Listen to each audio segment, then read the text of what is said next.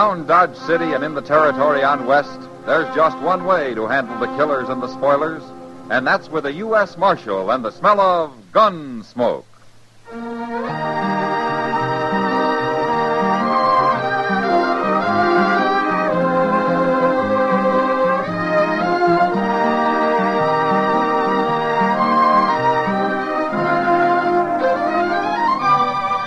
Gunsmoke, starring William Conrad. The story of the violence that moved west with young America. The story of a man who moved with it. Matt Dillon, United States Marshal.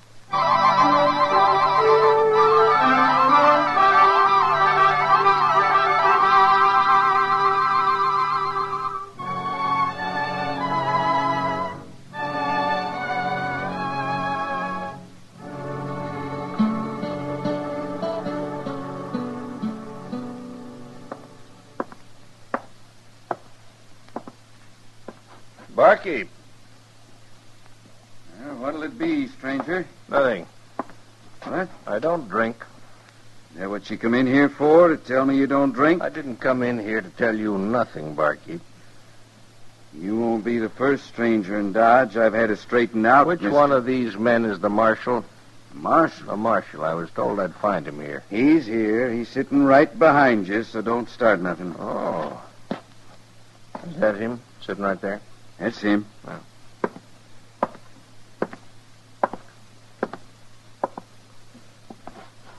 Marshal Dillon. Yeah. I want to talk to you, Marshal. Well, go ahead. Do you mind if I sit down? No. Huh. Now, my name is Ben Corder, Marshal. Ben Corder. This is my first time in Dodge. I know. And I want to be friends, Marshal.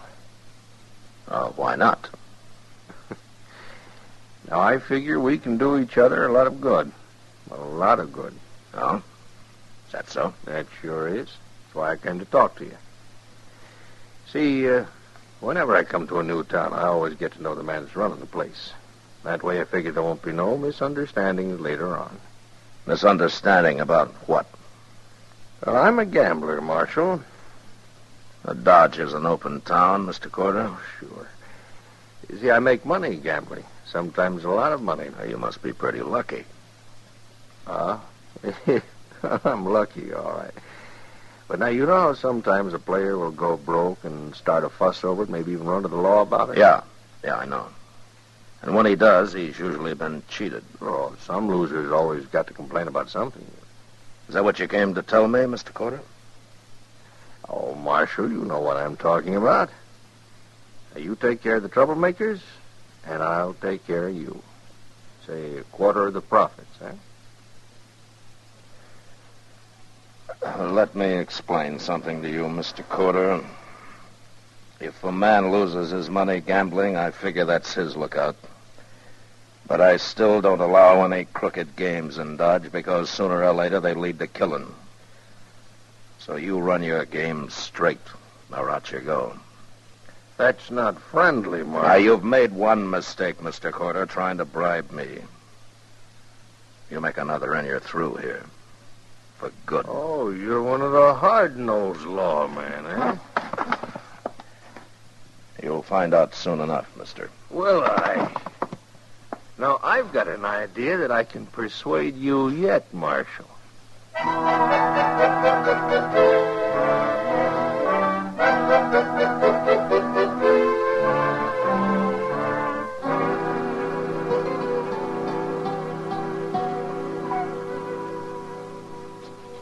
Too far to come by a coach.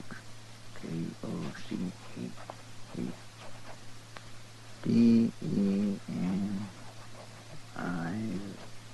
Mr. Dillon?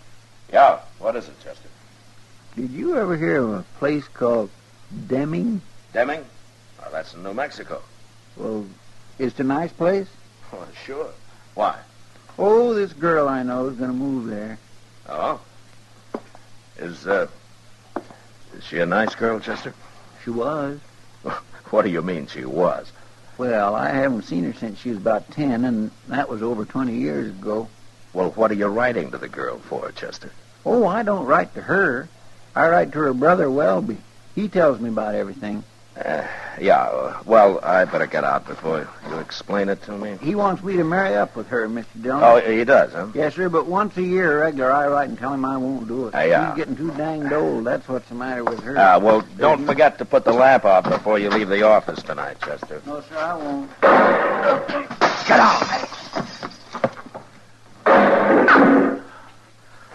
You see anybody? You want the rifle? No.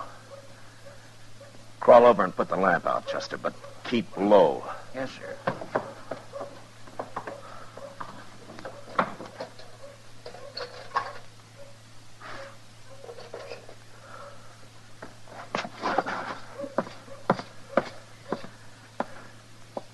All right, we'll wait here a minute. He'll get away. Well, he had a rifle, Chester, and he was in the alley right across the street. It was mighty poor shooting. That's all he wanted to do was scare me. Oh, then it was that gambler you told me about. Corder, huh? Yeah, maybe. But I can't prove it. Well, you sure ought to do something about it. I am. Gonna get something to eat. What? Well, you go out and drop the word here and there about me getting shot at. But why? Just do it, Chester. Yes, sir. I'll be around later.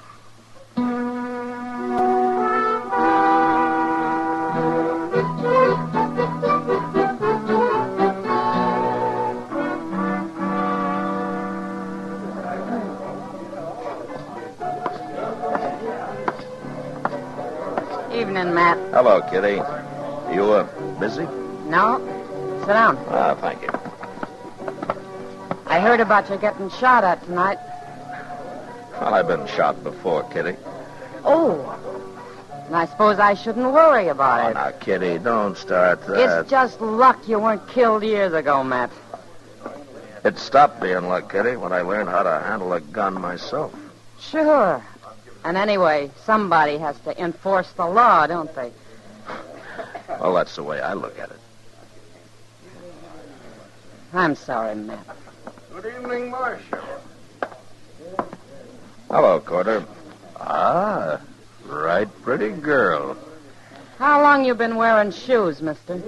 Now, look here. Say what you have to say, Corder.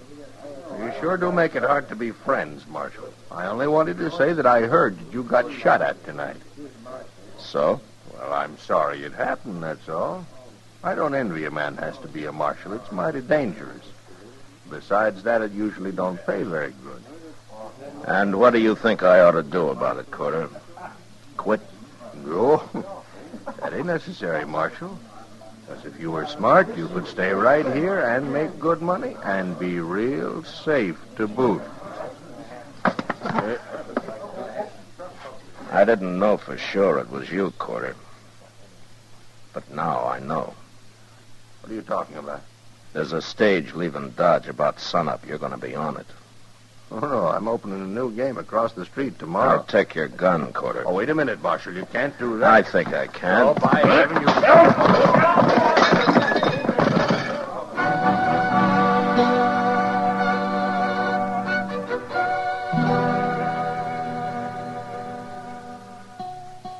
Corder went to bed early that night, in jail.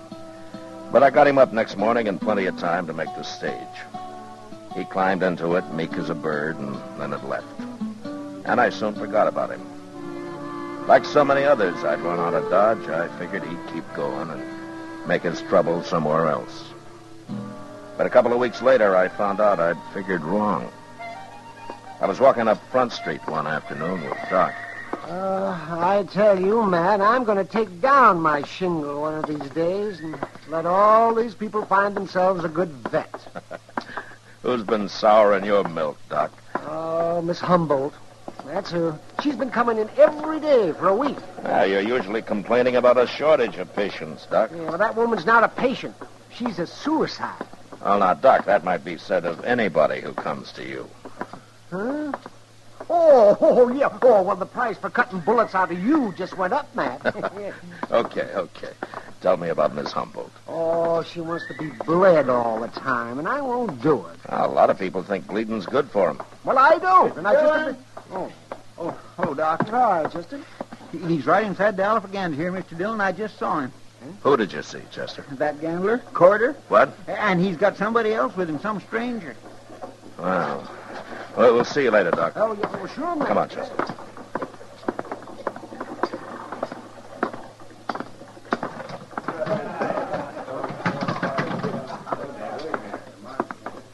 There they are. At the bar, Mr. Dillon. Well, I'll be... There he is, Toke. That's him. Him? I'm back, Marshal. Brought a man with me to sort of look after my interests. You won't buffalo him so easy. Hello, Toke. You really the marshal here? Didn't Corder tell you? He didn't mention no name. Here, what are you talking about? Toke Moreland and I are old friends, Corder. We worked and rode a long time together. In fact, we went through quite a lot. Didn't we, Toke? Too much, Matt. Remember? Yeah, I remember. You're marshal now, huh? And you've sold your gun to Corder here. Is that right? That's right. So you're here to kill me? Yeah. I'm here to kill you.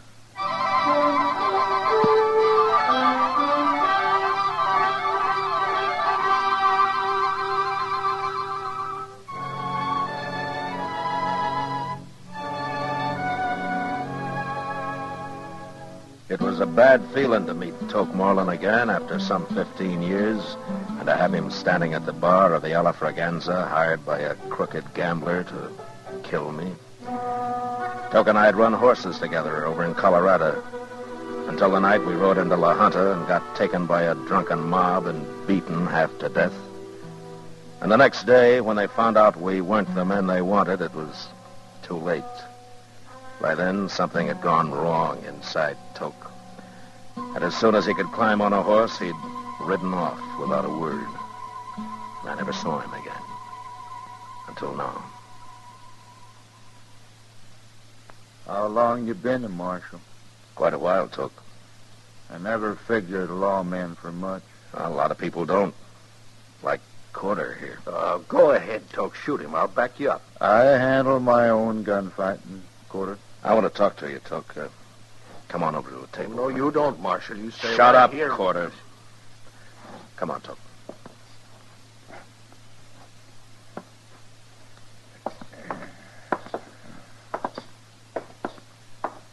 Sit down.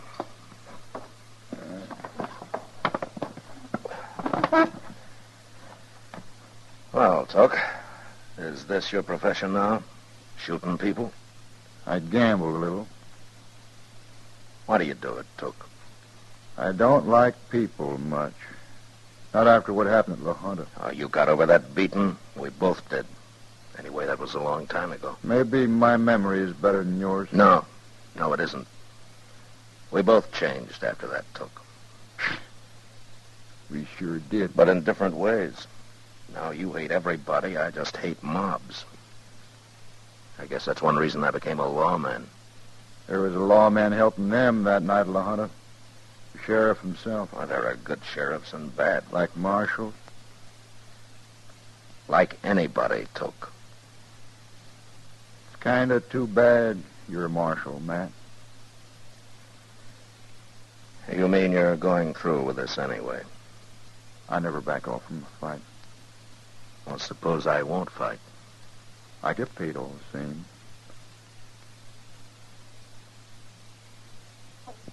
But you'll have to get out of Dodge. You think I'll do that? No. But I'll give you 24 hours to worry it around. All right, Toke. That gives you 24 hours, too. I don't change. Talk's nothing to me. But money is.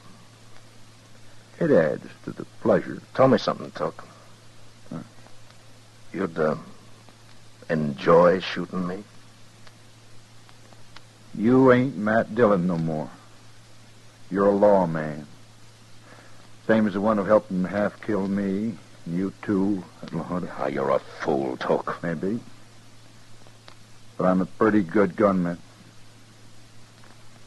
Sure.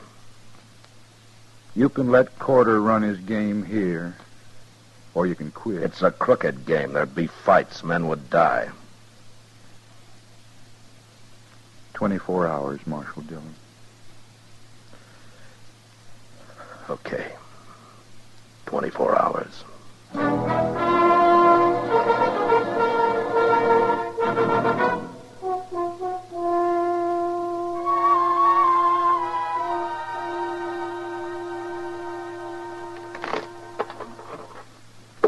Your cut, Chester. You sure you don't want to stop, Mr. Dillon? Just because I've been losing? It could be a bad omen, especially today. That's like I told Kitty, Chester. I don't depend on luck. Oh. Oh, well. You two still playing cards? Oh, Doc. Doc, how many, Chester? One. Mm-hmm. Matt, you've been hiding out in here all day long while everybody's talking about how you let that gambler come back to town yesterday after running him out. And I don't like it. I'm taking 3, Chester. It'll all be settled tonight, Doc. Mm-hmm. Well, they're saying you're afraid of that gunman he's got with him, that Toke something. It's your bet, Chester. Doc, don't get drunk too early today, huh? We might need you. Oh, I quit. I can't even think of that, Mr. Dillon. Okay, Chester. If there's anything I hate, it's a paid gunman. A paid gunman? Oh, so that's what he is. Ain't there no way at all to stop him, Mr. Dillon? How are you going to stop a man that kills just for money? Just for money. Hey, wait a minute. Doc, do you know where he is now? Well, he was in the Texas Trail a little while ago, Matt. Good. I'll be back later.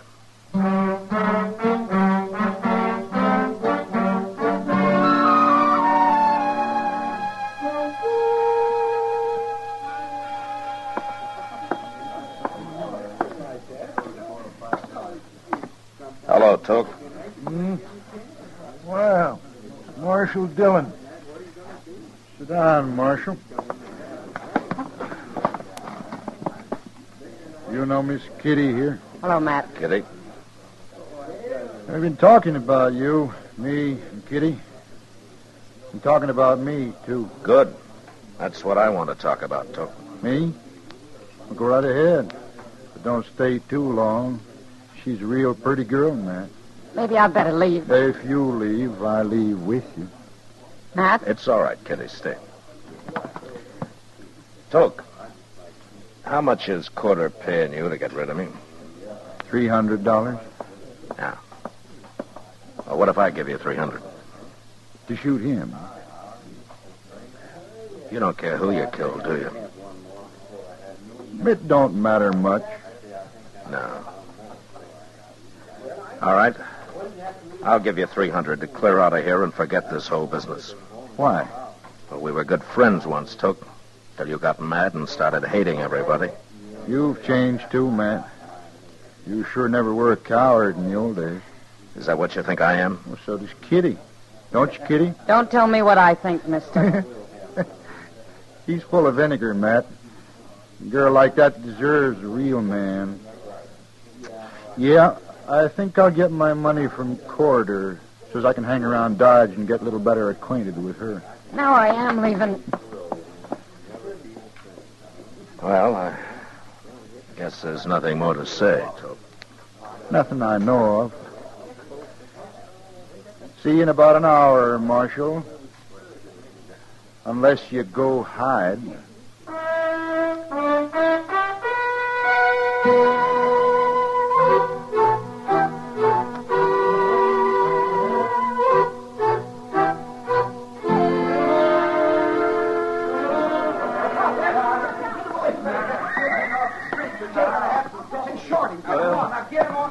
I told him, Mr. Dillon. Thanks, Chester. He said he likes the idea of meeting you in the street. So do I. There's less chance of anybody else getting hurt out here. Yes, sir. Uh-oh. There he comes. Yeah. Mr. Dillon, I wish you'd... Get out of the street, Chester. Yes, sir.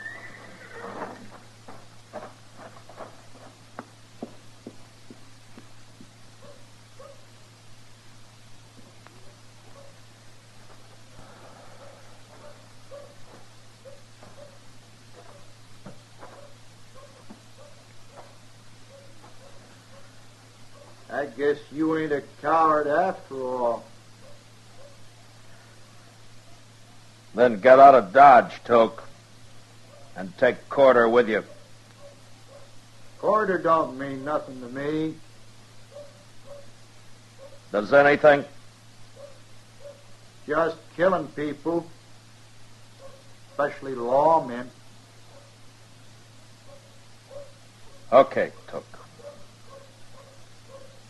Go ahead. Watch me.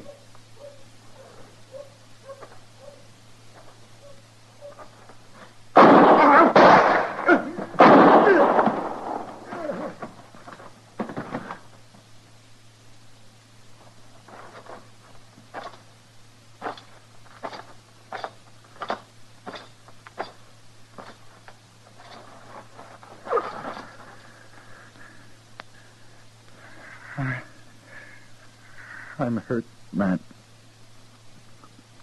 Bad. Yeah. You hit me. Both times. I had to.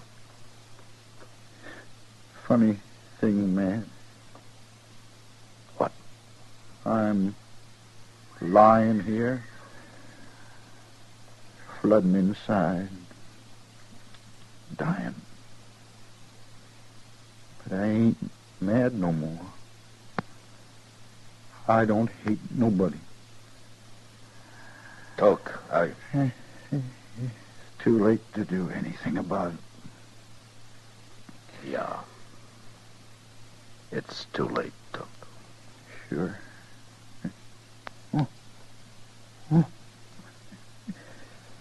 Here it is.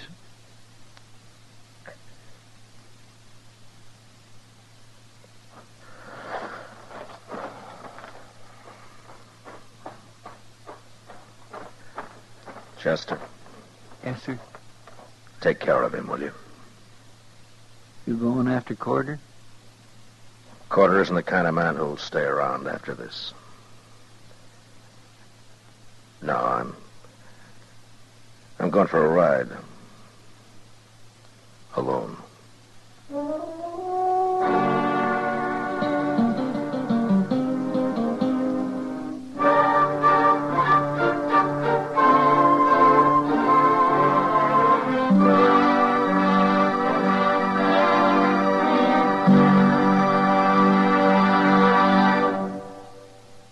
Gunsmoke, under the direction of Norman Macdonald, stars William Conrad as Matt Dillon, U.S. Marshal.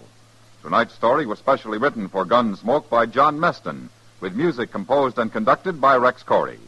Featured in the cast were John Daner, Lawrence Dobkin, and Vic Perrin. Parley Bear as Chester, Howard McNear as Doc, and Georgia Ellis as Kitty.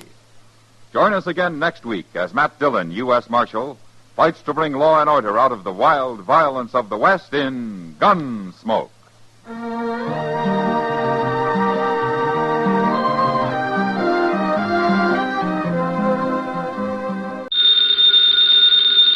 Ladies and gentlemen, the ringing of that phone bell means mystery, adventure.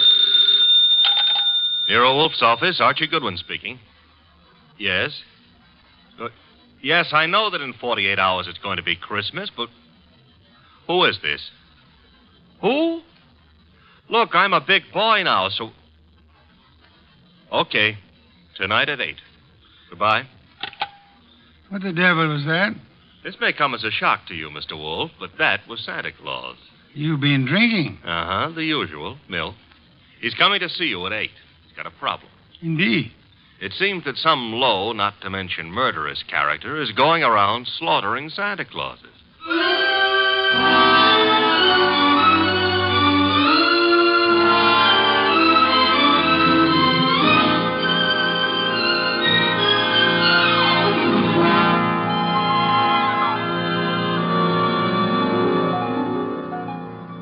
Ladies and gentlemen, it's the bulkiest, balkiest, smartest, and most unpredictable detective in the world. That chair-born genius, Nero Wolfe. Created by Rex Stott and brought to you in a new series of adventures over this NBC network in the person of Mr. Sidney Greenstreet.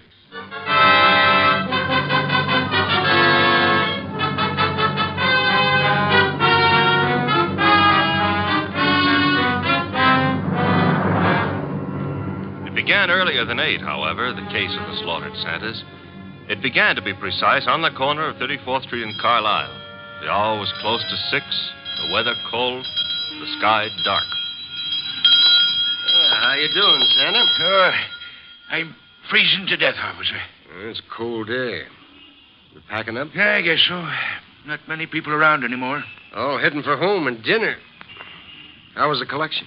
Well, I don't need no armored car, but a few dozen kids are going to have something for their Christmas stockings. Your competition, the guy in the opposite corner, is already screaming. Probably got low blood pressure. Yeah, give me a hand to get the collection part off the chains, eh? Sure, there you go. Yeah, thanks. Yeah, I'll just walk you down the block. Got to phone in. Okay, fine. One Santa's still left. Wonder what he's waiting for. Santa Claus. Well, watch yourself going down those chimneys tonight, huh? Sure. Well, I'll cut across the avenue here. Be seeing you. Hey, that car coming down the street. Got its lights out. Look out!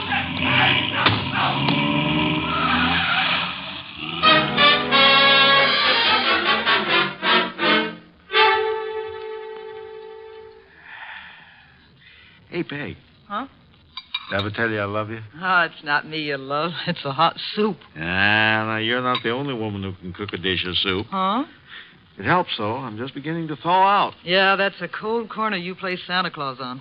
Well, don't hurt to make a few bucks. I ain't done so good this past year. Well, maybe the next year will be... Oh, well. Besides, I kind of like it, you know. Kids asking questions all day long. Yeah. You know, I wonder how they figure the other two Santas at the intersection. Kids think of only one thing at a time. More soup? Sure, Peg. You know, one of them other Santas got hit by a car tonight. Oh? Yeah, packed up a few minutes before I did, started crossing the avenue, and bang! Hit-and-run driver. Oh, gosh, that's too bad. Was he hurt? Yes, he was killed. Here's your soup. Oh, with traffic the way it is nowadays. Well, I better take a look at the stew. Somebody at the door. I'll get it, Peg. Okay. Yeah, what? Oh! Mike!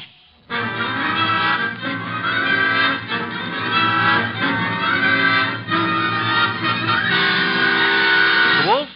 Yes, Archie? I've been thinking. Good heavens. Oh, I admit it won't bring about a national emergency. But, Mr. Wolfe, Christmas is only a couple of days away. If you're hinting about your present... No. I was just imagining you behind a team of reindeer. Your imagination is morbid. You'd make a wonderful Santa Claus. Oui. You got the perfect build for it. Of course, as for character... Archie. Yeah? Can you picture me scrambling down a chimney? Well, I might have to build bigger chimneys, but... Bah. There's that, too. However... That is the front door. True. I was thinking... You might see who it is. Well, if nobody's been lying to me on the phone, that'll be Santa Claus. Let him in. But I haven't decided what I want for Christmas yet, Mr. Wolfe. For example, should she be blonde or brunette, tall or short? Archie. On my way. Good evening. I dislike dawdling on anyone's doorstep. Well, stop dawdling. Come in, please. Mr. Wolfe has been warned of my arrival? He has. Through here. Mr. Wolfe, this is Santa Claus? My name is Barton, John Barton. How do you do, sir? I have no time for the social graces, Mr. Wolfe. I'm about to be murdered. Hardly in my house. I have objections. I'm a frightened man, Mr. Wolfe. Indeed. This costume you see me in is responsible for it all. Why are you in it? I had a notion it might be, well, entertaining to play Santa Claus in public. I'm a wealthy man, sir. I can afford to have whims. Therefore, I have assumed this masquerade. However, it apparently is going to be the death of me. Mr. Barton, you have adequately conveyed an atmosphere and an emotion. I suggest you concentrate on facts now. Very well. I have been acting as Santa Claus for the Tuberculosis Fund. My station is the corner of 34th Street and Carlisle Avenue. I might add the northeast corner. Why? Because at that intersection there have been two other Santa Clauses. One on the southeast corner and one on the southwest corner. 3 Santa Clauses, then, on 3 corners. Yes. Now then, earlier tonight, the man on the southwest corner started home. He was crossing the avenue when he was run down and killed by an automobile. A regrettable accident. The car was running without lights. It deliberately ran the fellow down and then vanished. Not an accident, Mr. Wolfe. You saw this yourself? I did. One Santa Claus dead. The man on the southeast corner got home all right.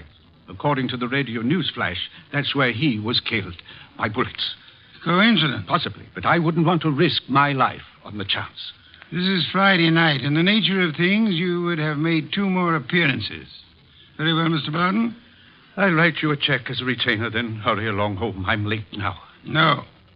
I beg your pardon. You will neither hurry home nor notify anyone at your home of your whereabouts. But you will remain here until such time as I think it's safe for you to leave. The house is well guarded. I can't do that. In which case, I cannot accept you as a client. I fail to understand. Mr. Barton, it is very easy to murder someone. Avoiding the consequences of such an action is something else again. However, I'm assuming that you're not primarily interested in what happens to your murderer after you're dead. Of course not. Therefore, you will remain here. Archie? Yep. First, the corner of 34th and Carlisle, a complete report. But that's nonsense. The corner will be deserted now. Mr. Barton, you're hiring my intelligence. You will therefore permit me to use it as I see fit. A complete report, Archie. Right, sir. You will then visit Inspector Crane at headquarters.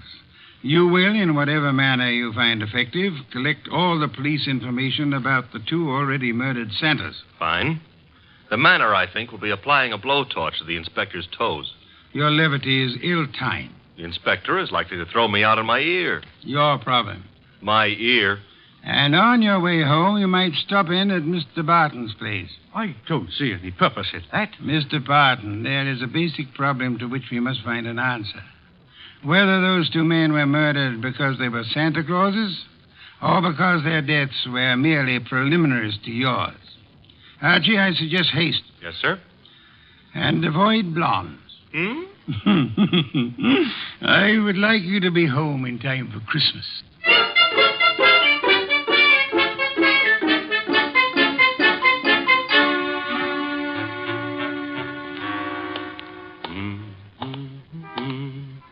Hey, Bud. Yeah? Got the price of a cup of coffee? You sure you mean coffee? Either you're gonna dig it up or you ain't. Never mind the questions about my personal affairs, see? Oh, I apologize. Here. 2 bits. Thanks. You're welcome. Don't let me keep you. You're not. 34th and Carlisle, huh? During the day filled with milling throngs.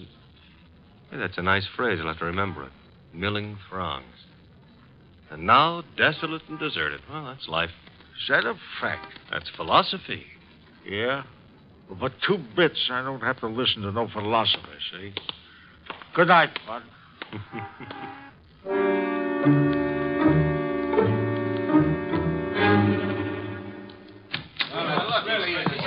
Uh-oh. The inspector's got company. If all you reporters will shut up and ask your questions one by one, I'll answer. Inspector Kramer, it's true a couple of Santa Clauses have been knocked off tonight? It's true that 2 men who have been employed as Santa Claus by charitable organizations have been murdered, yes. Any connection between those 2 guys, or does somebody just hate Santa Claus?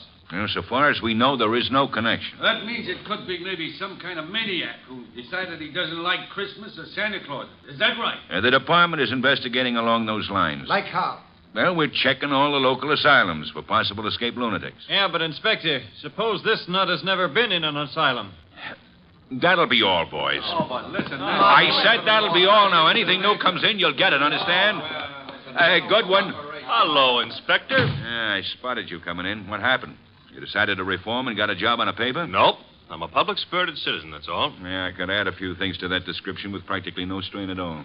Mr. Wolfe and I are very sentimental about Christmas. We object to Santa Claus being killed. Nuts. Oh, Inspector, aren't you in favor of Christmas? I'm in favor of Christmas. I'm in favor of motherhood. Leave motherhood out of this. Neither of us are mothers. Our chances of becoming mothers aren't too good either. And furthermore, Okay, you're not giving, so get out of here.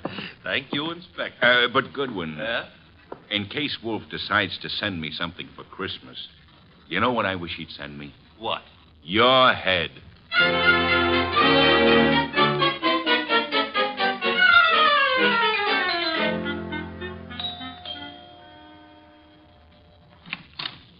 Well, Oh. Now I know what I want for Christmas. What did you say? I said my name is Goodwin and it's cold on your doorstep. Oh, I'm sorry. Come in. Mm-hmm. You didn't mention your name. I'm Laura Barton. Mrs. Laura Barton? No. Fine. That is, what relation are you to John Barton? His niece. Why do you ask? Oh, you've got a beautiful voice. All this marble and no butler? I don't know where Pleasant is. He should be here. Have him shot at sunrise. Oh, Laura. Wayne, this is Mr. Goodwin. I never heard of him. What does he want? Well, I don't know. Wayne what? Stevens? Uh-huh. Friend of Mr. Barton? Half-brother, but we seem to be doing all the answering. How about your answering some questions, Goodwin? I'll try. Come into the library.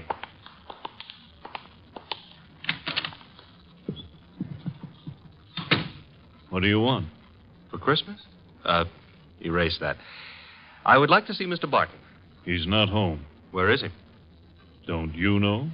I wouldn't have come here asking for him if I did, would I? I suppose that's true. What did you want with him? Conversation. About? Anything. You see, I like to talk to rich men. Are you rich?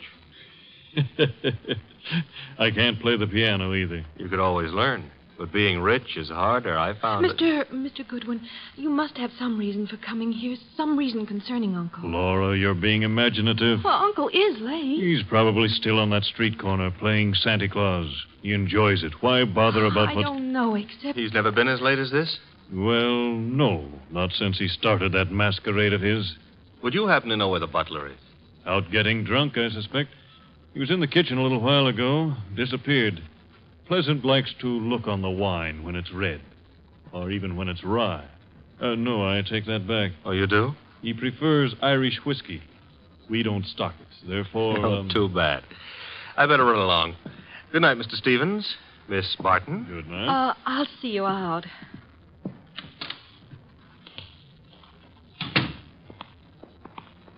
Prettiest butler I ever saw. Blonde. Now, old Dr. Tidmouse always said, beware of blondes because... Mr. Goodwin, Well, I'm waiting. Well, Mr. Goodwin, you must know something about Uncle, something you didn't want to tell us. Makes you think so? Well, otherwise your visit was just pointless. Let's suppose I know. Now, I might be a kidnapper. Oh, no. My honest brown eyes? Your first name is Archie, isn't it? Archie? Archie Goodwin. Goes together nicely, don't you think? You work for Nero Wolfe. You're going back to him now? I might be, but then again, I might be going to the movies. I recognized you. Your pictures have been in the papers. Take me with unfair. Well, no, I don't trust brunettes either. Furthermore, I'm not sure Mr. Wolfe would want to see you, so So? So why don't you, trail me home,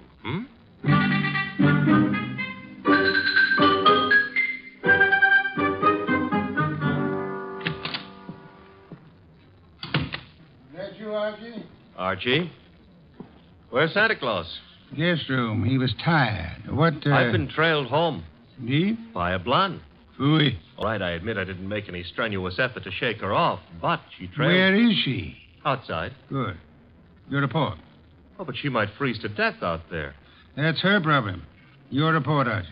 It's short and simple. It would be simple. I haven't got time to resent that. A blonde is dying. As for the report, corner of 34th and Carlisle is a very quiet spot at night. No one was around but a bum who got into me for a quarter. For coffee, he said. You will not put that quarter on the expense account. Stop worrying. That was a private gesture. There were 4 corners. Corner number 1 had a dress shop on it. Corner number 2, a drugstore with a beautiful redhead in the window making with a hair rinse. The ad said her name was Noreen, but it didn't give her phone number. Archie. 3rd corner was devoted to a shoe store, and the 4th corner had a bank on it. A bank? Uh-huh. Kind of thought we'd have a pause at that point. Mean something? Inspector Kramer's information consisted of... Oh, you're being coy. Kramer furnished the information the police could find no connection between the 2 murdered Santas. Except for the fact that they were both playing Santa Claus. Isn't that a little on the obvious side? This is an obvious case. The Barton home, Archie. Marble and old lace. A butler, his name is Pleasant, was among those missing. Among those present, Laura Barton, the old man's niece, and Wayne Stevens, his half-brother. Ah. Yeah, only for Laura. Stevens was not at all pretty. It was Laura Barton who followed you here. It was Laura. Archie, go upstairs and... Oh, now, wait a minute. The girl, the weather, common humanity demands that you have... Louis, you speak for yourself, not humanity. I'm human. On occasion, a debatable point. Very well. Let her in. Ah, thanks. Laura, come in. Laura Barton, Mr. Wolfe. How do you do? How much money do you inherit on the death of your uncle? What? That is known as the shock treatment. However, I need an answer. Uncle isn't dead, is he? That, for the moment, is irrelevant. How much? Half his estate. The other half? Wayne, Uncle's half-brother. Very well. Archie, will you go upstairs and inform Mr. Barton that his niece is here? Uncle is here? On my way.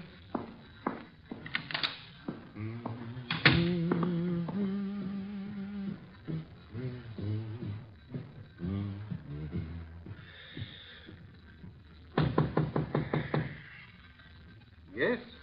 Archie, Mr. Barton. Come in. Mr. Wolfe would like you to come downstairs. I suppose he has a reason. Mm-hmm. A blonde reason, your niece. My niece? That's right. Hey, where'd you get that? A man of my wealth finds it safer to carry a revolver. But it's not safe to point it at people, especially for the people. Turn around, Goodwin. But, Mr. Barton, we're protecting you. By letting that girl into the house, if I had the time, I'd be amused. As it is.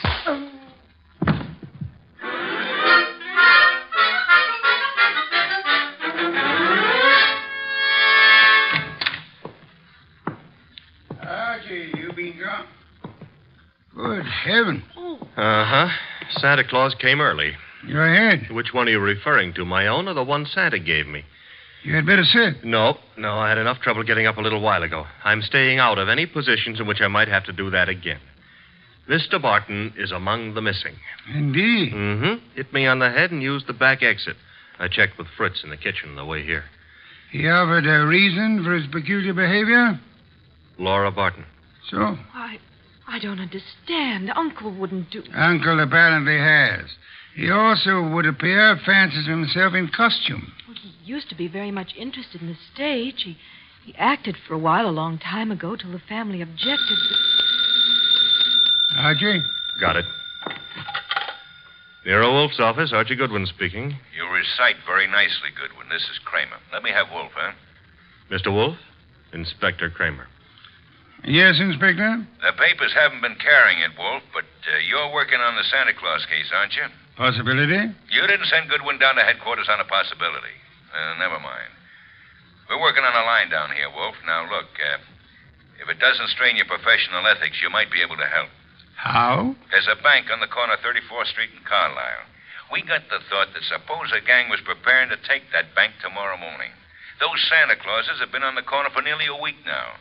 They might have noticed something about the bank's routine, guards or what have you, that could interfere with the gang's plan.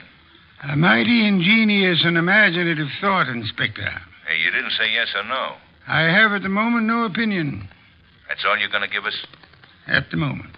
However, Inspector, in a very little while I shall give you, the murderer. Archie, Miss Barton will remain here. As for you... Yeah? You return to 34th Street and find our coffee-loving friend. You will persuade him in whatever manner you think best to return here with you. Huh? Yes. You know, I think it possible you may be able to put that quarter on the expense account after all.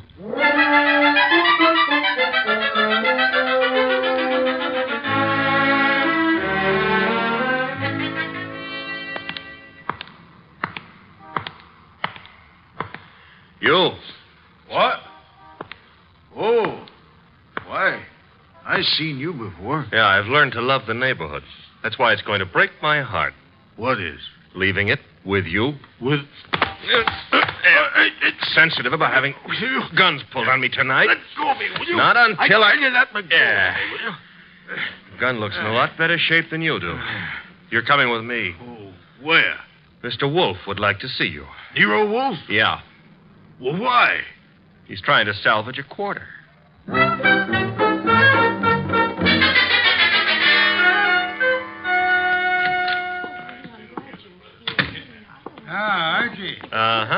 complete with, he wouldn't give his name. He did have a gun to it, though. This one. Yes. Archie, you know Miss Barton, of course? Aye.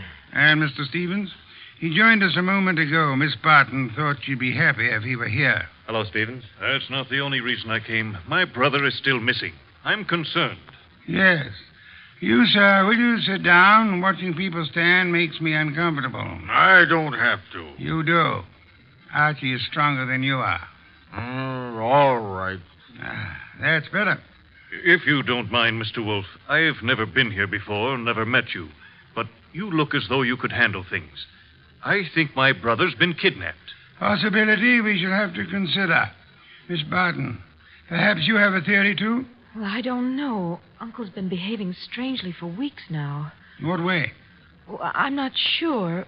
Wayne... Well, of course, John's always been a little peculiar, but I'm afraid I saw nothing especially strange. Outside of this Santa Claus stunt, of course. I see. Miss Barton, your uncle played Santa Claus all week on one of the corners of 34th Street in Carlisle. I know.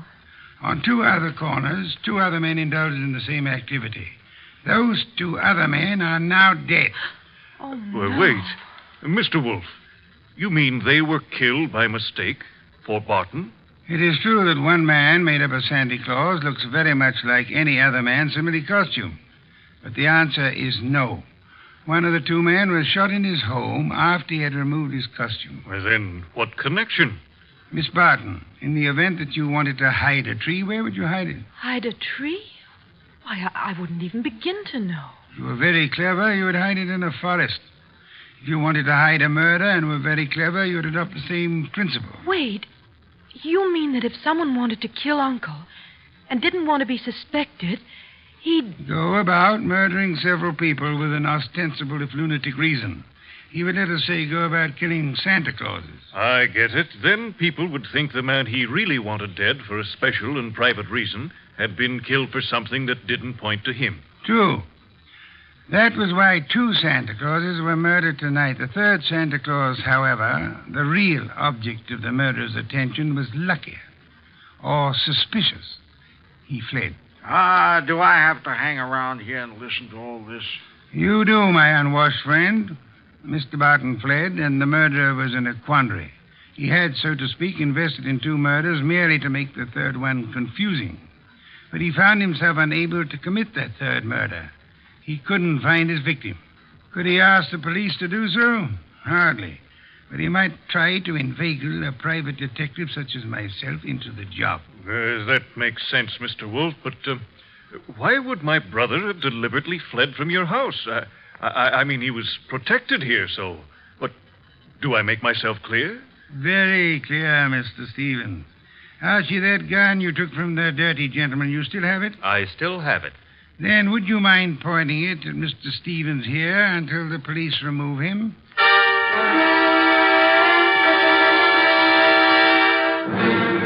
All right, come along, Stevens.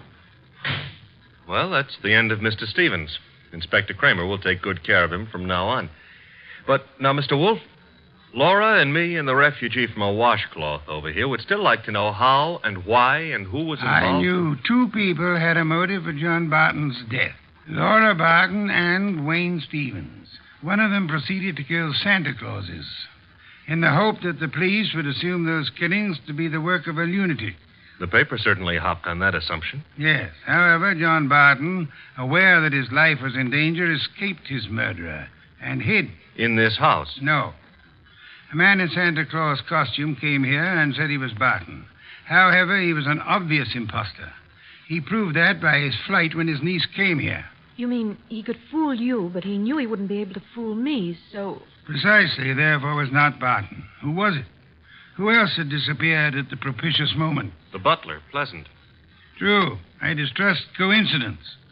Stevens needed an accomplice, hence he sent Pleasant here. And Pleasant would give you a song and dance about Barton's danger and then scram. You'd start investigating, discover Barton was missing, try to find him, and lead Stevens to his victim, huh? I frustrated that part of the plan by insisting on Pleasant's remaining here, which he did until... That part of it's fine. But how did you choose between Laura and Stevens?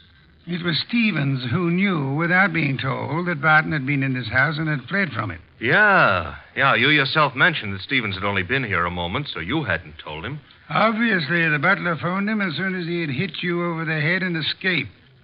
Furthermore, the butler masquerading as Barton had attempted to throw suspicion on Miss Barton. That convinced me of her innocence. Well, you've done it again, Mr. Wolfe, except for one minor detail. You're not very successful at irony, Archie. What minor detail? Where is Barton? In this house. Huh? When did that happen? You arrived home with the gentleman sitting near you. The bum? Wait a minute. This I ought to be able to figure out myself. Laura said Barton used to be an actor. That's item 1, huh? Yes, Archie. Also, why is a supposed tramp hanging around a deserted intersection for handouts? The answer is he wasn't. He was keeping an eye out for trouble he knew was after him. Oh, so it turns out I gave a quarter to a millionaire. Uncle, your uncle. Well, that is, I know, my dear. Yes, I'm Uncle. I did rather a decent job, didn't I? No one recognized me. Except, of course, you, Mr. Wolfe. Not recognition, Mr. Barton. Logic. Archie, open some beer for us. Yes, sir. Logic, eh? Well, whatever it was, Mr. Wolfe, I owe you a good deal. How can I ever repay you? Oddly enough, the answer is simplicity itself. Make out a check.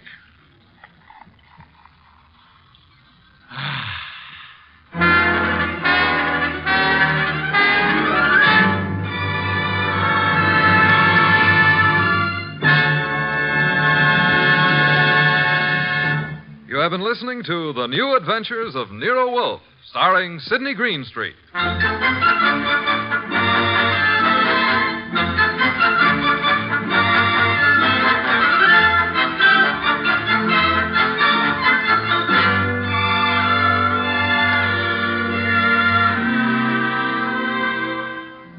Tonight's transcribed story was based on the characters created by Rex Stout. This is an Edwin Fadiman program produced and directed by J. Donald Wilson. In the cast were Larry Dobkin as Archie Goodwin, and Howard McNear, Grace Lennard, Vic Rodman, Herbert Butterfield, Bill Johnstone, Gene Bates, and Bob Bruce. Next week at this same time, Nero Wolfe and Archie will bring you The Case of the Bashful Body. Don Stanley speaking. 3 chimes mean good times on NBC.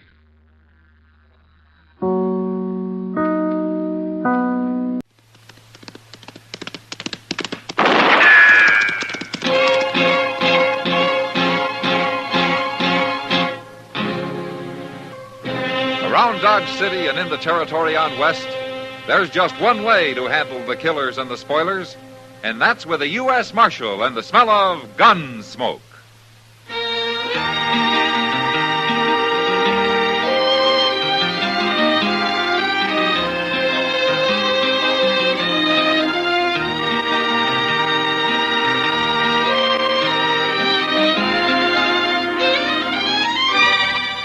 Gunsmoke, starring William Conrad. The transcribed story of the violence that moved west with young America. And the story of a man who moved with it. I'm that man. Matt Dillon, United States Marshal. The first man they look for and the last they want to meet. It's a chancy job, and it makes a man watchful. And a little lonely.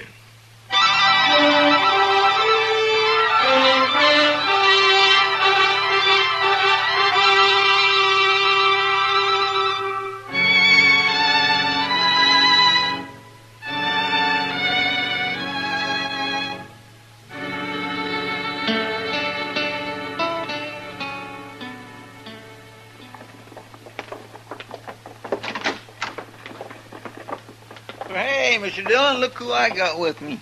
Well, hello, Kitty. Come on in.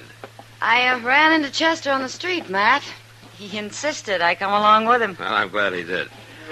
I mailed them letters and things to the depot, Mr. Dillon. No, good, Chester.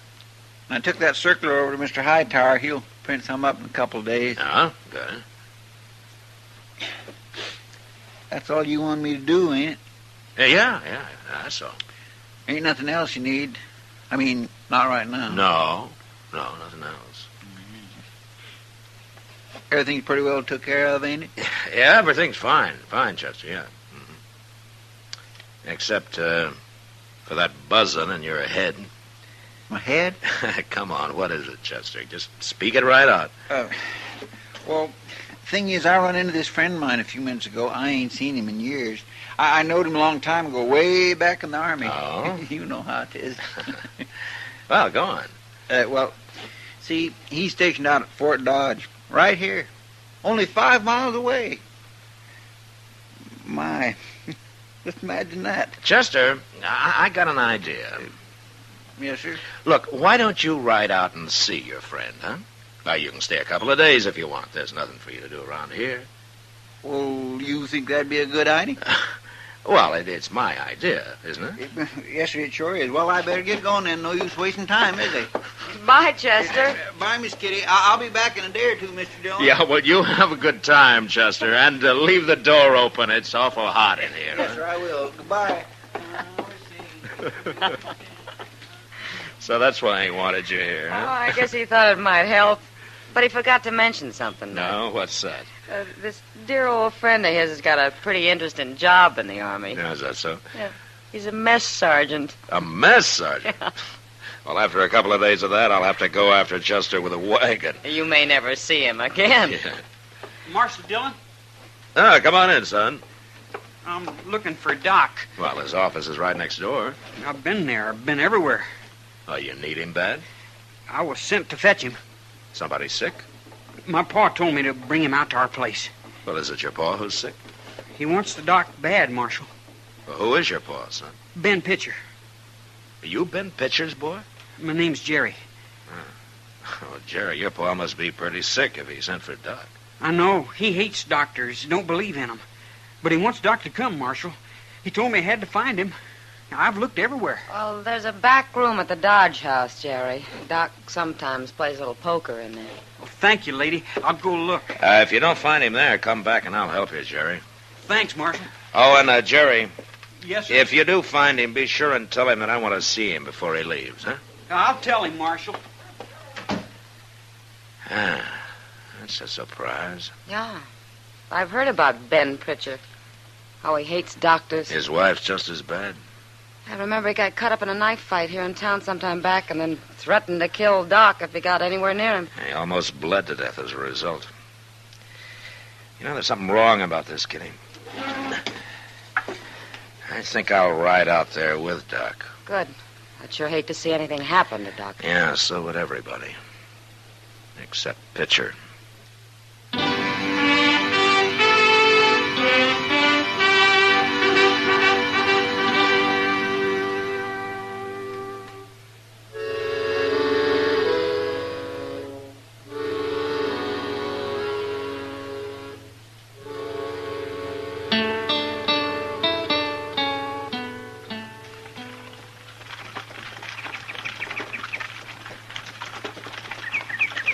How do you like riding in a buggy, Matt?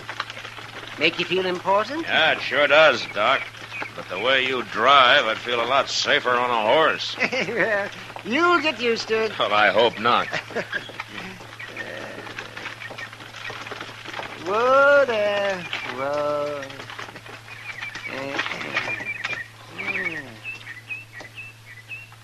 And I don't see anybody around. Well, you expect a sick man to be waiting on the porch for you? Well, I'd expect most anything of Ben Pitcher. Well, a man can change, Doc. Oh, change. Not him. Not Pitcher. I will soon find out.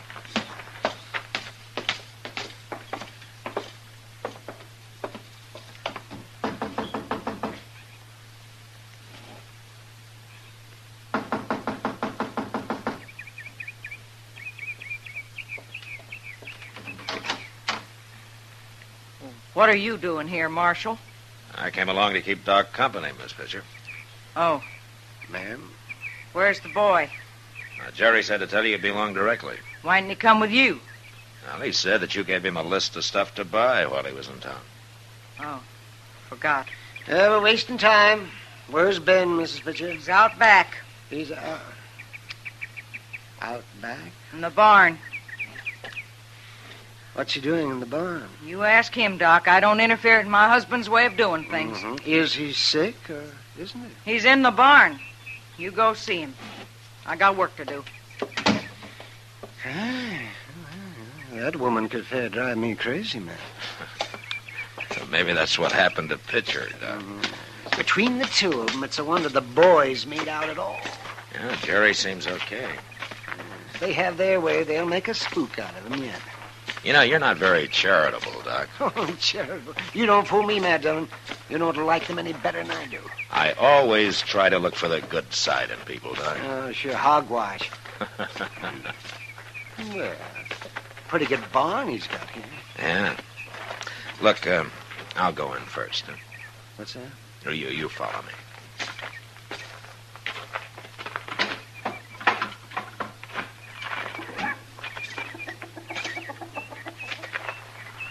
Pitcher. Hey, Pitcher. I'm back here. Come on, Doc. Over here in this stall.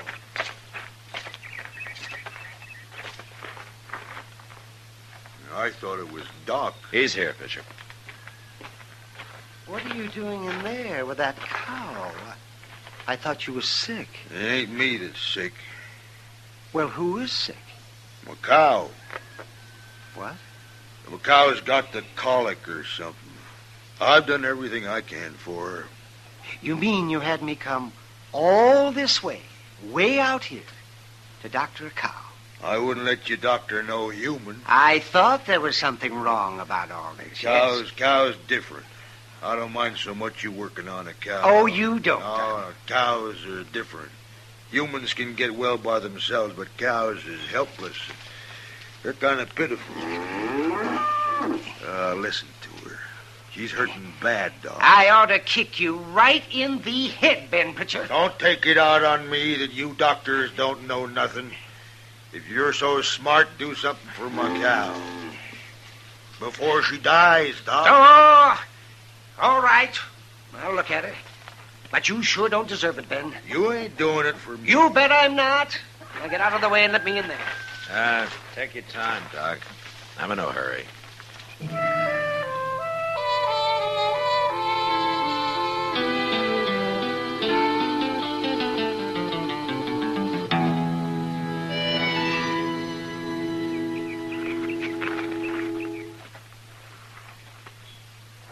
What's he doing in there all this time, Marshal? Leave him be, Ben. He'll let us know if he wants any help. How's my cow, Doc? Oh, I guess he's through. Here's your knife, Ben. Did you stick her with it? I did, and she's going to feel a lot better. You can give her all the water she wants, but don't let her eat anything for a day or two. She gonna live? I don't know, Ben. If she dies, I ain't gonna pay you. I wouldn't take any money from you anyway. What's wrong with my money? It's not your money. It's you. What do you mean? Hey, Pa, I'm back. I got all the stuff Ma wanted. You'd better have. Oh, Doc, Marshal. Jerry? Say, Doc, you missed all the excitement. Is that so? Yeah, it happened just after you left. Everybody was running around looking for you. What happened, Jerry? Old Mrs. Hill, she was walking down the street, and I guess the sun was too much for her or something. Anyway, she fainted, and she fell against the window right there at the general store, and it cut her arm real bad. Nobody could get it stopped bleeding. They couldn't. That's why they were looking for you, Doc. I told them you'd come out here, but they wouldn't believe Well, me. what happened to Mrs. Hill, Jerry? She died, Doc. Huh? Just before I left. She died? Did you hear that, Pitcher? A woman died. If I'd been there, I could have saved her, but she died. Don't talk at me. She died because of you and your rotten, twisted wings. None of you doctors is any good. You couldn't have done nothing. Oh, no good. Well, I'll show you. No, wait a minute, Doc. Here now. I'll show you. Nobody hits me. But Pa's got a knife. No, Pitcher, put it down. Oh, he cut him. Pitcher! Here, Doc. I got you. He ripped me with a knife, Matt. Yeah. You hurt bad? Well, it's bleeding. I can see that. You can help me in the house. Now, we can look at it there. Yeah, sure, Doc. What about Pa? You let me know when he comes to. I'll come back and knock him out again.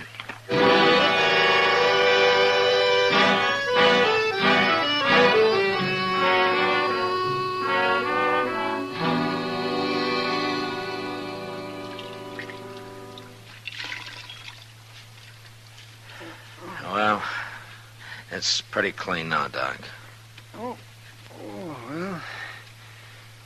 Oh, gee, that looks better. Yeah, but it's still bleeding now. I don't care for that mess you're making on that bed, Marshal. Go get me another pan of hot water. You ordering me around my own house? You do it. Matt. All right. Yeah, Doc. I'm not sure, but I don't think that knife ruptured anything. Oh, that's good. But a couple of those veins have to be tied off, and then it's got to be sewed up, you see. Oh? There are needles and thread in my bag. Now, I'd do it myself, but I can't reach it easy enough. What? You mean you want me to do it? Yeah. I'll tell you how, Matt. Well, you think I can? Oh, it's easy. Especially for a gunfighter. Yeah, that's what I was thinking. I can bleed to death this way. I won't have any trouble, Doc. Here, you hold the cloth on it, huh? I got it. I'll go get your bag. Marshal, Get out of here, Pitcher. you hit me awful hard. Did I? He jumped me first. You saw him. I was protecting myself. Pitcher, if Doc doesn't come out of this all right, I'm going to quit being a marshal, and I'm going to come after you as a plain man looking for revenge. You're threatening me. It's wrong of me, but I'm going to kill you, Pitcher. Now. Get out of here. And stay out of this house. Go on. I'm going. I'm going.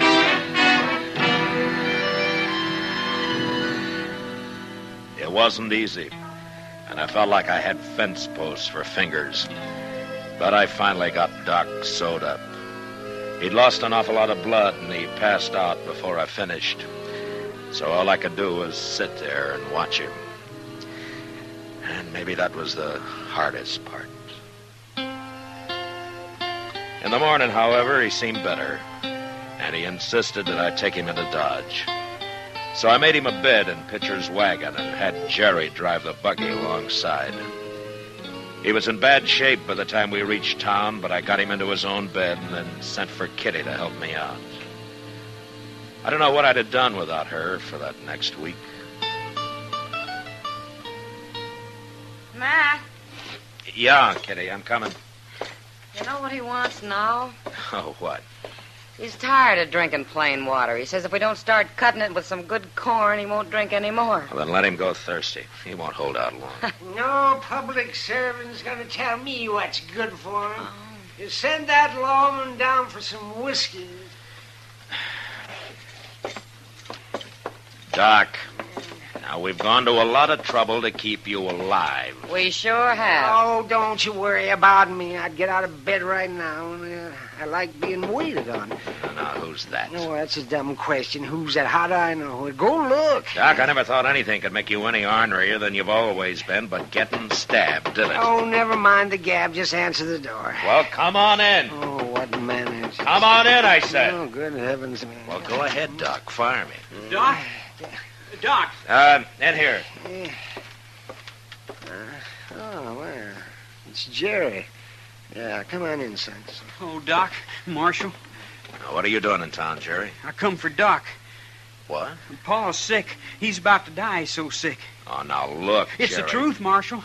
Pa made me lie last time, but he don't even know I'm here now. He doesn't know you're here, huh? He's too sick, Doc. It's like he's out of his head. He don't know nothing. What about your ma? Does she know you're here? I didn't tell her. She'd have stopped me. Doc? Jerry, your pa tried to kill Doc the last time, and he's still in bed. Now, he can't go anyplace. Please, Doc. Why should he risk his life for your pa? Wait a minute, Matt. Now, just wait a minute here. I'll come, Jerry. Now, don't be silly. I'm a doctor, Matt. A man's dying. Doesn't matter what man. I knew you'd come. I knew you You're would. crazy, Doc. You'll open that cut riding out there. Besides, you're not strong enough. You'd be taking an awful chance. Jerry? What? How'd you come to town? I figured you'd need it, so I brought the wagon. I thought so. Well, you gonna help me out, man? All right. I'll help you out, Doc.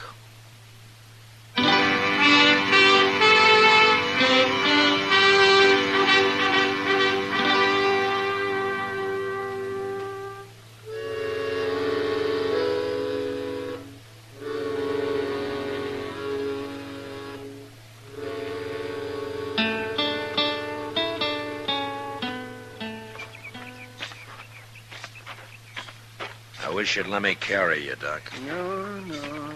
I'll make it. He's awful weak, ain't he? Yeah, he is. Here, I'll get the door.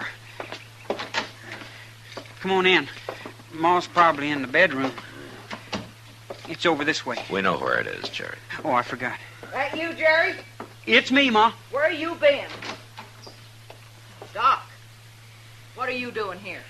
Jerry came after me, Mrs. Pitcher. We don't want no doctors. Your husband's sick? He's terrible sick. But you can't do him no good. Yeah, I can try. Jerry, I'm going to whoop you. No, Miss Pitcher. No, you're not. Don't you tell me what I'm going to do, Marshal. Look at Doc, Miss Pitcher. You can tell he shouldn't be here at all, but he came. He came to help a man who tried to kill him. And nobody's going to stop him. Now, come on, Doc.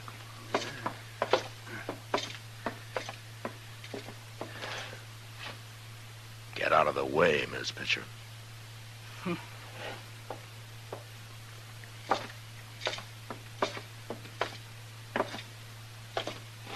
a minute, I'll get you a chair, Doc. Oh, thank you, man. Thank you very much. Now, here you are.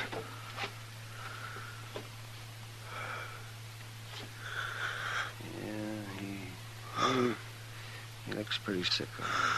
Marshal! Go on me, Jerry! Now what? She's got a gun, Marshal! Let go of me, I said. I got her, Jerry. I'll kill you. You and Doc both. Give me that. No! There. Now you sit down. Go on. Jerry, you go see if Doc needs any help, huh? Okay, Marshal. You know, Miss Pitcher, you don't deserve Doc being here. You don't deserve it at all.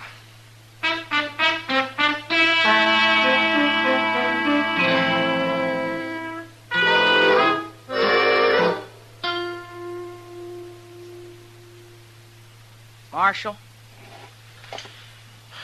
Yeah, what? I've been thinking. All night I've been sitting here thinking. Oh? I don't want my husband to die. I can't have him die. Doc's doing everything he can for him, Miss Pitcher. Can he save him? You think he can save him? I don't know. Well, Mrs. Pitcher? How is he, Doc? Well, he's past the worst. I think he'll be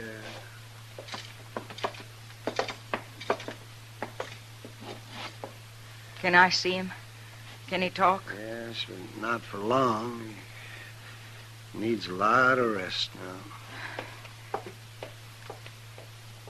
Well, speaking of rest, Doc, you look like you could use some, too. Yeah, we're going back to Dodge, man. I'll sleep the whole way. Good. Doc? He wants to talk to you.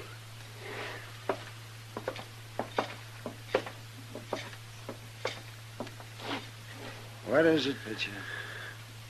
Ma says you was here all night. I was, yes.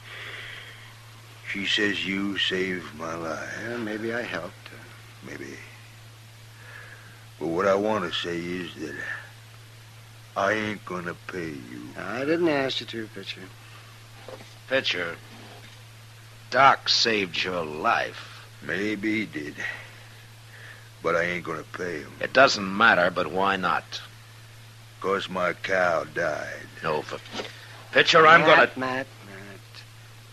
Don't bother. Come on, let's go. Okay, Doc. Doc, Yes? he means what he says, Doc. I can't change him. It's all right, ma'am. I can't change him, but there's something I gotta say. Yes? I'm proud to have you in my house, Doc. I'm real proud. I can't say no more.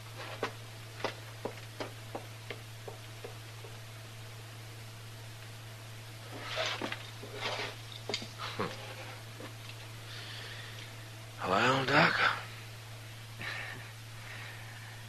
I've been paid, Matt. I think I've been paid pretty good.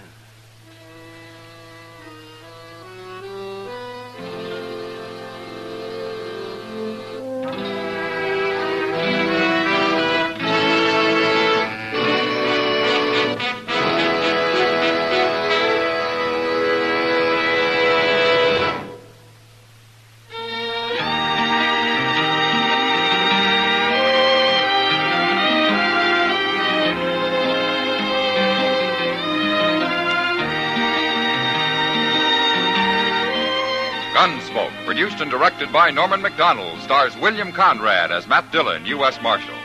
Our story was specially written for Gunsmoke by John Meston, with music composed and conducted by Rex Corey. Sound patterns by Tom Hanley and Bill James. Featured in the cast were John Daner, Vivi Janis, and Sam Edwards. Harley Bear as Chester, Howard McNear as Doc, and Georgia Ellis as Kitty.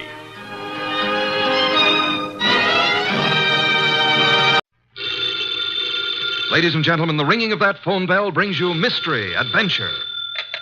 Nero Wolfe's office, Archie Goodwin speaking. Who? Oh, yeah. Hello, Doc. How are you? What?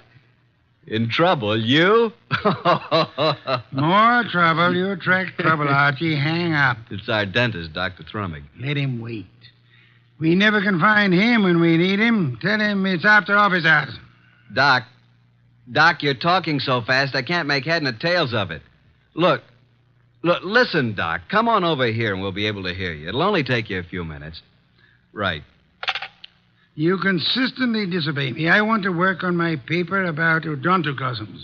Doc Thrumming has a friend who's in some trouble and he needs our advice. Besides, we owe Doc a fair-sized little bill, remember?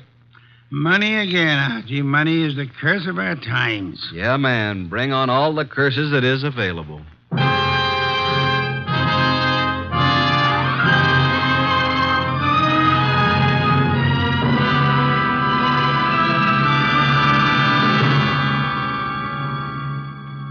Ladies and gentlemen, it's that renowned genius who is the bulkiest, balkiest, most ponderous, and most brilliant detective in the world. Yes, none other than that chair-borne mass of unpredictable intellect, Nero Wolfe, created by Rex Stout and brought to you in a new series of adventures over this NBC network in the person of Mr. Sidney Greenstreet.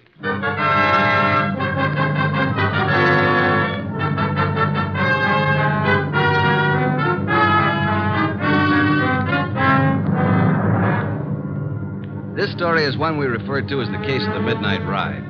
Oh, yeah, there was a ride, all right. But it would never have happened if we hadn't received another phone call a few minutes after our Dr. Thrumming phone. It was late in the evening, and Nero Wolfe was studying his paper on orchids while I was absorbed in playing some phonograph records. Archie, not so loud. I can't possibly think when you play that infernal thing at such volume. What was that you said, boss? I said I can't understand why you can't get music from a phonograph without vibrating the top of the instrument. That's right. I can't understand why the neighbors haven't called the police. Do you hear that, Archie? Archie! All right, I'll answer. You're fired. Naturally. Hello? Hello. Is this Archie Goodwin? I know, Mr. Wolf's... What? Me? Archie. Yeah, who is this? I need help, Archie, please. Come at once. Please. Oh, please. You and Nero. Who is this? This is Gloria, but... No, don't. Gloria who? Ronaldo West. Hello? Hello? Well, did you hear that? Another female bar. What happened? Boss, who do you know named Gloria? Gloria? I know nothing about anyone named Gloria. She said her name was Gloria something. I couldn't quite get the last name. But she did say Ronaldo Road. Well, it's quite possible that she resides on Ronaldo Road. First, she asked if this was Archie Goodwin speaking, and before I had a chance to say anything, she asked me to come to her at once. She needed help. And for you to bring me along. I mean, for me to bring Nero along. You don't even know what you're talking about. Well, she said she was Gloria Bar or Mar or something like that, and then she said Ronaldo Road West, and then the scream, and that's all there was. The usual pattern of your experience with women. Sounded like a hand was slapped over her mouth, or she was grabbed by the throat. Bring Nero with you. I am taking no more assignments this week. Ronaldo Road West, where is it? I don't believe there is a Ronaldo Road West. If I remember correctly, Ronaldo Road runs north and south and is approximately 12 miles long. But she said west. What she probably tried to say when she was interrupted was Ronaldo Road West Chester. Westchester, of course. Asked Inspector Kramer to try to check on that phone call. I'll ask him to try. By the way, do you expect to find this Gloria alive, Archie? I certainly hope so. And are you aware that if someone strangled her, then they must have heard her speak your name? Yes, and yours, too. Shall I open it, boss? Why not? Let us face it, Archie, huh? It's me, Archie. Wait till I slide the night chain off, Dr. Thrummage. My nose. I forgot all about you, Doc. Where have you been? It's only been 3 or 4 minutes. I've never had such a disturbing night since I had my first patient. But at first I was afraid to leave the house. And why were you so afraid, Dr. Thrummage? There were 2 men sitting in front of my place in a car. Oh, good evening, Nero. Were they waiting for you, Doctor? Well, why not? It's very likely. Since she called me, I've been so completely unnerved. Here, that Doc, here. Have some brandy. Oh, no. You know, I never... well, that is, a small one. I am upset. You understand, Archie. Well, that's better. Just who called you and upset you so? Oh, hello, Nero. Did someone call me? When? You phoned me frantically that a woman called you. I couldn't understand you on the phone. Oh, yes, poor Gloria. She was cut off. Oh, Gloria. Did you say Gloria? Well, didn't I?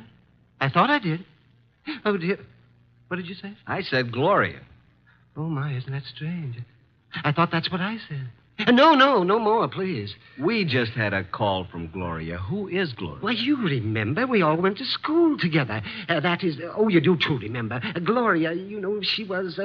Just what is Gloria's last name, Dr. Thrumming? Well, it was Gloria Barnsworth. I don't know what it is now. That's what she was trying to say to me, Barnsworth. Did she tell you where to find her? No, she didn't. Oh, dear me. She was just about to tell me when I said I'd call you and Archie and get your help. And then she was cut off. How do you know she's the Gloria Barnsworth you knew and I'm supposed to know? My. Could you open the windows? Why, yes. Archie. Oh, sorry, Doc. The air outside's contaminated. Oh, is that so? With what? Oxygen. These factories. Oh, well, I found her picture in an old class photo. Here it is. Oh, yeah, now I remember. But, Doc, you and this gal were several years ahead of me in school. I'm not in this picture, so she must be about 40 now. Well, gentlemen, you both seem to have the situation well in hand now. So, if you'll excuse me, I will retire to my room. Yes, but we don't have anything figured out yet. But you will. Let me know in the morning how successful you have been. Good night. Well, anyway, a woman called here, and just as she was about to tell me who she was and her address, she was cut off as though she was strangled. Yeah, Archie, did you say someone strangled her? I don't know, Doc. I hope not.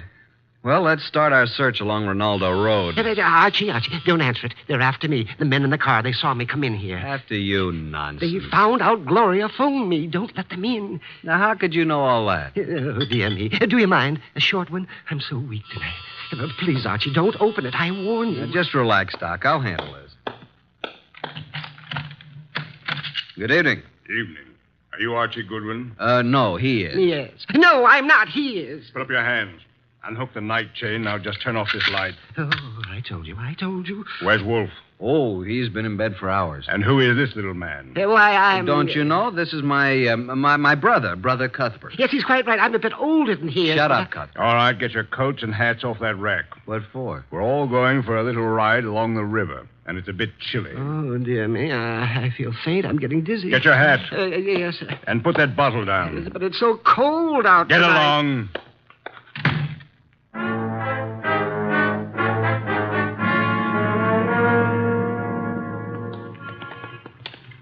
Here's the car. Now, Mr. Goodwin, hand over that gun in your pocket. But I haven't got...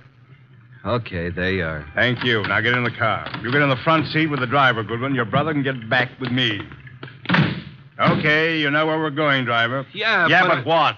Get going. But do you know who this guy is? I do. Why? Well, now, look, Well, this guy is Archie Goodwin. What if he is? Well, this won't work. I mean, I didn't know it was going to be Goodwin. He's with Nero Wolfe. What's your name, pal? I can't see you, but I seem to recognize your voice. Well, you see, it was like this. I was in on Are you that going to little shut up deal- and start driving? Okay, I'm going.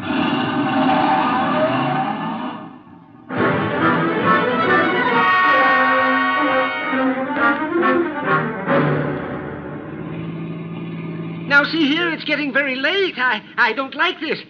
Where are you taking us? Keep calm, Doc. Yeah, don't get excited. Just take it easy. Listen, Goodwin, I got a record Shut for up, you. you two. What's the idea back of all this, friend? Pull off the road here, driver. Yes, but we're way out in the country. Now, we'll all get out here. Now, wait a I minute. said get out. You too, driver. Oh, now, wait a second. What's the big idea? Now, all of you start walking over to that clump of trees. Go on. What's he going to do? What do you think? Okay, that's good. Just stand there. Now, get out your gun, driver. Oh, now, wait a minute. This isn't Get the out way your you said... gun, and don't turn around, driver. Now, let him have it. Go on, or I'll kill you. I don't go in for this kind of stuff. Besides, Shoot Goodwin and is... empty your gun into them. Go on. Now, just drop your gun on the ground. There. Now, I will take Goodwin's gun, and after I finish with it, I'll just toss it over beside his body. You what? Hey, now, wait a minute. You'll notice I have gloves on.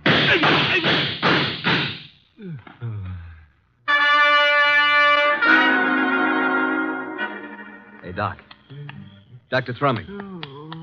You all right, Doc? Oh, Archie, I'm sorry. I'm sorry I got you into this. I can't last long. Where are you hit? Tell Nero I make him a present of his new bridge work I put in. Let me have a look at you. I wanted to die in my bed with my friends around You're me. not bleeding. I wanted the choir to sing. What? I'm not bleeding? No. Are you? No. The driver was a bad shot. He missed both of them. Then what am I doing down here on the ground? You fainted at the first shot. I dropped purposely on the second shot. He missed every time. Come on, get up from there. We're very lucky people. What became of them? Hand me my gun. Oh, is this your gun? Wrap it in his handkerchief. Come over here. Yep. Here he is, the driver. And he's dead. This is dreadful, Archie. What do we do now? You got a lighter? Here's my pocket flash. Well, here's his gun beside him. Don't touch it. Have a look through his pockets. I sure knew what he meant when he said he had a record for me someplace. A picture of a girl. Says, to Mike from Violet. Mike. The fellow's face is certainly familiar, but I can't... Hey, wait a minute. Mike Jordan, that's it. Mike Jordan? Yeah, Wolfe cleared him on a frame-up 3 years ago, and this girl Violet is an entertainer in a nightclub downtown. Violet, yes, but what does all this have to do with Gloria? Strange, there's no other identification on him. Maybe the other guy took it off of him. Well, now we got to find Violet. How? We can't even find Gloria. I think now that this guy Mike Jordan missed us deliberately. Let's start hoofing it back to that last crossroad. There was a telephone there. I'll call Nero.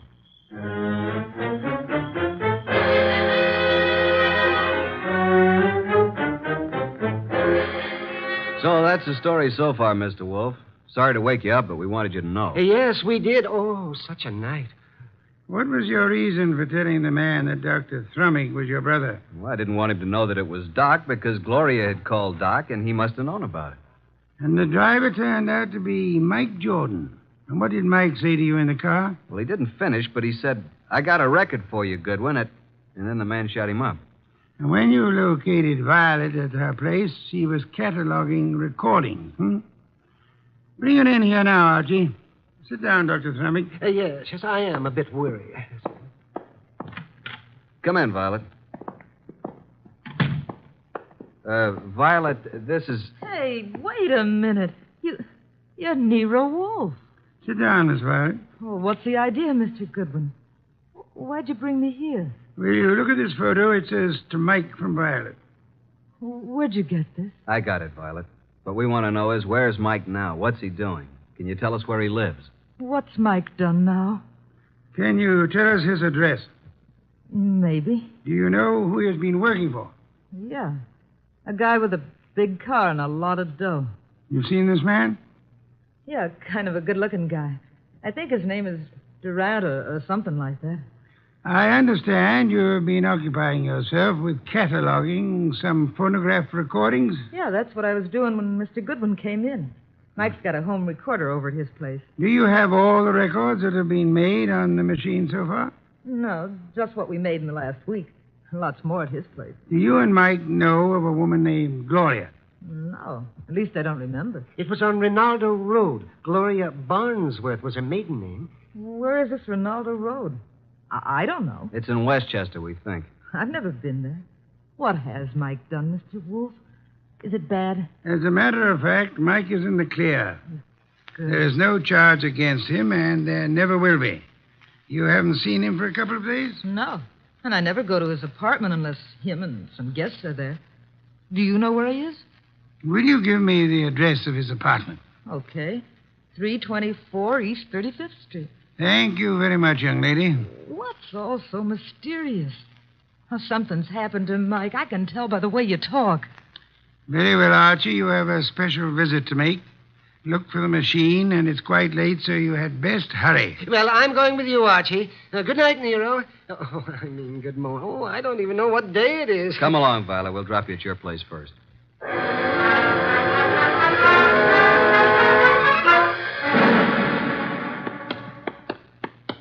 Well, here we are, Doc. Yes, has his name right on it. Mike Jordan. No, we're fairly certain that no one's in there. Hey, what do you know? It isn't locked. The lights are on. I know. Listen. Yes, a light humming noise. Huh. But where is it coming from? Over in that corner, those wall cabinets. There it is. A radio. And a phonograph combination. This and a recording machine. And the recording arm's still down on the record. Just lift it off and put the playback needle on. Yeah, there we are. But look, I don't go in for that kind of stuff. You've been working for me for several weeks now, haven't you? Well, sure, boss, but I never went in for no kind of... We're going to pick this guy up and take him for a little ride. It ain't my line. All you do is drive the car. Okay, I'll take a chance, but remember, I'm just the driver of your car. If anything happens, I didn't know nothing. You'll do just as I say. Incidentally, I know a lot about you. Things the police would like to know. Okay, I'm working for you. I came out to Rinaldo Road to make an honest living. But I see I'm right back where I started. And worse. The guy just ain't got a chance. Oh, remind me. I've got to phone the place.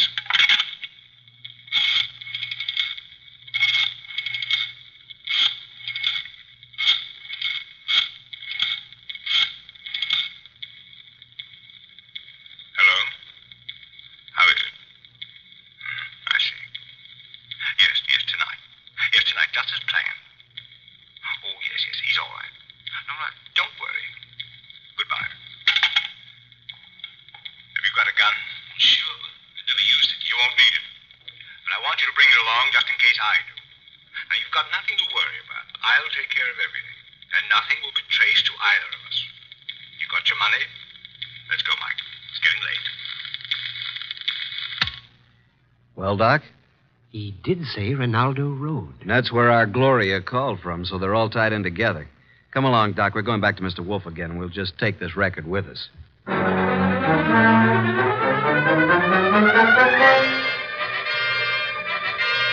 Well, Archie, I guess this phonograph was worthwhile after all. Yes, indeed. Hey, don't you find this a very interesting recording, Nero? I'm sure we're going to add it to our collection. And these are the two men who took you on the ride. That's right. But we're really no further along in our desire to help Gloria. That's right. We're on Ronaldo Road. Boss, if we can find the address, will you go with us down there or over there or wherever it is? I might. And you already have the clue to the address. We have? Where? In that phonograph recording. Play it again, Archie. Just the part where he uses the telephone. And slow the speed way down. Then take down the numbers I call off. Okay, boss.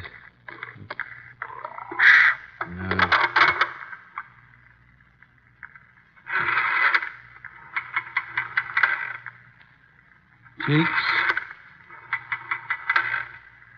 5, 3,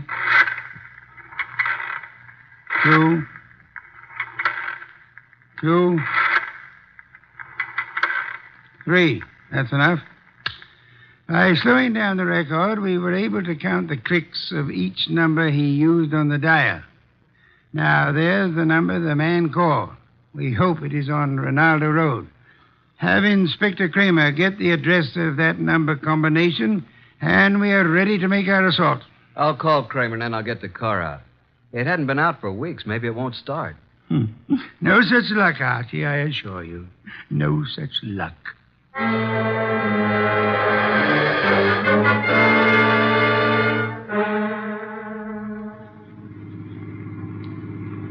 Oh, here it is. I think we must go through this big gate. Yes, there's the number. 23 Ronaldo. Slip up to the entrance as softly as possible. Turn out your headlamps. Well, here we are, boss. Easy now getting out. Don't pull, Doctor. Don't pull on me. There we are. Now come along. Yeah, spooky sort of place, isn't it? All big houses are like that. Must be 20 rooms. Yeah. There's not a light in the place. Use the knocker, Archie.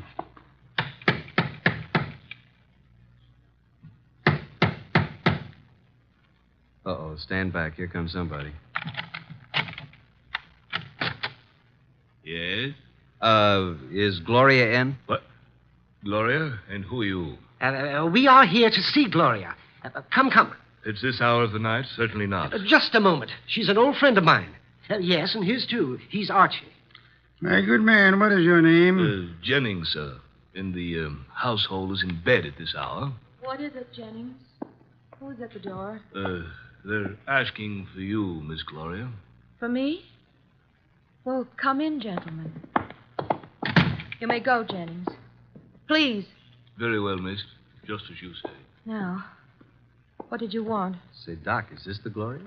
Well, I don't know. It doesn't seem... Are you Gloria? Yes. Well, why did you call us? Oh, then you're Archie Goodwin. Yes, and I'm Dr. Thrumming. But you are... I called you because I need your help. Desperately.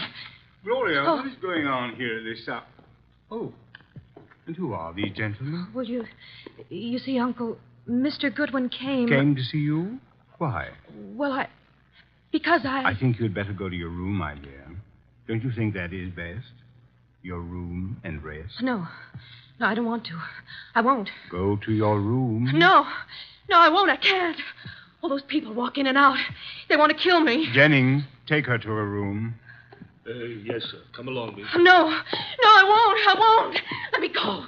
There are hundreds of people. They'll kill me. Come along. No, please, no. I'm so sorry, but there's nothing we can do with her. Now, Mr. Goodwin. Yeah? What is it you wish? The girl called you Uncle. Oh, pardon me. I'm Nero Wolfe. How do you do, Mr. Wolfe?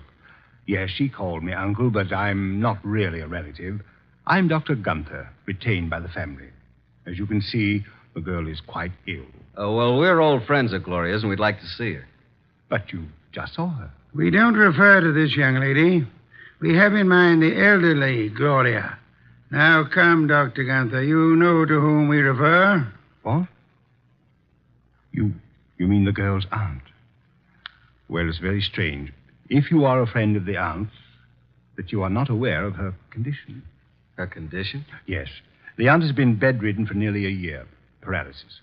And it seems to be most coincidental with your visit, but she passed away this afternoon. Died?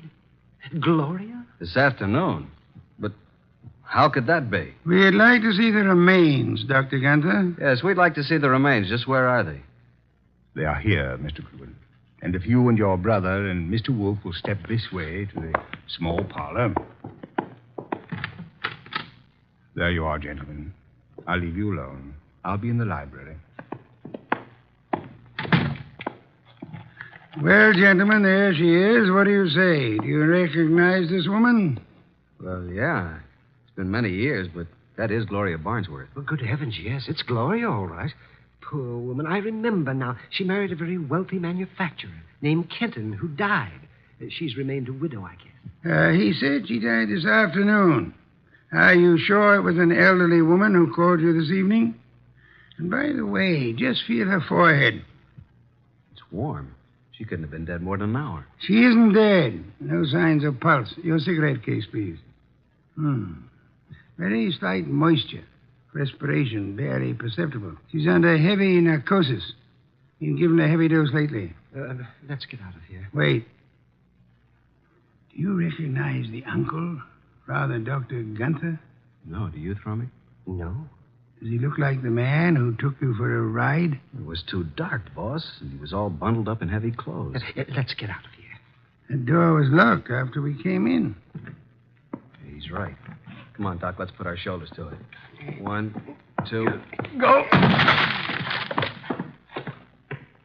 Well, gentlemen, what on earth does this mean? Why'd you lock the door? Oh, I'm sorry. It's a spring lock. I had no intention of locking the door. And I suggest, Archie, that you have it repaired. And now, Archie, will you step to the door and let Inspector Kramer in? He followed us up the driveway. Yeah, about time. Getting cold out here. Inspector Kramer, this is Dr. Gunther. In that room is a woman he claims is dead. She is actually under the heavy influence of narcotics. Yeah? Well, who is she? Mrs. Gloria Kenton, widow of the wealthy shoe manufacturer. And this attractive young lady coming down the stairs is supposed to be mentally ill, which I do not believe. Her name is Gloria, too. A niece of the elder Gloria. But Archie and I both knew Gloria Barnsworth. But Kenton... Yeah, I get it. And I suggest that this man is not a doctor, but is young Gloria's husband, and they're attempting to force the Aunt Gloria to change her will in their favor. This is utterly ridiculous. The aunt was able to phone Doc Thrummig and me tonight, but she was apparently caught in the act.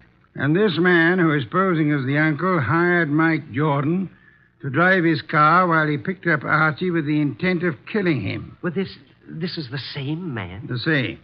And if Mike Jordan hadn't recognized Archie, both of you would be quite dead. This man double-crossed Mike and killed him, believing that the whole thing would be blamed on Mike. Mike deliberately missed. All right, so what's he going to do about it? Come on, let's get out of here fast. Look out, he's a cop. All right, now get those hands up and keep them up. Come along, Archie. I have another appointment. The inspector can handle it from here on.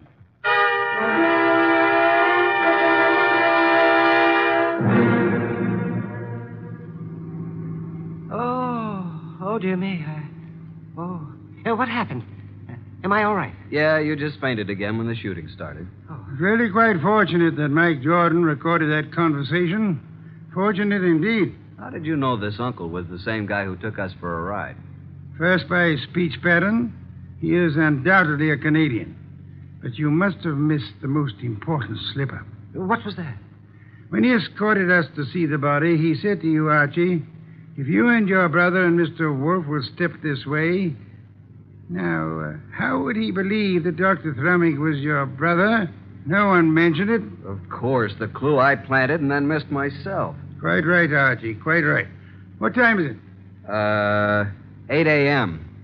I certainly appreciate your coming out for me on this deal. Oh, but I didn't do it just for you. There is an Orchid Lovers Convention this morning at 9 o'clock. What? And you mean... Yes. I'm sure you'll enjoy it tremendously. Both of you. Oh, brother. Uh-huh. What's that? Nothing, Doc. Nothing at all.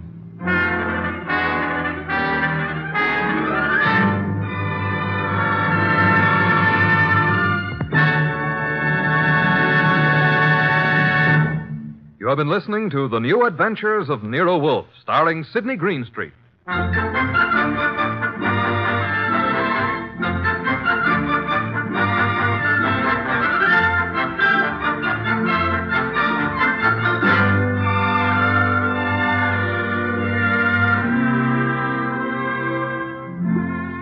Tonight's transcribed story by John Edison was based on the characters created by Rex Stout. This is an Edwin Fadiman program produced and directed by J. Donald Wilson.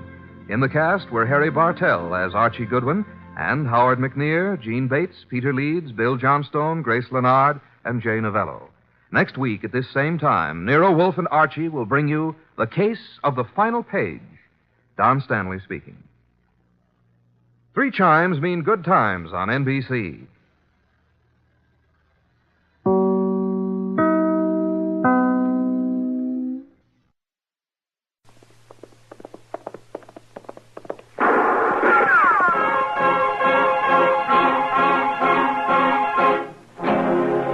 Around Dodge City and in the territory on West, there's just one way to handle the killers and the spoilers, and that's with a U.S. Marshal and the smell of Gunsmoke.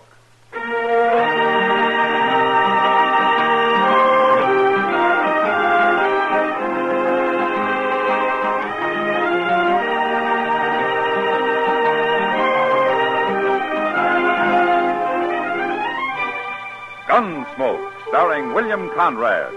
The story of the violence that moved west with young America. The story of a man who moved with it. Matt Dillon, United States Marshal.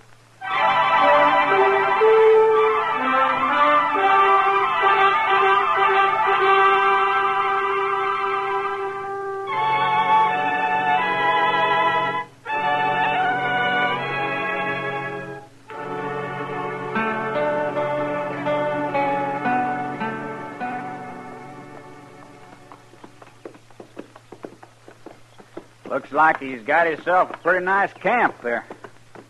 I don't care about his camp. All I want is something to eat. He's a hunter of some kind. He'll sure have meat around. He'd better. It's the last we'll eat between here and Dodge. Why are you in such a hurry to get to Dodge? Don't like this prairie, Jesse. I like towns.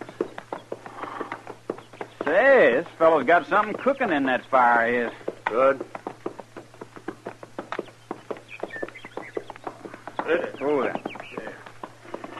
Hello, friend. Oh, there. You're in time for supper. Get down. You get down, Jesse. I'm staying at my house. What? Do like I tell you. I don't.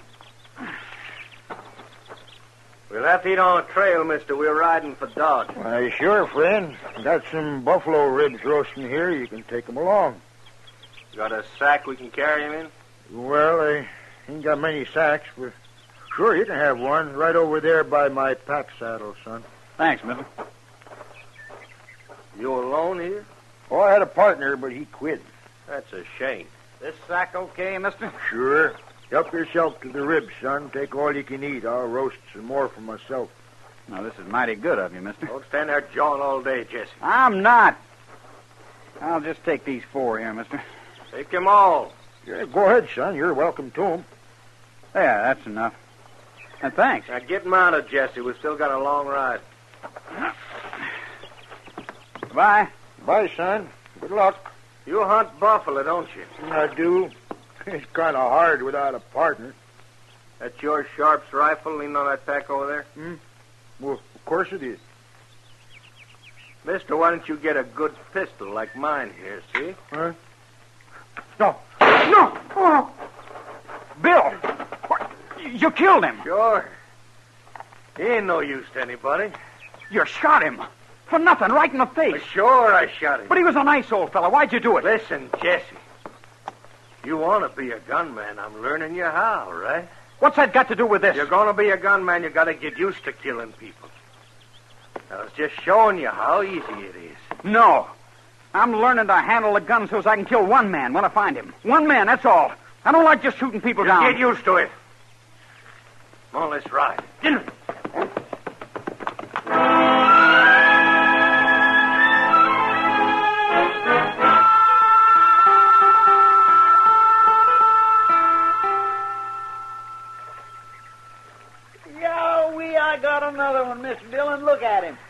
Yeah, he's a good one, Chester. Bigger than any you caught, I'll bet you. I'm sure he is. I haven't caught any. Not one? I haven't even wet a line, Chester. Sometimes fishing's fun because you don't even have to fish. You mean I've been doing all the work while you was just sitting here on the bank watching the river? And enjoying myself. Did you catch enough for supper? If I throw half of them back, there won't be. Now, don't be muley, Chester. Next time I'll do the fishing and you can be lazy. Tomorrow?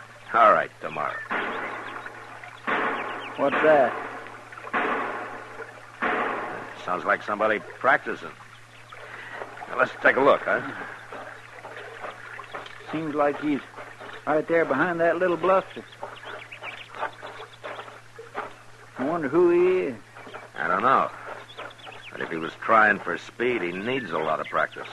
Well, maybe he was concentrating on accuracy, the way you always tell me to do. Hello? He looks pretty young. Yeah. Well, I see your target's still standing. That's just a whiskey bottle.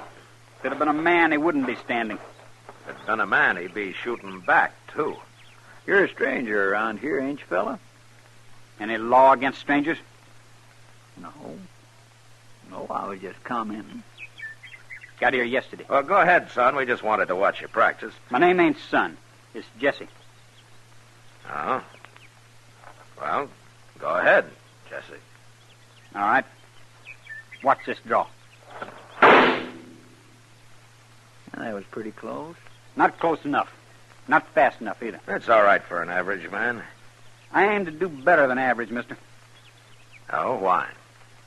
I'm going to kill a man, that's why. Who are you going to kill? I don't know yet. But I'll find him. Why are you going to kill him? That's my business, mister. Sure. But if you're planning to kill anybody around here, let me show you what might happen. What do you mean? You see that little daisy about 30 feet over the top of your bottle there? Yeah, I see it. All right. Well? I never saw anything like that before. Would you teach me, mister? Not as long as you want to kill somebody, Jesse. Come on, Chester.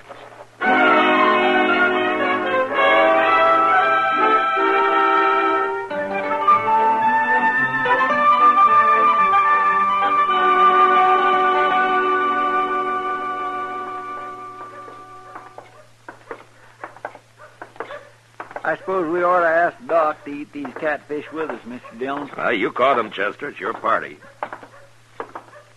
I think I will. Say, there's a letter for us, sir. Oh? Old Jax must have brought it over. I plumb forgot to pick up the mail this morning.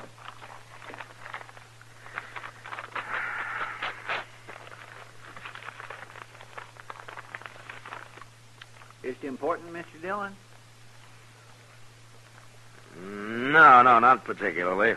Some Luke Short. He's sheriff now down in Amarillo. Says one of Quantrill's old men's headed back to Kansas, maybe to start bushwhacking again. Well, not much I can do about that. What's his name? Stapp. I never heard of him. No, I never heard of him neither. Well, hello, Doc. Hello, Chester. Doc. Do you men want to have a small beer with me? Well, I better take care of my fish if we're going to have them for supper. You're invited, Doc. Well, thank you, Chester. I'll be there, sure. Well, how about you, Matt? Want a beer? Okay, Doc, I'll go with you. Well, now, don't forget supper. We won't. Bye, Chester.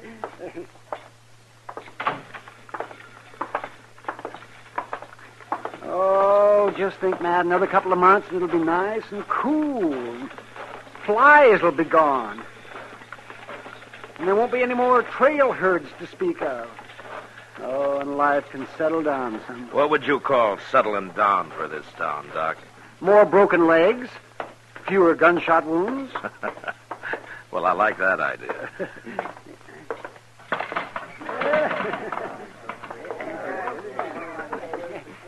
Two beers, Sam. There he is, Bill. That's the man I told you about. Oh, hello, Jesse. Hello. He's awful fast, Bill. About the fastest I ever saw. You're the marshal here, ain't you, mister? I am. The marshal? Well, no wonder. Marshals can be killed just like anybody else, Jesse. Ain't that right, Marshal? Yeah, that's right. Here's your beer, Matt. Oh, thanks, Doc. Hey, now. There's a pretty girl just came in. She sure is. Golly. Oh, it's Kitty, Matt. Yeah, I see her. Jesse, stay right here a minute. Buy you a drink, Marshal. No, thanks, Jesse. One beer's my limit this time of day. Some other time, huh? Okay. I take it you haven't found the man you were planning to kill. I'll find him. Do you know killing's against the law, Jesse?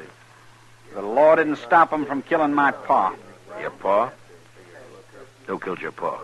I don't know. I keep telling you. Well, then how do you know he was killed? A couple of fellows who'd been up here said they saw him buried out on that boot hill of yours. Somebody must have killed him. When was this? Well, what was his name? Name was Pruitt. Same as mine, of course. And nobody can kill a Pruitt and get by with it. That's what my pa always said. You always do what your pa said? I'm doing it now, ain't I? Well, you haven't killed anyone yet, Jesse. Now, when you do, you'll probably hang for it. Who says I will? The law. So? Look, Jesse, remember what your friend said about how marshals can be killed just like anybody else? Sure I do. Well, it's true. But there's one thing he didn't mention. It mostly depends on how good the man is who's trying to kill a marshal. You remember that? Matt. Hello, Kitty. Doc. Oh, how are you, Kitty? Well, what's the trouble? That friend of yours you sent over. What? Here he comes now. Him? I don't even know him. He said you told him my name and to come over and buy me a drink. Well, he's lying. He's worse than I thought. No offense, Marshal. Just a way of getting acquainted. Heard you fellas mention her name. They never heard of you, mister. Not that it'd matter. Just wanted to buy you a drink, Kitty. Is that how you offer a lady a drink? You must have been raised in a chicken coop. Oh, my, the things you run into when you just step out of the sun for a nice cool glass of beer. You haven't been in the sun for months, Doc, so keep quiet. Well, you're right, Kitty. I told a lie. I just thought maybe it'd help matters some if I sort of spoke lightly. Well, it won't. Now, look, Kitty, there's no reason to stay mad. Here, then, I'll buy everybody a drink. Will that make it okay? Oh, men. I'm late. Well, how about you, Doc? No. Marshal. Look. Why don't you do your drinking somewhere else? Huh? You're only making trouble here. Oh. Too good to drink with me, huh? Are you calling it, mister? I offered you a drink, that's all. And I refused it. Now get out of here. Seen friendlier town. Then maybe you better go back to him. Pa, come on, Stap. Shut up, Jesse. Well, you don't want to fight with him. Shut up, that's all. Oh, come on, let's go. I didn't mean nothing. Knock your ears off. Oh, that's a charming man. Oh, he's a real gentleman. You shouldn't run a fine man like that out of Dodge, Matt. I didn't, Doc. I know. You started to, and then you stopped. Why? The kid spoke up just in time. I didn't know his name was Stap. I'd like to keep an eye on him. Oh, I see. What about that boy, Jesse? You really think his father was killed here? It happened while you were in St. Louis last winter, Doc. He was killed here, all right. Is that so? Oh, yes. Then there will be trouble. Who killed him, Matt? I did, Doc. I killed him.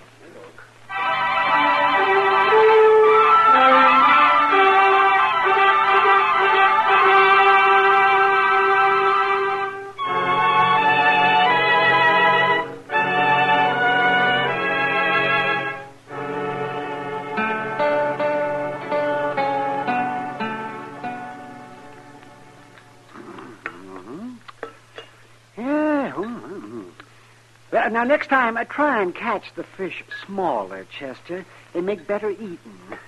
You know, if I was getting a free meal, Doc, I'd be mighty careful of my manners.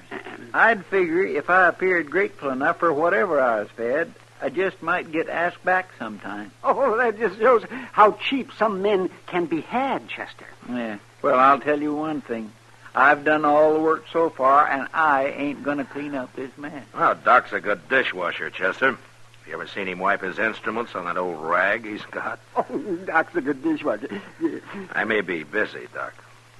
Oh, yes, that's right, Matt. You think there'll be trouble, Mr. Dillon?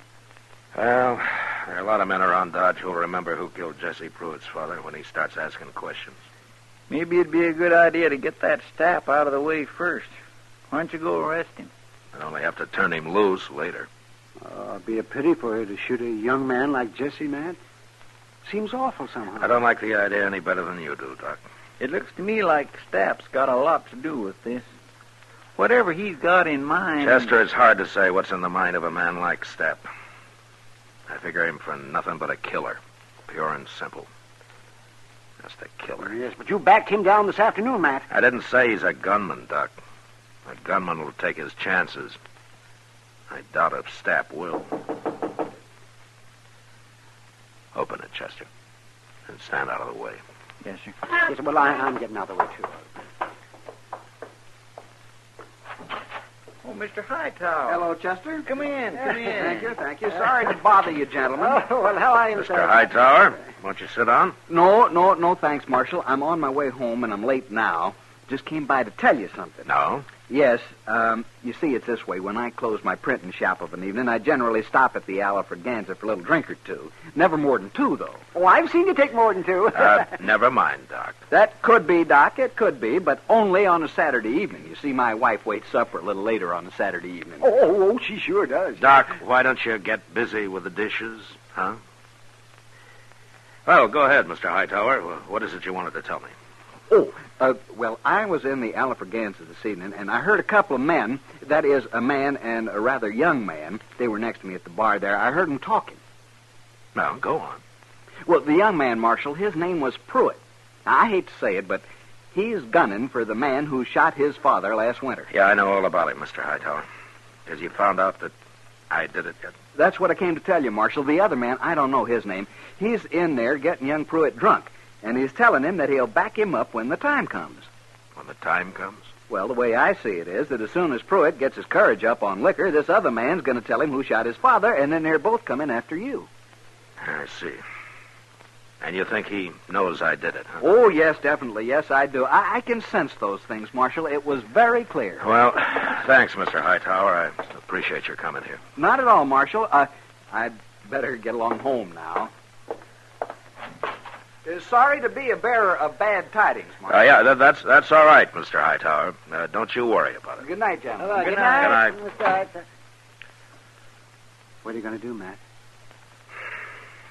Well, there's only one thing I can do, Doc. Go down there and put a stop to this if it isn't too late. I'm coming with you, Mr. Dillon. All right, Chester. But stay out of it. Yes, sir.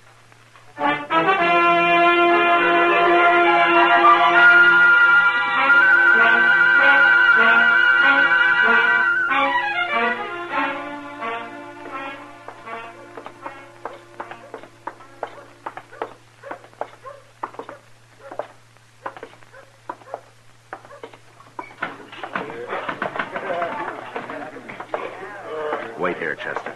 Yes, sir.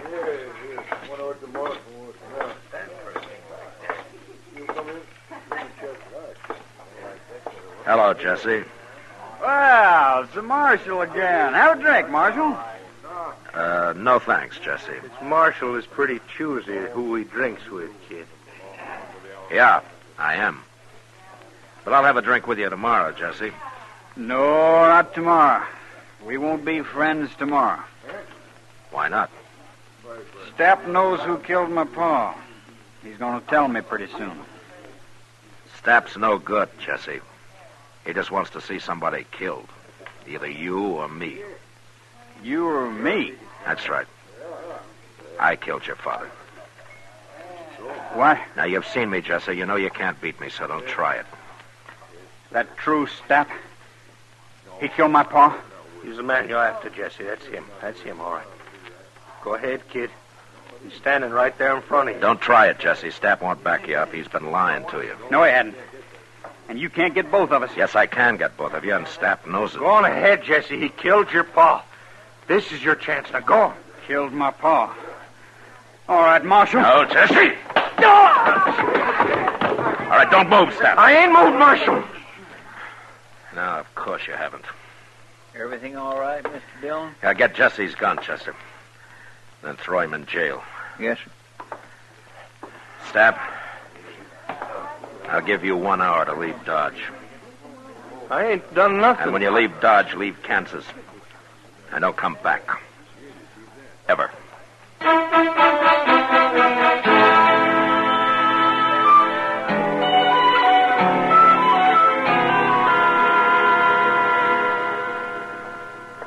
Jesse's feeling better now, Mr. Dillon. Oh, good. I want to talk to him.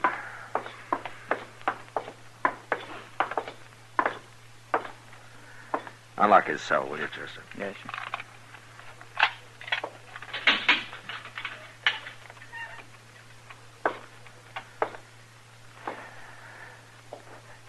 How are you, Jesse? What do you care? You're lucky I didn't have to shoot you. You shot my pa. Yeah, I shot your pa. I want to tell you why. I don't know how you remember your pa, Jesse, but when I ran into him, he wasn't much good. You can talk like that now. He was a killer, just like Stapp. A killer and a coward. That's a lie. You can ask most anybody in town. There were plenty of witnesses. Witnesses to what? Your pa shot a woman, Jesse. He was drunk, and he put a bullet right in her face at the bar of the Longhorn. And he ran out and jumped on a horse. I tried to wing him, but I missed, and I killed him. That true? That's true. I don't believe it. When did you last see your pa, Jesse? 5, 6 years, I guess. And what was he like then? What do you mean? Was he the kind of a man who'd shoot a woman? I don't know, Marshal. He wasn't that mean. How come he left home? Ma. She made him go. Why? He'd get drunk and beat her. She finally drove him off the place. Well?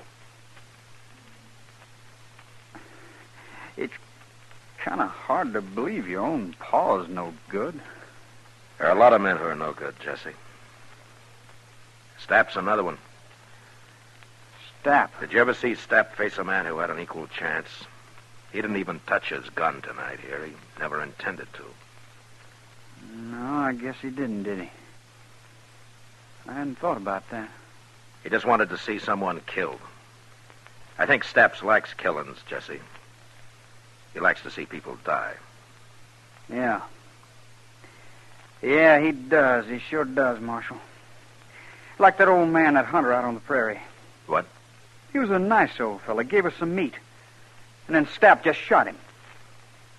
Right in the face. The way Pa shot that woman. When was this?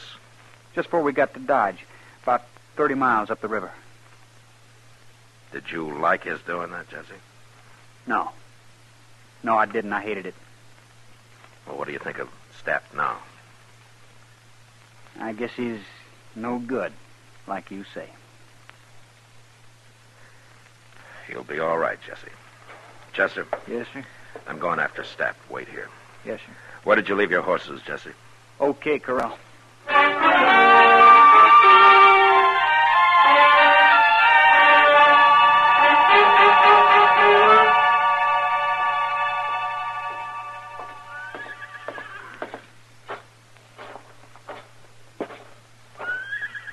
Hello, Pete.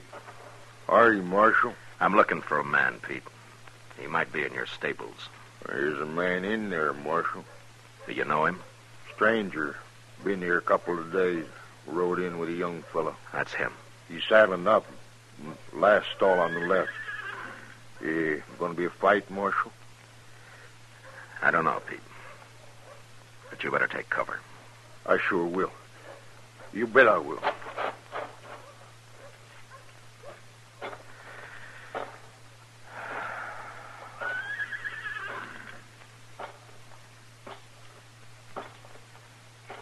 Who's that?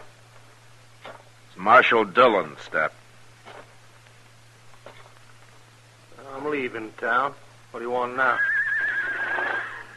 Jesse told me about the hunter you shot on the prairie. Jesse told you? Yeah. Well, he's lying. He's just a kid, Marshal. You ain't going to believe him. I believe him, Step. Jesse shot him. That's why he's lying. No, Jesse didn't shoot him, Step. I'm arresting you for murder. No, I ain't gonna hang, Marshal. No, I can't hang. Easy, Step. You'll get a fair trial. No, I can't hang. No. Oh, I'll die here. Hold it!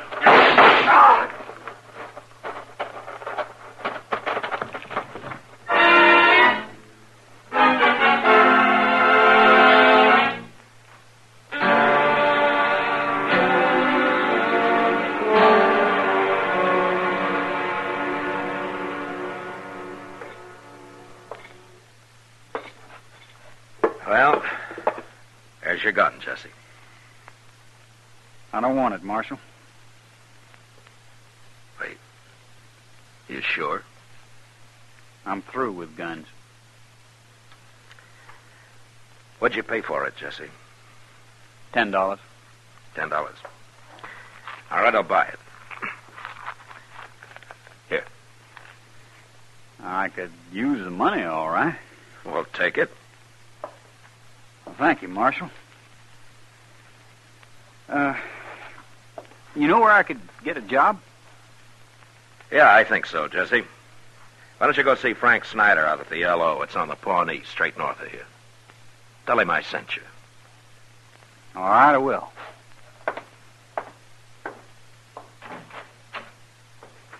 Next time I come to Dodge, Marshal, probably in a few months, could I buy you that drink? Well, you just look me up, Jesse. Anytime. Thank you, Marshal.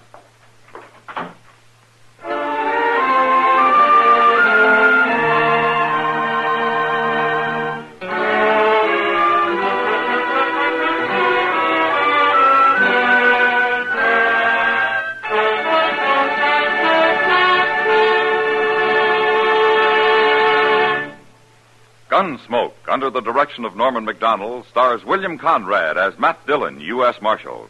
Tonight's story was specially written for Gunsmoke by John Meston, with music composed and conducted by Rex Corey. Featured in the cast were Sam Edwards, Lawrence Dobkin, Harry Bartell, and John Daner. Parley Bear is Chester, Georgia Ellis is Kitty, and Howard McNear is Doc. Gunsmoke has been selected by the Armed Forces Radio Service to be heard by our troops overseas. Join us again next week as Matt Dillon, U.S. Marshal, fights to bring law and order out of the wild violence of the West in Gunsmoke.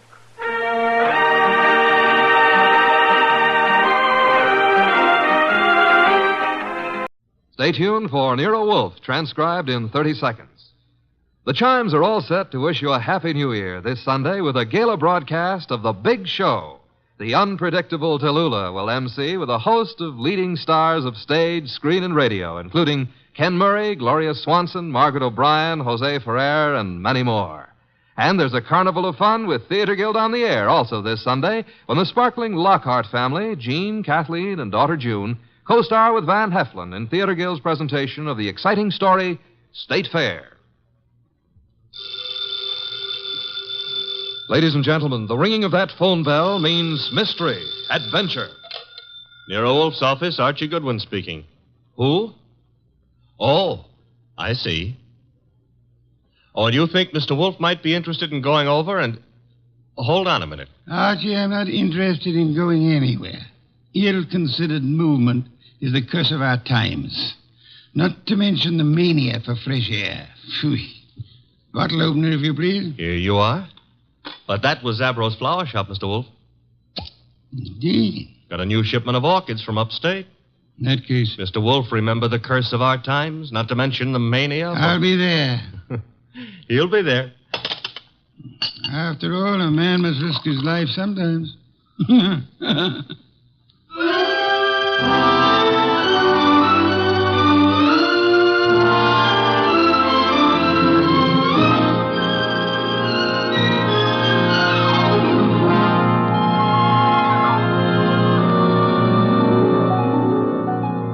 Ladies and gentlemen, it's the bulkiest, balkiest, smartest, and most unpredictable detective in the world. That chairborne genius, Nero Wolfe. Created by Rex Stout and brought to you in a new series of adventures over this NBC network in the person of Mr. Sidney Greenstreet.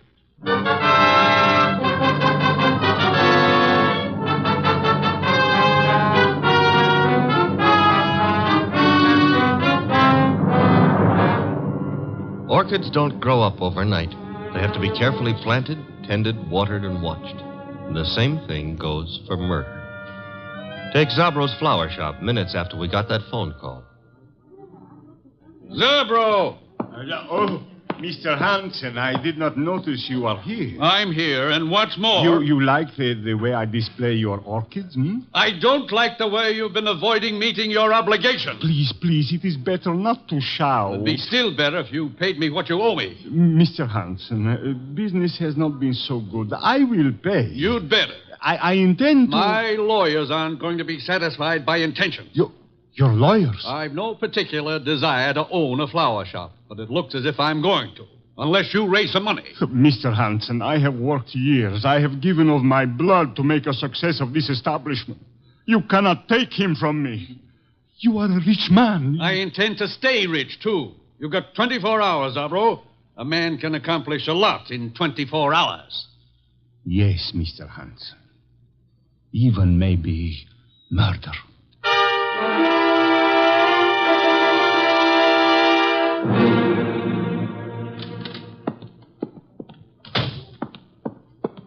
Mr. Zabro? Oh, good afternoon, Miss Hansen. Is Uncle here? Yes, he is here. At the display, towards the back of the store. Thanks. How is he? Oh, he is the way he always is. Hard, vindictive. Mr. Zabro. I am sorry. Excuse me now. Uncle? What is it, Enid? Have you seen my display? The lilies? Uh-huh. Yes, pretty. Oh, thank you. He's not here. Well, I didn't say... You didn't have to. John Arndt is not here. Why he is not here, I don't know. His job was to look after my display. Perhaps he doesn't need a job anymore. You know he does. Fiddlesticks. After all, if he marries my heiress... Uncle! My dear girl, John Arndt is a fairly capable man with orchids. Outside of that, I have no use for him whatsoever, especially in the role of your husband. Isn't that for me to decide? Of course it is, except that, pretty as you are, John Arndt is seeing you through a golden haze. To be precise, the money that will come to you from me when I die. That's nasty. It's the truth. Well, you can't know that. I'm going to find out. What? I saw my lawyers this morning. Among other things, I instructed them to draw up a codicil to my will. A codicil to the effect that all my money goes to you on one condition. Oh, you couldn't. I did. The condition was that you refrain from marrying John Arndt, either now or at any time in the future. Well, that's not fair. It's a very good way of discouraging Mr. Arndt. What'll you bet his ardor cools off quickly, You told him? Yes. Probably why he hasn't appeared as yet. He's sulking. You really signed that codicil? I will, as soon as the papers are drawn up. Where are you going? I don't know. I've got to get away someplace and think. Very well. Think about forgetting John Arndt. Best thing in the world for you. Uncle, do you really think you can manage other people's lives for them? I don't see why not. No? Well, people don't like to be managed. They get desperate sometimes. And sometimes they kill.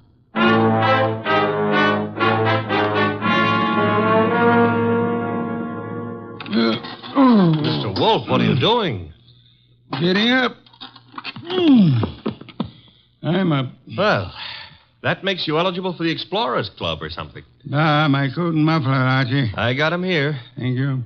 You're really going out into that weather outside? Archie, must you try to be witty? It amuses me no end. Haven't you seen enough of those weeds yet? An orchid is not a we. Another muffler, Archie, the woolen one. You've already got 2 on. Please, fresh air clogs the lungs, Archie. Sure, everybody knows that, but they won't admit it. Of course not. A conspiracy of silence. Archie, I'm ready. You sure? I can see a square inch of skin showing. Come. You're driving me to Zabras. Mm-hmm. All right, careful. And take a deep breath. I'm going to open the door. You ready? Yeah, very well. Open it. Be brave, Mr. Wolfe. We'll keep the car window shut, and maybe you'll make it. Careful. The risks one takes. In you go.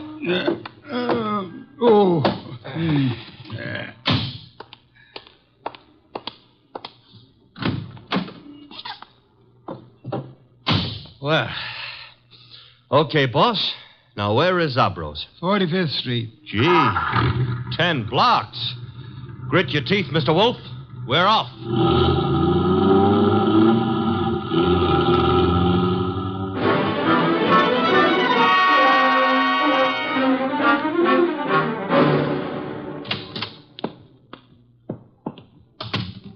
Oh, Mr. Wolfe, I'm glad you are here. Those orchids you wrote me about had better be worth a trip.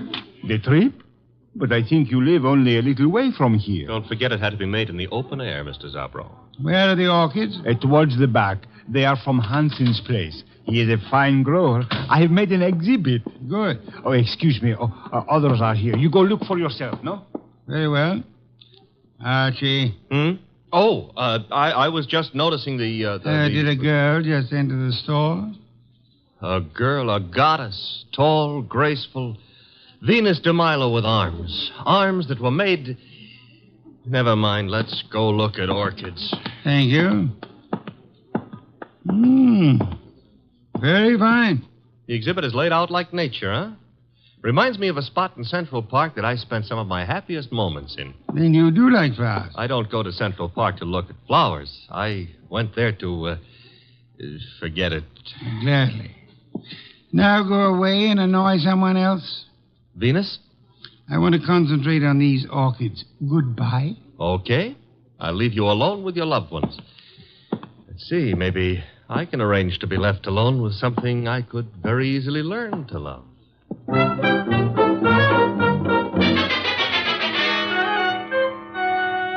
Hey, boss. Don't bother me, Archie. Oh, this is serious. There's a lily display just like this one over at the other end of the store.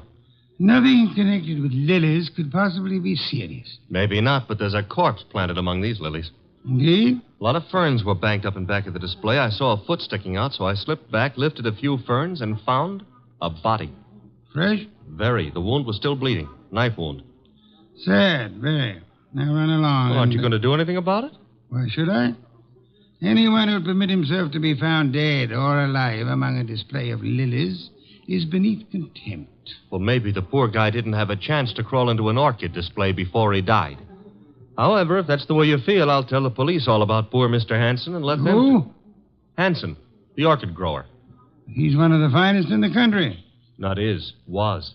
Wasn't me who pushed him under the lilies. Under lilies? Bah. He would have hated that. Have you told Zabro? No. Zabro's been busy up front. Where is this display? Right along here. There's been a number of people in the store since we came. Someone else may have noticed that dead man's foot. I covered it. Satisfactory. At times you give the illusions of intelligence. Is this the display? Yep. Come around to the back. There's a little space between the back of the display and the wall. Yeah. Now here, right under this pile of ferns... Yes, Archie? Hey, that body. What about it? It got bashful. It's gone. Indeed. The corpse was dead. Corpse is off now. Confound you, Archie. Have you been drinking too much milk again? Now, look, boss, I saw him there. The blood's still coming out of his back, and I tell you that... Let me understand you. Are you suggesting the corpse rose and walked away? No, but somebody could have dragged it away. Somebody who put it here in the first place. Pictures, no doubt. Come along, Archie. If this is some half-witted trick to distract me from the orchid... Oh, no. I never come between a man and his love. Hey, wait a minute, Mr. Wolfe. Yes? Do ferns bleed? Let me see. Indeed.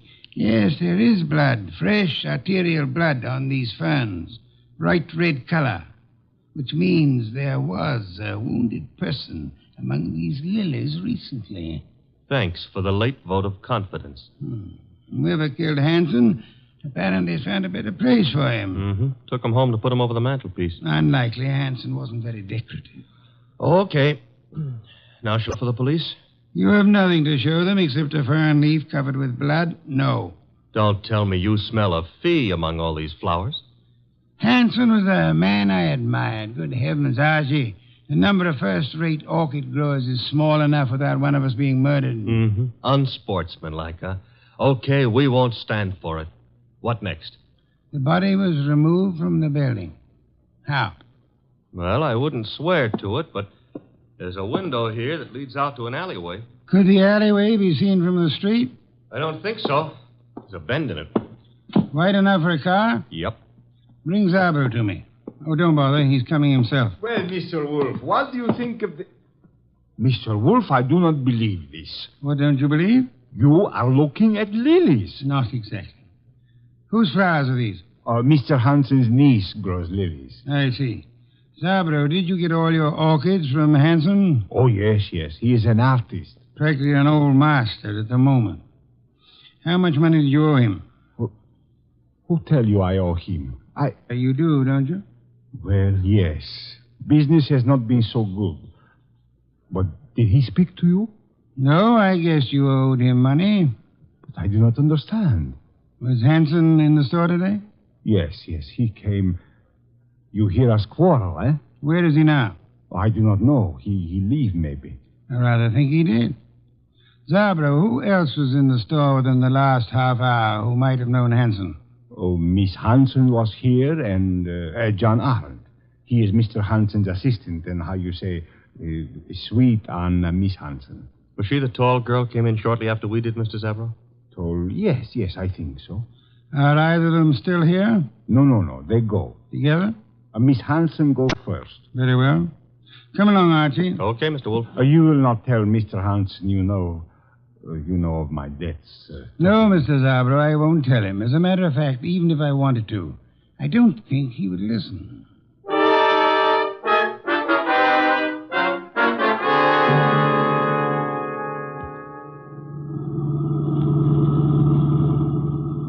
I love these long drives in the country. Where are we going? Hanson's place. Oh. You think he returned to it to haunt it, huh? He was returned there, I suspect. Uh-huh. In order to cast suspicion on himself. Miss Hanson lives with him. Mr. Arndt works for him on the premises, therefore... Miss Hanson will be there? I imagine so. Why? Oh, nothing. Nothing at all. Boss, can we stop at the next town? Why? I want to buy a book on lilies. This sudden... You mean Miss Hanson grows them in there? Uh-huh. You see, that way we'll have something in common. Perhaps, but Archie, is an interest in flowers what you want to have in common with her?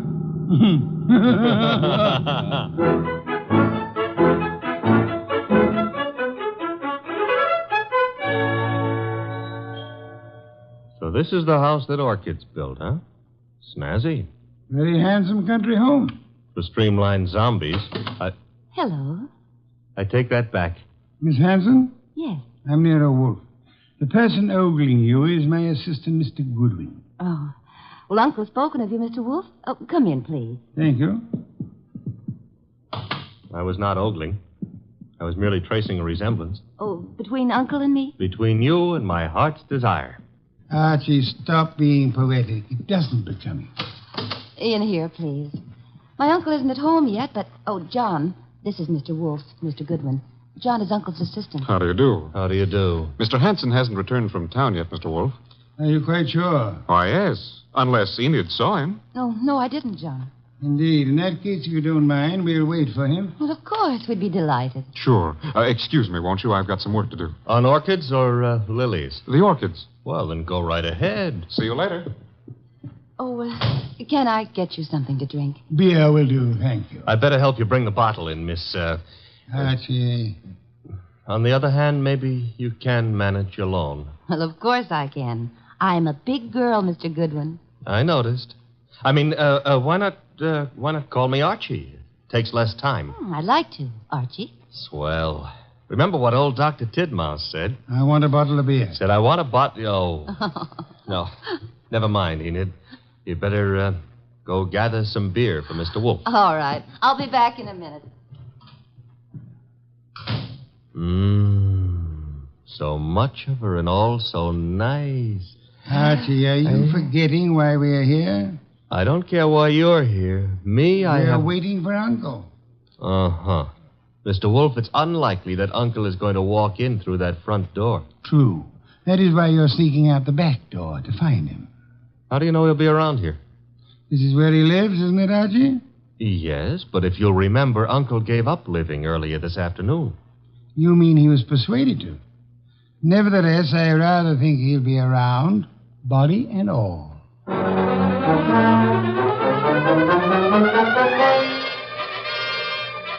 He wasn't in the house, so I tried the conservatory, hothouse, what have you.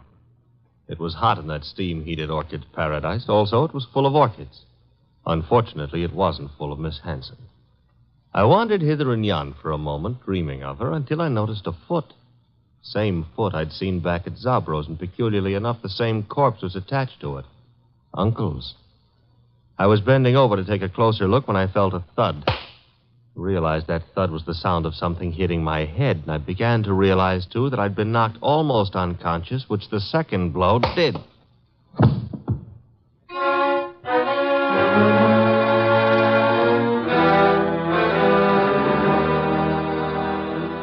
I can't understand where my uncle is, Mr. Wolfe. His staying away so late is unusual, then. Of course it is. Which reminds me, Archie's been gone for several hours. Yeah, where did he go, Mr. Wolfe? To look about?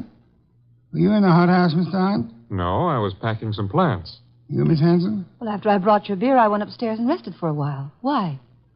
Because if either of you harmed Archie, I shall personally murder you. Oh, Mr. Wolfe. Come on, we got to find the boy. Why should either of us want to harm him? Because he probably found your uncle's body. His body? Huh? What are you... I don't understand. Mr. Hanson has been murdered. Oh no. Enid. Oh, stop that, Miss Hanson. You're a perfectly healthy young woman. There's no reason for you to swoon. Now, look here, you. Besides, I rather suspect she lost no love for him. Am I right, Miss Hanson? He was my uncle. You're aware of the fact? You opposed your marriage to Miss Aunt here, huh? That's none of your business. Which means he did oppose it. Mr. Aunt, Mr. Hanson was a friend of mine. I intend to find the murderer after I find his body. It shows a lack of proper respect to transport a corpse about the countryside. Come, both of you, we must find Archie.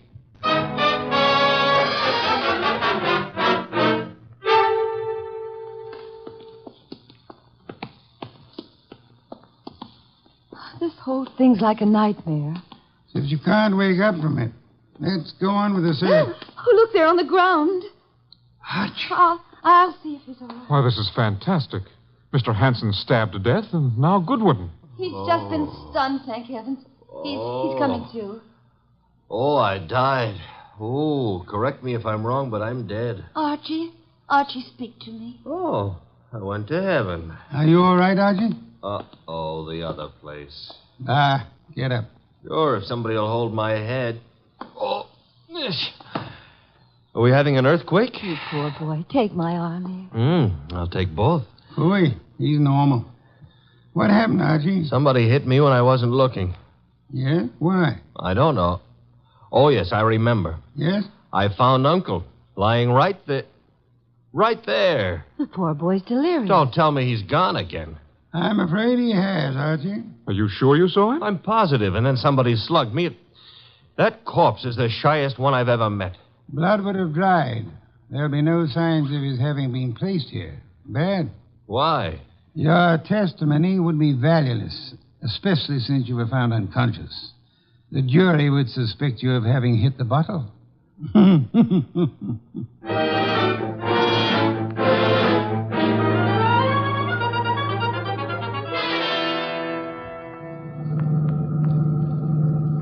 Why didn't we stay the night? I'm a sick man. Enid would have nursed me. Ah, you're not sick. And I won't have you taking advantage of that girl. In my condition, I couldn't have.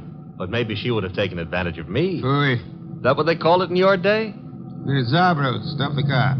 Okay.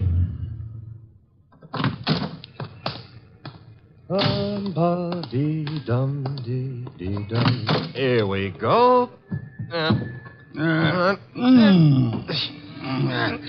No, I can manage.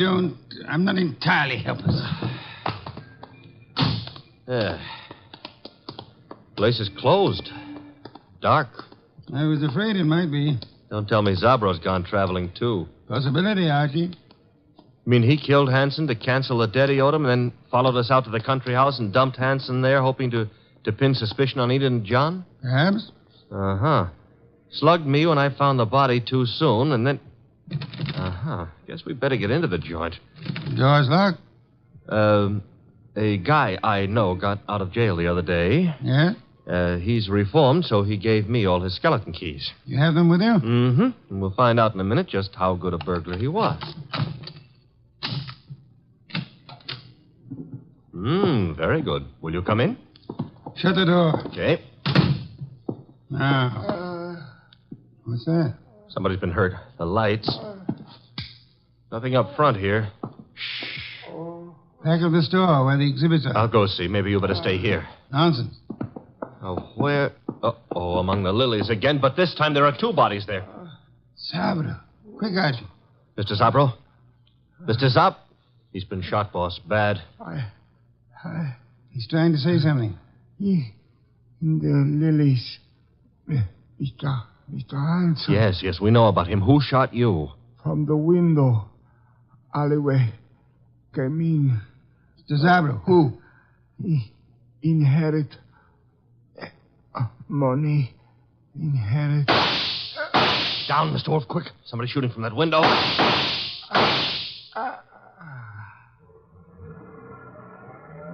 Archie. All in one piece. Are you all right? Yes, that car. It's gone. Brought the body here and... Zabro. He couldn't duck. He's dead. Yes. Police, boss, this time we've got more than a fern leaf smeared with blood to show them. Not yet, Archie. I'd prefer handing the murderer over to them along with the victims.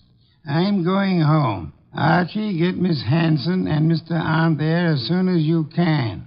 Well, suppose they don't want to come. Knock them unconscious and drag them there. Not Enid, boss. Enid's... Hey, what Zabro said about inheriting. Don't anticipate, Archie. When you get them to my office, we'll identify the murderer then.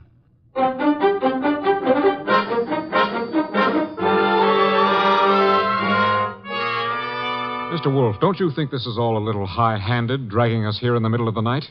Murder is even more high-handed, Mr. Arndt. Please, John. Miss Hanson, do you inherit? Well, I guess so. I'm Uncle's only relative, so I suppose. Wait a minute, Enid. Mr. Wolfe, are you suggesting that she had anything to do with this invisible corpse? The corpse is no longer invisible, Mr. Arndt.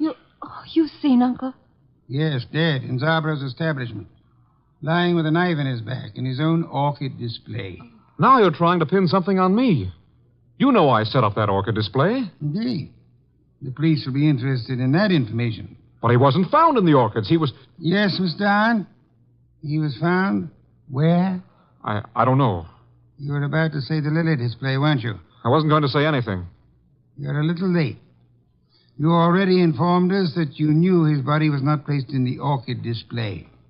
How did you know? I just guessed. The jury will be very much impressed by your remarkable clairvoyance, especially since... Archie, ask Mr. Zabro to come in. Mr. Zabro? Okay. Don't bother, Goodwin. John, that gun. Shut up, you little fool. Enid's a big girl. I don't know how you tumbled, Wolf. Lucky guessing, maybe. Oh, come now. Neither of us has indulged in guesswork. You killed Hanson, placed his body in the lily display to attract suspicion towards Miss Hanson. You felt sure she wouldn't be convicted, so you were safe. She would inherit, you would marry her, a marriage which your uncle opposed. When you saw that Archie had discovered the body too early for you to establish an alibi for yourself... Then he sneaked the body out of the window into his car and then dumped it in the hothouse. For time. Go on, Mr. Wolfe. He didn't intend it to be discovered there, which was why he knocked you unconscious, Archie. Oh, I'm so glad he had a good reason for it. He had a body on his hands. He decided to double back, put the body in its original place, and carry through his plan. But Zabro caught him at it, poor fellow. I thought Zabro was in the other room. Lost you fool. Do you think I, too, am addicted to carrying corpses about? Zabro is dead. And you've given yourself away unnecessarily. Archie? All right. Archie, quick. Let go, Edith. I've got his arm. I'll give him mine with a fist attached. Very satisfactory, Archie. Now call the police. Inform them you have 2 corpses and a murderer for them.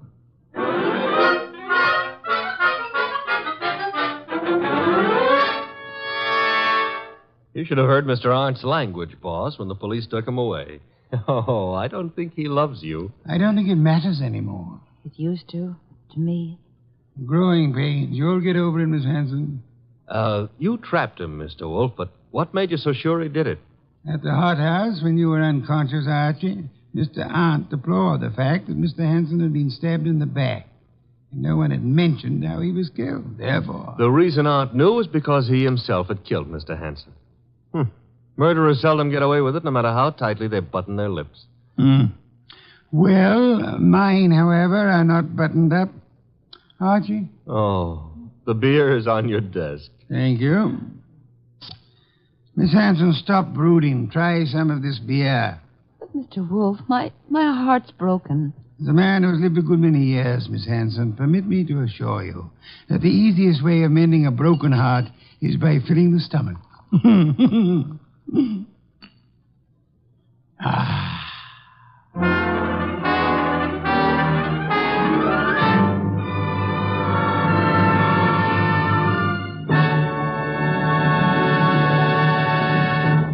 You have been listening to The New Adventures of Nero Wolfe, starring Sidney Greenstreet.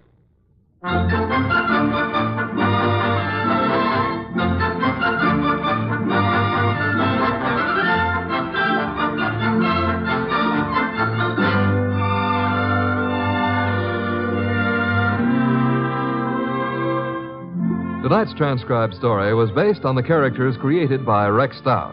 This is an Edwin Fadiman program produced and directed by J. Donald Wilson. In the cast were Larry Dobkin as Archie Goodwin, and Gigi Pearson, Jay Novello, Herb Butterfield, and Byron Kane. Next week at this same time, Nero Wolfe and Archie will bring you The Case of the Deadly Sellout. Don Stanley speaking.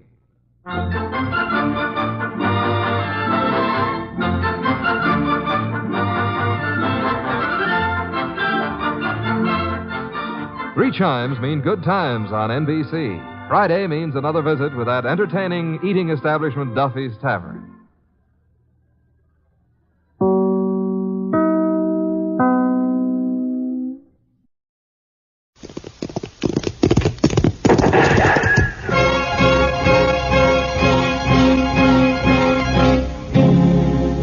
Around Dodge City and in the territory on West, there's just one way to handle the killers and the spoilers. And that's with a U.S. Marshal and the smell of Gunsmoke.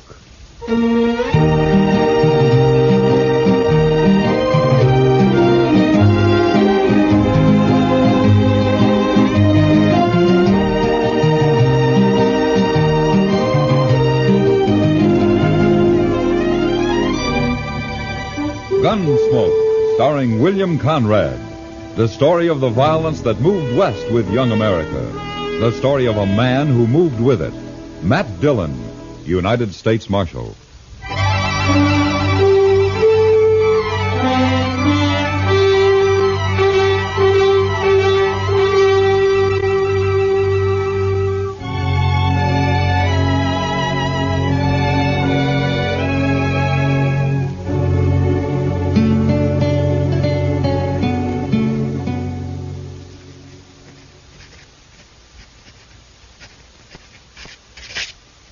There.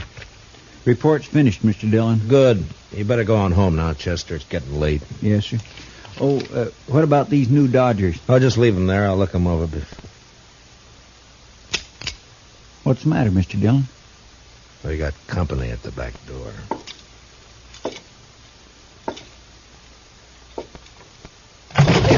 All right, come in, mister. In, I said. Get your paws off of me. What? A girl? Sure, I'm a girl. What do you think I am? Well, put that long rifle away and I'll tell you. Where'd you get that thing, anyway? Pappy brought it with him from Kentucky, if it's any of your business, which it ain't by a darn sight. Uh-huh. What you doing hanging around in the alley? Get rid of him there, and we'll jaw about it. Huh? I see. Chester? Good night. Well, but I'm not going to... Yes, sir. Good night, Mr. Dillon. My gracious. You Marshal here? That's right, miss. My name's Hannah. Hannah Tolman. You arrest folks, don't you? Well, if they've committed a crime, yeah. Uh-huh. Well, then I got somebody for you to arrest. Oh, who? Pappy. Why? 'Cause I said to, that's why. Somebody's been trying to kill him. I figure about the safest place for him is in jail. Wait a minute, slow down. Let's start at the beginning, huh? A few days ago, Pappy was bushwhacked up in the hills near our place. Oh? Was he hurt? No. Slug just bounced off in his head a little. Yesterday, the bushwhacker tried again. He missed. Sounds like a bad shot. Sure. But if he keeps trying, he may get lucky. So you put Pappy in jail until I can run down this ambushing gent, okay? You plan to cross guns with him yourself? I may be a girl, but I was barking squirrels while you was still trying to dent a tin can. Well, you better let me take care of it, miss. And as for your father, I can't jail him without a charge. Sure, I know that. What kind of a charge do you want? Well, what kind do you have? Well, most any, I reckon. Ain't it enough that he's drunk all the time? Well, I can hold him overnight on that. What if he shoots up the town? That's 5 days for disturbing the peace. That'll do. Where did he do this shooting? We ain't. Yet.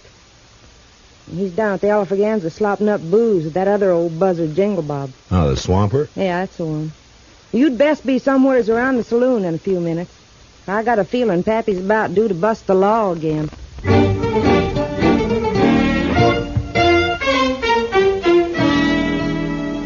Her story didn't make much sense, but there was something about the mountain girl's gleaming black eyes and the set of her pretty but stubborn face that made me go to the Alfreganza.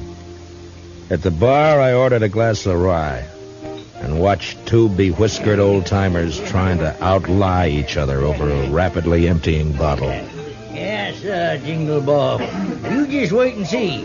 Jed Tolman's going to have the biggest darn horse ranch in Kansas come spring. Sure you are, absolutely. And me, why, I reckon I'll just buy up this here saloon. Oh, you're lying. Well, sure I am. Ain't you? What's my money was spending, ain't it? How many times I gotta tell you I'm getting rich? Pappy, are you drunk? If I ain't, I've been wasting a sight of time. Now leave me alone, daughter. Go home where you belong. I'm going. Only come over to tell you, a man bet me $10 you couldn't shoot out that lamp on the first shot. What's that? Oh, give me that rifle. All right, hold on. That's enough of that. Stay back, son. What? What's going on? Now, go collect your $10, daughter. Yeah, Pappy. But I think the marshal here's a-fixin' to arrest you. Huh? Ain't you, Marshal? Yeah, I guess I am. All right, come along, Jed. Come on.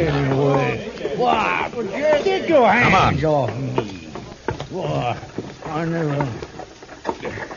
You jailing a man for having a little fun. Why, you'd never get away with this back in Kentucky. Jed, you're in trouble, aren't you? Who's trying to kill you? Yeah, I reckon that's my business. Now, that's the law's business. I'll take care of myself, Marshal. Uh-huh. Back in the saloon there, you mentioned having money and getting more. So? From what I've heard, you and your daughter run a 2-bit horse ranch up in the hills. That hardly figures to make you rich. So? You thick-headed old...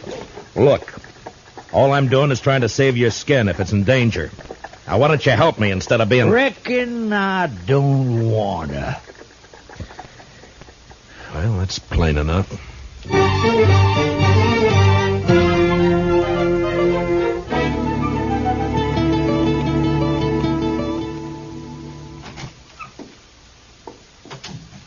Morning, Chester. Morning, Mr. Dillon. You better take a look at this new Dodger. Huh? Wanted for robbery and murder, Vic Tolman. So that murderous gun hawk is loose again, huh? Broke out of prison last week. Yeah. If he's kin to Jed Tolman, he'll likely be heading this way. Yeah, likely. I'll give you a hunch, Chester. I think he's here already. You do? You know where he is? No, not exactly. But I expect Hannah Tolman may have an idea. And that's where I'm heading.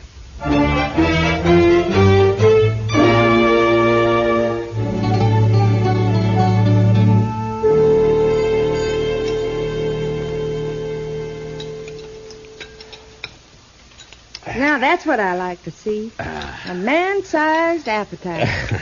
This wonderful corn pone. I'm a good cook. I've been cooking for Pappy ever since Ma died 10 years ago. Huh? You take pretty good care of him. Somebody has to. Pappy's kind of shiftless. I reckon he'd starve if I didn't feed him. Only things he cares about are wild horses and booze. In a pinch, he'd give up horses. You know, you're quite a woman, Hannah. You're pretty, brave, and with more courage than most men I know. Too quick, Marshal. What? You're sweetening me up for some reason. Not that I mind, you understand. I'm partial to a strapping fella like you. And Pappy's always after me to get hitched up. Says it ain't fitting for me to be 22 without a man. Oh, you're still young. Not the mountain folk. I'm an old maid. And I'm agreeable for some sweet talk. Only I don't trust yours. What are you after, Marshal? All right, Hannah. I only want the truth. About what? Where's your father getting this money he's spending? I wish I knew. Who shot at him? I don't know, but I'm aiming to find out. Where's Vic? Where's he hiding, Hannah? Who? Vic Tolman, your brother. Or maybe he's your cousin. Brother. Where? I don't know. Hannah, be sensible. Vic's a murderer. Vic's my kin. We Tolmans don't turn on each other. If you shelter him, you're guilty of... Marshal, I reckon you just wore out your welcome.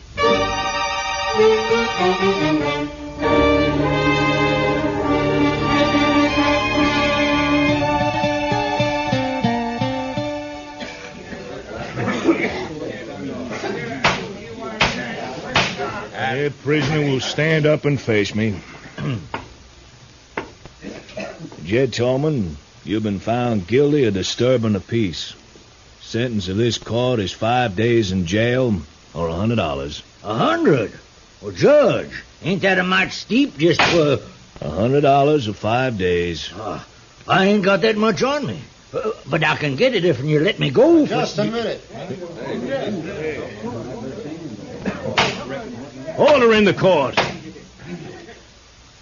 Now, what's the meaning of this interruption? I want to pay this man's fine, Your Honor. That's your privilege, sir. $100. Pay the clerk. Yes, sir. Dick Curry. Somebody's been turning over rocks. Well, I don't know him, but he's sure a friend. Looks like I ain't going with you, Marshal. Yeah, looks like. But in your boots, I wouldn't be happy. Curry's one of the worst killers yet unhung. Oh, Matt, is that a way to talk about me? I'm clear with the law. Come on, Mr. Tolman. Go ahead, Jed. And, say hello to Vic for me. Vic? Oh, no. Mr. Curry. Is that true? What's the difference who put up the 100? Come on. No, not if it's Vic. No, you can't make me. I said come on. Marshal, don't let him take me. Oh, shut up and come on before Curry. Stay out of this, Marshal. I don't think so. You paid his fine. You didn't buy him. He's going with me, Matt. Don't try to stop me. I can't imagine anything that'd give me more pleasure. You don't like living, do you? Very much. Now, just any time you feel like it. No. Not here, Matt. I'll pick my spot. Yeah. I'll try not to turn my back on any dark alleys. Do that. And, Tolman, I'll be seeing you again.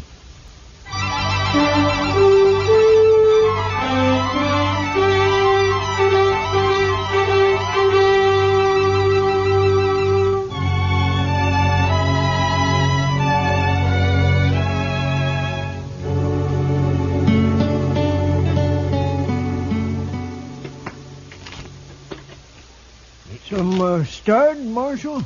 Why don't we play while we wait? No thanks, Jingle Bob. You needn't wait with us. Jed's my friend, Mr. Dillon. Sure. Maybe I can't help him none, but at least I can share whatever the trouble is. Understand? Mm-hmm.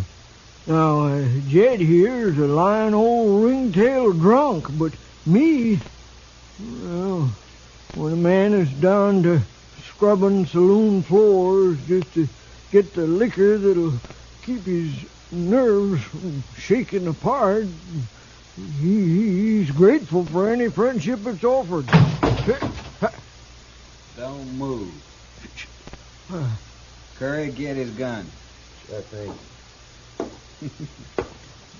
You recognize me, Marshal? Yeah, let's have it. Yeah. Vic Tolman. There are Dodgers out on you. You're a cool one, Dillon. Too bad we're on opposite sides of the fence. Yeah, it's too bad. Real pity. I'm going to enjoy this job. What job? Well, don't you know? Vic's taking his paw away from you. But you won't mind. You'll be dead. Curry, you stick here and take care of these two. Jed and I'll go on ahead. Oh, son, I don't want to go nowhere. Now, Paul, don't rile me. You're going with me. None of you are going anyplace, Vic. Check. What? Window. Reach high, both of you, and let go of that hardware. Now, you better do as he says. Because Chester's a little nervous with that shotgun. There's mine. Looks like the odds are with you, so...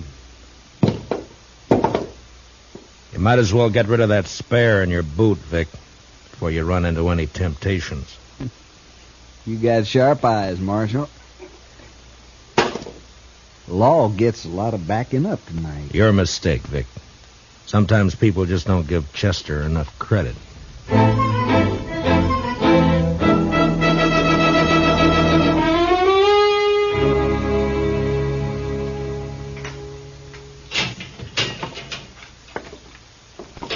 Chow time.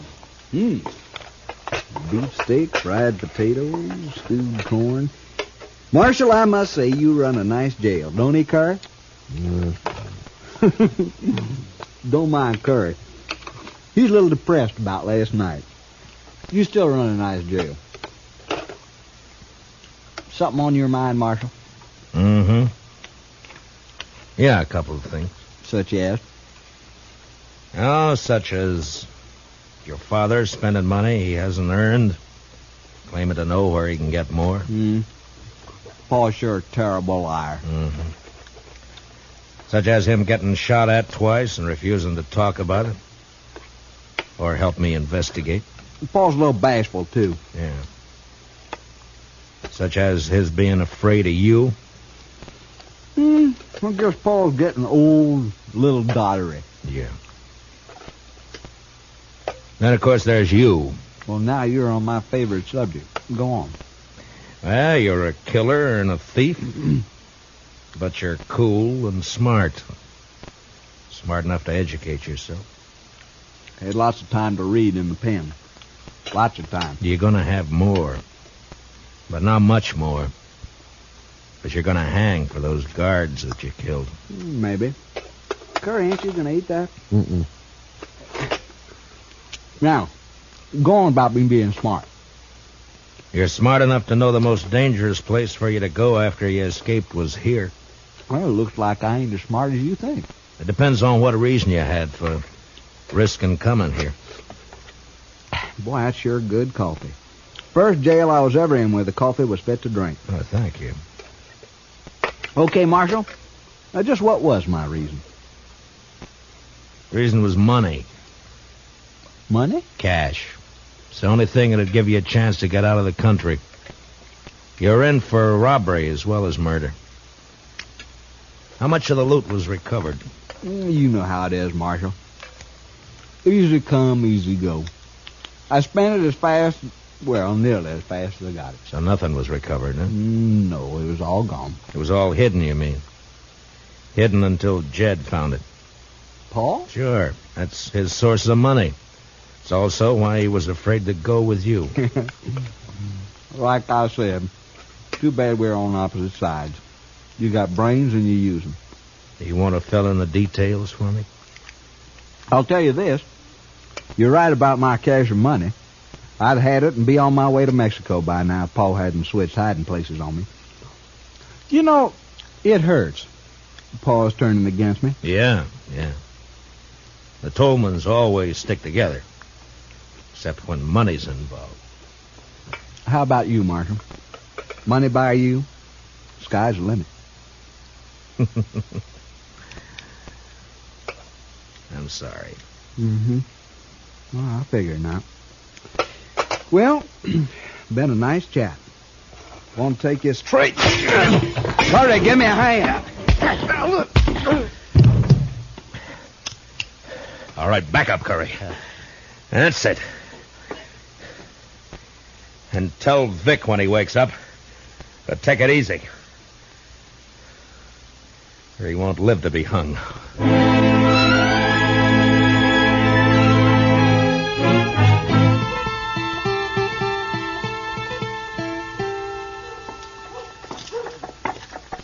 Hey, Jingle Bob. Yeah. You seen Jed? Oh, sorry, Marshal. I don't know where Jed is. Been looking for him myself. Golly, I'm cold. He must have left town last night. Yeah. Ain't you cold? I got an old jacket you can have. I'd rather have a shot. Better still 2 shots. You got the jumps? Always got 'em, except when I'm full of booze. Funny, you won't believe it, but there was a time when I couldn't stand the taste of hard liquor. Made me sick. No, can't live without it. Yes, you can. Well, maybe, let's say I don't want to. Let's say that... Here. Huh? Go buy yourself a drink. Hey, that's enough for a whole bottle. Well, thanks. See you later, Marshal.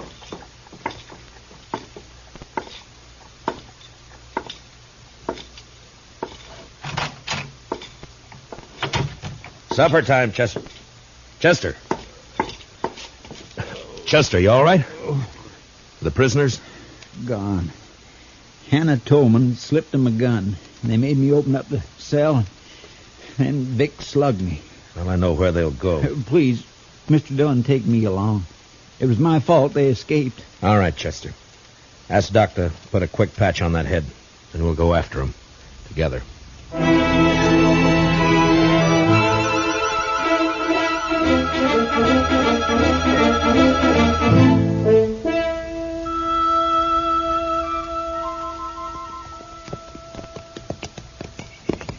Starting to get dark. Yeah.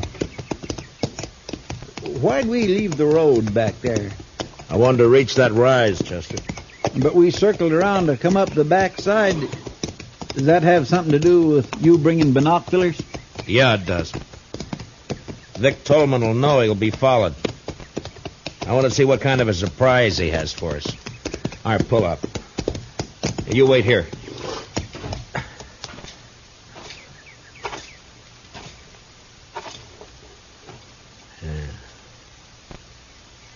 See anything? No. Not yet. Now, wait. I knew now. Yeah, it's Curry, all right. He's holed up in some brush just beyond the turn in the road down there. Well, what do we do, Mr. Dillon? Take the horses and circle back the way we came. Start up the road, but don't make the turn. I understand. Now be sure. As long as you don't make the turn, you'll be safe. But, I do want you to make some noise. Noise? Yeah, I want you to sing, whistle, throw rocks, anything. Just so long as it holds Curry's attention. It was slow work, crawling down through the brush, but finally I was only 10 feet behind Curry's position. The gunman was holding a rifle trained on the turn. And out of sight, coming up the road, I could hear Chester. Well, he wasn't good, but he was loud.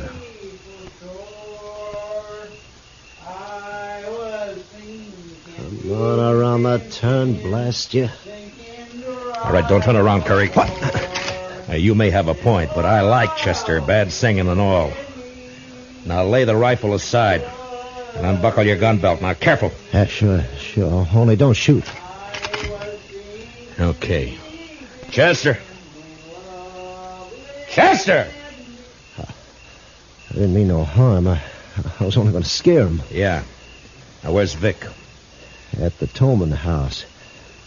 Waiting for Jed to show up. Uh-huh. All right, put your hands behind your back. I'm going to tie you up and leave you here. What? Leave me here? Yeah, we'll pick you up on the way back to town. It was dark when Chester and I were moving through the trees up to the Tolman shack. There was a light in the front, and through a window we could see the figure of Hannah Tolman moving around.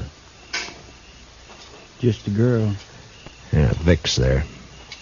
He just stand out of sight so Jed won't be scared off. Uh-oh.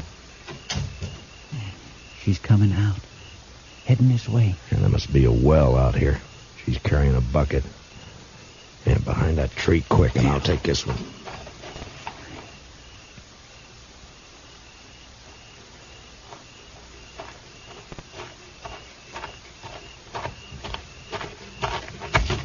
What do you think you're... All right, now quiet down. We're not going to hurt you. Stop fighting. Chester, grab her legs quick. Yes, sir. I was saving these handcuffs for Vic, but I guess they'll do for you. There. Now, do you promise to be quiet, or do we gag you? All right, have it your way. Chester, give me your bandana. Yes, sir. Here. There, that should do it. All right, stay with her, Chester. I'm going for Vic. I was halfway to the shack when inside Vic Tolman became suspicious. Suddenly the lights went out, and the door opened, and a shadowy figure slipped out to stand, listening. Hannah? Hannah, answer me. Drop him, Vic. Who is that? I can't see. Matt Dillon. Throw down those guns. You're under arrest. Not this time.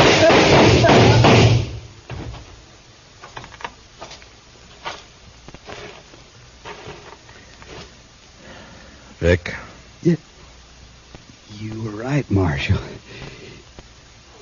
I ain't gonna live to hang. Vic. Mr. Dillon, over here. Hey, what is it, Chester? Who's that, Jed? Yes, sir. I caught him sneaking towards the house. He was carrying this bag. Here, let me see. That's the money. I was taking it to Vic. Is he... Yeah. You're too late, Jed. Oh, no. To give him his money. If only he hadn't taken them shots at me. He didn't. Until he found out where the money was hidden, he was the last person in the world to want you dead. But, I don't understand. He must No. have... Only the person who knew where you had the money would have shot at you. Nobody knew that. How could they? You talk a lot when you get drunk, Jed. You only get drunk with one person. Huh? You mean Jingle Bob? Yeah. Yeah. I remember. I was bragging. Told him all about finding it and switching hiding places. Why, that low-down snake. And him pretending to be my friend. Come on, Jed. I'll help you Bury Vic. Then we'll get back to Dodge. We Tolmans sure have had a bad week.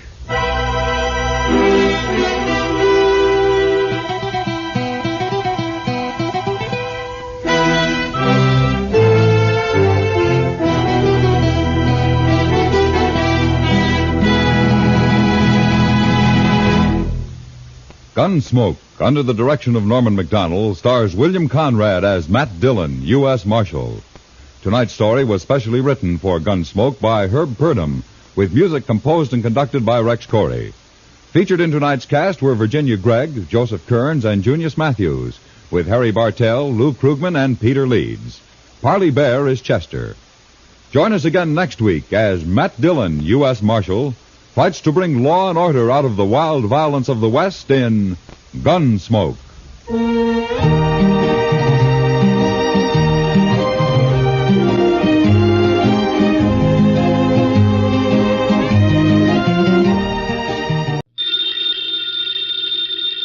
Ladies and gentlemen, the ringing of that phone bell means mystery, adventure.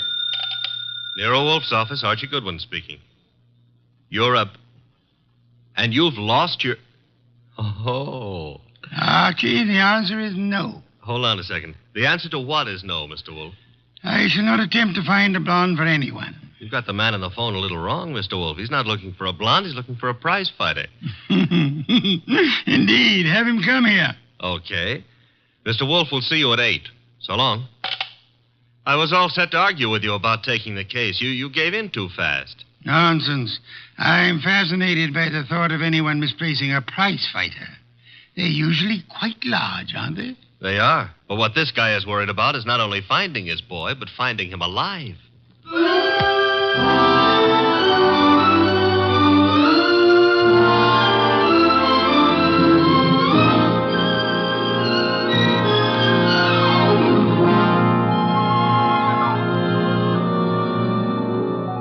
Ladies and gentlemen, it's the bulkiest, balkiest, smartest, and most unpredictable detective in the world. That chair-born genius, Nero Wolfe, created by Rex Stout and brought to you in a new series of adventures over this NBC network in the person of Mr. Sidney Greenstreet.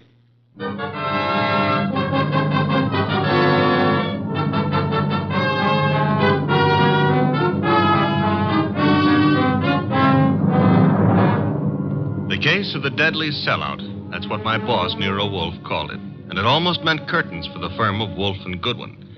But let me give it to you straight right from the beginning. Although you ought to know that it wasn't until it was all over that I knew the very beginning of it myself. It all started in the New York flat of one Brock Rainey.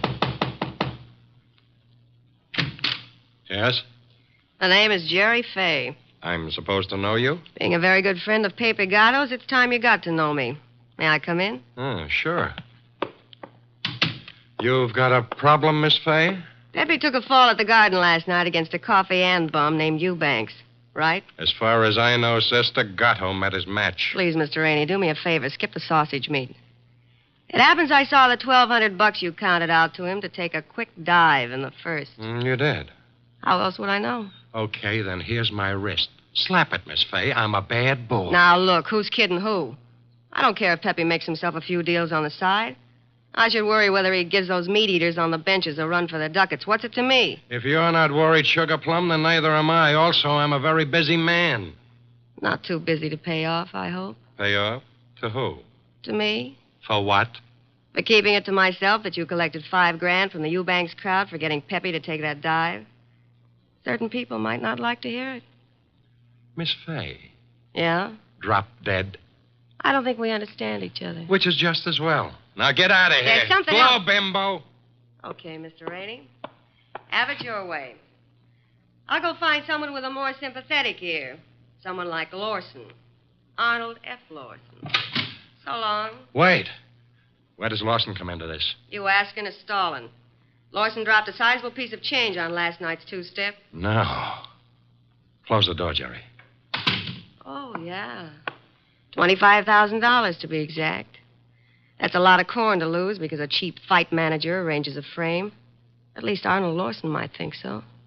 Sit down. Who's tired? Look, Mr. Rainey, it goes very simply and only one way. Lawson at yet knows from nothing except that your boy Gatto lost the fight. He may suspect, but he don't know. And he really don't have to know. Glad to hear you say that. And I'll be glad to see the shade of 3,000 long green banknotes. How much? You heard me, $3,000. Get out. Okay, I'm going. To the next phone and call Lawson. Look, Jerry, give me time, huh? I haven't got that kind of dough right now. Tell it to Lawson. When he gets through with you, you won't need any kind of dough. You know, I've got Gatto set for a go with Mellish, the title contender. Gatto can take him. Please believe me, he's going to take him. So? So after what happened in the Eubanks fight, the odds on Gatto will be like a war debt. We can clean up. Listen, we can make Heel, I wouldn't trust you from 11:59 to midnight. Get it up. Now. I'll give you 6 hours. After that, Lawson. So long.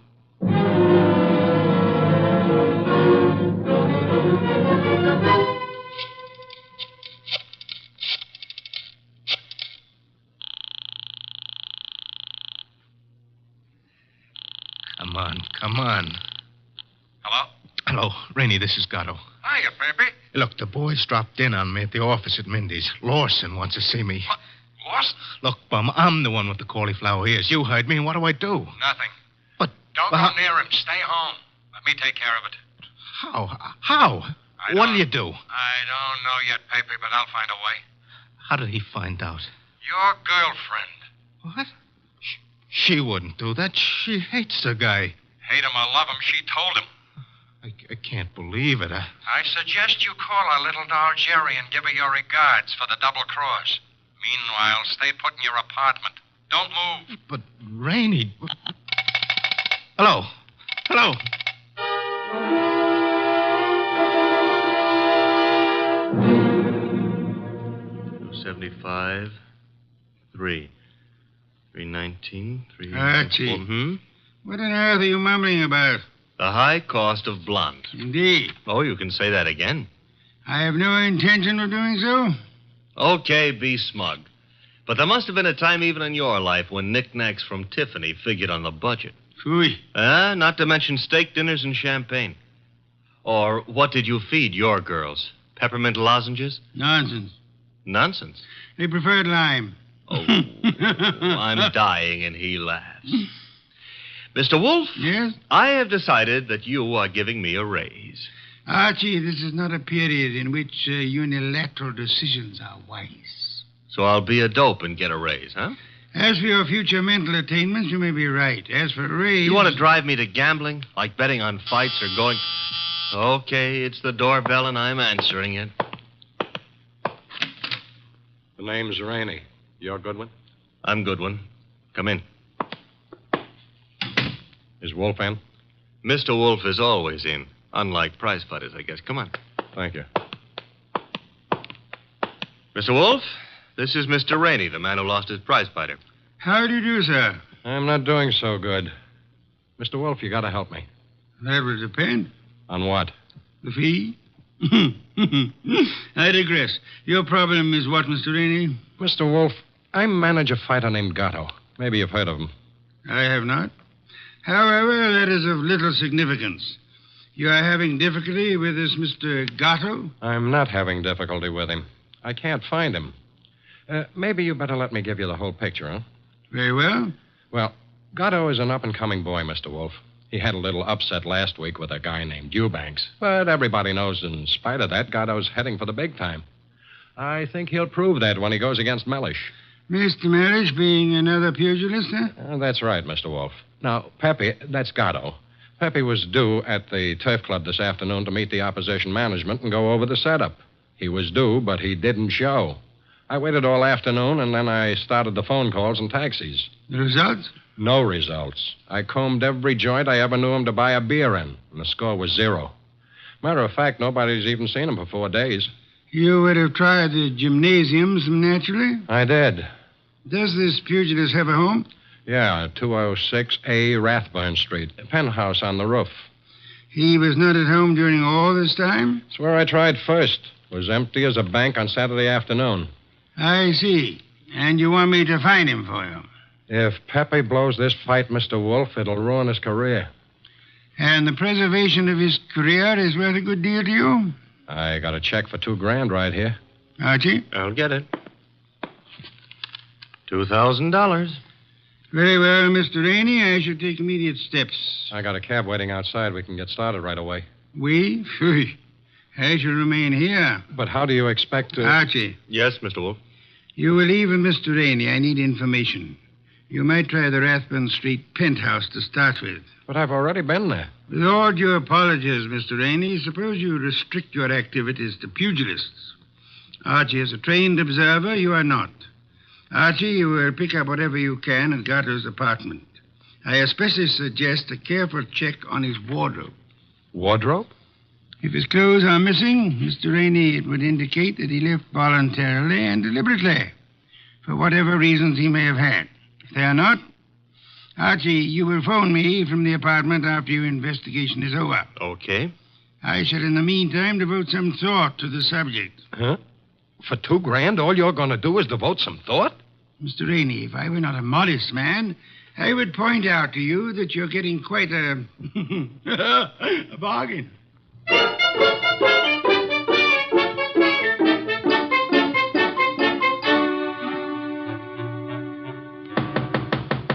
Gatto?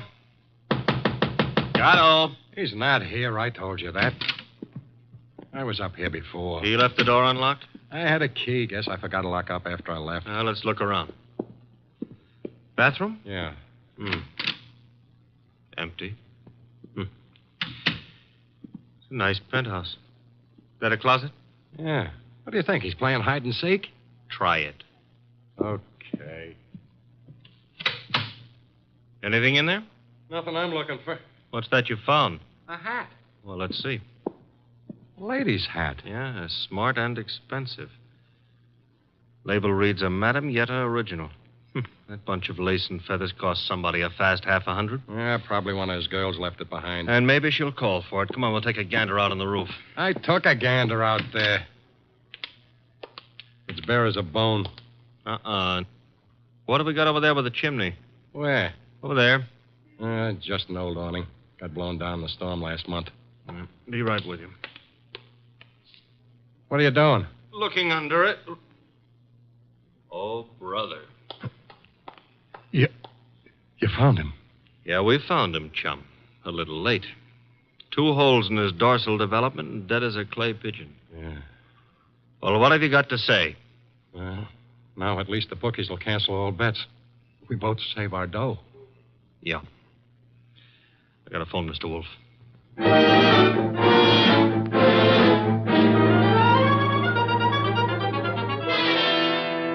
And there he was, Mr. Wolfe, under the old canvas awning. Where's the hat? Oh, this is it. That's it, boss. Snazzy number, no? Where'd you find it? On the floor of the closet. You're right, Archie. Frothy little bit of millinery caprice. Have you any idea whose it may be, Mr. Rainey? I wish I did. You have to find out. Well, how, boss? The hat is an original. See, the label under the band reads a Madame Yetta original. Tomorrow morning, Archie, you will interview Madame Yetta. Yes, boss. And discover in your inimitable fashion for whom she made this chapeau.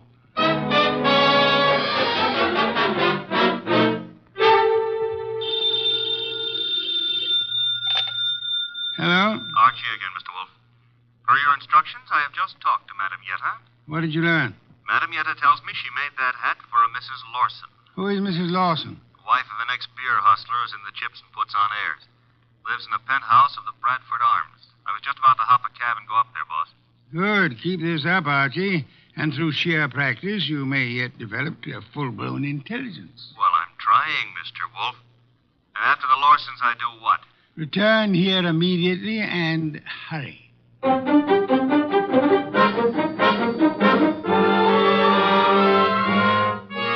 do you do, Mr. Lawson? Oh, Mr. Goodwin.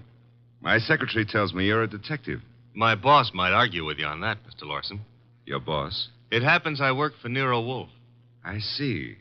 And you wish to see me about... About this hat. Hat? Oh, I see, yeah. Well, Mr. Goodwin, please believe me, I never wear hats like that. Would your wife be likely to say the same? My wife? Just what are you getting at? Would I seem too nosy if I asked how well you and your wife know Pepe Gatto? How well do we know who? Pepe Gatto. The pug? No, not such a pug. No, huh? I lost $25,000 on him in the Eubanks fight. If you ask me, he laid down like a dog. And did you talk it over with him? Talk it over with him. Never seen the man in my life. Not even at the fight? No, I placed the bet over the telephone. I'd scarcely have anything to do with a character like Gatto, Mr. Goodwin. You surely won't from here on out, Mr. Lawson. What do you mean? Gatto is dead. You don't say. He was murdered last night. Murdered? And what would you say, Mr. Lawson, if I told you that this hat is your wife's and that it was found in a closet in Gatto's apartment? Now, wait a minute. Let me get this straight. Are you implying... Not implying. Facts are sticking out. What time was this dumb brute done away with? Oh, I'd set it at somewhere between 5 and 7 p.m. last night. Well, you said it very conveniently. Thanks. Why? My wife and I drove out of the city at 4:30 yesterday afternoon. Didn't get back until 2 this morning. And this hat? It took wings and flew into Gatto's closet? Is that the answer? No, that's not the answer. Then what is? This is. A month and a half ago, I was with Celia on a bus top. She was wearing that hat, and the wind blew it off her head. I see. And from there, we figure that somebody picked it up, and it finally wound up at Gatto. You can figure anything you please. Personally, I don't feel in any way obligated to figure anything. Darling, I was just on my way out, and... Oh, I'm sorry. I didn't realize you were busy. Yes, I am busy, Celia. Wait a minute. He's not all that Run along busy. now, dear. You'll be late. But I want to talk Run to you. along, Celia. Yes, darling. Sorry. I'll see you later. Beautiful. Really beautiful. I've always thought so, Goodwin. You, didn't give me much of a chance to talk to her, did you, Lawson? If I didn't, it's for your own good. My good? I don't get it. Celia's a sensitive person, and I won't have her bothered.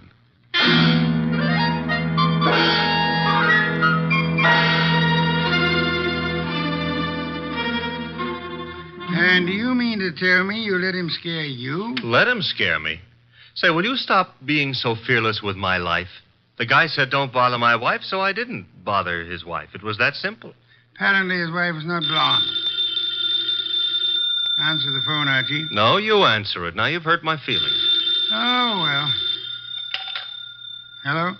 I want to speak to Mr. Nero Wolfe. Mr. Wolfe speaking. Oh? Is it true that you're interested in the Gatto murder? Who are you, and how do you know he's been murdered? The second question is none of your business. And as for the first, call me Jerry. Jerry.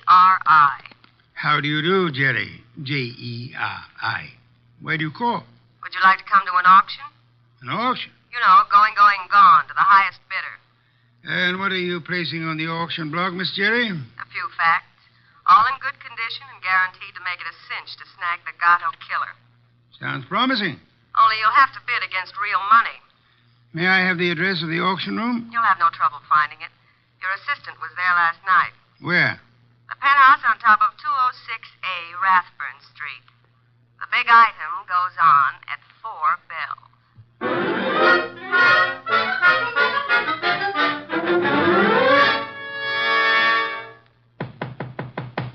Yeah? Who is it? Man named Wolfe sent me. Just a sec. You're Jerry, huh? I was expecting the man named Wolfe. Unfortunately for me, honey, when he's expected, I usually show up. Come on in. You? See, I'm the legs of the combination. He's the brains. It makes a nice division of labor. I see. You came in plenty of time. On the nose is our custom. Where are the rest of the bidders? Any second now. Mm-hmm. How many besides me are coming? 1. Small auction. But big action. How'd you happen to decide on this? I knew Gatto pretty good.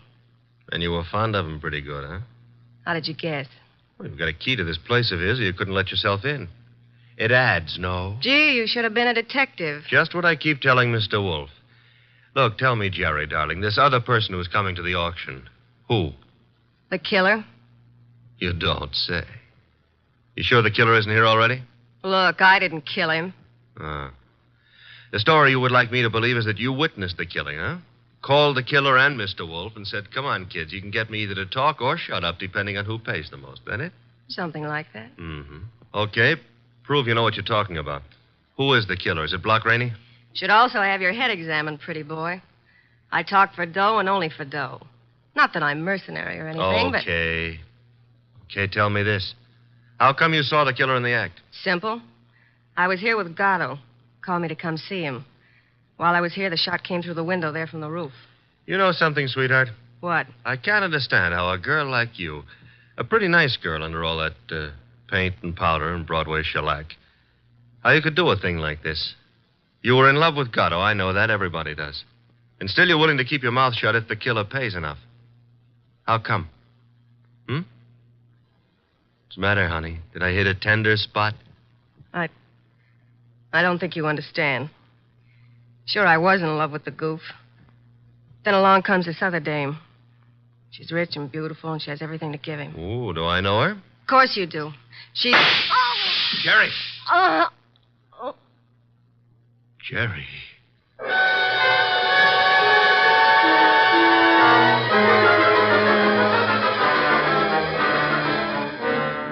She was just about to tell me, and then the shot came through the window from the roof, boss. It's a flat roof outside. You didn't, I suppose, see the murderer? No. I caught Jerry in my arms. By the time I laid her down on the couch and got out on the roof, the killer was gone. Get right over here and bring our client with you, if you can find him. Rainey? That's right. He has a right to be in on the kill. Okay, boss.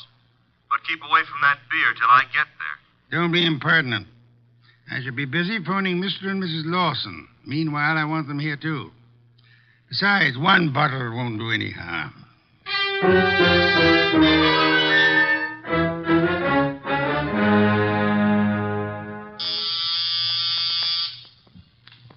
There they are. Let them in, Archie. You remain seated, Mr. Rainey. Okay, Mr. Wolfe.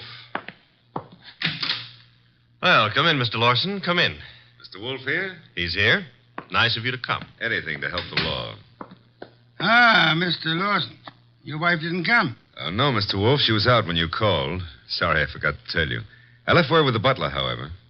Mr. Lawson, about 20 minutes ago, a girl named Jerry Fay was killed. So? She was killed in your neighborhood, in a flat formerly occupied by one Pepe Gatto. Well, where would that be? Maybe your wife knows where the flat would be. How dare you, sir? No histrionics, please. Where was your wife when the girl was killed? I'm advising you that if there is an alibi, now's the time to state it. I wouldn't humiliate Celia by alibying for her. Then the police will pick her up. But she didn't kill this girl, Mr. Wolfe. You have reasons for that opinion? The best of reasons. I'd be grateful if you'd state them and let me be the judge of their excellence. One should do. This one. Celia's out in the country visiting her mother. Oh? Does that settle it? Possibly. What's her mother's telephone number? Why, Merely a routine check. Well, can't you take my word? I'll take her mother's number. Well, Mr. Lawson? I'm sorry. I hoped you'd buy this story. What do you mean? The mother's been dead for 10 years. I see. Well, I don't. What's the idea? It's known as marital devotion, Archie. I suppose you realize, Mr. Lawson, that in shielding your wife, you're aiding and abetting a murderess? I haven't stopped to realize anything. When Goodwin brought me that hat, I didn't know what to say. Oh, you pitched me a curve then, too. Well, I suppose you might call it that, but... And she didn't lose the chapeau off a bus top. No, but you've got to understand. Celia's the dearest thing in life to me. Yeah, so's a lady rattlesnake to its husband. I suggest it is time for you to be objective in this matter, Mr. Lawson. What do you want to know? Tell us where she can be found. I have no idea. When is she expected to return home? Never. Oh? You see, we had an argument. I doubt that I'll ever see her again. Then we're quite on our own, Archie. To do what? To make a journey to Gatto's apartment. Gatto's apartment? She probably has a key to that popular abode. But she wouldn't go there, boss. On the contrary, I am of the opinion that that's just where she would go. Give me my hat. Don't tell me you're going to stir yourself. It's a most unpleasant necessity, Archie. But the lady in question is dangerous and not at all hesitant about indiscriminate gunplay. Get out the car, Archie. We'll make the journey to Rathbun Street penthouse with the hope that Celia Lawson will show up in time to mourn her lost love. You want me to go along with you, too, Mr. Wolfe? Yes, indeed, Mr. Rainey, I do.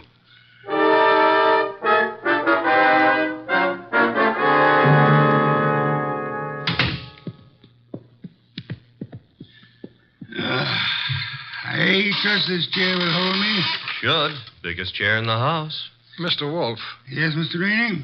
Mr. Wolfe, am I to understand that the way you have it figured is that Mrs. Lawson killed Gatto, and then to keep the girl from pinning the crime on her, she killed her, too? What's the matter, Mr. Rainey? Don't you think the theory holds water? Well, yes. I mean, of course it does. Thank you. On the other hand, there is room for doubt. I'm glad to hear you say that, Mr. Wolfe. Would you mind explaining? I'll explain, Mr. Lawson. Mr. Goodwin was in this room when Jerry Fay was killed. Right, Archie? Right, boss. He ran as quickly as he could out onto the roof, but your wife was nowhere in evidence. What difference does that make? A good deal, I'd say. Wouldn't you, Archie? Yes, a detail like that would give a jury room for doubt. Oh, don't be a fool. How so, Rainey? Well, I was about to agree with Rainey. I mean on sheer logic. I'm afraid I miss your point, Mr. Lawson. Well, what if Goodwin didn't see her? That proves nothing. She fired the shots, and then she ran down the fire escape. What fire escape? The one a few feet beyond the chimney. Mr. Lawson. Yes? Who told you there was a fire escape there? Why, Yeah, who did? You can't see it from here, Lawson. Well, I just imagined there might be. Sensationally accurate imagination, Mr. Lawson. Allow me to congratulate you. I don't know what you have in mind. You have in mind to see your wife convicted of the murder of Pepe Gato, and so punish them both for having dared to fall in love. I love Celia. I worship her. Yes, that's what you expected me to believe, hoping, meanwhile, that a hat would convict her. You worshipped her until she became fascinated by a young savage animal known as Pepe Gato. No. At that point, the worship shifted into reverse, and you went green with hate. Hate that drove you to climb that fire escape that you know so much about and shoot him in the back. You're dreaming. Jerry Fay saw you in the act, and when she was about to divulge your identity to Archie, you killed her too, meaning to hang her murder on your wife along with the other killing. That's a lie. Mr. Lawson, I didn't bring you here to apprehend your wife. There's really no reason why she should come here. I suggested this visit in the belief that you'd betray some guilty knowledge of the place and circumstances, as you have so obligingly just done. You're clever, aren't you? Monumentally. But a little hasty. So, why? This gun in my hand. Haven't you noticed? Of course, sir, but yours is not the only gun in the world. What? Sit still, Arnold, and don't turn around. Your wife, Mr. Lawson. Come in, my dear. Celia, what are you doing here? I came to get a hat that I'd left in Pepe's closet. It suddenly was clear to me what was in the wind, and I thought I'd better remove all evidence that you could possibly use against me. Celia, listen, you must understand I it's for you. understand one thing only. Pepe's gone, and you took him away. Listen, please, if you let me explain, you'll understand. Yeah? Please, honey, help me. Sure, I'll help you. Celia! Well, that's all, Mr. Wolfe. What now?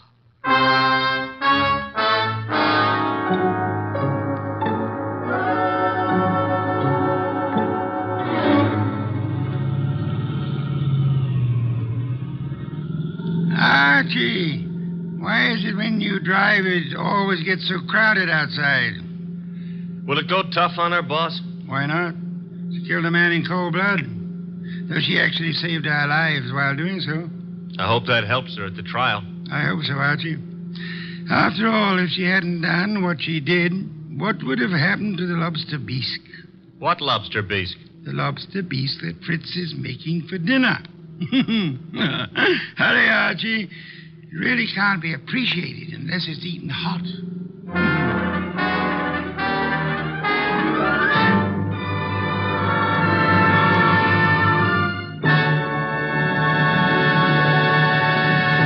You have been listening to The New Adventures of Nero Wolfe, starring Sidney Greenstreet.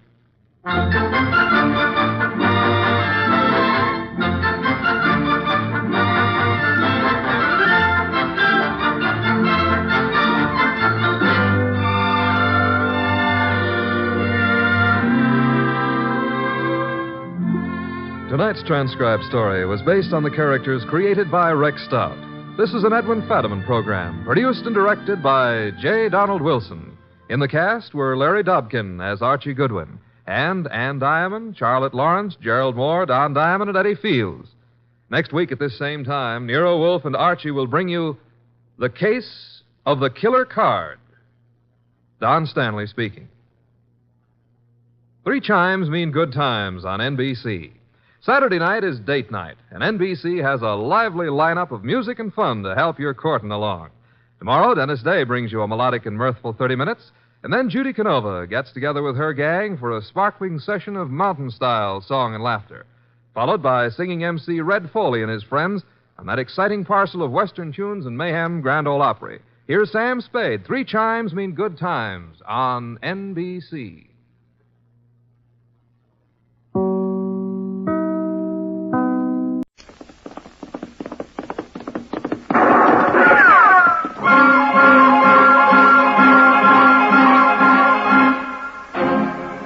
Around Dodge City and in the territory on West, there's just one way to handle the killers and the spoilers, and that's with a U.S. Marshal and the smell of gun smoke.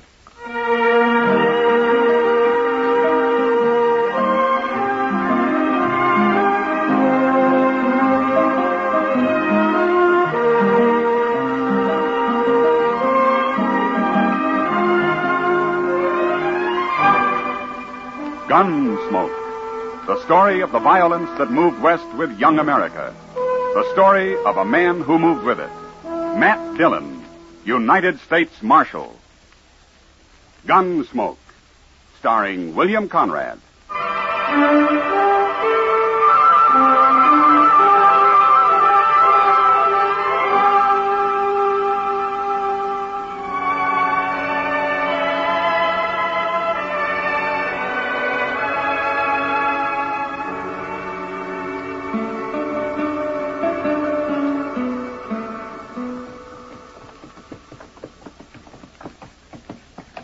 Hand me that bottle, Zach. It's been a long, dusty trail up from Texas. I don't care to ride into Dodge sober. Be on that. Now, don't kill it. I come up the same trail you did. I'm just as dry. I hope I never see another moss-horn steer. I'm going to settle down and be a bartender or something easy like that. Tomorrow you'll wish you was back trailing cattle. You wish you never seen Dodge. Hey, come on, my turn on that bottle. By tomorrow, maybe there won't be no Dodge. Maybe we'll have torn it plumb apart. Oh, yeah. Hey, hear the cougar howl tonight. Yeah. Hey, then look yonder. What? That there's Alafraganger. Let's start with it. Hey, tell them we're here, Zach. Show them how we live in Texas.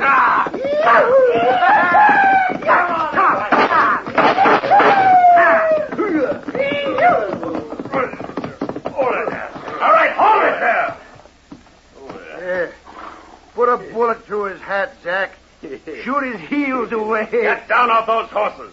Sure, I'll get down, mister. That's what I come here for. All the way from Texas. You're welcome here, but don't get any notions about shooting up this town.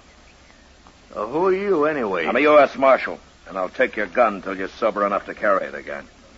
Nobody takes my gun. All right, then ride back to camp. Don't let him buffalo you, Zach. He won't. Mister, I'm staying. Me and my gun. And there'll be a marshal for breakfast if you try to stop me. All right, I won't. I'm going to kill you for doing that.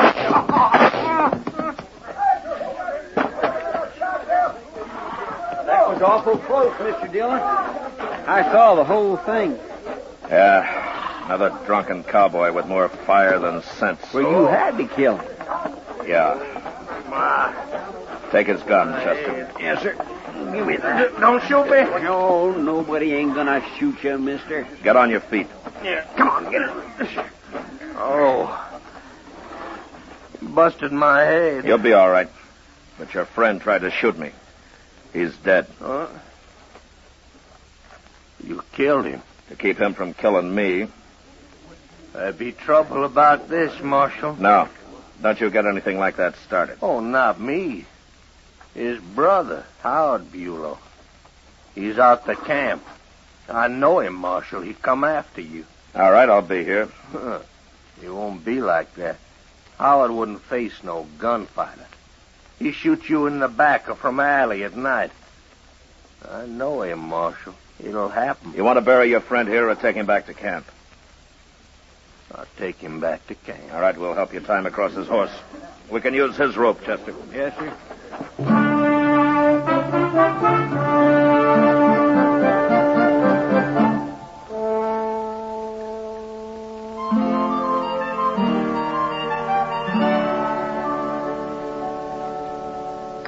There's more coffee here, Matt. No, thanks, Kitty.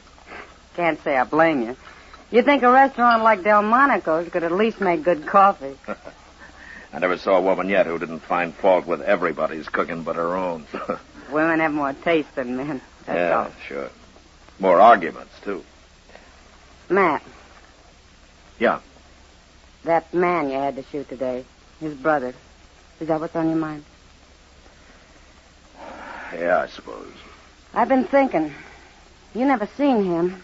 If he does ride into town, you won't be able to recognize him, will you? Well, let's say you'll probably be the first man who tries to shoot me in the back. Oh, Matt. No, don't worry about it. It's been tried before. I'm still around. Come on, let's get out of here. Okay. Sure.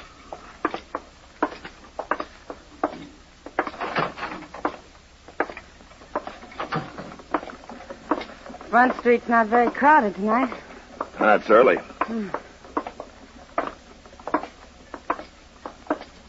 Now, wait a minute. Huh? What is it? That man leaning up against the post up there. Wait till he turns his head. I want to get a look at him. Someone you're after, Matt? Yeah, there. Yeah. No, it's someone who's after me. Bulow's brother. Are you sure? I'm pretty sure. Sure enough to ask him anyway. You stay here. All right.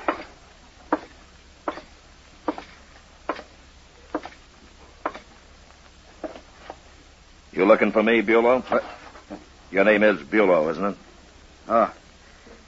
I'll bet you're him. I'll bet you're the marshal. I am. I'll take your gun now. Well, take it. All right.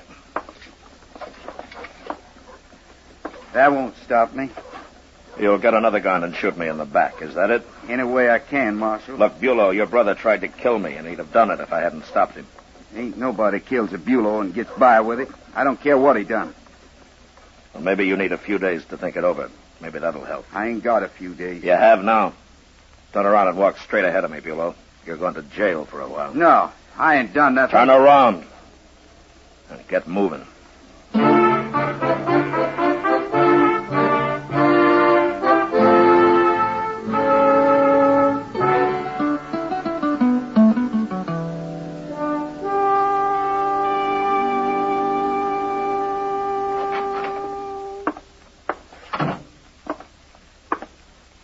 Marshal? What can I do for you? My name's Will Jacklin. I'm boss of the drag our herd. We're holding up river. I come for Howard Bulow. Oh? I see. Well, turn him loose. No, I can't turn him loose. He didn't do a thing last night. He was just standing on the street the way I heard it. He threatened to shoot me in the back, and he says he's still going to do it. You killed his brother, didn't you? In self-defense. Don't matter. You'll have to look out for yourself. But none of my men's gonna lay in a Kansas jail when he ain't done nothing. None of your men's gonna walk free waiting to put a bullet in my back, either. I got 8 men outside, Marshal. I got 10 more with the cattle. We come a long way. We had a hard drive. We're all Texans, and no Dodge City marshal's gonna rub our nose in dirt. Nobody's trying to, Jacqueline.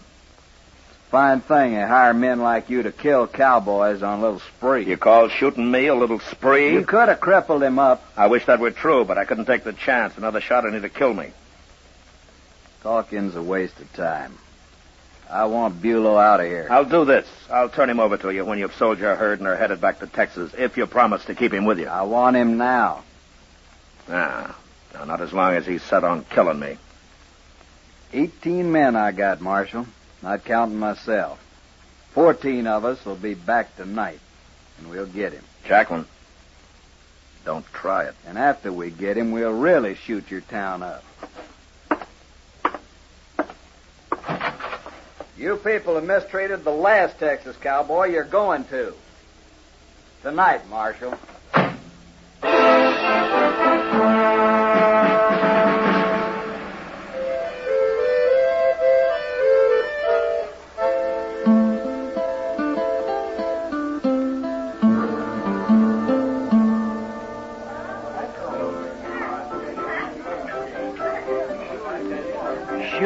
won't have a beer, Matt? I'll even buy you one. Do you good? I can't be drinking now, Doc. Oh, Matt, I don't think they'll ride in like that tonight. Those cowboys always talk big. Yeah, maybe. Maybe they're just full of vinegar after the long drive they've had, huh? Now they want to hoop and holler something. Bulow's full of more than vinegar, Doc. You think so? A tooth for a tooth, huh? An eye for an eye. Oh, my, the world's got its evil ways, all right. Marshal Dillon. Marshal Dillon. Hello, Doc. Oh, hello, Rising. What are you going to do about those Texans, Marshal? Well, I don't know, Mr. Rising. I haven't given it much thought. Well, you better start thinking, Marshal. I heard that Jacqueline right in here this morning. He means what he says, that man. What did he say? They're going to destroy Dodge. That's what he said. Him and all those wild Texans he's got. Mr. Rising, the man I got in jail aims to shoot me from ambush if I turn him loose. But I can't help that, Marshal. Well, I can. And he's staying where he is until he comes to his senses. But what about the rest of us? It's all right for you to save your own skin, but what about us? They'll shoot up the town and maybe burn my hotel down. No, don't get all excited, Mr. Rising. It won't help matters any. Look, why don't you just forget about it? Jacqueline may never show up at all. Oh, that's what I come to tell you. What? Frank Paris rode by the Drag-R camp a little while ago, and he says those men were just about to leave for Dodge. That means they'll be here any minute. Now, what are you going to do?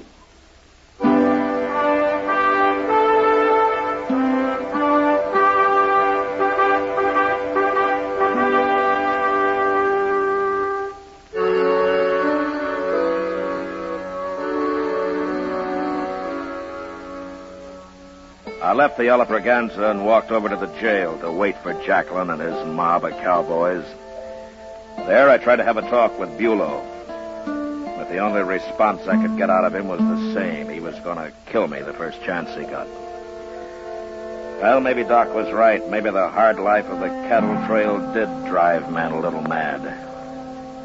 Anyway, it was a poor choice they'd given me. And I didn't like it.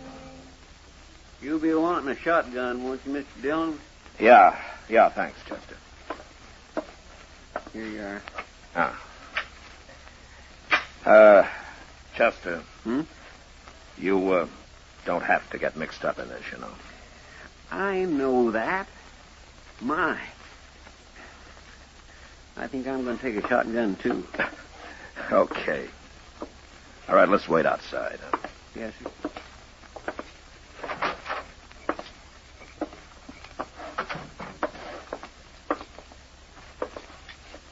About 10 feet apart, huh? All right, sir. There they come, Mr. Dillon. All of them. Yeah.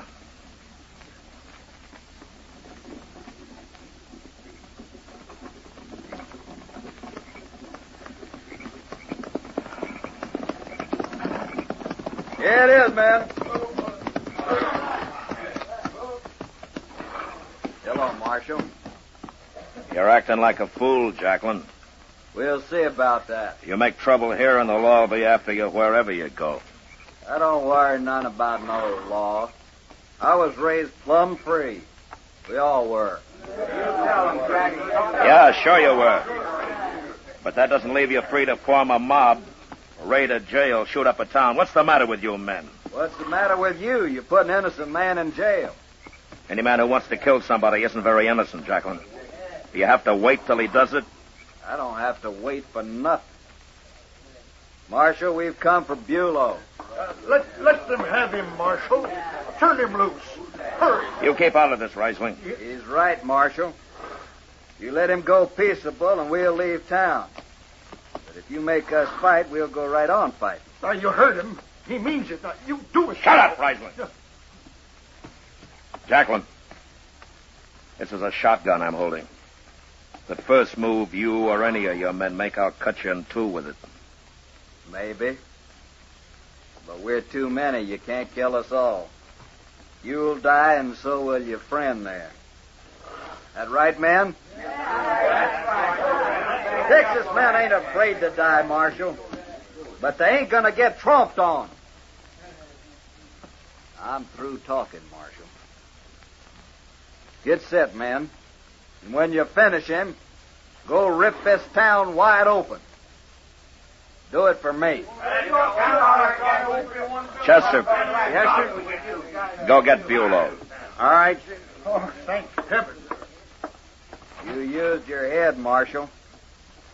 You and I'd both been dead if you hadn't. I'm not doing it because of you or me, Jacqueline.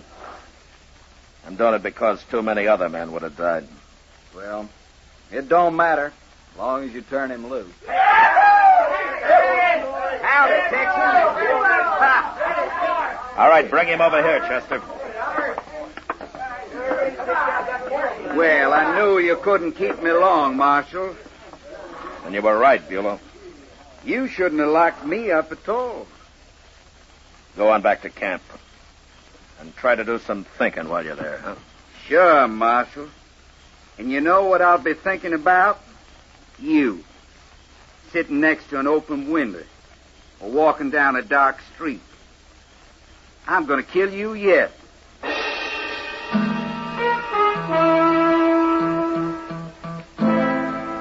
Wherever he was from, whatever kind of life he'd led, Bulow was a primitive man. Somewhere he'd heard about revenge. It's a simple idea, an eye for an eye. And he took it to heart. I realize now that there was no dealing with him. The man was incapable of change. And Jacqueline wasn't much better. But I forgot about Jacqueline. It was Bulow who'd be back. Still, 2 days went by, and there was no sign of him. There's a couple of chairs, Mr. Dillon. Let's sit there. All right, Chester. Well, nobody can't shoot you from here. Not unless it comes up in front. Well, it's unlikely with Bulow. What's the matter with men like him? I don't know, Chester. Too rough a life, maybe. The war. A lot of things. Well, he's plumb crazy if you ask me. Say, ain't that Miss Kitty coming up the street? Hmm? What's she walking so fast for? Oh, I don't know. Oh, there you are, Matt. Hello, Chester. Evening, Miss Kitty. Sit down, Kitty. You wear yourself out being in such a hurry all the Matt, time. I've been looking for you everywhere. Oh, trouble? For you, yeah. Bulow's back in town. Well, have you seen him? No, Sam did. Said he stopped in for a drink a little while ago. Is he still there? He left, but he told Sam he's got a room at the Dodge house. He might be there. Well, I'd like to find him before he finds me. At least we could see each other that way. Be careful, Matt. You better come along, Chester. 4 eyes are better than 2. Yes, sir. Thanks, Kitty. I'll see you later. Yeah, sure. What do you do if we find him, Mr. Dillon? Well, it's no good talking to him anymore. Maybe I can scare him out of it somehow. I sure hope so.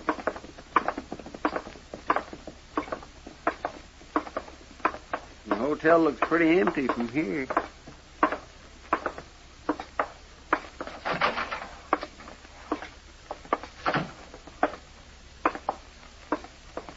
Good evening, Marshal. Chester? Hello, Mr. Isley. I'm looking for Bulow. Is he here? I don't want any shooting. I want to know if he's here, Riesling. He went upstairs a few minutes ago, Marshal. Which room? Oh, now, Marshal. On the landing, Marshal. Mr. Dillon. I missed him. Come on.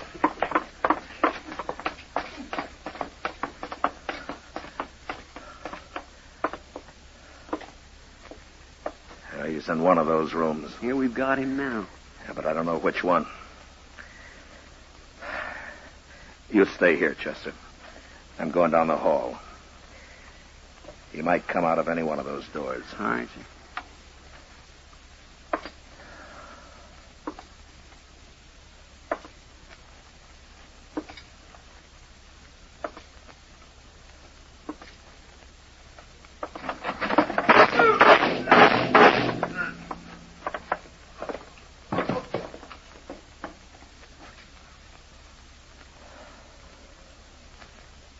Is it okay?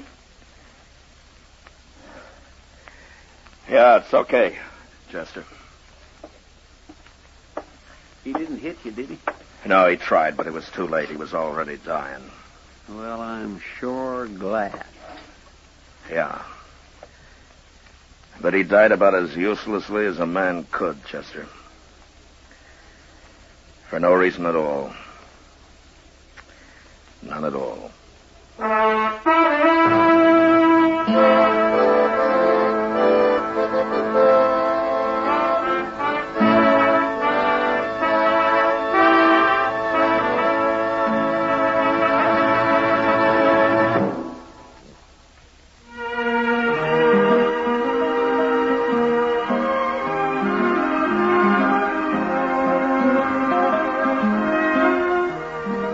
Gunsmoke, under the direction of Norman MacDonald, stars William Conrad as Matt Dillon, U.S. Marshal. Tonight's story was especially written for Gunsmoke by John Meston, with music composed and conducted by Rex Corey. Featured in the cast were Vic Perrin, Lawrence Dobkin, Harry Bartell, and John Dana. Parley Bear is Chester, Howard McNear is Doc, and Georgia Ellis is Kitty. Ken Peters speaking. You know, you get more out of life yourself when you help others. So don't miss your greatest opportunity. Help the poor, the sick, the troubled in your community. Pledge enough to the one campaign that helps them all. Give generously to your community chest. Join us again next week as Matt Dillon, U.S. Marshal, meets Yorkie Kelly during his fight to bring law and order out of the wild violence of the West in Gunsmoke. Stay tuned for Nero Wolfe, which follows transcribed in 30 seconds. What's on the menu at Duffy's Tavern tonight? Well, there's a full serving of laughs with Archie the manager, played by Ed Gardner, and his unpredictable friends, Miss Duffy, Clifton Finnegan, and Eddie the waiter. It's Duffy's Tavern later this evening over most of these NBC stations. And this Sunday, the big show comes your way once again with Bob Hope, Jimmy Durante, Perry Como, Jose Ferrer, Mindy Carson, Eddie Cantor, Meredith Wilson and his orchestra, and many, many more. And, of course, your MC once again will be Tallulah Bankhead. That's this Sunday for the big show. Now, ladies and gentlemen, we take you to the most famous brownstone house in New York City, the one located at number 601 West 35th Street. Oh, Mr. Wolfe. Mr. Wolfe. Want something, Archie? Would you be interested in taking on a case involving a woman who was found stabbed to death in one of New York's fancier men's clubs? Can't you see I'm already occupied, Archie? My Oncidium hybrid is ailing. But, sir, cash. C-A-S-H. Remember, you need it to live on. Well, you're actually learning to spell. You'd better learn to count. We're broke. Thank you, Mr. Goodwin. Now, if you'll just go away and stop interfering. Oh, just a minute. Yes, sir? On your way out, switch on the fan.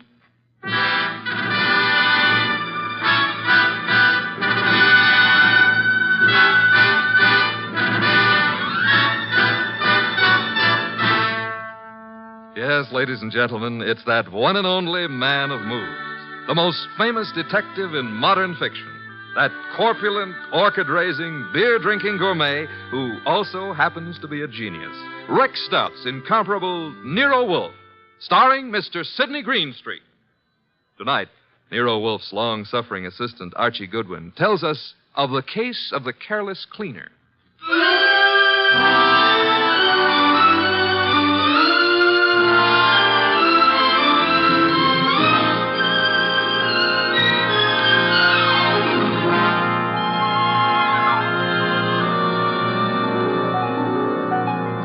We didn't know Clay Michelson very well at the time, though Mr. Wolfe had hung one of the Michelsons' paintings on the library wall.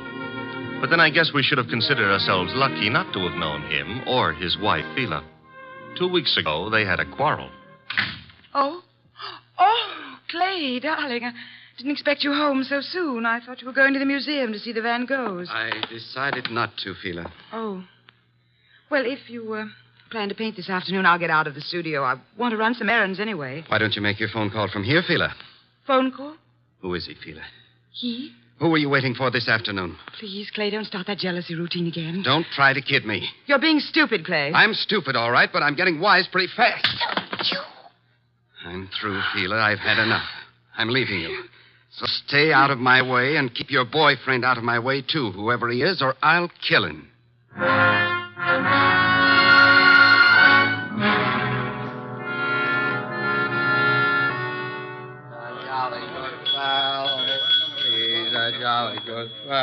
Yes? What can I do for you? Sleepy. I want to have a drink and go to bed. I'm sorry, sir. The Garrison Club's a private establishment. No rooms available to the public.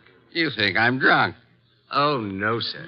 Why do you suppose I came here? And I'm sure I wouldn't know, sir. I'll tell you why. I came here to see my old pal Lou Saunders. That's why. You know Mr. Saunders? Do I know?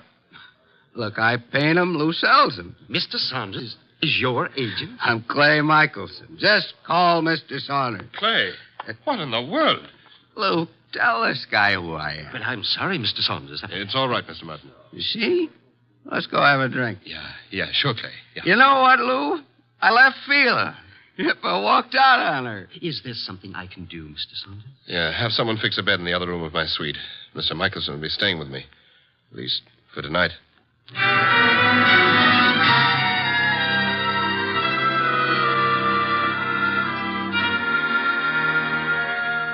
Mr. Wolfe, Yes, Archie? it's Friday. Good. Fish for dinner, then. Nope, I was not referring to dinner. You were not? I can think of nothing more interesting at the moment. Oh, I can. My salary. Of course, according to the Julian calendar. We're on the Gregorian, so let's stick to it. Today is Friday. Today I get paid. Archie, there's a drop. Oh, don't exaggerate. You can't be getting the cold shudders just because I'm asking for my money. I can distinctly feel fresh air flowing into the room. Well, it's possible I might have opened a window 6 inches. You're insane. Shut it at once. Nope. Are you trying to blackmail me? Think it might work? Never. Then the window stays open. You're fired. I accept your offer. All you have to do is pay up. I've hired you again. Oh, Mr. Wolfe, you've cleaned out the bank balance again? Well, that is... well, had you seen those Miltonians? Would I have voluntarily given up my paycheck for them? Orchids are very beautiful, Mr. Wolfe, but blondes are... The door, Archie. I am unemployed. Found you'd maybe a client, and if it is, and we can extract a fee. You follow me, Archie? I'm already on my way to the door. Mr. Wolfe, I've got to see him at once. Well, come in. Thank you. Mr. Wolfe, this is... My name is Saunders, Mr. Wolfe. We've met before. I remember. As a matter of fact, you sold me a painting of Michelson. Yes, well, that's why I'm here. It's about Michelson, Mr. Wolfe, that I've come. Frankly, I think the man's about to go mad. He and his wife have split up, and such a splendid artist, too. A pity. I don't know what to do. He's drinking like a fish. For 2 weeks, I've been letting him live in part of my suite at the Garrison Club. But, he's just steadily getting worse. I try a hospital. I can't. The publicity. Mr. Wolfe, Clay admired you so that time we all had dinner after the painting transaction. I thought maybe you could talk to him. Maybe you could get him on his feet again. I'm not a doctor, Mr. Saunders. But I'm sure he'd listen to you. Excuse me a moment, Mr. Saunders. Nero Wolfe speaking. Inspector Kramer. Good evening, Inspector. Got a guy called Lou Saunders at your place? Garrison Club said he'd gone to your place. Yes, he's here. Well, see to it that he doesn't leave until I get there. I'd hardly do that, Inspector. I have no reason to detain Mr. Saunders. There's plenty of reason. It so happens a woman's just been murdered in his suite. Murdered? Yeah. A Miss Hilda Lundgren. What's happened? Now will you hold him? Do you know a Miss Hilda Lundgren, Saunders? Hilda Lundgren? I've never heard of her. She seems to have chosen your suite to be murdered in. I'd better get right over there. Mr. Saunders says to tell you he'll be right over, Inspector. Now listen, Wolfe. Good day, Inspector. Murdered? Murdered in my suite? Mr. Wolfe, you've got to come with me. Mr. Goodwin will accompany you after the formality of a retainer, Mr. Saunders. Oh, anything you say. Here, I'll write a check. Good. 500. 500? Fine. My friend and assistant, Mr. Goodwin, will go with you. I have great confidence in his ability to bring back every detail of a murder, particularly where a woman's involved.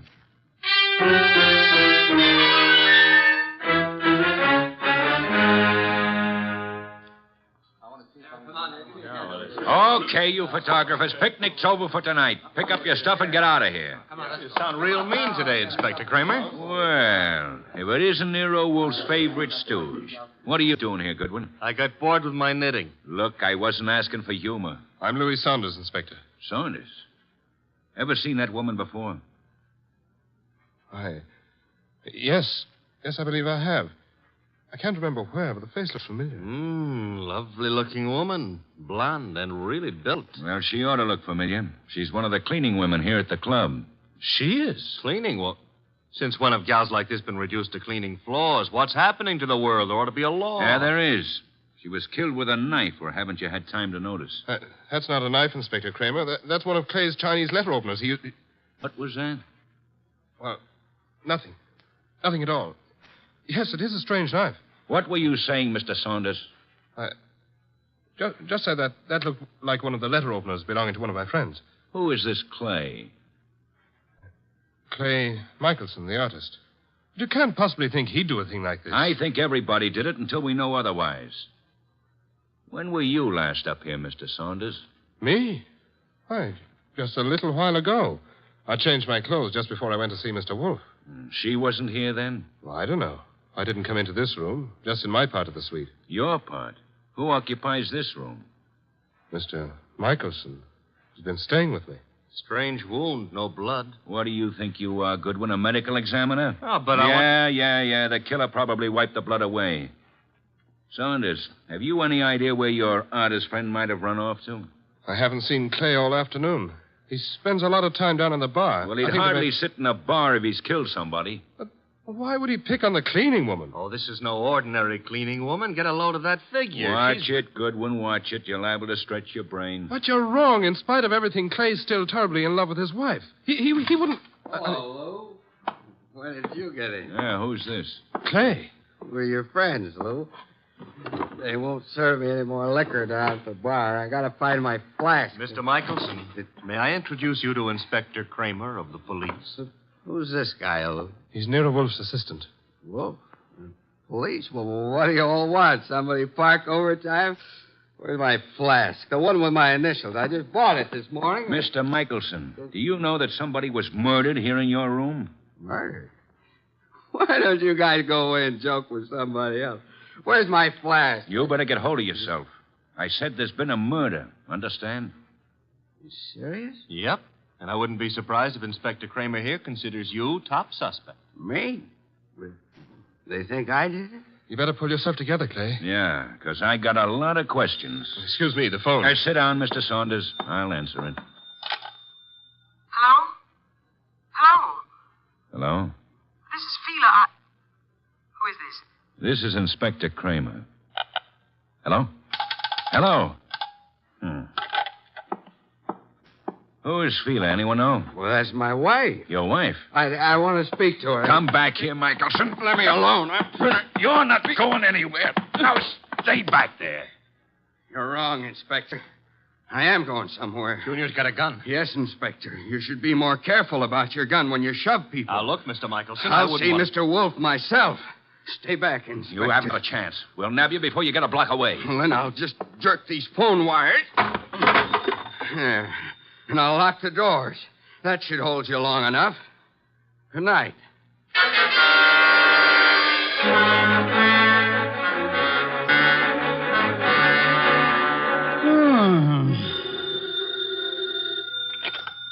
Nero Wolfe speaking. Wolfe Kramer. Indeed. Clay Michelson may be on his way over there. Hold him until I get there. Hold him, why? Not more than 10 minutes ago, he held me up at the point of a gun. He carries a gun? It was my gun. Careless of you, Inspector. Goodbye. Come in. Mr. Wolfe? Yes? My name is Clay Michelson. Yes, I was rather expecting you. You've got to help me. They think I murdered someone. You shouldn't have run away from the police. I've been drinking a lot, but I wouldn't murder anyone. Fela'd tell you that. Your wife. Was she the model in that painting of yours I purchased? What difference does that make? I tell you, they're after me for murder. You obviously loved your wife deeply at the time you painted her. Oh, here you are, Mr. Wolfe. Michelson. Clay. Good Lord, man. The police are on their way over here. He came for my help, Mr. Saunders. Oh, I'm glad he did, Mr. Wolfe. But we left Inspector Kramer talking from a phone booth. He'll be here any minute. And we have only a minute to decide why anyone would want to kill a cleaning woman. I didn't kill anybody. She was a beautiful woman, Mr. Wolfe. I gathered that, Archie, from your unusual interest in the case. She was stabbed with a letter opener from Mr. Michelson's house. Which might add Mrs. Michelson to our suspect list. Fila? You can't suspect Fila. You're very gallant, Michelson. Just how was this beautiful young cleaning woman, this Miss Lundgren, stabbed? In the heart.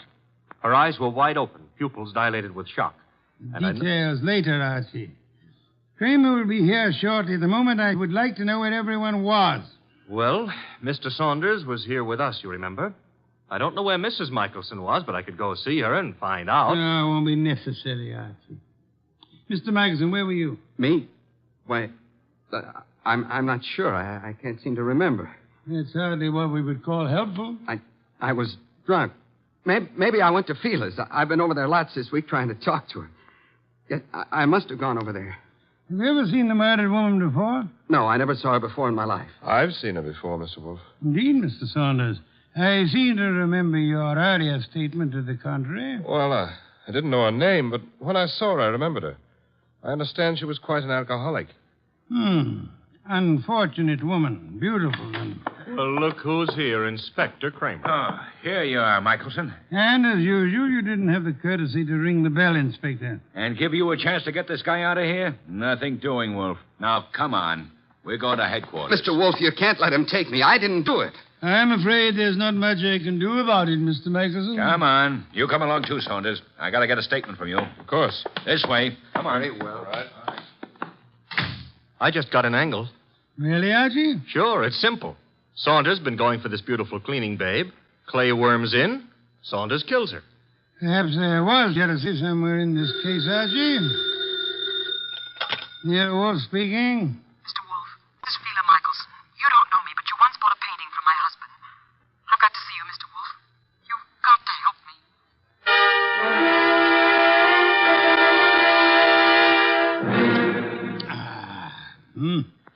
Mrs. Michelson, have some of this delicious beer. Another can, Archie. And now, Mrs. Michelson, may I ask how you found out there was a murder in the first place? A policeman came to see me. He told me what had happened, that they were looking for Clay. I don't know what to think. He's temperamental, he's jealous, and he's sometimes violent, but can't imagine anything like this, not Clay. Maybe some of those friends of his, but... You don't care for your husband's friends? No, they all live off him. They're leeches. Mrs. Michelson, did your husband come to see you this afternoon? This afternoon? No. You're quite positive? Oh, yes. That was his alibi for the time of the murder. He said he went to see you. Of course, he was fuzzy, usual effect of alcohol on the brain cells, but... Mrs. Michelson, might I be a little indiscreet for a moment? Indiscreet? Have you been seeing some other man? I don't know what you're talking about. Please, Mrs. Michelson, I'm afraid your face gives away more than you tell. I thought we were here to talk about a murder, Mr. Wolfe. Indeed, but your husband's jealousy might well fit into that category. Clay, imagine things. You're a very beautiful woman, Mrs. Michelson. Now, if you'll try telling me the truth, perhaps we can accomplish something. But I tell you... All right. So I thought I was in love with another man. Your husband suspected but didn't know, huh? No. Clay didn't know. He wouldn't have given me a divorce anyway. You sound as though you want your husband back. I did, but I didn't even know where he went. Indeed, Mrs. Michelson. Archie informs me that the murdered woman was quite lovely. What are you trying to suggest? You said yourself you wanted your husband back. Yeah, one woman jealous of another, that's always murder. Why, that's stupid. Clay wouldn't play around with a maid. That's stupid. Clay loves me. I'm not jealous of anyone. No one, do you understand? Archie, if you'll see Mrs. Michelson home... Yes, sir. Thank you. I can find my own way.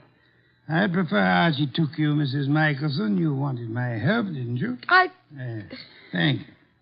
Thank you, Mrs. Michelson. If you will just wait outside for a moment, please. What have you got in mind, Mr. Wolfe? Try exercising your own judgment just once, Archie. You mean she's the one who's jealous? Perhaps, Archie. Perhaps she may want us to think she was jealous. Perhaps she actually doesn't want her husband back at all, only to pin a murder on him. Oh. You see, in this case, it would be simpler than divorce. Yeah? Yeah, she might just be trying to get rid of him. She might, Archie. But then she's a woman, so don't count on anything. She might even be telling the truth.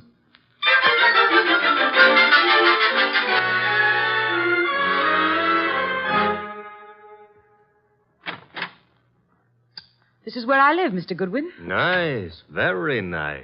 I like Greenwich Village. I'm trying to figure out why Mr. Wolfe sent you along with me. I'm a sucker for beautiful women. I wonder. Archie, Huh? does Mr. Wolfe believe me? He hasn't made an official statement yet. Nice furniture and things. You sound like an appraiser or someone looking for something. That's because it's November. Mr. Wolfe sent you to search my You apartment. could be wrong. I don't... Oh. What's the matter now? Thought you said your husband hadn't been here today. He wasn't. And what's his flask doing among these papers on the desk? Very prettily decorated with his initials. He was looking for it at the club. Flask?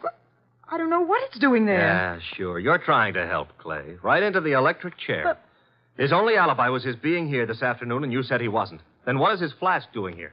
He said he just bought it this morning, so he must have been here today. I don't know what you're talking about. Where's your phone? Well, you've got things wrong. I don't know anything about that flask. Hey, the lights... Who switched off those lights? Fila, put those lights on.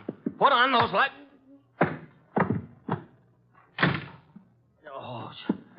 Oh, the lights are... Get to the lights. That flask... Gone.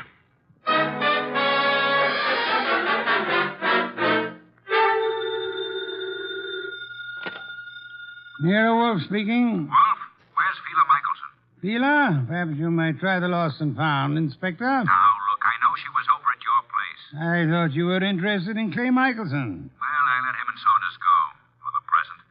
They're clean until I get the medical examiner's report. Oh, when will it be ready, by the way? An autopsy takes time, you know that. Where's the Michelson woman? I believe she had a date with Archie. Why do you want her? I'm sure it never dawned on you, Wolf, but this cleaning woman who was killed was some dish. Maybe Mrs. Michelson was the jealous one. Your thinking is beginning to bear an amazing resemblance to Archie's, Inspector. Also, it maybe never dawned on you that Fila Michelson hasn't offered an alibi for the time of the murder. You're right, Inspector. Yeah, you are. Come on, Wolf, quit stalling. Where's Fila Michelson? What? Oh, I really don't know, Inspector, but perhaps as a last resort, of course, you might try her home. Good night, Inspector.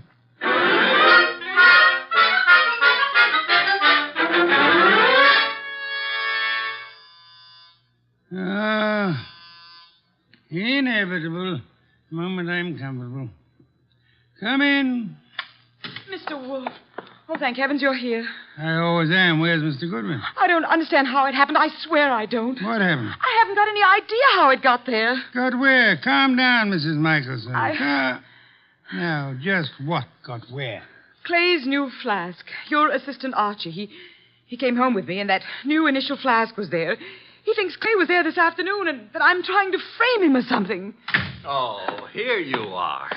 She's here, therefore. This is our gal, Mr. Wolfe. She's been lying right down the line. I tell you, Clay wasn't there. Then why did you give me this clout on the head and grab the evidence and run? I didn't hit you. I ran, but I didn't hit you. And I didn't take that flask either. Oh, next thing she'll say there wasn't any flask. Stop gaping at Mrs. Michelson, Archie, and open the door. Yeah, sure. Well, Mr. Wolfe, they let Clay and me go for the... Fila, what are you doing here? After your visit this afternoon, Mr. Saunders, she decided to come down and see me. After my visit? What makes you think I was at Fila's? It was Mr. Saunders, not your husband, who came to visit you this afternoon, wasn't it, Mrs. Michelson? I don't have anything to do with Mr. Saunders. Then might I ask why you called him today? I wasn't calling him. I was calling Clay. You told me earlier yourself that you didn't know where Mr. Michelson was. Well, all right. So what if it was Mr. Saunders who came this afternoon? As he has for many afternoons. What are you trying to get at, Mr. Wolfe? Saunders? He and Fila? Yes, Archie. Mr. Saunders, the artist's friend and agent, happens to be the one who was making a fool of the artist. But that's all over. I told him. That's what I was talking to Mr. Saunders about this afternoon.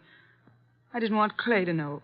Clay would never have come back. All right, so it was Fila and me. I admit it, but that's not murder.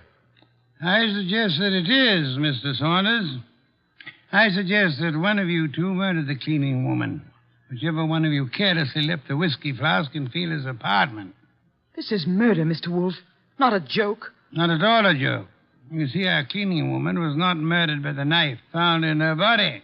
She was poisoned. What do you mean? Not by the knife? Poisoned. She undoubtedly drank from Michelson's flask while she was working in his room at the Garrison Club. But she was stabbed. True. However, Miss Lundgren was an alcoholic.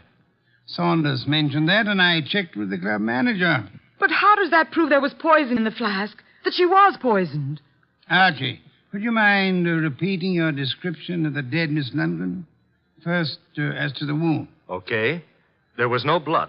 Some would advance a fantastic theory about wiping the blood away. And now, Archie, the description of the body of Miss Lundgren. I mentioned the fact that her eyes were wide open, the pupils were dilated. Hey, dilated pupils? Yes, Archie. The lack of blood had already made me wonder about the entire affair.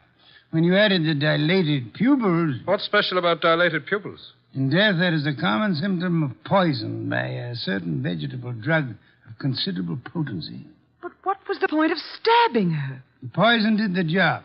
However, the killer later used the letter knife in an effort to deceive the police. However, he unhappily forgot that the dead don't bleed. I think you're guessing, Mr. Wolfe. Am I? All I can say is that I was at the pool in the early afternoon. You're very certain you were at the club pool when the murder was committed, Mr. Saunders? Certainly. From 1 until 3. Excuse me, please. Wolf speaking. Inspector Kramer, medical examiner's report just came in this minute. And get a load of this, wizard. The dame didn't die of stabbing at all. I know. You know? She died of drinking a fatal dose of poison known as deadly nightshade. What? How do you know that? Inspector, do they know what time she died? Time? The medical examiner says 2:30. Thank you, Inspector. Oh, incidentally, if you care to drop over here, you may pick up the murderer. Goodbye. I heard him, Wolf. She died at 2:30. As I told you, I was in the pool at 2:30. Which is exactly how you prove yourself a murderer, Mr. Saunders. Oh, I proved myself... Even the police didn't know what time she died. Until just now. And the body wasn't found until the evening. How did you know she died between 1 and 3? I didn't know, but... You probably were at the pool at the time. The maid drank the poisoned whiskey you put in the flask of your friend Clay Michelson. I tell you, you're crazy. You planned to get rid of Clay, who stood in the way of your marrying Fila. When you came back to your room at 3 and found that the maid had drunk it instead, you stabbed her with Clay's letter opener to cover up the real cause of the murder and throw suspicion on Clay. Oh, this is nonsense. Ridiculous. And then, when you learned that the woman for whose love you were willing to commit murder was through with you, you took Michelson's new flask to Fila's home, confident that it would be found there. Yes, and then he attacked me and stole that flask again in order to make it look like Fila had done it. Exactly, Archie. Mr. Saunders, the chances are that your fingerprints will be found on that whiskey flask, and they'll be able to trace the poison to wherever you purchased it. The chances are... Oh, no, you don't. Careful now, all of you. Guns bore me, Saunders. Oh, yeah? I'm leaving. You are Clay! Oh! Clay. Yes, Mrs. Michelson, your husband has been there for some time. Clay, are you all right? Yeah, I'm all right. Well done, Mr. Michelson. I think you proved that an artist's life may indeed be exciting. I've been an awful fool, Mr. Wolfe. Mr. Michelson, you might remember for the future that unreasoning and unjustifiable jealousy sometimes creates the very conditions that it fears. You're being very kind to me, Mr. Wolfe. How can we ever thank you? By prompt remittance of your check on receipt of my bill in the morning. Good day, Mr. and Mrs. Michelson. Good day, Mr. Wolfe. Good day. What's the matter, Archie? You look glum. Yeah. I always have the lousiest luck. Meaning? A hectic case with 2 beautiful dames. Michelson gets one, the undertaker gets the other, and what do I get? Hey, that reminds me. You got a fee. I get paid.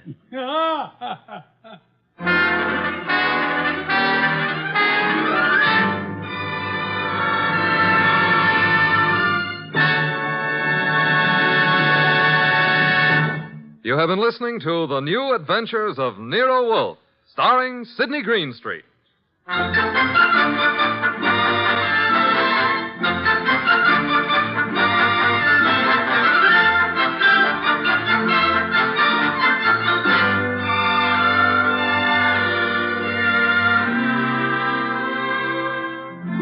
Tonight's transcribed story was written by Cheryl Hendricks and based on the famous characters created by Rex Stout. This is an Edwin Fadiman program, produced and directed by J. Donald Wilson. In the cast were Larry Dobkin as Archie Goodwin, and Betty Lou Gerson, Howard McNear, Dan O'Hurley, Vic Perrin, and Bill Johnstone.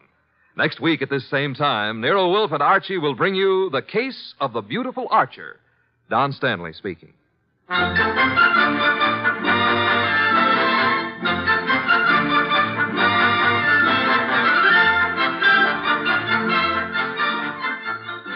Three chimes mean good times on NBC. There's fun and laughs with the chimes later this evening when Ed Gardner stars in Duffy's Tavern. As usual, Duffy won't be there, but Archie the manager will definitely be on hand to spread his whimsical advice where it'll do the most damage. Tomorrow night, there's action on NBC with Herbert Marshall starring as the man called X in another exciting battle against the forces of international intrigue. Next, Sam Spade. Later, William Bendix on NBC.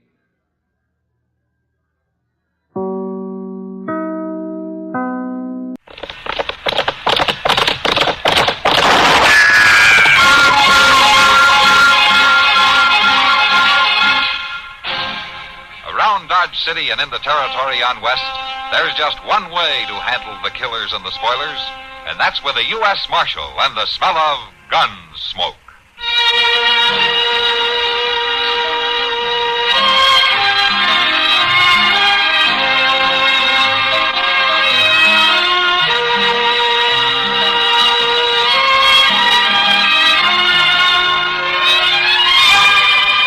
Gunsmoke, starring William Conrad.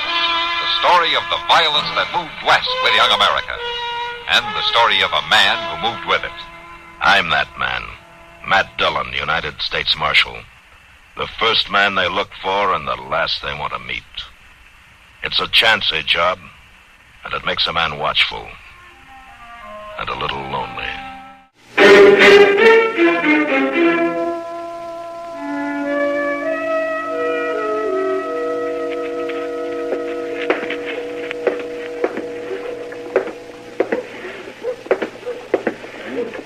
Hey, fellas! Looky there! Pokey Pete, he wears boxers on his feet. Pokey Pete, he wears boxers. Here, now, Cathy, you stop that.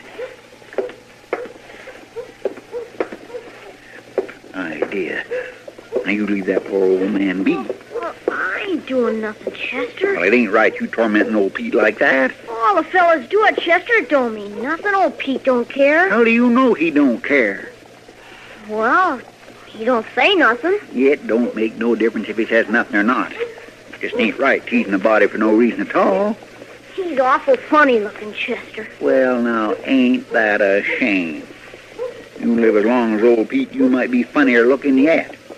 What do you mean? You can't never tell what might happen to you, Ted. You might just grow another ear or another nose or something like that. No, sirree, you can't tell at all how you might turn out. I'd be mighty careful before I poked any fun. Mighty careful. Well, I guess maybe. Here, pull this while I see if it's strong enough. All right. Hey, that's a fishing pole, ain't it? That's a fishing pole. Of course it's a fishing pole. Ted, if you spent more time down at the river instead of tagging along after old Pete, you wouldn't ask fool questions like that. Hold it steady now. Let me see. Yeah, I guess that'll do all right. You going fishing now, Chester? Well, say, now that sounds like a good idea. Got a special place to go? Boy, I got me a place where them catfish is so big you can hear 'em meowing before you even reach the river. I'd like to see that, Chester. Well, it's a sight to see, Ted. A sight to see.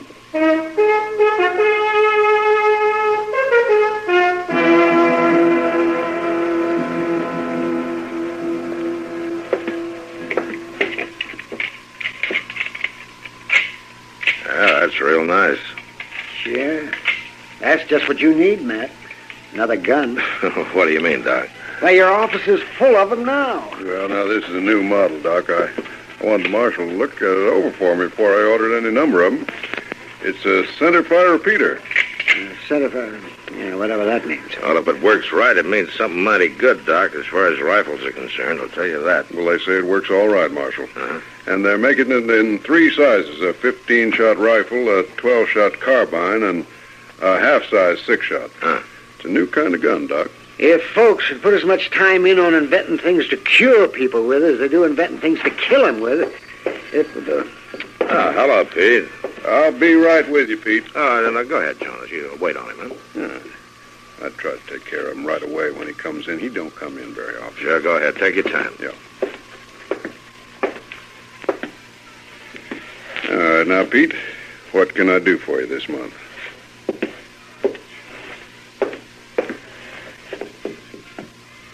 Oh, want some of them candles over there? Now, how many you want, Pete? 6? Oh, just 2. You sure that'll last you the month? All right. Just 2 it is. Now, what else?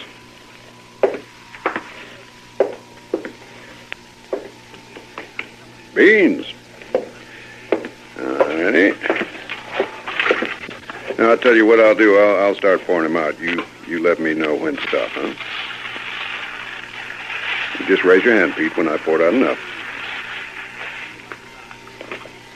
All right. That's fine. Now, what else you need? Lamp wicks? Lamp chimney? Oh, coal oil. Well, sure. Jonas, we're going to go. I want to catch Jim Buck before he takes the stage out. I'll be back to see the gun later, huh? Well, sure, Marshal, any old time. So long, Jonas. Thank you. All right, now, Pete, what else?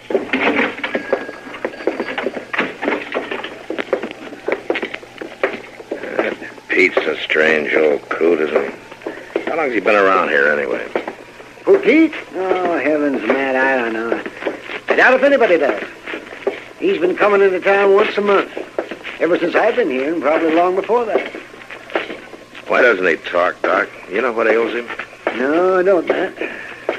He's never asked for any help. He's never been anywhere near my office. I wonder he's so patient with all the tormenting that he takes.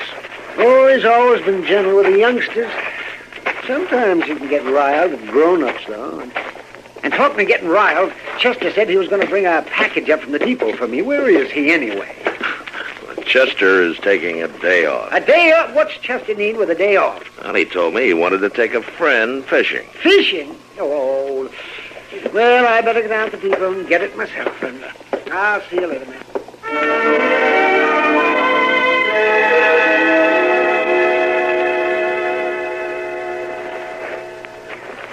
I don't hear no catfish meowing, Chester. We're right on the bank, too. Well, now, see, it's just the wrong time of day. They don't seldom do it when the sun's so high.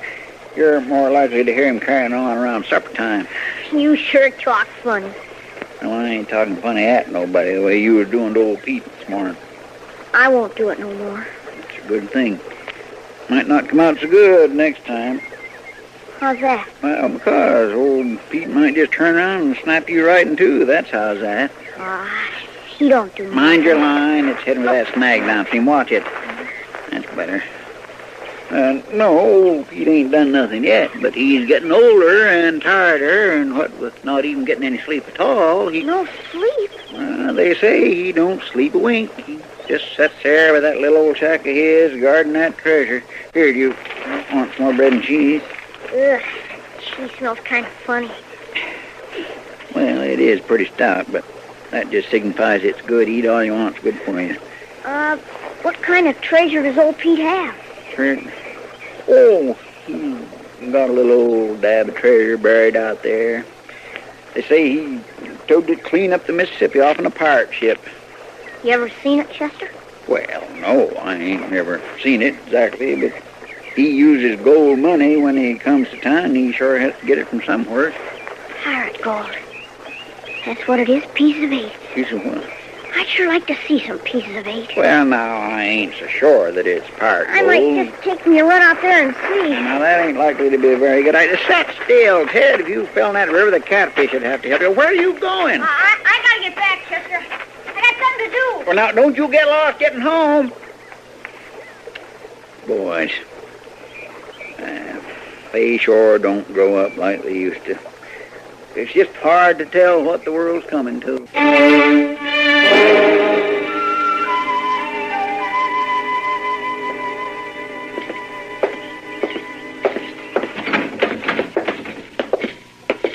Oh, Matt. You couldn't hold out, huh? You win, Kitty. It's too hot to sit in that office waiting for something to happen. Well, sit down. Yeah, thanks. Sam, bring us some beer, will you, please? Sure, Kitty. Oh, it is hot. I'm surprised at you, Matt. It's usually Chester who complains about the heat. Well, he'd be complaining. He just isn't here.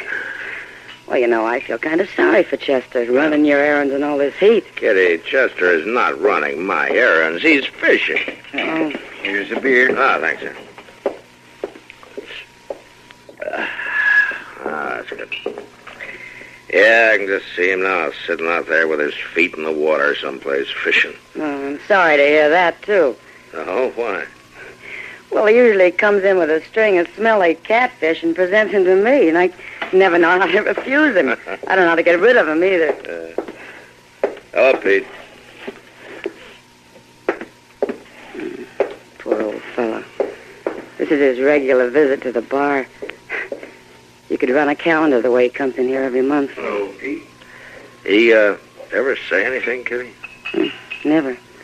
Just puts his money down on the bar, has 3 drinks, no more, no less, and walks on out. He keeps to himself pretty much, doesn't he? Mm-hmm. I wish everybody who steps up to that bar would be as quiet. Yeah. Uh-oh. Those two just coming in doesn't hear you. Richie, bring the bottle. Bring it up here. Hey, little lady, come on up here and have a drink with us. Come on, have a drink. No, thanks, boys. Not right now. You come up here, and I'll tell you what I'll do. I'll pay for all the glasses I buy. Oh, looks like I better go up there and settle it. Looks like we both better go, Kitty. Now, that's better. Oh, so you come with her, mister, all right? I'll buy it for you, too. No, thank you. Move right in here. Come on, come on. Give him room, Reese. Well, it ain't me, Mort. It's that big galoot. Well, move him down. Go on, old man. Move along. And don't bother Pete, boys. We got room. Go on, old man. Move. Now, boys. Can't you hear good? Answer me. Can't you hear good? Now, look here. Somebody ought to get a civil answer. All right. That's enough pushing. You think she's too good to talk to me? I'll fix him.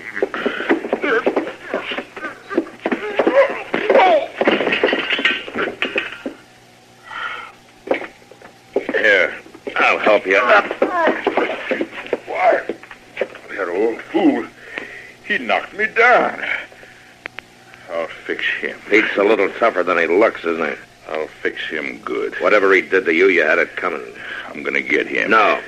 What you're gonna do is get out of here and sober up. Maybe I will for now, Marshal. Maybe I will for now. But that uppity old man ain't gonna get away with this. And there ain't nothing you can do about it. I wouldn't count on that.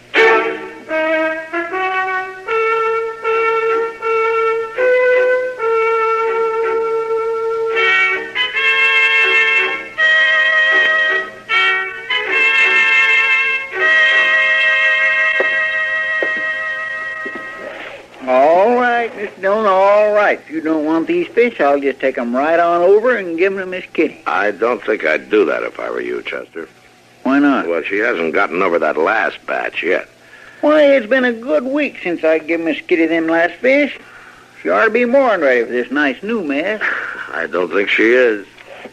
I swear, I just don't know what the use of a fellow putting in all that time fishing if nobody ain't gonna appreciate it. Oh, hello, Miss Gage. Hello, Addie. Come in. Matt, I'm afraid I need your help. Oh, sure, Addie. Sit down and tell me about it. Get her a chair, will you, Chester? Yes, sir. Here you are. Thank you, Chester. All right, Addie, what's the trouble? It's my boy, Ted. Why, he's a nice young'un. He couldn't be in no trouble. Never mind, Chester. What about Ted? Well, he isn't home. Wasn't home all day and didn't come home to supper. That's not like him, Matt. I'm afraid for him. Oh, no, Eddie, boys his age get to feeling pretty big. Sometimes they just forget to come home right on time. Not Ted. Ever since his pa died, he's taken great stock in doing the evening chores for me.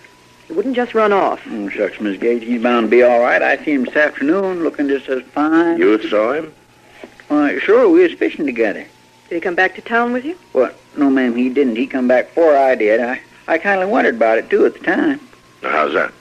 Well, it sure seemed like he was took with the story I was telling him about old Pete and all. But I just started telling him the best part when Ted run off. What part was that, Chester? Well, the part about how old Pete sets up all night guarding that buried treasure. What buried treasure?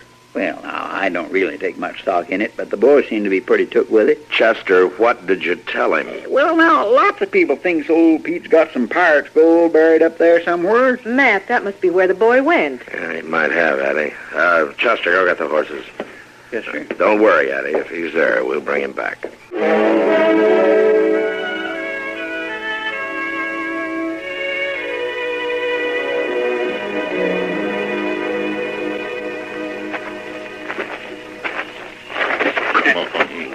Stop dropping your feet. I ain't so anxious to get there. I told you I was going to get even with the old man, didn't I? I don't see what he done so bad to get his shack burned down. He's got it coming to him. But he didn't do nothing so bad. Well, he didn't sass you. He didn't even say nothing. Shut up and watch where you're going. I can't help it, Mort. I can't see where I'm going. You'll rouse the old man for sure. Just don't see why we couldn't have rid up this far. I don't want no horses stomping around. You're bad enough. Now shut up. I want to burn him out without no warning. What's it? Here. Why, it's a kid. Let go, mister. You be quiet. You be quiet. What are you doing here? Why? Walk soft. I was just watching for him to come out and guard the treasure, that's all. What's he talking about, Mort? What are you doing here? Come on now, let's have the truth. That's the truth, Mr. Arms. It's pirate treasure. Who told you that? Well, the man from Marshall's office. He says Pokey Pete sits up all night guarding us. You better not try to fool me, boy. I ain't fooling. Cross my heart, I ain't. All right, then. Where's it buried? Oh, I don't know that. You better tell me. Come on, Mort. Let the boy go. That foolish old man ain't got no gold. Well, he don't even have a decent pair of boots. Maybe he does and maybe he don't. But it's sure worth finding out. Now, come on, boy. You tell me where it's buried. I don't know. She's the only one who knows where it is.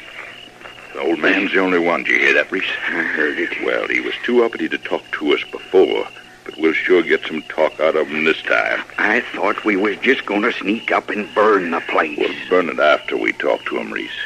After we make him talk. Now, come on. Please, mister. Can I go now? What's the matter, Sonny? Don't you want to see the treasure? Well, I want to go home. You ain't going home yet, Sonny. Not just yet.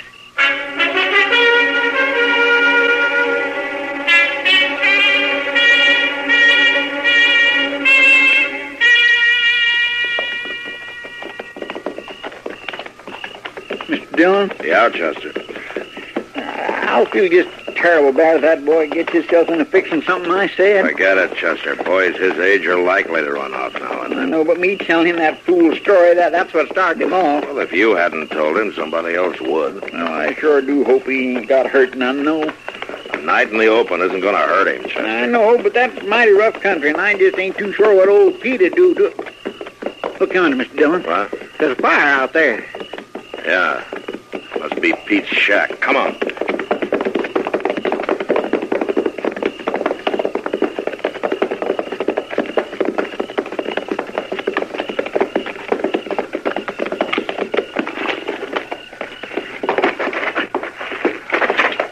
Look around, see if anyone's around here.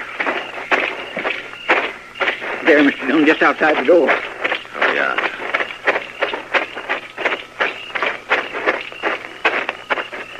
It's Pete. Yeah. Must have got himself out of the door somehow. Is he dead?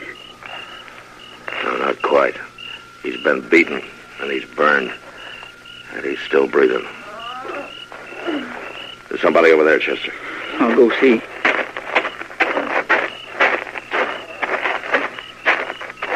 Oh, my gracious.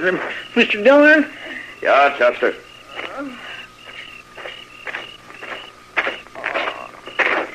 It's Ted. I found Ted. He's been hurt, too. Looks like he's coming out of it. Honest, I don't see nothing. Just take it easy, Ted. You're all right now. Don't hit me, mister. Nobody's going to hit you, Ted. It's Marshal Dillon. Marshal, don't let him get me, Marshal. Don't let him beat me like they did old Pete. Nobody's going to beat you, Ted. You're all right now. I kept asking him and beating him and asking him and beating him. Asking him what, Ted? Where that treasure was. Oh, my gracious. He wouldn't tell him nothing. No matter what they did. Yeah. I bet they'll never find the treasure, Marshal. That's right, Ted. They'll never find it. All right, come on, Chester. Let's get them both to Doc.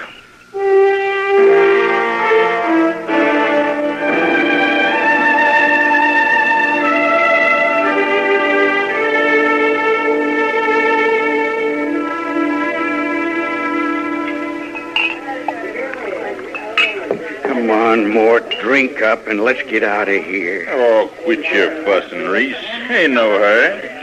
I thought we was just coming through Dodge to get supplies. Well, we got 'em, didn't we?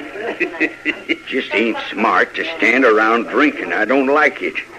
I'd sooner be headed for Texas. We'll head there. Now, just don't push me. I want to put some distance between me and that shack. There ain't no shack no more. Ain't nobody knowed we was there. The kid does. I took care of the kid. Now, quit fussing at me. You two. You're under arrest. Marshal, there must be some mistake. There's no mistake. Get the guns, Chester. Yes, sir. You ain't getting my gun. You got no right. You got some idea of resisting arrest, mister? I ain't gonna let you take me That'll in. be just fine with me. I'd like the excuse to beat you from here to the jail cell, the way you beat old Pete. I don't know what you're talking about, Marshal. You don't know about a burning shack, or beating the old man, or the boy? Why, no, Marshal. You must be looking for somebody else. The boy says we're looking for you. Mort, you didn't kill him. Not the boy, not quite. But Pete died in Doc's office just a few minutes ago. Now, come on, let's go. You ain't taking me. Put down his gun!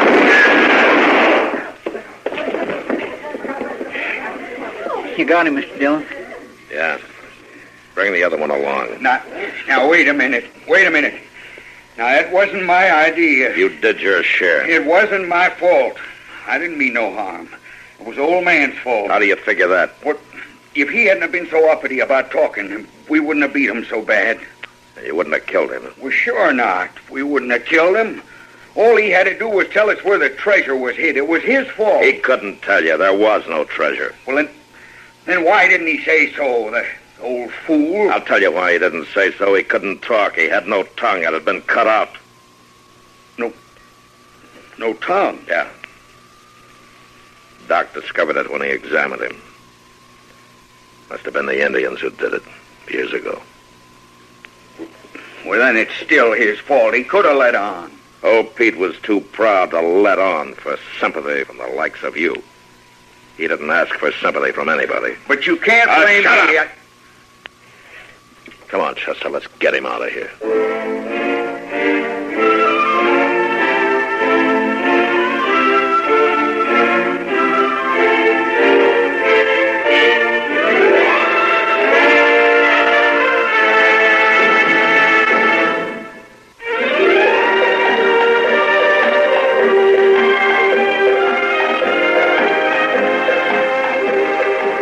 Gunsmoke. Produced and directed in Hollywood by Norman Macdonald, stars William Conrad as Matt Dillon, U.S. Marshal. The story was specially written for Gunsmoke by Marion Clark, with editorial supervision by John Meston. Featured in the cast were Richard Beals, Barney Phillips, Gene Bates, Vic Perrin, and Bart Roberts. There's a full serving of laughs on the menu at Duffy's Tavern tonight with Archie the Manager, played by Ed Gardner. Archie's colleagues in comedy are Miss Duffy, Clifton Finnegan, and Eddie the Waiter. This Sunday, The Big Show comes your way once again on NBC. And just listen to a few of the stars who'll be with you. Fred Allen, Jack Carson, Mindy Carson, Ed Archie Gardner, Ed Wynn, and many, many more. And, of course, your MC will be Tallulah Bankhead. Listen Sunday for The Big Show. Ladies and gentlemen, that phone bell means exciting adventure. Hello? Hello. The handsome young man answering the phone is Archie Goodwin. A mountain of a man engrossed in deep thought in the oversized armchair is Nero Wolfe. Hey, boss. Oh, Mr. Wolfe. Mr. Wolfe. There's a guy on the phone wants us to take a case. Seems that someone was mad at a guy who was mad, and now this guy on the phone is mad, wants us to find out who did the killing. What do you say, Mr. Wolfe? We need the money. Hello? Yes, Mr. Wolfe says he'll be happy to take the case. Just present yourself and a check for $2,000 at 601 West 35th Street at 11 o'clock. Mr. Wolfe can't wait till you get here. He's dying to go to work. Goodbye. Greatest detective in the world. The only trouble is, he is.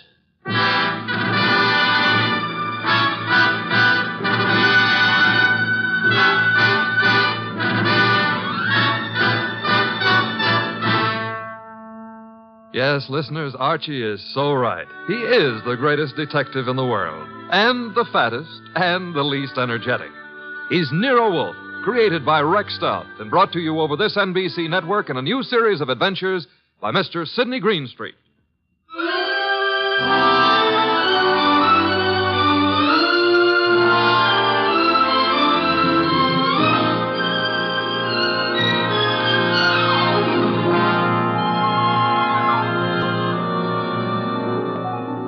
Tonight, it's The Case of the Beautiful Archer. That's a good title. And it was a good case, too. It began in the consulting room of Dr. Raynard Townley of the Townley Sanitarium, skipping a jump north of Nyack, New York, when a very lovely young lovely glared across the desk at the good doctor. Shall we pretend you don't know who I am, Dr. Townley? How could we possibly do that, my dear Diana Lawrence? 23 years old, daughter of one of our better-known sculptors, Michael Lawrence. You were born in Johannesburg, educated in London and Paris, and live at present 100 yards from here in your father's cottage on Berry Hill Lane. How's that? It's intended to be staggering, isn't it? You take no cream or sugar in your coffee, were winner of the Women's National Archery Tournament for 1947, and have an exceedingly high temper. Let's stop the nonsense. You have an inpatient here named Willard Garth. Well, Willard Garth happens to be my fiancé. Yes, he has mentioned the fact during his analysis. And, well, has he by any chance mentioned his reasons for suddenly refusing to see me during the past 5 weeks? He didn't have to, Miss Lawrence. Well, what do you mean? I mean that I recommended he give you up as a bad job. What? Yeah, well, I suppose you had some purpose in saying what you did. Of course. I'm the boy's doctor. You think you're in love with Willard Garth, I know, but actually, you're infatuated with the Garth millions. You take a lot on yourself, don't you, Doctor? I consider it important to relieve Willard of all painful external pressure. You've done well for Willard, Dr. Townley, relieving him of me. I think so. Now, let's see you relieve yourself of me. You, purchased the gun for this occasion, Miss Lawrence? Yes. And what exactly do you hope to accomplish with it? A quick and complete reversal of your decision about me. I'm not as easy to handle as Willard is, you see. And if you intend to ruin my life, then I intend to end yours, here and now. The phone is ringing. Let it ring. Just as you say. It's the house phone, Miss Lawrence. It may be Willard, you know. Oh, Willard? Yes, he usually phones me from his room at about this time every day. Well, all right. Answer it, but be careful what you say. You're in command, it seems. Hello? Oh, why, hello. I thought it would be you, Willard. Look, my boy, Diana Lawrence is here. I've had a talk with her, and I've reconsidered my opinion. Yes, I'm quite serious. If you're at all sensible, you'll see her regularly and plan on a marriage as soon as you're discharged. Yes. Oh, you do? Very well. I'll see if she'll talk to you. Miss Lawrence. Yes? Do you want to speak with him? Give me the phone. Of course. Here you are, and I'll take this gun. There we are. Now, stand away, Miss Lawrence. But Willard's on the phone. Willard is not on the phone. No one was on the phone. The ring came from the push-button bell under my desk here. Oh. Sometimes I find it convenient to interrupt my consultations with a phone call. Oh, you smug, deceitful, self-sufficient... Murder is a vexatious business. You'll be grateful to me one day. All right. Give me my gun and let me go. The gun, I'm afraid, stays with me. Here in this Majolica cabinet. I'd scarcely feel justified in trusting you with it. And now, with your permission, or without it, the interview is ended.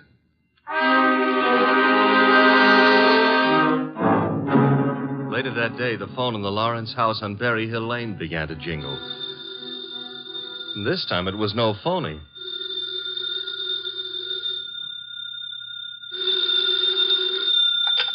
Hello? Diana? Yes? Willard, darling. Diana, darling, it's Willard. Imagine. Has the doctor let you use the telephone just as if you were a great big adult? Oh, I've got to see you, sweetheart, and I didn't call you to argue. Love, beauty, understanding, that's what matters. Isn't it? Isn't it? Do I hear the overtones of a change of heart? Oh, Diana, what's happened wasn't my fault. He poisoned me against you. Then why don't you walk out of that amateur nut house and stand up like a man? I probably shall, Diana. And now, please listen to me. He's letting me have the limousine tonight from 8 until 12. I want us to go for a ride and talk and talk and talk until everything is clear. Clear as a bell, my baby. Don't tell me he's trusting you to drive. Oh, no. No, one of the handymen here will chauffeur us. Oh, say you'll come, Diana. Will you? Say it. Say yes. Say you will. Well, yes, Willard. I'll be glad to. 8 o'clock, then? 8. Oh, bless you. Bless you, my angel.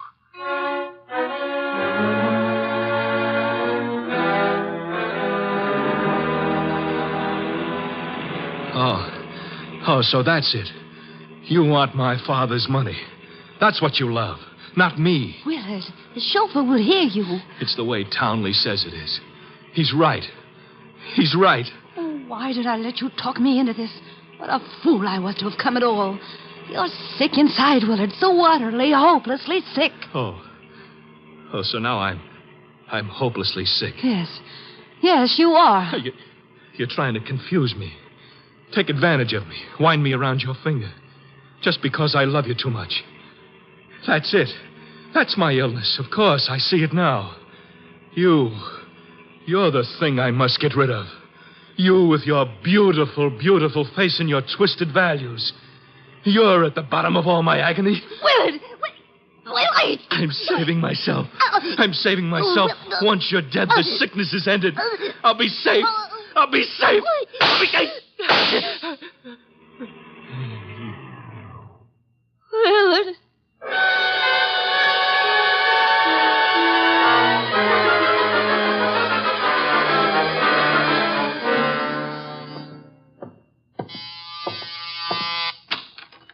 Dr. Townley?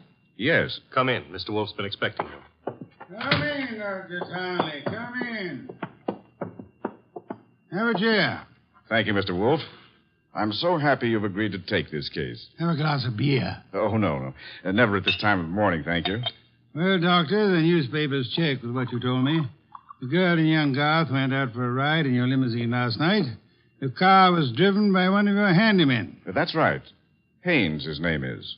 And they never came back. Young Garth was found dead in the car with 2 bullets in him. The girl was gone, and also Haynes, the handyman chauffeur, huh? Correct, sir. Have you any idea where he could be? No, sir. And the young lady, tell me about her. She's Diana Lawrence, daughter of Michael Lawrence. The sculptor? The sculptor. She lives with him in a small cottage near my sanatorium on Berry Hill Lane. An extremely aggressive and self-centered female with more than a slight flair for violence. Your description might easily lead me to suspect her of this murder, sir. Well, I'm aware of that. And I don't think you'll be far off the mark. As I told you on the phone, she tried to murder me yesterday morning. The police have made no headway in locating her? No, the homicide division has contacted her father, but he's remained quite noncommittal. He simply says that he's sure she's incapable of killing a fly and that he hasn't laid eyes on her since 8 o'clock last night. Highly suspicious behavior. She was unquestionably in the car with young Garth when he was murdered. She wasn't alone in the car with him. You're referring to Haynes? Yes, but he can't be found either, remember? It appears that he failed to list his address on his job application. But somehow, Mr. Wolfe, I'm quite sure he'll show up this afternoon. Somehow, Dr. Townley, if I were you, I wouldn't be quite so sure. We must begin by facing the initial problem of locating our suspects. Archie? Yes, sir? Get out the car and drive up to the house on Berry Hill Lane. And then? There you will ask Mr. Michael Lawrence to be sensible enough to cooperate with us in finding his daughter. And if the answer is no? I recommend, Archie, that you flatly refuse to take it.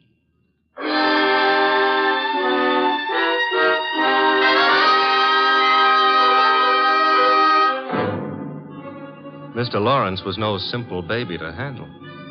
He was in a studio when I walked in, chiseling on a statue of a boy and a girl, both wearing less clothes than the law allows. And before I got a chance to state my name, he commenced giving me a free lecture on the marble work of art. She's good. Really good. She's practically superb. The Ariadne. The what Ariadne? The girl in the statue. Oh. That's Ariadne, tragic nymph of Greek mythology. Don't tell me you're not familiar with Apollo and Ariadne. All right, I won't. The Apollo, on the other hand, is unfinished. The face, you see, it lacks something. The passion of yearning, Olympian desire. And yet, you know, the two figures have motion. Like your daughter? Eh? Your daughter, Diana, she's got motion also.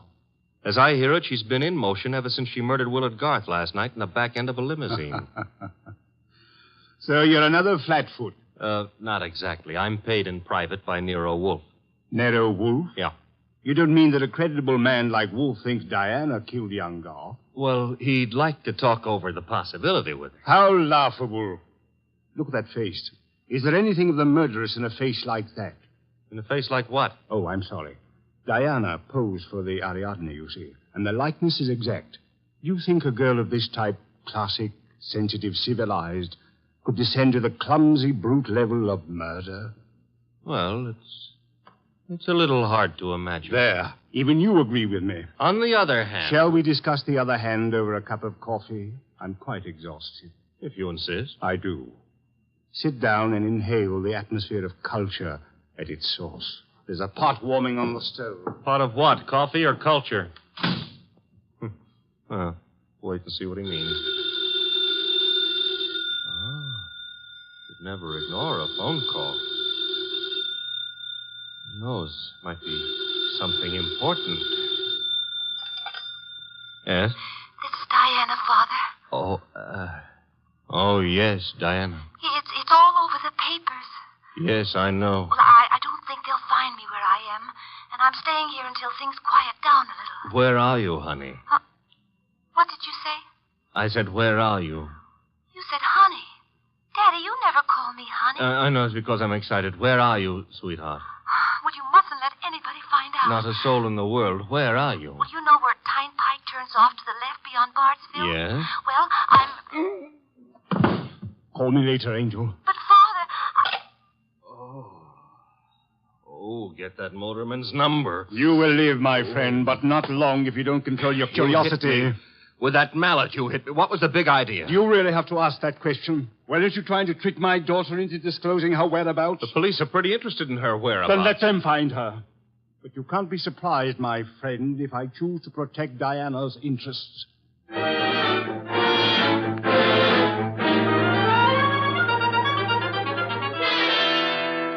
So he's working on an Apollo and Ariadne, is he, Archie? Who cares about Apollo and Ariadne? The point is how he worked on my gourd. That, of course, was unfortunate, my boy, but...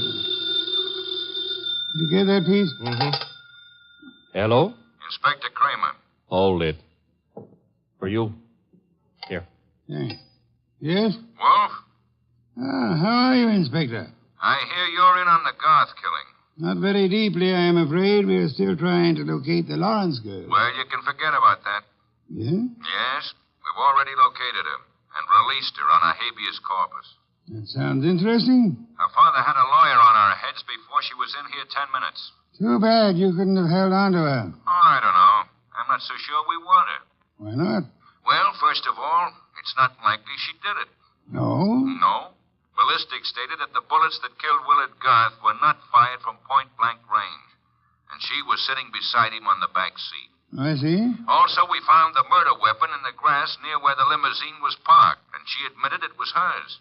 That sounds like a poor reason to release her. Well, the point is she wasn't in possession of the gun when the killing happened. At least so she says. No, who what? That doctor. What doctor? Townley. The guy who runs that sanitarium. According to her, he took the gun away from her for safekeeping at noon yesterday.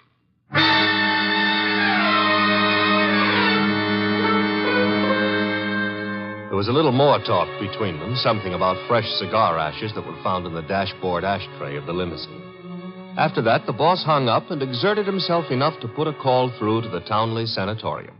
I'm afraid the doctor is very busy just now. So am I, and my business happens to be highly important. Well, I'll say you called, Mr. Wolfe, and I'll ask him to contact you just as soon as he has a free moment. Do you happen to have a free moment, miss? Why, well, yes, sir. Could you spend it by telling me if that handyman, Mr. Haynes, has been located? Why, yes, as a matter of fact, he has. One of the staff just found out where he lives, Mr. Wolfe. Well? He has a little cottage at 206 Dockside Road. That's out near Sheepshead Bay. Thank you. Archie. I'm going someplace, I suppose? You are? You're going to Sheepshead Bay.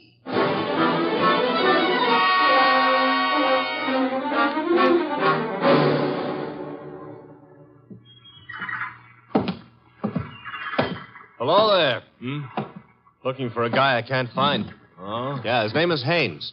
Stopped at the cottage up there, but there's no one there. I saw you here on the wharf fishing, so I... What did you say his name is? Haynes. Haines. Oh, Haynes. Yeah, do you know him? Well, there's a fella named Hines used to fish out here. No, not Hines. Haynes. Couldn't be Huntingburg? No, it couldn't be. The name is Haynes. Hain... Haynes! Give me a hand here, eh? Well, what do you know? Funny, huh? That guy seems to think my name is Haynes. Yeah, so do I. You do? Yes, I...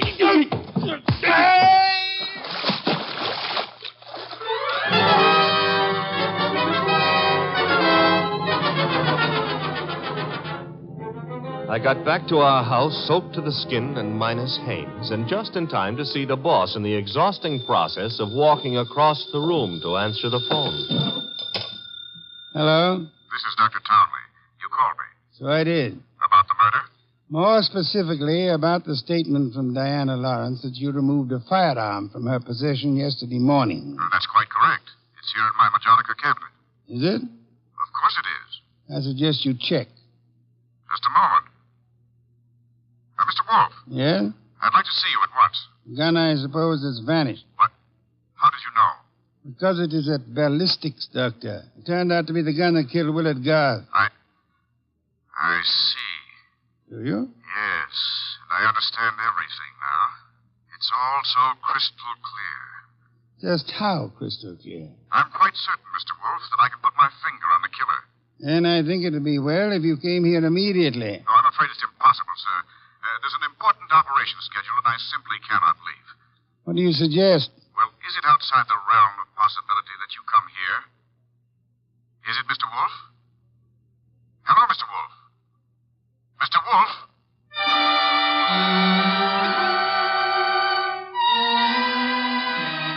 When my boss has to leave the house, it's a major tragedy. Sometimes he rages, sometimes he curses the whole detective business, lock, stock, and barrel. And sometimes he keeps very quiet and grips the side of the car desperately and tries not to inhale any fresh air. This was one of the quiet times. Just go slowly, Archie, but get there as quickly as you can. Oh, you don't want a chauffeur, Mr. Wolfe. What you need is a magician. Keep your eye on the road and don't strain yourself to make superfluous witticisms. Why don't you try relaxing a little? I hear there hasn't been a man-eating tiger sighted on the Sawmill River Parkway in the last 500 years. Your liberty is out of order. Don't try to make light of a deplorable situation.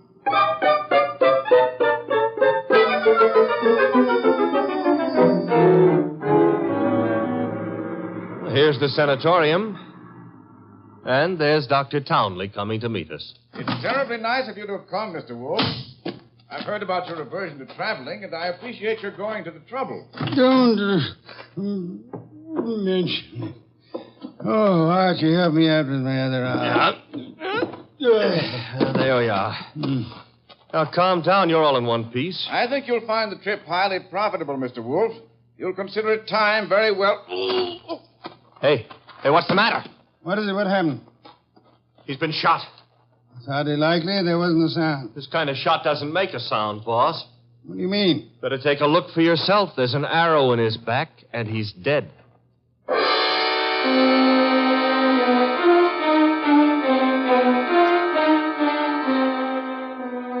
We remembered that Dr. Townley had said Diana Lawrence had won the Women's National Archery Tournament for 1947. The Lawrence house was visible through the trees 100 yards away, so we started for it and the sculptor's studio. There's no one around. So this is his latest effort, Apollo and Ariadne. Yeah. Done a little work on it since I was here. The Apollo's face is more finished and... Hey, boss. Yes? You know, somehow or other, Apollo looks a little familiar. I wouldn't be surprised, Archie. I think if you examine it closely... Mr. Wolfe.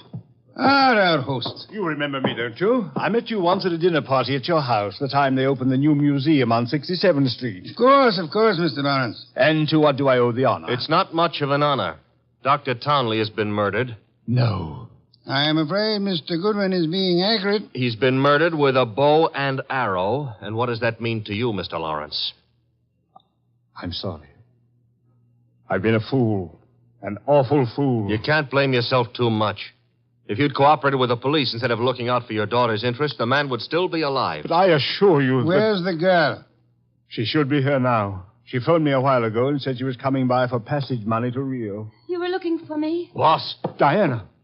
Put the gun down, Angel. And tie a rope around my neck? Might I inquire if your plan is to kill us all, Miss Lawrence? Oh, what would yours be if the world was after you for something you didn't do? Wouldn't you be willing to risk persuading a jury of that? Thanks, no. I'll skip that chance.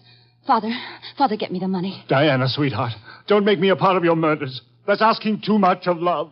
Don't you know I'm not guilty? No, Diana, I don't. Leave that gun lay, Diana. Haynes. Looks like I walked in on the nose. That's him, boss, the guy who soused me. Take a little of your own advice. Relax, Archie. What do you want here, Mr. Haynes? I want to give up and try to straighten out this little deal. Mr. Lawrence. Yes? Here's your money back. You got a right to call me a welcher. I promised I wouldn't give evidence against the girl, and you paid my price. But enough is enough, and right here and now I'm unloading. Just what does this mean? It means I saw her do it. Oh, you stupid, lying, rotten... Oh, yeah? Grab her, Archie. Grab her. Get the pair of them out of here.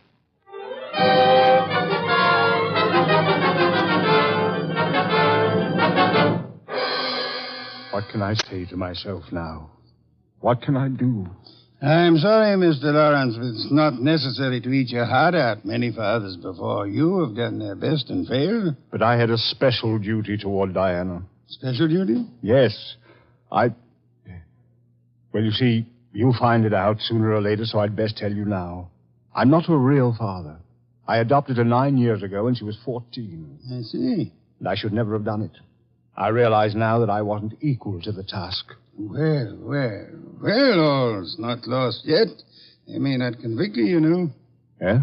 I said they may not convict her. But how could they fail to convict her? She killed Garth, didn't she? Did she? She shot him? But the gun was in Townley's possession. She could easily have stolen that. She could have broken into his office later. It wasn't locked. What wasn't locked? The Majolica cabinet. I believe you mean what you said, Lawrence, the Majolica cabinet. Though for the life of me, I can't see how you could know whether it was locked or not, unless you had the experience of opening it. Could it be that you went looking for the gun yourself after Townley said he had confiscated it? That you killed Townie with a bow and arrow, which you handle as well as your daughter, because he was just on the point of telling me that you knew where the gun was and that you were the likeliest murder suspect? You must be mad. Oh, sir, not I. But you are mad and more than a little. You hated Willard Garth. It was you who were making the marriage impossible. You loathed him, and in the end, you killed him. How could I have killed him? I'll tell you a little secret, Mr. Lawrence. The police found cigar ash in the dashboard tray of the death car. Chemical analysis showed that the ash was from an El Adoro cigar. What have you got in your left hand, sir? In my... an El Adoro cigar. And in my right hand, a derringer. Powerful and admirable little weapon, Lawrence. I suggest you show proper respect for it by dropping all this here and now. You don't wish to hear me say the rest, that you were horribly in love with Diana, your own adopted daughter? In love and hopelessly, eternally frustrated? You begrudge me the triumph of accusing you of having bribed Haynes to let you take his place at the driver's seat of the limousine? And further bribed and threatened him into putting on his show of merry pranks and false confessions to confuse us all beyond measure? You said I loved Diana. Would I do all this to her if I did? Oh, but of course, such love as yours is really hate. You were content to see her dead rather than relinquish her. Like all miserly, small-hearted men, you would rather kill the thing you love than muster the generosity necessary to seeing it attain happiness. That's enough out of you. I should think it was much too much. It is.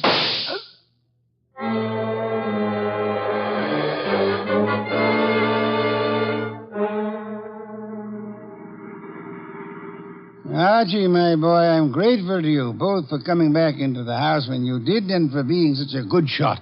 Hope you remember that next time you feel like insulting me. Mm-hmm. Tell me, what's with that cigar ash routine? Who told you the ashes in the limousine were from an El Adoro, boss? I never heard anything about that. As a matter of fact, neither did I. No one could possibly have determined the brand by any chemical means in existence. I knew that, you see, and I took the long chance that Lawrence didn't. Oh. But I still don't get the mainspring of the deal. How did you know he was in love with Diana? That was genius. I have to admit it. You see, it all hinged on the statue of Apollo and Ariadne. According to the Greek myth, Apollo fell deeply in love with the nymph, but because they were of different worlds, he was condemned to pursue her always and never to catch her. Well, what's that got to do with the price of eggs? Isn't it perfectly obvious? Didn't he tell you that Diana had posed for the Ariadne? Yeah, but I still don't... And you yourself remarked on the fact that the finished Apollo looked somehow familiar, didn't you, Archie? Yeah, I did, boss. Don't you know why that was? You mean that... I mean that Michael Lawrence unconsciously revealed the true state of his heart. He didn't intend to, I suppose. But precisely and accurately, he chiseled the features of the tortured God in his very own image. Oh. And speaking of torture... Yeah? Will we be home in time for dinner? Oh, boss, you can't be that hungry. Oh, I am. Good heavens, Archie. Do you realize that I haven't eaten since lunch?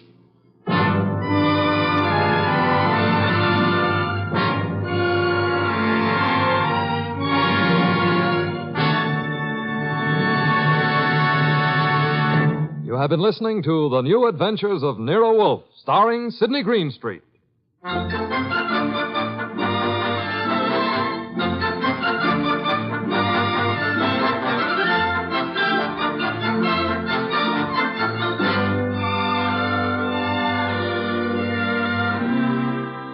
Tonight's transcribed story by Peter Berry was based on the characters created by Rex Stout. This is an Edwin Fadiman program produced and directed by J. Donald Wilson. In the cast were Larry Dobkin as Archie Goodwin and Gigi Pearson, Ted Von Elst, Bill Johnstone, Peter Leeds, and Jay Novello. Next week at this same time, Nero Wolfe and Archie will bring you The Case of the Brave Rabbit. Don Stanley speaking. There's fun and laughs later tonight when Ed Archie Gardner stars as Archie the manager in Duffy's Tavern. As usual, Duffy won't be there, but Archie will be there, armed with his own whimsical version of the English language. Another Friday favorite you'll hear later is The Delightful Life of Riley, starring William Bendix as Chester A. Riley.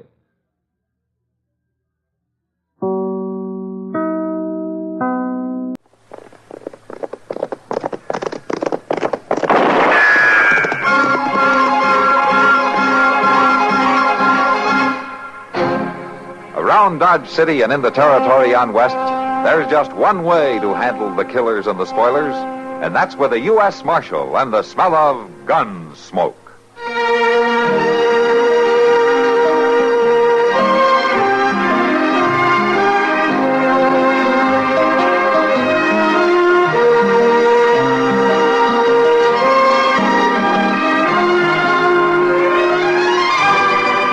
Gunsmoke, starring William Conrad. The story of the violence that moved west with young America. And the story of a man who moved with it. I'm that man. Matt Dillon, United States Marshal. The first man they look for and the last they want to meet. It's a chancy job, and it makes a man watchful. And a little lonely.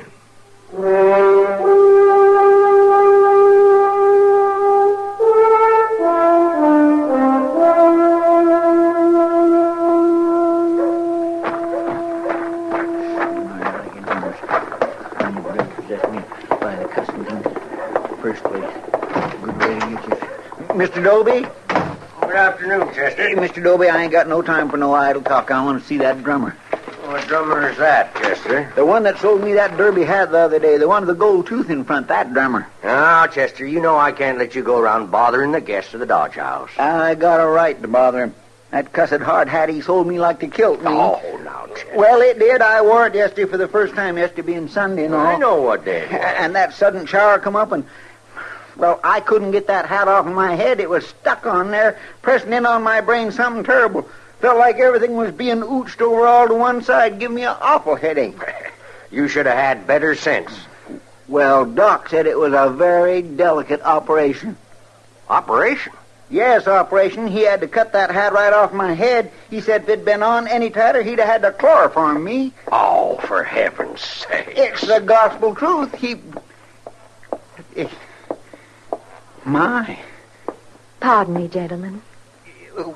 Well, sure, ma'am. Oh, something I can do for you, Miss Milton? Well, I don't want to interrupt. Oh, my land, don't you worry now about that. I'll just leave her have her say, Chester. You speak right up, ma'am. Why, I was wondering if either of you gentlemen might know a friend of mine.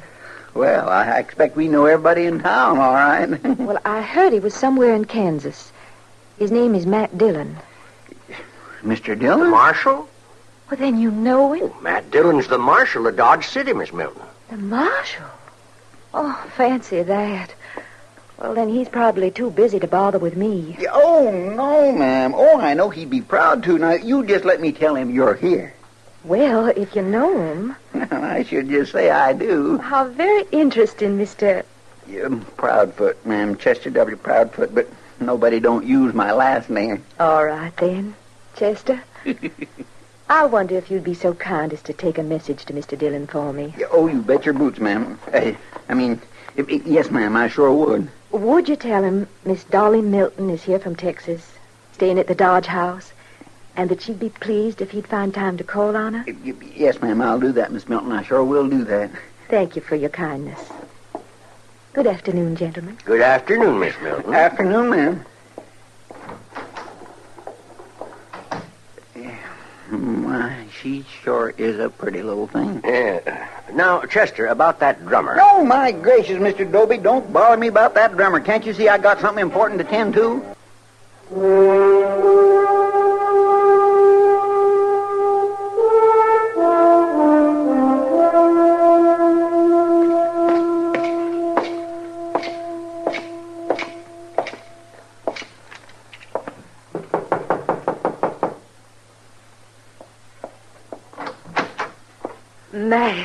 Matt Dillon. Hello, Dolly. How wonderful to see you again. Oh, it's good to see you, too. Oh, please, come in. Oh, thank you. Oh, it's been a long time, Matt. Yes, it has been a long time. Well, you look as though you've prospered. No, I get along. That's about all, though. But you're a U.S. Marshal. You've done yourself proud. Just a job. Well, it agrees with you. I must say you're looking fine, Matt. I can say the same thing for you. I guess that's as close to a compliment as Matt Dillon ever did come. Well, won't you sit down? Oh, thank you.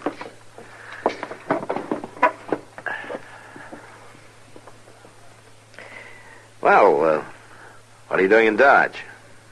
Oh, I don't know, Matt. I'm kind of restless. I guess I'm looking for another place to settle down. I thought you'd be married and settled down long before this.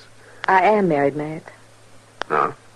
Well, I thought Chester said your name was Milton, same as he used to be. I won't use that man's name. That's your husband's? I don't acknowledge him as such. He's a cruel man, Matt, a brutal man. I had to run away. Oh, I'm sorry to hear that, Dolly. Is there anything I can do? You can be my friend. A woman can be mighty lonely, Matt. I always have been your friend. I guess I knew that. But thanks for saying it, Matt. Yeah. I still don't quite understand why you came to Dodge, though. Why not, Matt? Well, it isn't much of a town for a woman. How'd you think St. Louis would be much better for you if you're looking for a place to settle? Maybe I wanted to be near a friend. Maybe I wanted to know the marshal. Sure. Well... Matt, it's going to be wonderful being with you again. Knowing you're close by. I just hope I get to see a lot of you. Huh. Sure, Dolly. Sure.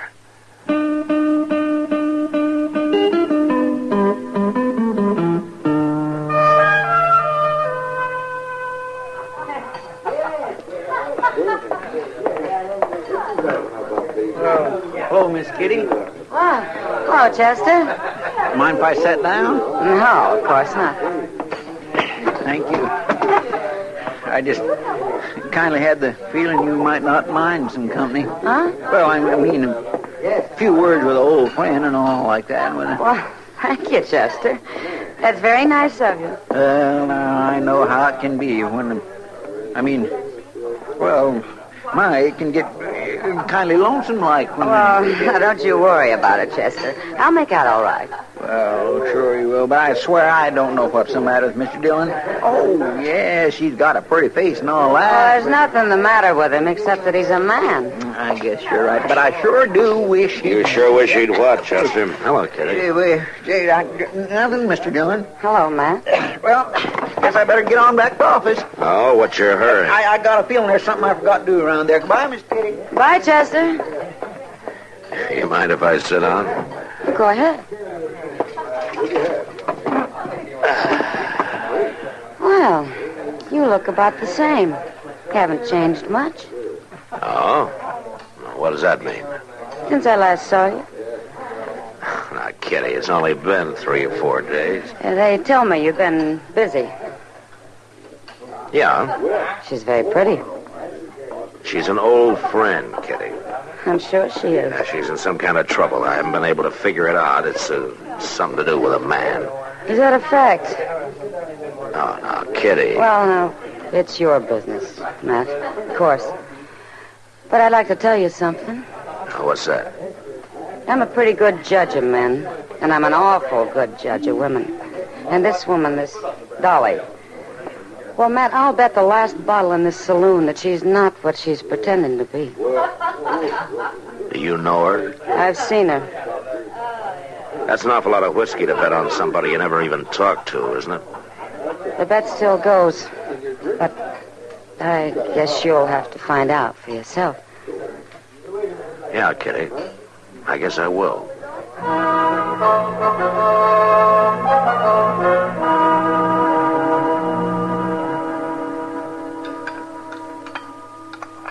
Oh, would you like anything more, Dolly? Oh, no, thank you, Matt. I had a great plenty. Some more coffee, maybe, huh? Oh, please. All right. You know, Delmonico's cooking isn't exactly fancy, but it keeps us alive. Oh, anyway. it's fine, just fine. And I can't tell you how much I enjoyed being with you. I'm not very fancy either.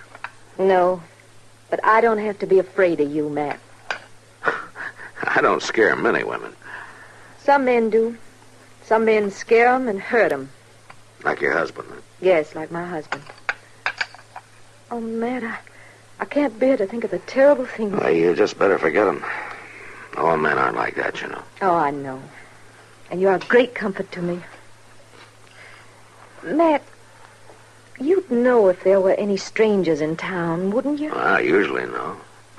I know for sure if they get into any trouble. And you'd know about people moving near here, too, wouldn't you? Living out in the country. Yeah. You'd know where to find them, wouldn't you? Are you thinking that maybe your husband might follow you? Is that it? Well, I can never be sure. But you'd protect me, wouldn't you, Matt? You'd stand up against him.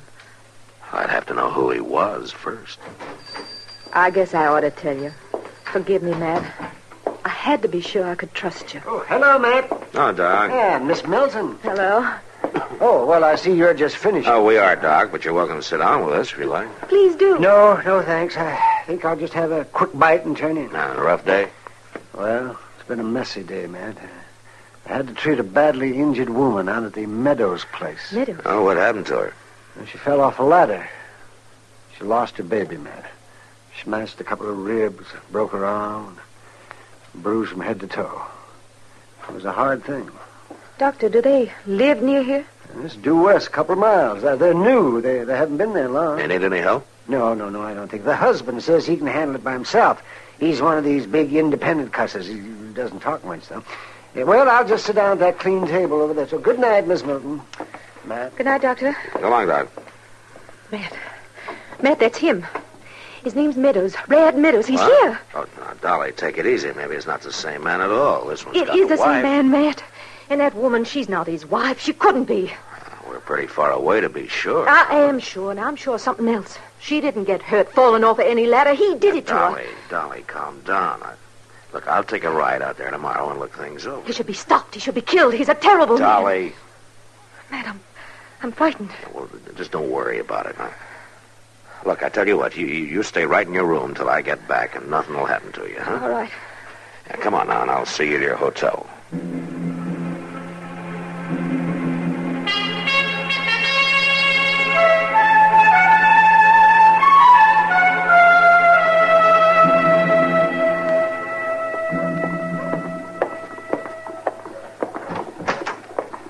Morning, Mr. Dillon. Well, forevermore, you starting off already? I ain't even boiled the coffee yet. I want to get started, Chester. I got a ride out west of town.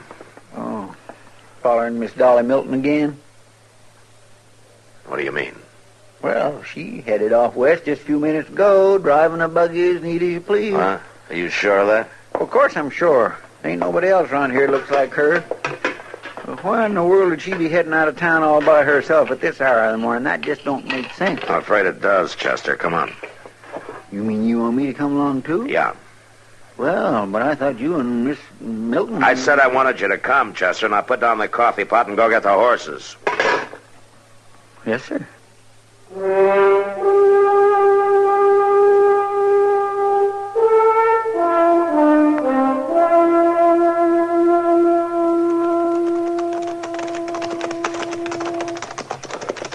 I swear I don't understand, Mr. Dillon. If she's so afraid of this Rad Meadows, why'd she come out here all by herself? That's what I hope to find out, Chester. Looks like she got here all right. There's her buggy out by the barn. Yeah. Well, let's ride over there.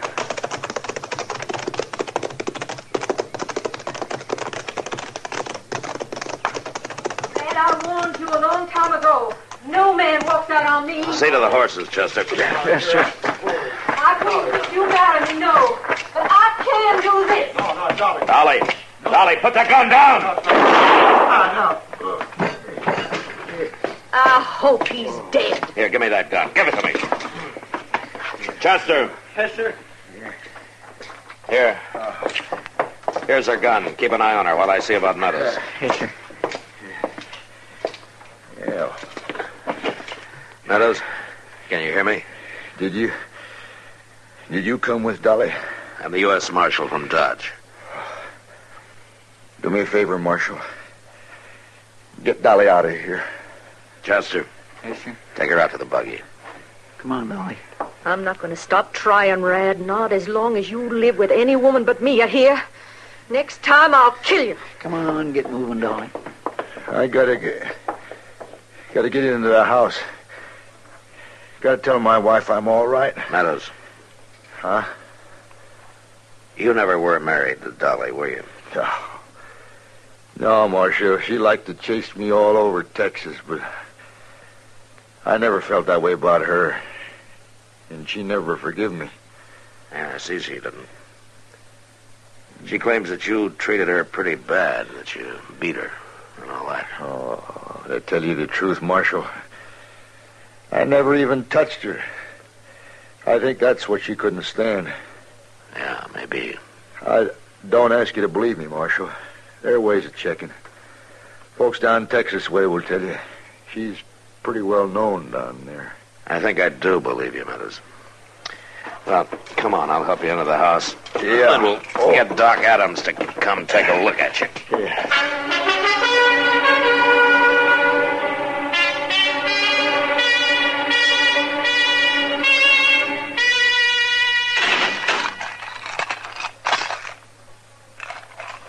Make you feel real proud, Matt? Locking a woman up? Nothing about this makes me proud, Dolly. You were mighty silent on the way in. I was just thinking. Thinking about how you were taken in by an old friend? Yeah, maybe. Well, you're lucky, Matt. When I first heard that Rad was up this way, I had in mind you might do my shooting for me. Well, I might not have been quite that obliging, Dolly. But once I found out just where he was, I wanted to do my own shooting. What are you going to do with me? I'm not going to do anything with you. I'm just going to hold you until Meadows gets well enough to decide whether he wants to sign a complaint. And that'll be up to the jury. Are you really going to leave me here? Yeah, Dolly. I really am.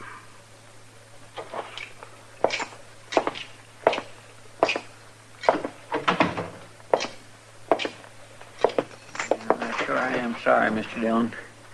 I know this must go kindly hard for you. No, that's all right, Chester. Such a pretty little thing to go gunning for a man. Yeah, she's pretty, all right. Well, good night, Chester. You going out someplace? Yeah. I lost a bet, Chester. To Kitty. It looks like I'm going to be supplying the whiskey for her saloon for quite a spell.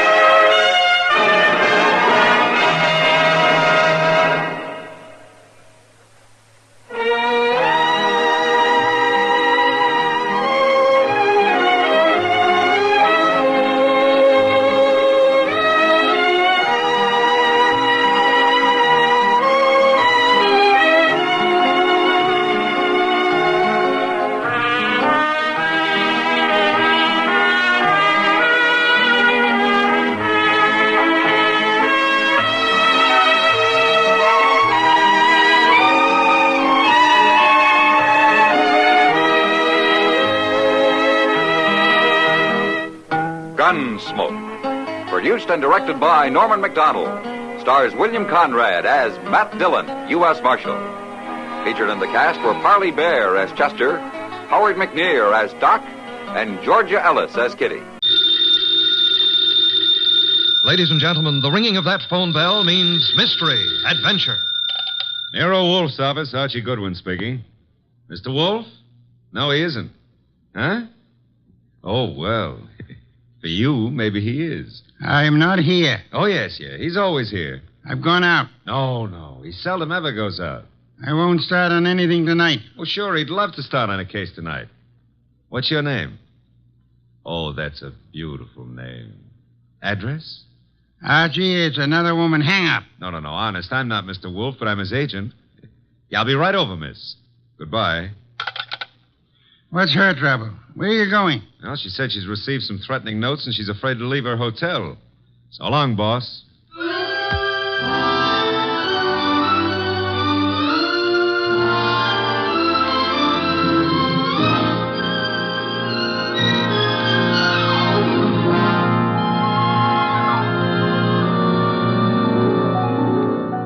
Ladies and gentlemen, it's that genius who is the bulkiest, balkiest, most ponderous, and most brilliant detective in the world. Yes, none other than that chairborne mass of unpredictable intellect, Nero Wolfe. Created by Rex Stout and brought to you in a new series of adventures over this NBC network in the person of Mr. Sidney Greenstreet.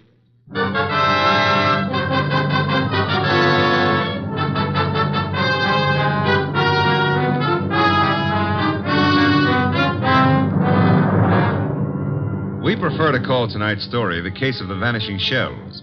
It didn't seem to be difficult at first, but, well, I'm not a stupid individual, but so often I allow myself to become mesmerized by beautiful women. Heaven bless them. Doris Murray was such a woman. She phoned us first late one afternoon about 5 o'clock, then again at 5:30. Very well, Mr. Goodwin, but I would prefer to see Mr. Wolfe. Well, I said I'd be there at 6, Miss Murray. I don't want to talk any longer on the phone. Please hurry. There's someone at the door. I'll see you in the cocktail lounge at your hotel.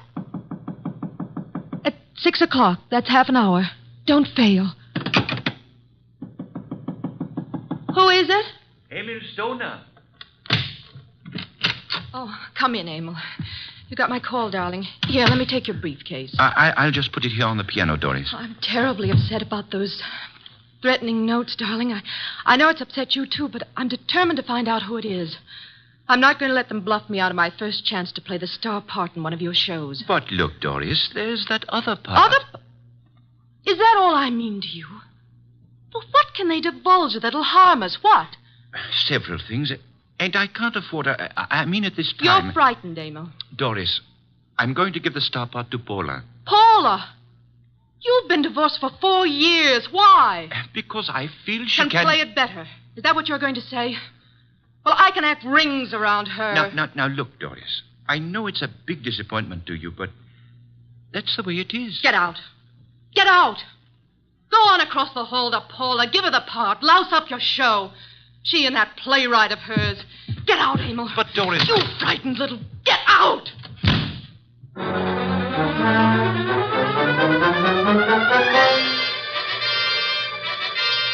I believe, Mr. Wolfe, you're making a great mistake in not coming along. Indeed. I'm sure that what attracts you could not possibly be of interest to me. The gal needs help. Money is money. Girls, money, phooey. Yeah, well, we could have dinner out for a change. They have one of the finest chefs in town at that hotel. You're most impolite. I'm trying to read this book. Poetry. Archie. Yes, sir? Shut up. Well, we need money. That filthy green cabbage is necessary to our existence. This may be a tough case, you know. You're sufficiently intelligent. Sometimes. If I sat around like you do, I'd weigh 500 pounds, too. Archie, leave the room. Besides, it's only 300. What a way to run a business. Orchids, beer, books. Don't keep the charming client waiting. Okay, I'm going. And always remember there is a telephone.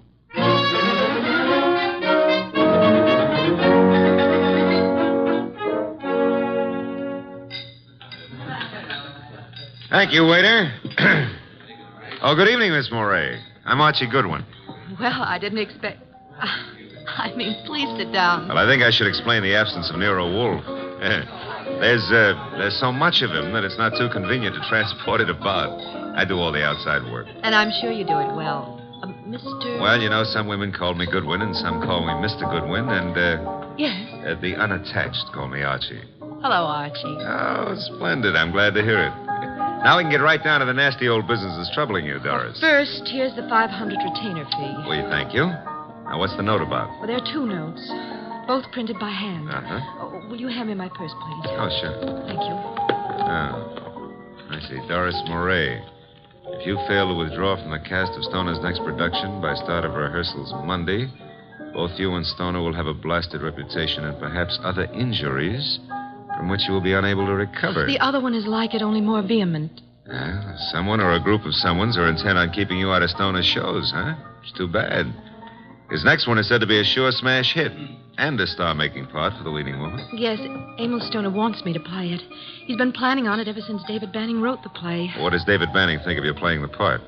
Well, I don't think he's too enthused about it. You see, Mr. Stoner and Paula Kenyon have been divorced for 4 years, but she has continued to be his top leading woman. Now she's engaged to David Banning, who wrote this play. Oh. Makes things a bit difficult.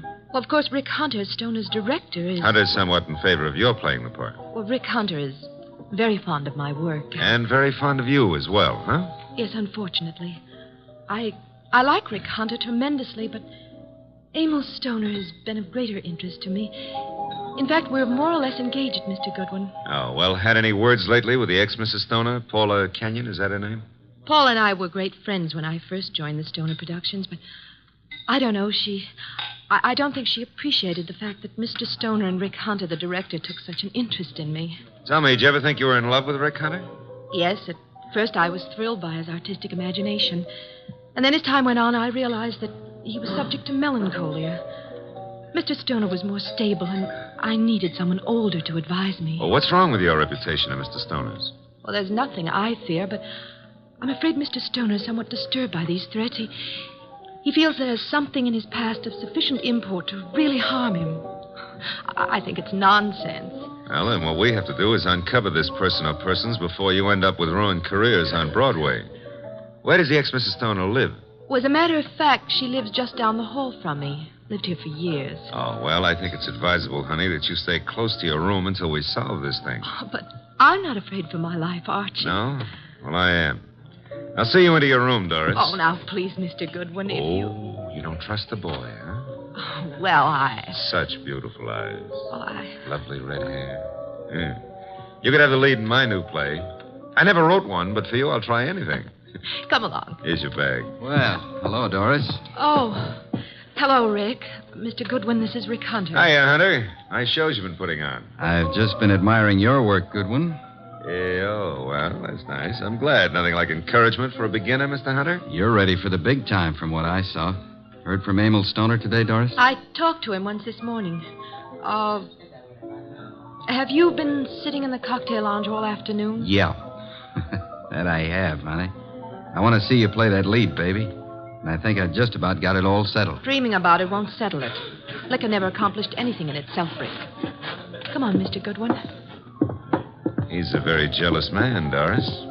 In fact, right now, I can feel his thoughts piercing me between the shoulder blades. Oh, excuse me. Here's a phone book.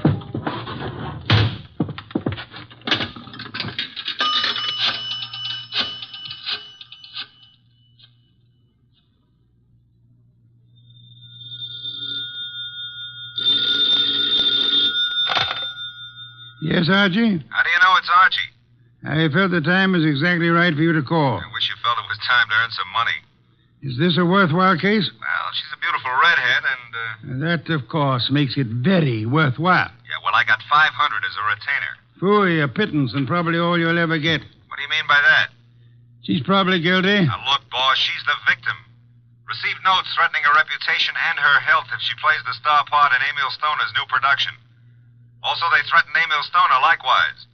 The playwright, Dave Banning, is engaged to Paula Kenyon. Incidentally, she lives here at the hotel, too, just down the hall from Doris. I remember her. And the playwright wants Paula Kenyon to play the part. Well, Archie, you have only the beginning. It is probably too late to prevent whatever is going to happen. Like what, for instance? Have you found a body yet? Call me after you find the body. What body? There's no body. But there will be, Archie. There's always a body where you are concerned. Either a body beautiful or a dead one. Right?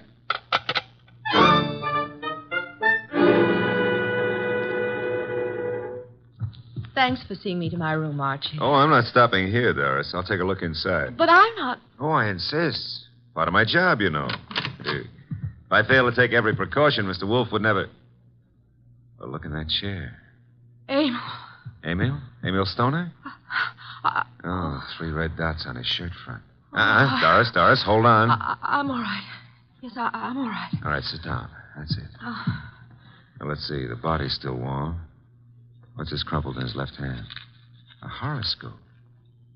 Between the fingers of his right hand, an unlit cigarette. Monogram PK. Paula Kenyon. This horoscope is for March. Something he picked up from your desk here? I don't believe in astrology. Where'd he get this cigarette with Paula Kenyon's monogram? Poor Emil. Poor Emil. I didn't believe anyone would really harm us. Why was I so stubborn? When did you see him last? Please, shouldn't we do something? Call the police? No, not yet. When did you see him? Why, I saw him this morning. I'm so shocked I can hardly think clearly. Doris, Yes? there's a briefcase here on the piano with a newspaper on top of it. What?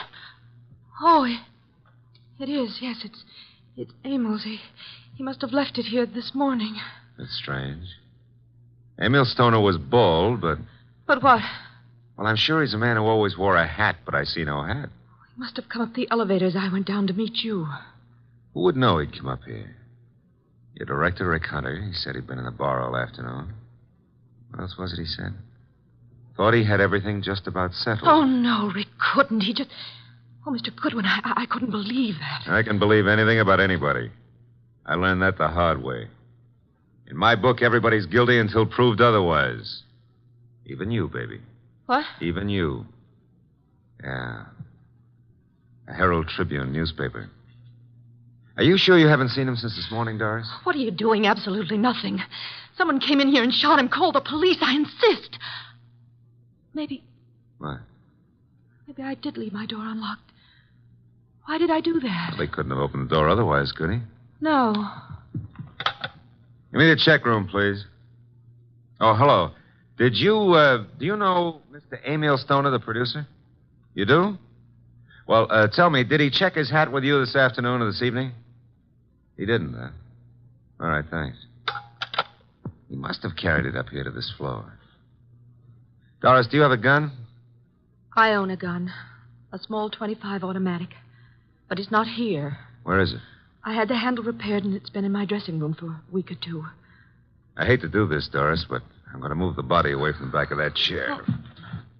There. Yeah, 3 wounds. 1 bullet went through the upper part of the chest, out the middle of the back. I'd say right through the heart.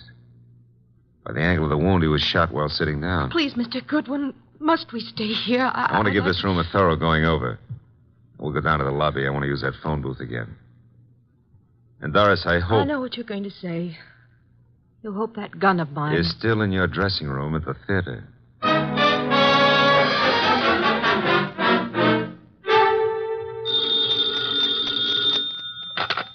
Nero Wolfe speaking. Oh, Mr. Wolfe, may I have your autograph? I'm taking a correspondence course on how to be a detective, and I think you're a wizard. It's so kind of you to say so. I would be just thrilled to have your autograph on the bottom of a paycheck. Why are you calling from a phone booth? What? Who said I was? It's obvious. There's no room tone reverberation. Well, you shouldn't have to ask. You know everything before it happens. You found the body then. Happened just before you got there. Oh, now, look, I took the girl up to her room to be sure it was safe for her to go in, and... Okay.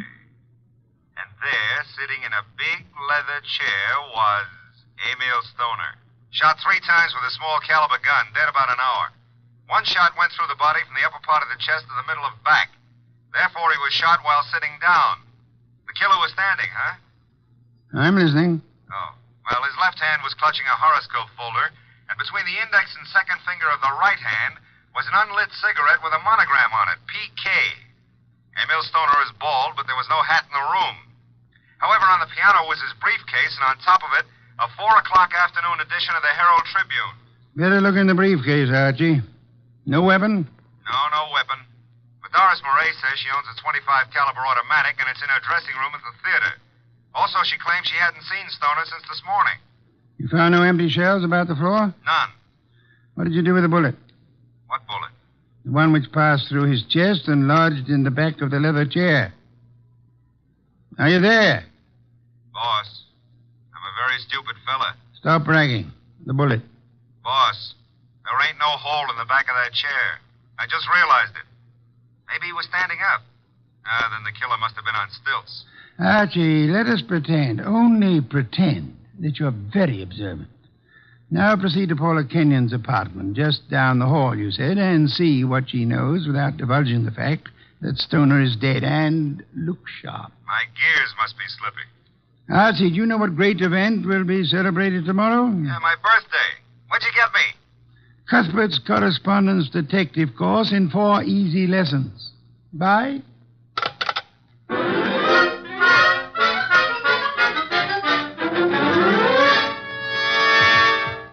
This is Paula's apartment.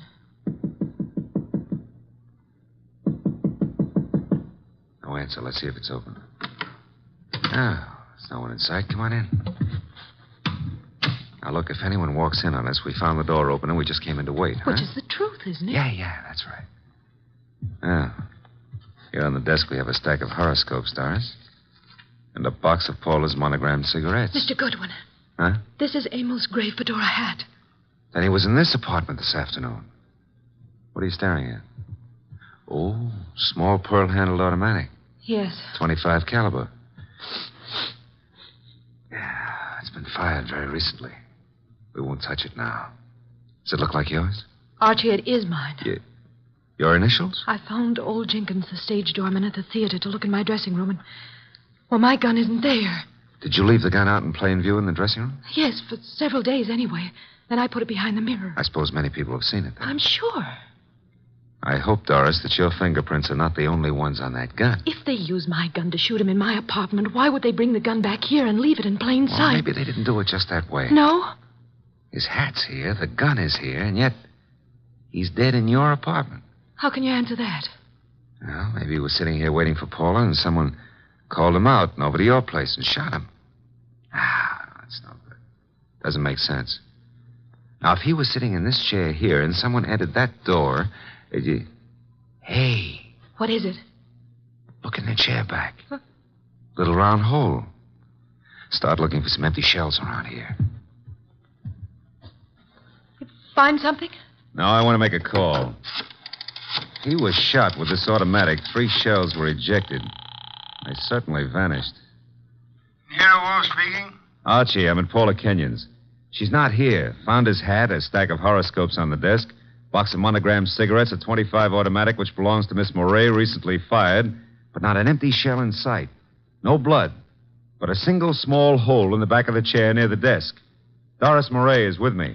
I will call Inspector Kramer now about the body and have ballistics check the bullets with the gun. And the bullet in the chair back? Did you find anything of particular importance in Emil Stoner's briefcase? Yes, I found... Never mind. Bring the girl here at once. Okay, boss. Say, don't you think I better wait for Paula Kenyon? Uh-oh, here she is. Bye. Bring her along, too, if you can. Goodbye. Hello, Paula. Well, Doris, what are you doing here? I wasn't aware that I left the door unlocked. Seems to be contagious this evening. I left mine unlocked, too. Hello, Dave. Miss Kenyon, Mr. Goodwin. Hello, Doris. Hello. Archie, this is Dave Banning, the playwright. How are you, Mr. Banning? How do you do? I've heard all about your new play, and I wanted to meet you. Doris thought you might be over here, and the door was ajar, so we, well... I just walked in. I hope you don't mind, Paula. Certainly not. I'm used to people just walking in. We were here a while ago, went down to the cocktail lounge for a while. When does the play open, or have you cast it yet? Mr. Stoner handles that part of it. Are you a prospective investor, Goodwin? Oh, I've had a number of flings in the business. Matter of fact, I expect to see Mr. Stoner tonight. You do? Tonight? Here? I don't understand. What's this fencing all about? Doris, you're not just visiting me. We've hardly spoken for... Oh. Is that your gun, Miss Kenyon? It's yours, Doris. Yes, that's right, Paula. It was in my dressing room. When did you see Mr. Stoner last? But I haven't seen him today. I had lunch with him. Why? What hat did he wear at lunchtime, Mr. Banning? Why, the gray fedora. How did it get here? That's Emil's. What is this? What are you two doing here? Where is Emil? Come on, cut out the melodramatics. Mr. Stoner is dead. He's what? Paula. And without any further explanation, I shall have to ask you to accompany me downtown. Police? If you will, please.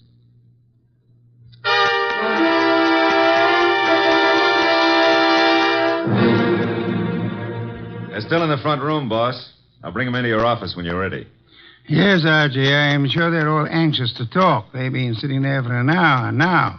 Maybe we ought to make some sort of explanation to them, huh? Why? This sort of technique should work very well in this particular instance. Yeah, but I don't know about that director, Rick Hunter. He may be difficult. Does anyone know that you found the completed and signed contract in the briefcase? No one. Mm-hmm. Good. Now we have the threat notes, the contract, the afternoon newspaper, the briefcase, the fedora hat, the gun, no ejected shells, the horoscope, the cigarette, and the 2 chairs. One with a small hole in it. Come in. Ah, Inspector Kramer at last. What have you? Well, we covered every inch of that place and didn't find a single empty shell. There were 2 bullets in the body and the one that passed through him into the chairback in Paula Kenyon's place. They were all three fired from Doris Murray's little automatic. Any fingerprints on the gun? None but Doris Murray's. Not unexpected, to say the least. The bullet that was lodged in the chair in Paula's place went through his heart. Now, he was apparently shot in her room, but... But how did he get into Doris Murray's place? I'll be able to explain that when we locate those 3 empty shells, Inspector. Bring our guest in, Archie. Come in, please. Ladies and gentlemen, Mr. Nero Wolfe. Miss Paula Kenyon. Hello. Miss Doris Murray. Hello, Mr. Rick Hunter, the director. How do you do? David Banning, the playwright. How do you do? Won't you be seated, please? May I present Inspector Kramer of Homicide? How do you do, Inspector? Mr. Wolfe has asked you here to give such details as you recall, which might be of assistance to him in the solution of the murder of Emil Stoner. Mr. Hunter, as the director, whom did you favor as the star of your next production? Why, Doris Murray. You have been deeply interested in Miss Murray? Hasn't done me much good. But you do love her? I do. And you are deeply interested in the progress of her career? I am, most assuredly. Did you know that Mr. Stoner had made out and signed a contract for a certain woman to play the lead in the new show? No. You knew that Doris Murray had a gun in her dressing room? Yes. You were in the hotel cocktail lounge all afternoon until you met Doris and Mr. Goodwin? Yes. And you could have seen Emil Stoner into the lobby and go to the elevator? I could.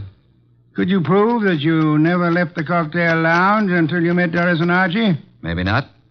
Did you see Mr. Stoner go into the elevator? I did. Mr. Banning, you wrote the new play. Were you in favor of Miss Murray playing the part? Why, no. I felt Paula Kenyon was better suited for it. You and Miss Kenyon are engaged to be married? Yes. Anything happened to Mr. Stoner, you, as next in line, could assign the role as you saw fit? That's correct. Did you know that Mr. Stoner had made a final decision on the part? I did not. He didn't tell you anything about it at lunch today? No, I made a strong plea for Paula. You know about the gun in Miss Murray's dressing room? Everyone did, apparently. Very well. Miss Kenyon, did Emil Stoner visit your apartment often? Not often. We were not on too friendly terms. Did you phone him to visit you this afternoon? No, who said I did? No one? I merely asked. Were you, by any chance, still in love with Emil Stoner? Now, see here, I don't appreciate that kind of talk. Relax, Mr. Banning. I was not in love with Mr. Stoner. That was over. You and Doris Murray were at one time very friendly. Yes. Well, I found out how two-faced she was. Emil was a fool to fall for her, but you couldn't tell him anything. All she's interested in is a career. You're not interested in your career, Miss Kenyon? Well, yes, in a way. You wanted the star part. You phoned Stoner this morning. Yes, but he said he was going to give it to her. You knew about Doris's gun? No, I You didn't. recognized it immediately, boss. Well, yes, I knew. What if I did? Then you wrote these threatening notes to Miss Murray. I did not. I did not. You didn't know the contract had already been signed? No. Then you still had a motive to kill him. I wrote those notes. She had nothing to do with it. You can check them on my typewriter. We know, Mr. Banning. We've already done that. I know how it looks, but Paula didn't do it. I knew he was coming to her place. I called him. I knew Paula was out. I did it. If so, what did you do with the ejected shells? I threw them away. How many? 3. Oh, no, David, please don't. I don't believe you, Mr. Banning. Miss Murray, did you know the contract had been made out and signed? No, You're lying, Miss Murray. You said you didn't see Stoner this afternoon. I didn't. You called him and asked him to visit you. You did get the threat notes, and they frightened you. But you didn't know they would frighten Stoner. I did not phone him, nor did I see him. Yes, you did. His briefcase was on the piano. And he was there in the late afternoon because he brought with him a 4 o'clock edition of the Herald Tribune. What if he was there? I didn't kill him. He told you then about his decision. He left hurriedly. Forgot the briefcase and went to Paula's apartment to wait for her. That's not true. That's not true. Filled with rage, you got your gun, which you said had disappeared from your dressing room, then calmly put it into your bag, walked across the hall, and shot him as he sat reading a horoscope. No. Archie, her handbag. Thank you. Notice, I run my finger through a hole in the corner. She fired through the bag. And see, 3 empty shells. No. And here's the contract made out to Paula Kenyon. Too bad, Miss Murray.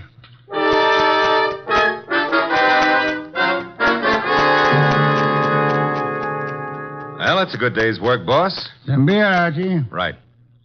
Say, tell me, how did Stoner, if he was shot in Paula's room, get back to Doris's room? She couldn't carry him. Oh, now, Archie, that's not too difficult. He walked. Shot through the heart? Impossible. That's a fallacy, Archie. Official medical records show that people have walked a block in such instances. No wonder Doris was so shocked when she saw him back in her room. The shooting took place after she called us, and it seemed unbelievable that anyone would leave the gun and not the ejected shells. Ergo, the gun must have been concealed when fired. Yeah. Paula would have no reason to do that, because she was in her own apartment. And these men are not the type who would have fired through their coats. And Doris, before she started down the hole, would naturally conceal the gun, huh? In her handbag. Where else? Boss, midnight. It's another day. I'm a year older. Yes. Cuthbert's correspondence detective course in 4 easy lessons. Happy birthday, Archie.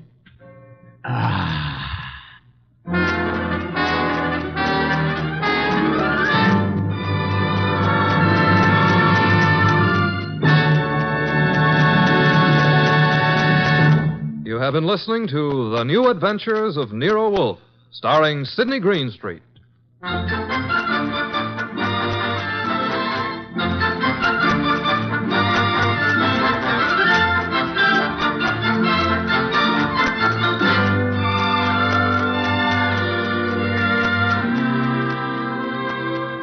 Tonight's transcribed story was based on the characters created by Rex Stout. This is an Edwin Fadiman program, produced and directed by J. Donald Wilson.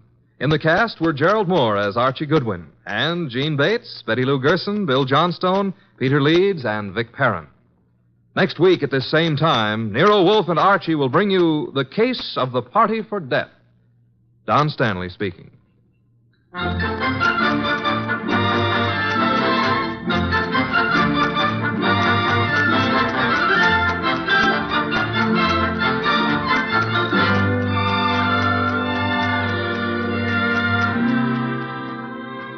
Three chimes mean good times on NBC.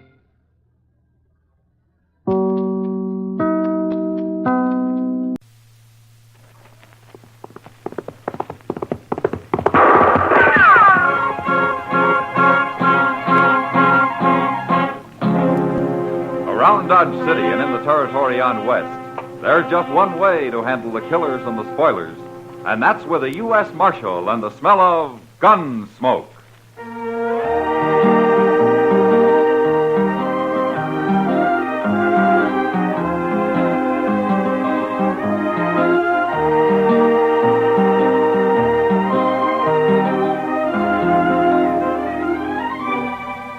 Gunsmoke, starring William Conrad.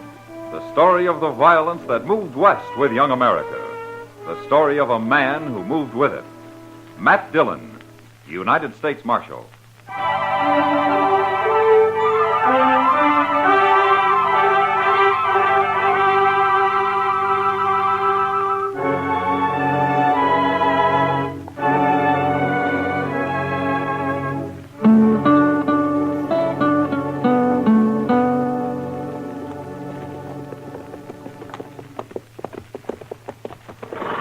Dodge hasn't changed much I can see, Mr. Dillon. We only been gone a week, Chester. Seems like a year to me. Hard ride now and then won't hurt you. It ain't the riding so much, it's the shooting that unnerves a man. Yeah, that reminds me. I think I'll stop at the store here. I need some ammunition. Oh, look. Take my horse onto the stable, will you, huh? All right, sir. I'll see you at the office. Good.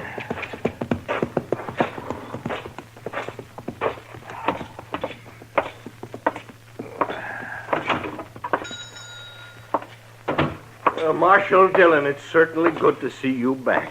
Well, thank you, Mr. Green. Yes, sir. We've missed you around here. Well, that's fine.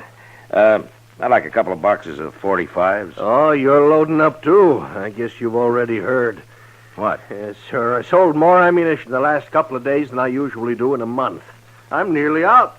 There's the last box of 45s I've got. I'd have saved more for you if I'd have known, Marshal.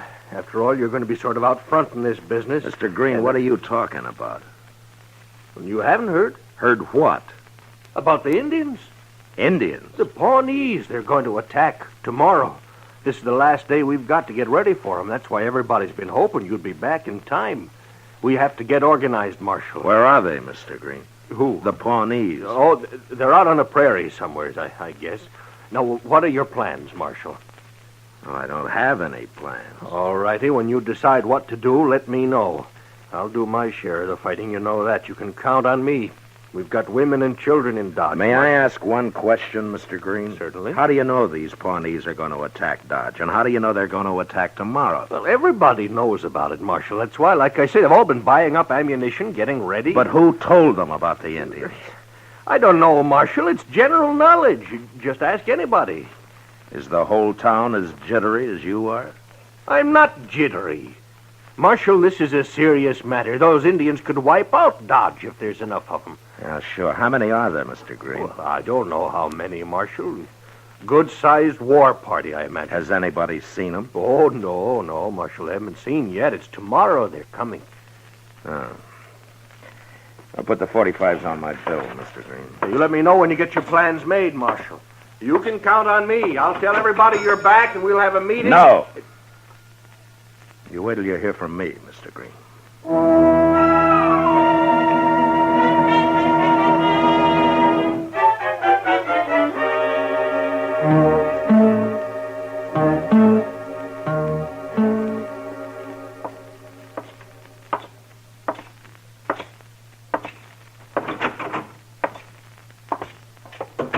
Hello, Doc.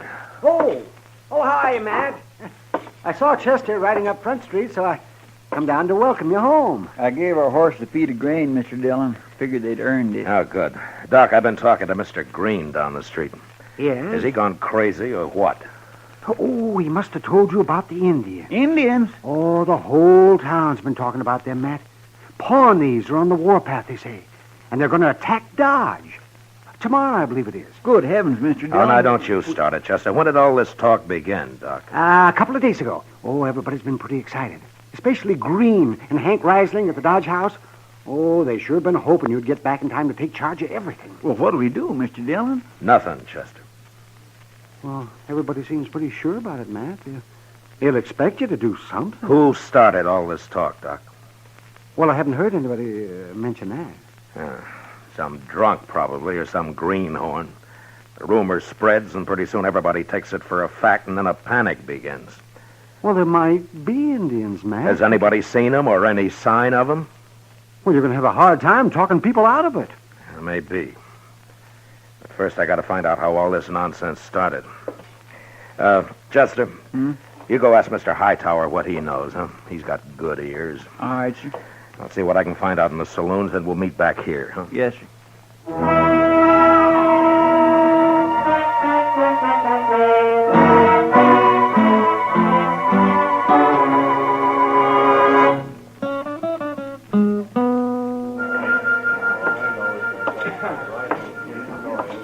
Matt!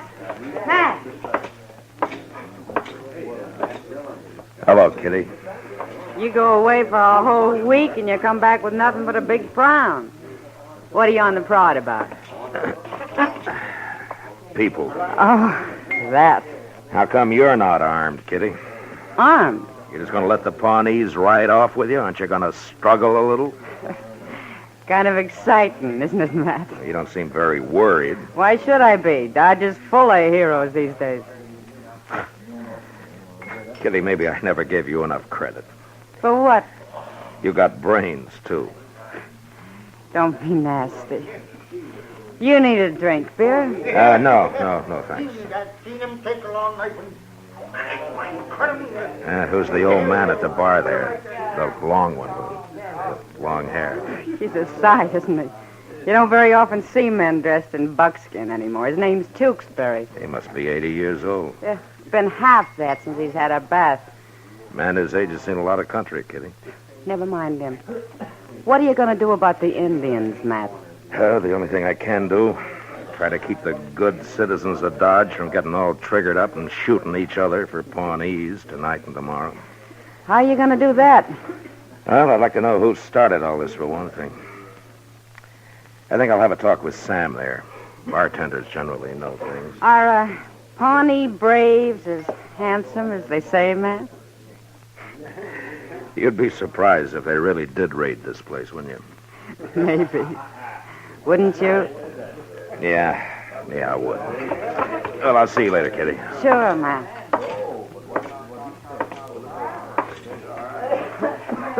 Sam. Hello, Marshal Dillon. Welcome home. Oh, thank you, Sam. What's your pleasure? Nothing right now. Sam, do you know who started all this Indian raid talk? I don't know who started it, Marshal, but everybody's sure all worked up. Yeah, I know. I'm just trying to find out why. Mr. Green and Hank Risling have been wanting to get organized. They'll be mighty happy you're back. Marshal, I heard Sam say your name. Mine's Tewksbury. How do you do, Mr. I want to offer my services, Marshal. Your services? But what for? There ain't nothing I don't know about Indians, Marshal. Why, I introduced Kit Carson to his first Patsy over in New Mexico. Oh? And if it hadn't been for me, John C. Fremont would never got back from the Des Moines River in 42. It was Arapahoes that time. Inside and out, Marshal. Backwards and forwards. Dead and alive and chiefs and brave squaws and papooses, and I know them all. Well, that's fine, Mr. Tewksbury, but I don't think we've got anything You can't to worry trust about. an Indian, Marshal, any more than you can trust a white man. They got sharp tongues and evil ways, and they're cruel and ungrateful. Buy him a drink, and cruel. Marshal. He usually shuts up at least while he's drinking it. Yeah, all right, Sam, give him a beer. Well, I thank you, Marshal, but I never drink beer. Oh, you don't? I will, however, take a little drink of straight whiskey to hold in my mouth and sweeten my tobacco. Yeah. Well, you heard him, Sam. The old devil. Old devil, am I? Well, you'll be grateful I'm here when them ponies come screaming out of the dawn. Do you lift hair, Marshal, or do you fight like a white man? Well, I don't believe I ever scalped anybody. The Indians got it all over you. They're them fierce, them ponies, and don't ever let them take you alive. Why, I've seen them spread eagle a man, and Here's your whiskey, and they old go, man. Better drink it before it gets cold. Oh, thank you. It's not bad whiskey. What there was over. Grateful, ain't he, Marshal? Now, you let me know when you need me, Marshal. I'll show you how to fight Indians. Now, you attack them first. You see, they're Mr. crazy Tewksbury. wild. That's what they are. Mr. Tewksbury, where did you hear about this Pawnee raid? Hear about it, but everybody's heard about it. They've all been warned. Lock the women and children in the church, Marshal, and leave them with enough guns to shoot themselves if worse comes to worse. There may not be enough real Indian fighters around here to hold off them bloodthirsty savages very long. Who told you about the raid, Mr. It's common Tewksbury? knowledge, Marshal. Common knowledge. When's the meeting? Well, I don't know, but I expect that'll soon be common knowledge, too. Goodbye. So long, Sam. Here's for the whiskey. Thanks, Marshal. See you later.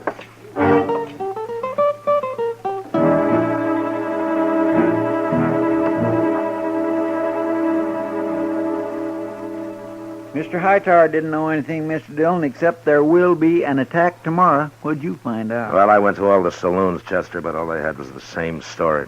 Some wilder than others, especially an old man called Tewksbury. He seems bloodthirstier than anybody. I never heard of him. No, he's a stranger here. Oh, look what's coming across the street. I guess this is the organizing committee, huh? Yeah. Who is that pioneer they got with them? Now, that's old Tewksbury I told you about. He's a little touched in the head, I'm afraid. Well, here they are. Gentlemen? Gentlemen? All right, gentlemen. Now, Marshal, there isn't much time left, and we've got to get Dodge organized. Now, Hank Risling here and I, we've worked out a tentative plan, which we propose Just a minute, Mr. Green. There's something I want to ask before you go on. Yes, Marshal. I'd like to know which one of you men heard about these Indians first. Charlie, me? Well, I don't see it that matters which All right. heard about it All right, first. all right. Then let's say the rumor just got started somehow, okay? Pretty big for just a rumor, Marshal. Well, my wife's nearly crazy with fear. All the women are. That's why we got to do something. Get things organized. People will feel better then. You know what panic is, Reisling? It's fear, all right, but a man can be afraid and still think. But when he gets panicked, he stops thinking. Like all of you right now. You're acting like cattle in a stampede. That's pretty strong talk, Is Marshal. it? Is it? Then I'll point out something else to you. You're willing to believe the Pawnees are on the warpath, and you don't even know who reported it. And on top of that, you're willing to believe they're going to attack tomorrow. Well, that's what they say, Marshal. And it's your job as the law here to do something about it. Yes. If you don't help us now, the blood will be on your head. Blood? In Pawnees are the bloodiest devils in the whole Indian nation. They're mean. They're downright mean. I know them. I'll show you how to fight them. You'll ride out after them. That's Tewksbury. what? Well, after them first. Tewksbury, let me ask you something. I'm offering my services, Marshal, same as I did with John. Well, T. listen to me. Fremont. The Pawnees are attacking tomorrow. Is that At right? dawn, Marshal. They always attack at dawn. If they die at night, you see, their spirit wanders. They got to die. Yeah, in I daylight. know. But there's You see, something else about Indians I want to ask you. I know everything there is to know about Indians. Then did you ever hear of Indians telling anybody just when they were going to attack? They're just like snakes. They never tell nobody nothing. It's just whoosh, and there you are with an arrow right in your throat. Then how come everybody in Dodge knows when these Pawnees are coming? Now answer me straight, Tewksbury. Well, yeah, Marshal, it's just somebody must have found out. The only person who'd know would be an Indian. Well, gentlemen, have there been some Pawnee warriors in town lately getting drunk at the Alafraganza and talking when they shouldn't? Well, have there? No. No, the Marshal makes sense, man. It sure don't sound right somehow. No, it sure don't. Yeah, but if you stop to think about it... Tewksbury, Why would... when did you hit Dodge? A while ago, Marshal. When? I don't know when. I don't keep track of time. But the Indians do, though. Oh, they know just how many Oh, moons... shut up, Tewksbury. I don't want to hear any more about Indians out of you. And if you go on talking around Dodge, I'll throw you in jail and you can do your spouting there.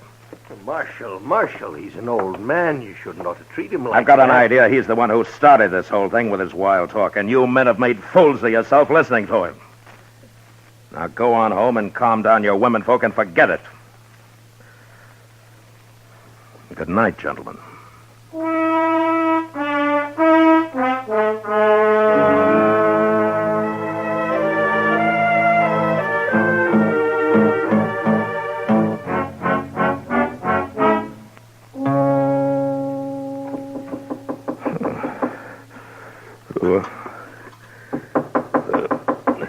Yeah, who is it? It's Chester, Mr. Dillon. Oh, Chester. Well, come in, Chester. Say, you're all dressed. Yeah, I slept with my clothes on. I figured there might be trouble yet. There is. That's what I come to tell you. Well, then tell me. It's a fire, Mr. Dillon, at the edge of town, that What? old rooming house of Ari Danvers. A fire? How bad is it? The house is going, but that ain't the worst. They found some arrows nearby. What? It's the Pawnees.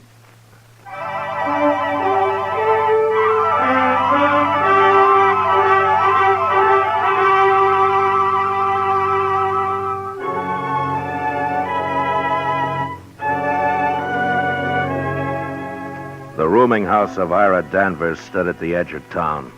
It wasn't much more than a jerry-built shack patronized by a few drunks and an occasional cowboy who had lost his pay at the games. And by the time we got there, it had burned to the ground, and a small crowd had gathered. 2 unidentified men had died in the fire, probably too drunk to save themselves. It was the owner, Danvers, who had discovered the arrows. Look at them, Marshal. I found them sticking in the ground yonder. Yeah. Well, they're Pawnee, all right. And devils stood out there somewhere and fired the place with burning arrows, I figure, and just shot these in to let us know who did it. Well, that could be Danvers, but why would they set fire to only one house? What are you men waiting for? Those Indians could ride in on us any minute. Some of you men get out there and stand guard and get some horses. Now, hold it. Let's Hold get it, this you two. organized. Let's don't get all excited. It's still dark, and no Indian's going to attack in the dark. You know that. Look, what about those arrows, Marshal? Ain't that proof enough? It's an hour till daylight, Mr. Green. Nothing's going to happen till then. We've listened to you long enough, Marshal. We've got women to protect. Reisling, you come over here, and the rest of you men. We'll run this fight ourselves. Chester. Yes, sir. see old Tewksbury over there at the edge of the crowd? Yes, sir. He ain't talking so much tonight, is he? Drift back in the dark where he can't see you. And if he leaves here, let me know at once, huh? All right, sir. What do you make of it, Marshal? Yeah, there's nothing to worry about, Sam. What are you doing here, Kitty? Sam promised to wake me up when the action started. So he did. Well, there's been a fire and 2 men died. The action's over. Now go back to bed. Don't take it out on me, Matt. I didn't start this Indian scare. No, I'm sorry, Kitty, but this is no place for a woman. Where is a good place for a woman? Don't start that. What are they doing over there, Marshal? Green and Riesling are organizing the defense of Dodge, Sam. They found some arrows, I hear. Yeah, they did. Pawnee arrows. Then they are going to attack. They're right out there in the dark somewhere. No, I don't think so, Sam. But you go look if you want. Sam, come on over here. We'll lead you too. That's Green. He's calling me. Now, then you better go. Sure. I'll go. I'll go with you, Sam. I want to see what's doing. What? Oh, where is he, Chester?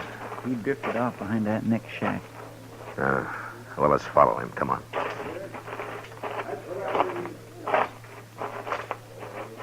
Were you close enough to see if he's armed?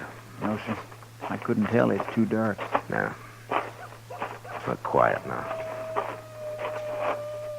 I don't see him. No, neither do I. Now, hold up a minute. Maybe we can hear him. Now let's go on. Hey, something moved right over there. Yeah, I saw it. Look, he's lighting a fire. Yeah, there he goes. You put out the fire, Chester. I'll catch him. Yes, sir.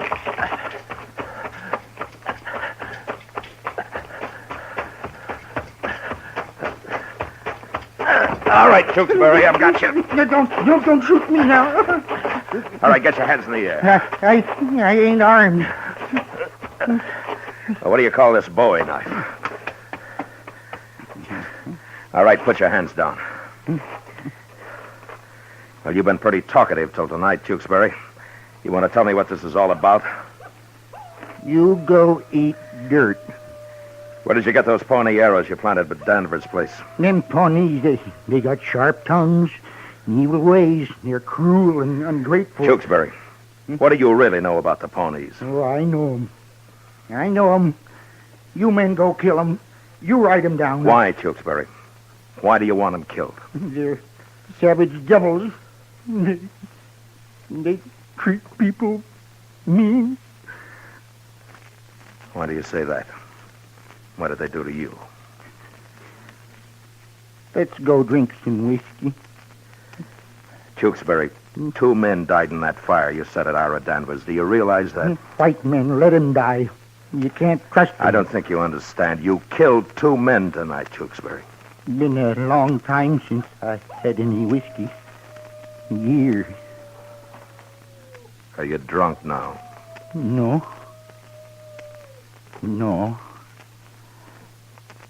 I'm tired. I'm awful tired. Tired and lonely. I want to lay down. Make camp. Yeah. Come along, old man. I'll show you a bed.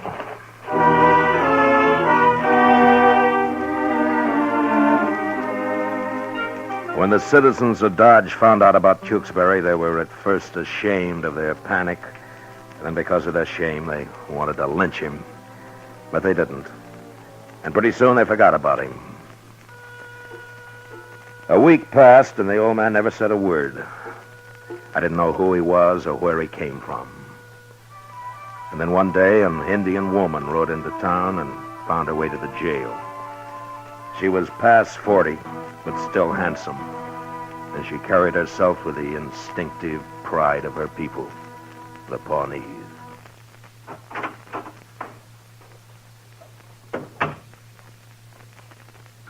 Is this the jail?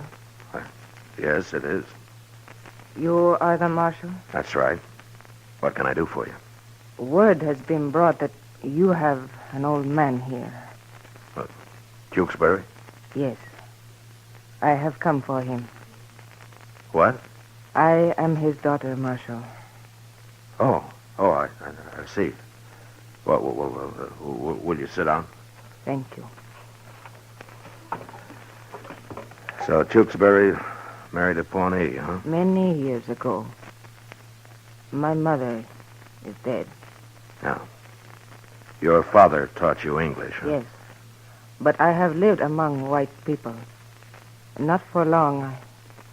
I like my people better. Of course. I think my father does, too. He has lived with us many years. Tell me, what was he doing in Dodge? He is old. So old he is like a child. He ran away one night in anger. Why? Our tribe is peaceful, Marshal. We have given up war. But sometimes the young men find it difficult not to fight. My father made some whiskey. He was giving it to the young men, telling them they should kill white people. And he got caught at it? Yes. The chiefs held council. They made very strong talk. My father grew angry. He say he will destroy them. Marshal, he is old. Thoughts are no longer clear in his head. Yes, I understand. He has lived long, seen many things. He does not like being old. He cannot understand why life is peaceful with us. Well, he sure stirred up a lot of trouble here. A hunter told us the story. My father will be more closely watched now. Because he has served the tribe well in the past, chiefs will send you horses. Horses? To let him come back. His fine, huh? His fine, yes. I forgot the word. Well, it's not as simple as that. You see, 2 men died in that fire your father set. I'm afraid he'll have to stand trial. Trial? Oh, your counsel. Yes, It'll be in a few days now, but I've got to warn you that it might not go well with him. 2 men die. I understand, Marshal. I wait. Look, would you be willing to come to the trial to talk for your father? A squaw? We allow women to talk at our trials. Then I will be there. Good.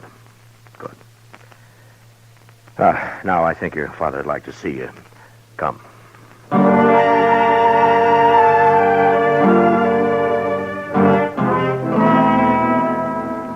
The trial lasted 1 day. I don't think Tewksbury knew what it was all about, or even cared. After seeing his daughter, he started talking again. But in Pawnee. He never said a word in English, or even acknowledged it when he was spoken to. His daughter took the stand, and shortly after, impressed by her courage and honest dignity, the judge released Tewksbury to her custody. Outside, I said goodbye, and I watched him ride off into the prairie, both mounted on her pony. The old man chattering like a bird, happy to be going home. No longer lonely.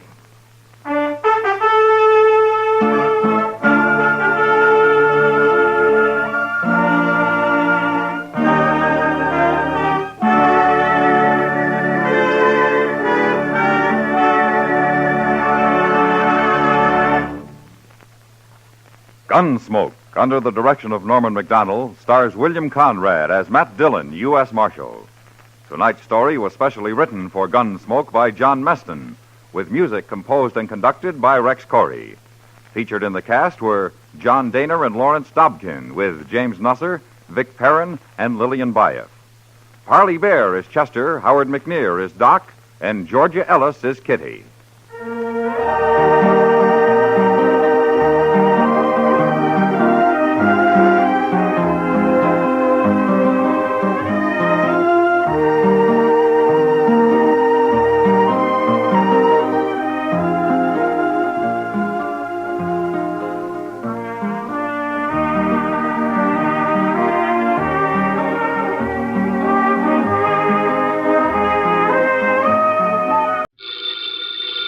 Ladies and gentlemen, the ringing of that phone bell brings you mystery, adventure. Nero Wolfe's office, Archie Goodwin speaking. Just a moment, please. Hey, boss, Mr. Tom Wilcox wants an appointment. How about 1 o'clock? Archie, no appointments today. I intend to pot some dendrobium offsets. 1 o'clock will be fine, Mr. Wilcox. See the Tom Wilcox who was acquitted yesterday of the murder of that singer, Keith Hansen? Mr. Wilcox, are you the Tom Wilcox who... Oh, you are. I see. What does he want with me? Mr. Wilcox, why do you seek Mr. Wolfe's services? I see. Well, our fee is $1,000 with a retainer of $500, okay? Oh, yes, Mr. Wolfe will see you. What's that? Hey, what was that? Hey, Mr. Wilcox. Archie, stop shouting, hey. He whispered someone was at the window. Then I heard a shot and he dropped the phone. Boss, I'm afraid we've just lost a client.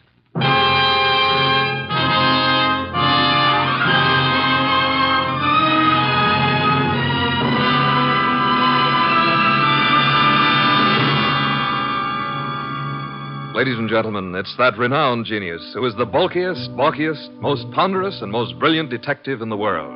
Yes, none other than that chairborne mass of unpredictable intellect, Nero Wolfe, created by Rex Stout and brought to you in a new series of adventures over this NBC network in the person of Mr. Sidney Greenstreet.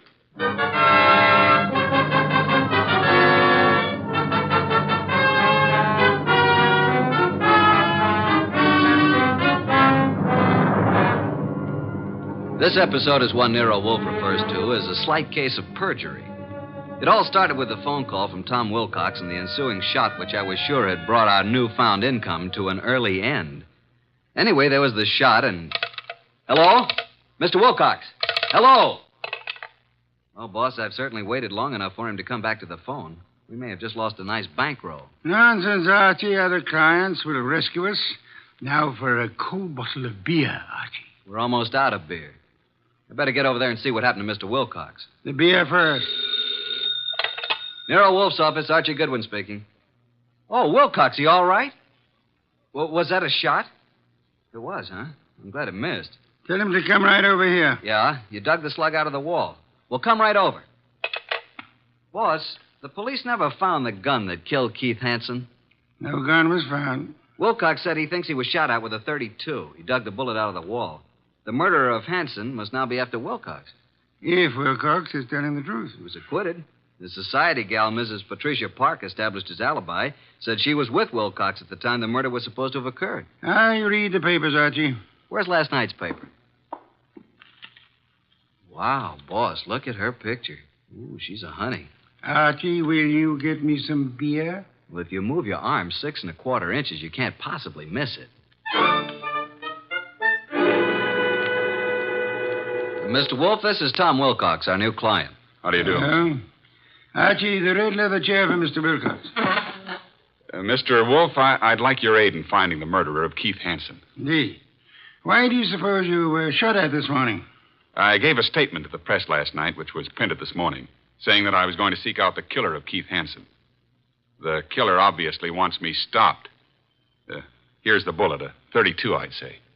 Why did you go to Keith Hansen's apartment on the day of his death? I went there to tell him to stay away from my sister. We had a fight. The manager came and stopped us. I told Hansen I'd kill him if he didn't lay off. The manager heard this. Then I went home. What time was that? About 8:30. The police claimed I returned to Hansen's apartment and shot him. I couldn't prove I was at home all night. It was going rough for me until Patricia Park testified she was with me at the time when the crime was said to have been committed. Why didn't you tell the police in the first place that this Patricia Park was with you? Well, that's the whole trouble. She wasn't. What? Her claim that she spent the hours from 9 till midnight with me was a lie. In fact, I'd never met the woman in my life. Have you contacted this Patricia since your release, Mr. Wilcox? Yes, but she refuses to see me. Archie, phone Mrs. Patricia Park and tell her that she must see you at once for her own good. Time is of the essence.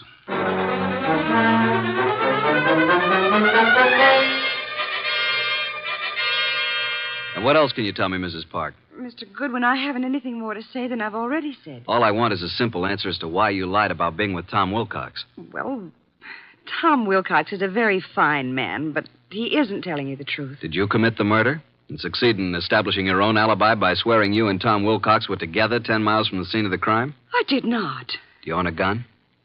Don has one around. Who's Don? Don's my husband. Oh, is he here? I doubt it. He's never here. Spends most of his time at the bookies, throwing away every cent he can get his hands on.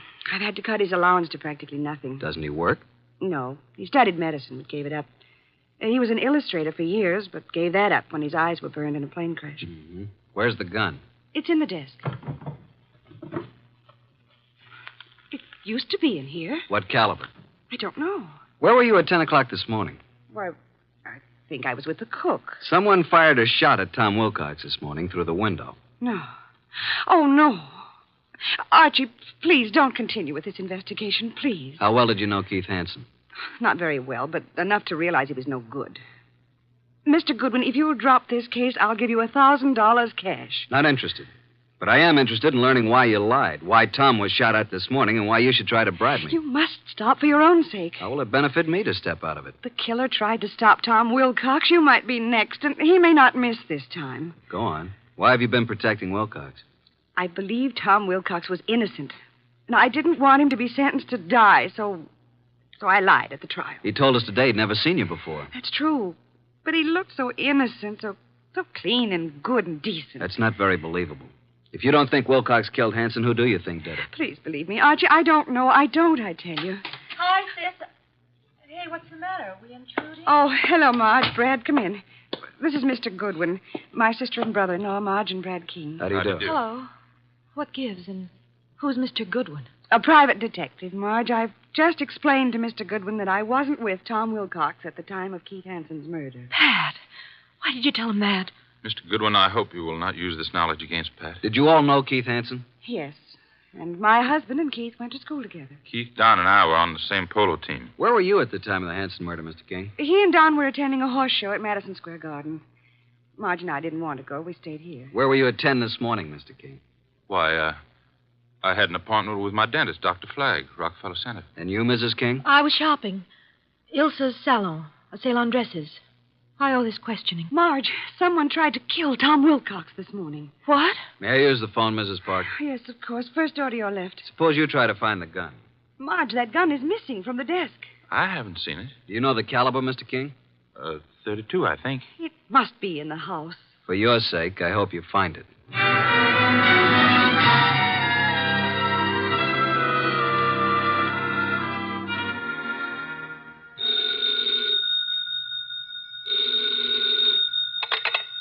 Nero Wolfe speaking. Archie, boss. You should have reported long ago. She must be very pretty. Pat Park admits she lied. She claims now she was with her sister, Marge King. Marge and her husband, Brad, have alibis, and all have alibis for this morning. I'll check them before I return. Where were they the night of the Hansen murder? Well, Brad and Don Park, that's Pat's husband, were at the Madison Square Garden horse show. Pat and Marge were together here at the house. Impossible to verify the Madison Square alibi at this date. Check all the rest and come home for lunch. It's Oysters Rockefeller. Has Inspector Kramer arrived yet? He has, and left the police records on the Hansen murder. He has taken the bullet Wilcox brought to be checked at ballistics. Good. Pat had a .32 caliber gun in the desk in the library. It's now missing. Indeed. And, boss, Pat just offered me $1,000 to quit the case. When I refused, she said if I didn't lay off, something might happen to me. Oh, dear me. That would be most upsetting, eh? After lunch, I want you to visit the late Keith Hansen's apartment. Bye.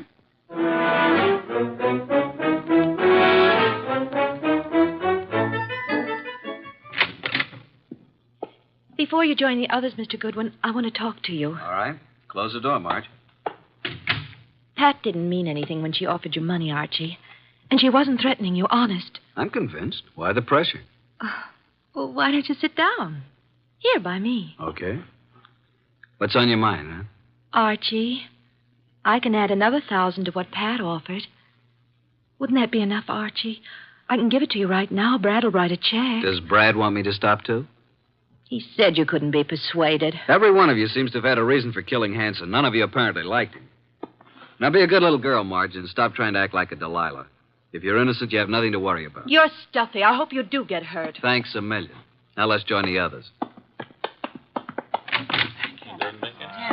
Well, Pat, did you find the gun? I can't find it anywhere. Oh, Mr. Goodwin, this is Don Park, my husband. How do you do?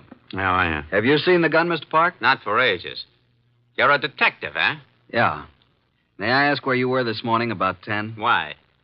Well, frankly, I was at my bookies. Where's that? I can't tell you, but I'll call them and you can check it. Were you and Brad together at all times during the horse show the night of Keith Hansen's murder? No. Brad wandered away a couple of times, and I saw some people I knew. You know how it is. We'd meet at intervals. Archie, you're wasting your time. None of us is guilty. I made a fool of myself, that's all. Tom Wilcox was such a decent man that I hated to see him have to pay for taking Keith Hansen's rotten life. If a man's guilty, why should you butt in? You never use your head. Pat is one person who thinks of others before herself. Marge, forget it. Now you've got private detectives snooping around. What are you after, Goodwin? Who are you working for? Why don't you let my wife alone? The case is closed, isn't it? Maybe. Don, this just makes it more interesting to Mr. Goodwin. As a matter of fact, I think you all know more than you're telling. I still think Tom Wilcox killed him. And there's only one reason why Pat should protect him. Don, that's enough. Nice, happy family, suffering all the torments of a guilty conscience. Is that it? What are you trying to do, Mr. Goodwin? Get your nose poked? Not exactly. If not, you'd better leave. Okay, Mr. King, I'll run along. Mr. Wolfe will be anxiously waiting to hear about this. So long.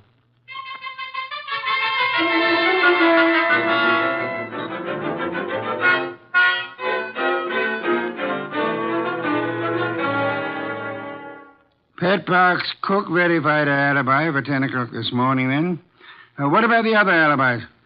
Well, Brad's dentist said that he didn't get to Brad until about 10:30. His appointments had run over. He wasn't sure if Brad was there at 10 or not. The nurse was out at that time. Marge's alibi is no good. And at mob at Ilsa's, the saleswomen wouldn't have known their own mothers. Don's alibi checks if we can take the word of the bookie. Don and Pat, then, are the only ones who have alibis that checked, huh? That's right. Are these the reports Inspector Kramer brought? Hmm? Keith Hansen's body showed obvious signs of battery. Lips were swollen and lacerated, clothes disarranged. Knuckles of the right hand were skinned, nose fractured. Major contusion over the right eye. The eyes were closed. .32 caliber bullet was embedded in the left chest wall. Wow, what a battle. I am of the opinion that Hansen was battered by two different people. I think someone arrived after Wilcox was thrown out by the manager, and this someone gave Hansen another beating. Really, boss? Come, let's have dinner. Then you must get over to Hansen's apartment.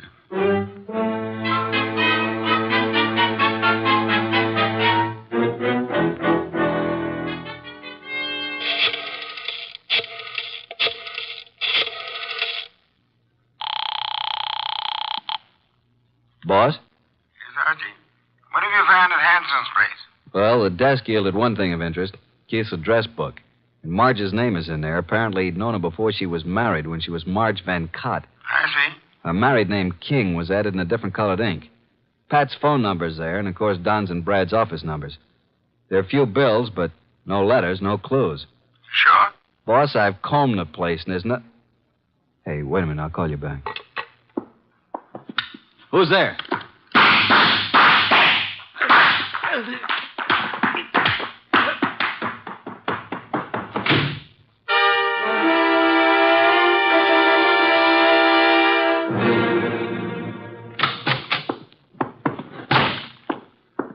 Archie, you know I dislike the banging of doors. Sign of ill breeding. Archie, what happened to you? Target for tonight, Archie Goodwin. Your forehead's bleeding. You better have Fritz fix it. Well, my head can wait. Some guy certainly surprised me at Hansen's. Creased me on the forehead. Good thing I snapped off the lights. He emptied his gun at me. We scuffled and he got away. And then I dug his slug out of a chair. I think it's a .32. But look at this, boss. A little round piece of glass. Found it on the floor. It's very small, very smooth, and concavo-convex in shape. Half an inch diameter. Watch crystal? Don't think so. The edges are too smoothly ground. I'll examine it under a magnifying glass. I'll get it, boss. Oh, hi, Tom. Come in. Mr. Wilcox, boss. Archie, hey, what's happened to you? Somebody tried to scalp me. Good evening, Mr. Wilcox. The red leather chair, Tom. Archie, please finish your report. Did you notice anything else of importance at Hansen's apartment? Is that where this happened? Yeah. Well, there were dozens of gals' photos scattered around. Photos, But no letters, Archie? Not a one. There must be some letters, Archie. Love letters. Wherever we have girls' photos and telephone numbers, I assure you they're bound to be love letters. That is what we must find. But then we'll have a motive. Yeah, but where do I look, huh? Go to Hanson's dressing room at the Club Diablo. I have just phoned the place. A female singer is substituting for Hanson, but she won't arrive until supper hour. Mr. Wilcox, accompany Mr. Goodwin, if you please. Keep your eyes open. I need the boy. Then you do love me, boss? Come on, Tom. Let's look at this Club Diablo.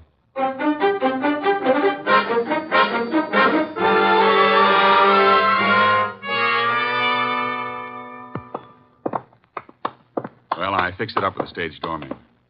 Here, this is Hanson's dressing room. What a layout. This dressing room's fancier than most of the Met stars get. Hanson fixed it up himself. A bar, refrigerator, hot plate, television set. He could live here. Some of this stuff could be the new girl singers. I don't think so. Well, let's get to work, Tom. Take the drawers in his dressing table first. What are we looking for, Archie? Mr. Wolfe says the motive. He means letters. There's nothing here. Nothing in the desk. New singer must have cleaned it out for her things. Nothing in the books. Don't pass up that refrigerator. Nope, empty. Hey, there is something here. Back of the ice cube trays. Come here. Oh, wow. Mr. Wolfe said there had to be letters, and so there are letters. Lots of them. Hey, here's one from Marge. And another. And look here. Really confidential letters from a dozen society gals. There's something else in the back. Bank book. What do you know? A singer like Keith didn't make this much. No, that kind of money didn't come from crooning. This guy Keith was really shaking these babes down. Archie, someone's coming. Listen. Quick, behind the door and grab him. Douse the lights. Run,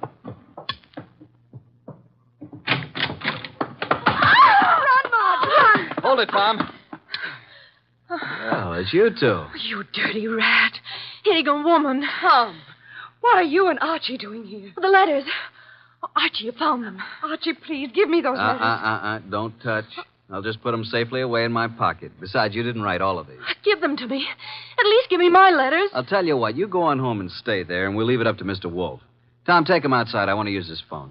Come along, ladies. Let us oblige Mr. Goodwin. I'll meet you at the stage door, Archie. Right.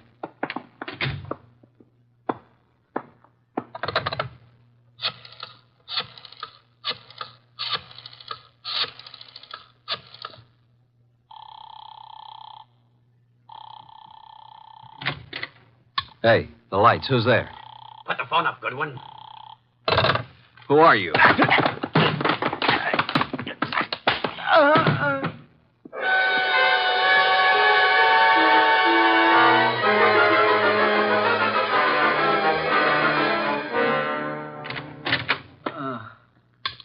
Archie, what happened? Are you hurt? Here, let me help you. I'm all right. I guess. Ooh, my head. Did you see anybody? No, I didn't.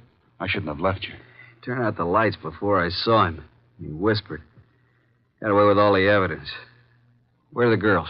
I sent them home in a cab. Well, let's get over to Mr. Wolfe. This is tough luck. If I'm not mistaken, his next move will be to have a little get-together with all concerned. Come on.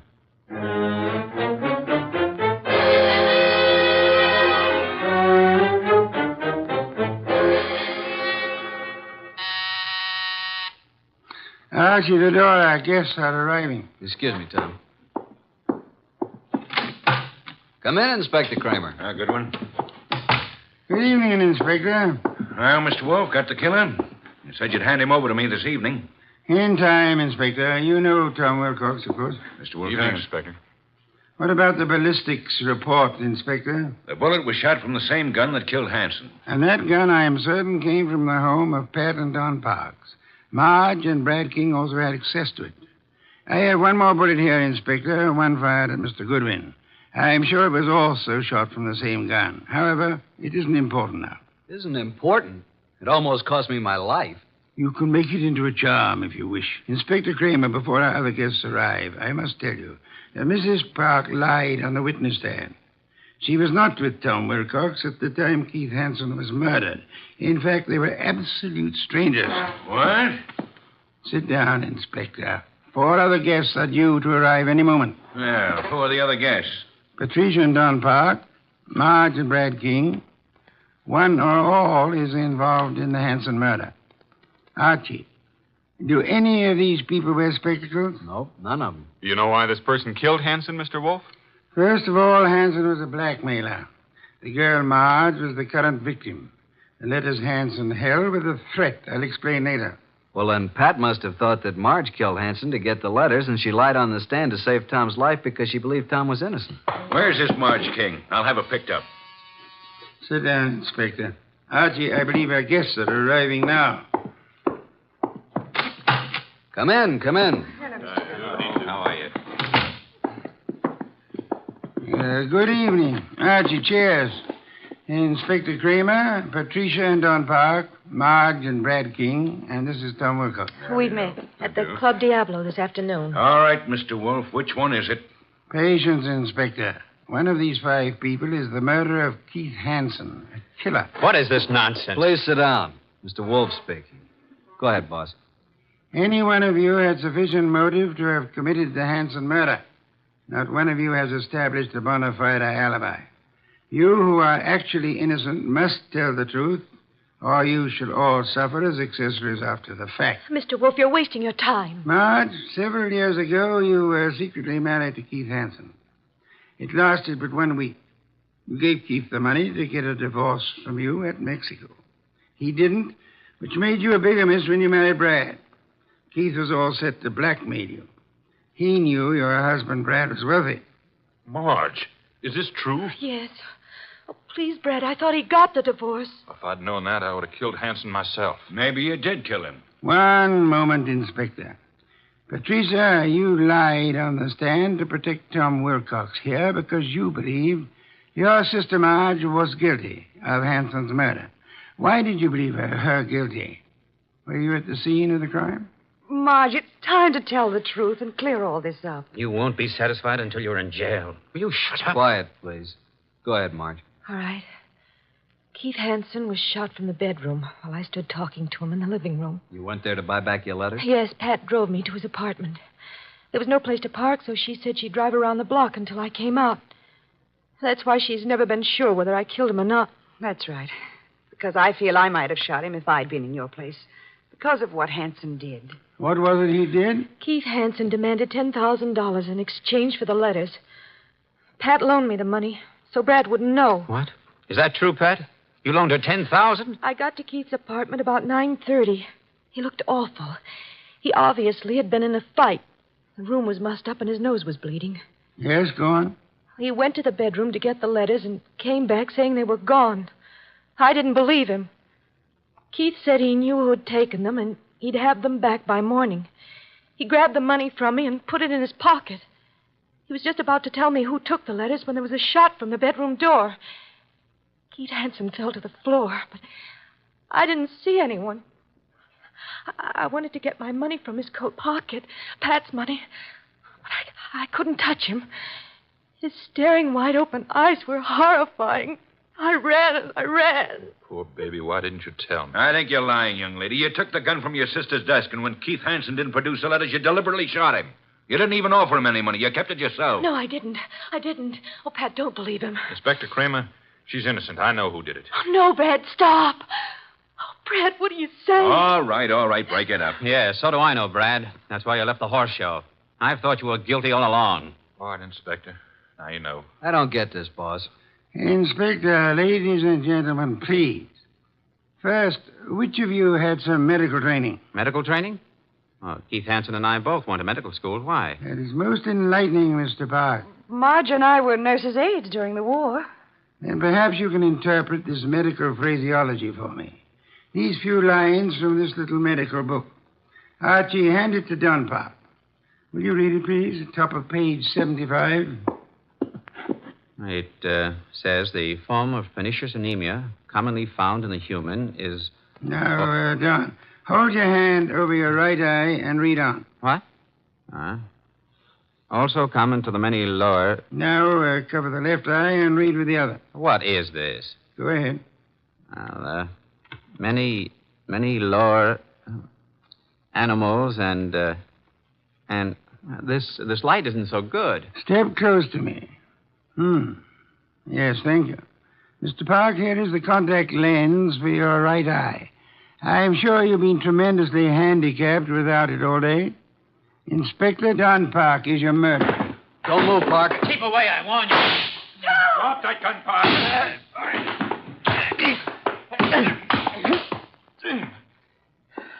Well, I got his gun.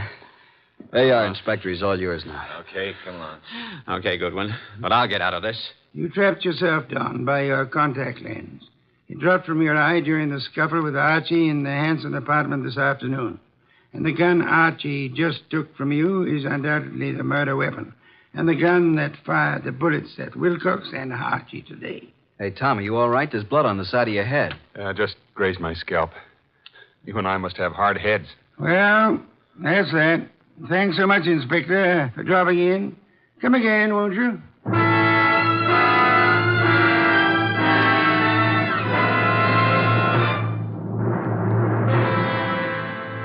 This was a rough day's work, boss.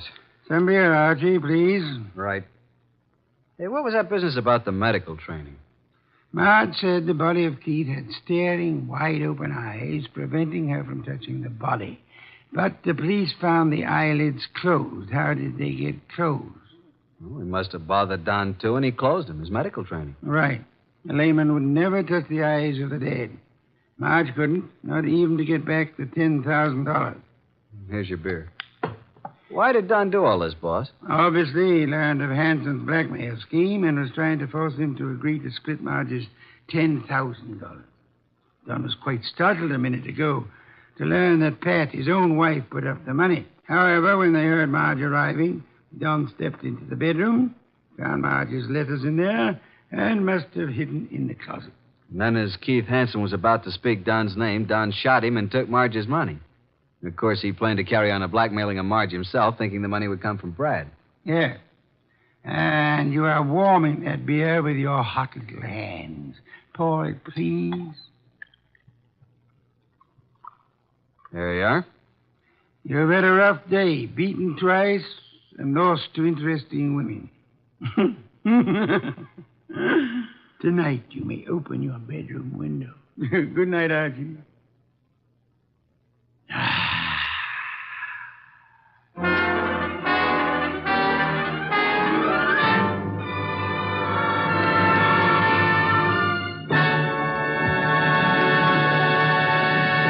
You have been listening to The New Adventures of Nero Wolfe, starring Sidney Greenstreet.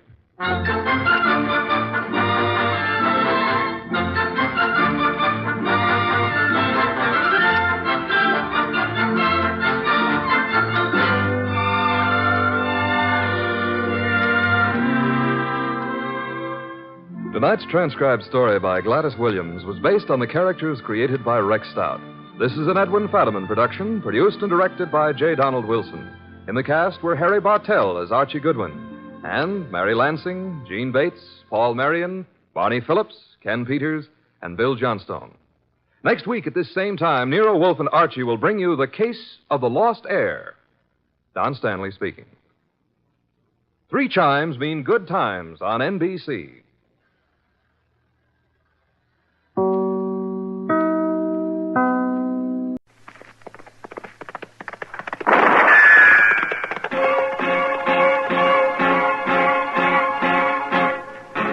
Around Dodge City and in the territory on West, there's just one way to handle the killers and the spoilers, and that's with a U.S. Marshal and the smell of Gunsmoke.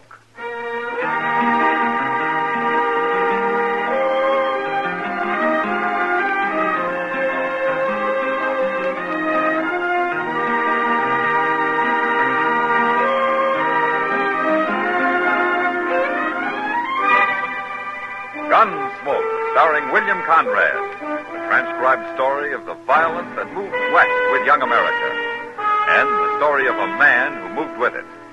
I'm that man, Matt Dillon, United States Marshal. The first man they look for and the last they want to meet. It's a chancy job, and it makes a man watchful and a little lonely.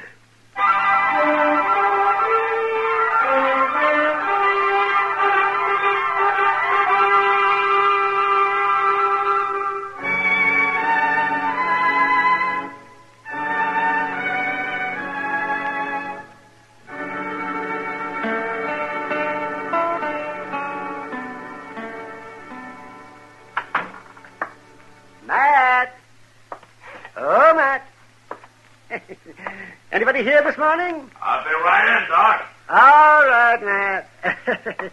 I'll just Oh, the girls, they grow so tall in Kansas.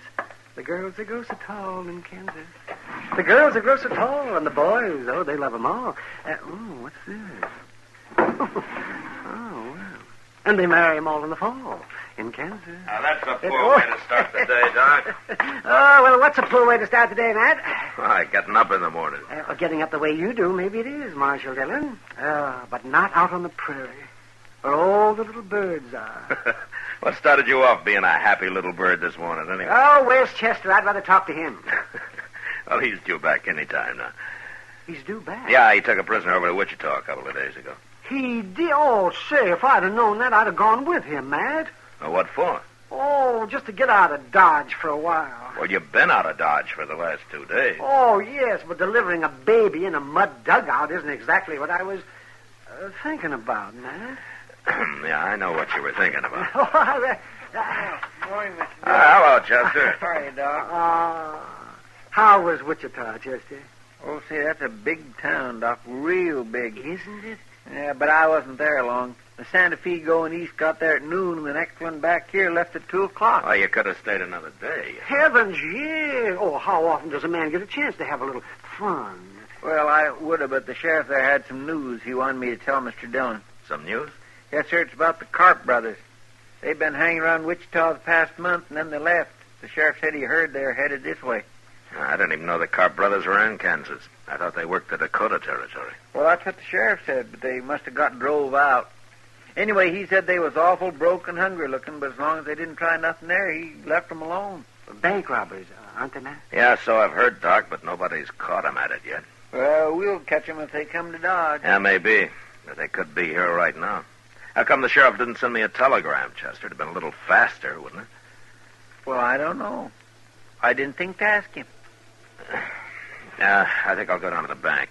I'll be back directly.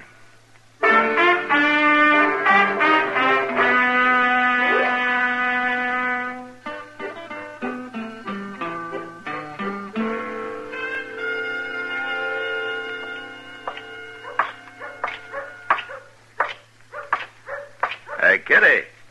Hello, Matt. You're up early this morning. I went to bed early last night. Where were you headed? Delmonico's. Heard they got some fresh eggs in last month. You're spoiled. But I'll go with you if you like. I'd like it fine, Matt. I got to see Mr. Bodkin at the bank here first. Why don't you go on ahead and I'll join you, huh? Well, how long will you be? Oh, just a couple of minutes. I'll wait in the bank for you. Okay. But if you're longer than a couple of minutes, you can find me at the restaurant. I'm feeling pretty healthy this morning. You ought to go to bed early every night. If I did, I couldn't afford breakfast. This place looks deserted. We must be the only people up in Dodge, except for the cashier there. Maybe I ought to wait till after breakfast and that. No, Kitty, I'm afraid this business has waited too long as it is.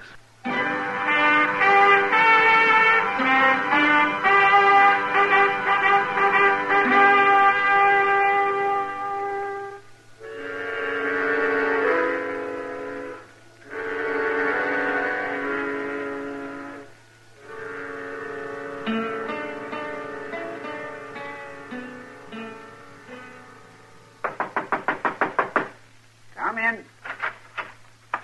Well, Marshal Dillon, come in. Morning, Mr. Bodkin. You come to deposit money, Marshal, or to borrow some? Well, neither.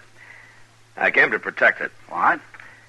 Mr. Bodkin, did you ever hear of the Carp brothers? Why, no, Marshal. I don't believe I have. Oh, they've never been around Dodge. All I know is that they're brothers, and the older one's name is Joe. Well, why are you telling me this, Marshal? Well, I've heard that they're headed for Dodge, and I've heard that they're bank robbers. Bank robbers? Well, what do you plan to do? Well, I can't hire deputies until after a crime's been committed, Mr. Bodkin, but if you'd like to, it might be a good idea to let a half a dozen of them or so loaf around here for a while. Certainly, Marshal. I don't mind a little expense. What's that? That's them now. Where's my gun? Don't shoot, or we kill the woman. I got Kitty. We're not shooting. They'd kill the cashier. Hank, get around there and start filling that sack. Yeah. All right, ladies. You walk in front of me. Either one of you tries something, she dies. He's coming this way, Marshal. Shoot him. Don't be a fool. Kitty's in the way. Besides, he's got a gun in her back. They're robbing my bank. Shut up. And I'll shoot him. Kitty's on you. My hands are up, mister. He was going to shoot. Now, that was smart of you. Well, I'll be. I caught the marshal himself. Or I will have as soon as I get his gun. Don't move now. I'm not moving. And this is the first time I ever disarmed a lawman. Feels good. Joe Carp. How'd you know my name? Well, I heard you were headed this way, Carp, but I didn't hear it in time. You sure didn't, Marshal. Is that your brother you came in with? What difference does it make? Look, take your money, Carp. Take it, and I'll ride out with you, and nobody will bother you. No, Matt. Shut up, Kitty. Oh, I see. Nobody will shoot at you if I'm along. Not while we're in Dodge, maybe, but we'd be followed. Then take me with you, as far as you like. No, Marshal. We'd be followed anyway. I got a better idea. We're taking her, Kitty. Don't do it, Carp. Of course I'll do it. And first sign I see we're being chased, whoever it is going to find Kitty laying right in the trail. Fresh killed. And if you don't think I'll do it, I'll tell you something. First person I ever killed was a woman.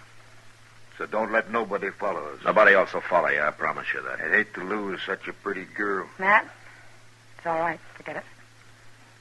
Sure. Whiskey. You go in that office and sit down, Marshal. Hank's got the money ready. We're leaving. So long, Kitty. So long.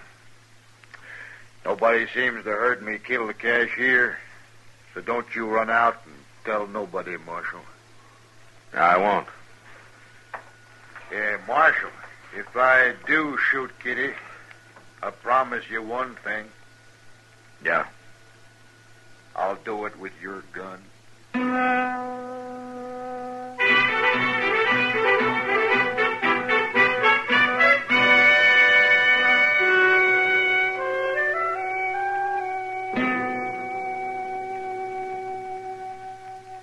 Mr. Dillon?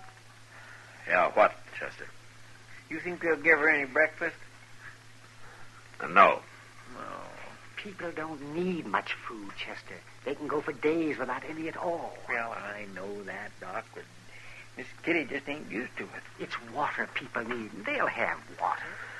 They will if they took any with them. It's mighty dry out on the prairie this time of year. But it's not that dry. Any fool can find water sooner or later. Sure, if he follows a buffalo herd long enough, about a week, maybe. There's other ways, Chester. Like what? Ever hear of a divining rod? Oh, for land's sake. What's outlaws doing with divining rods? I wasn't talking about outlaws. What was you? Well, I wasn't talking. Can't a man talk? Chester. Yes, sir. I guess we've waited long enough. They must have covered 3 or 4 miles by now. Yes, sir. Is everything ready? Well, everything I could think of, Mr. Dillon. All right, let's get going then. Good luck, Matt. Thanks, Doc. Keep an eye on things. It may be a long time before we get back.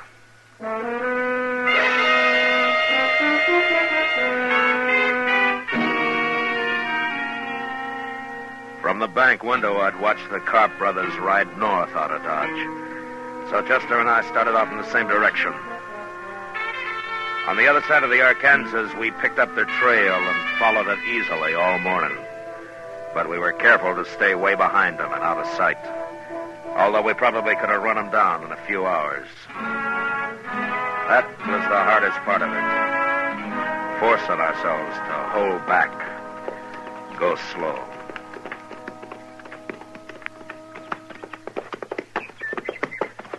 Mr. Dillon, you think Carp would really do it? Do what, Chester? You know. Do you? Yeah. Chester, look up ahead there on the ground. Mr. Dillon. Yeah, let's see who it is.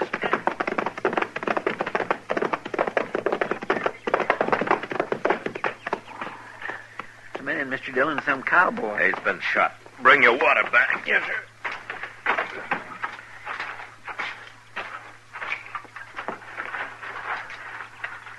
Well, he's still breathing. Yeah, pour a little water on him, huh? Yes.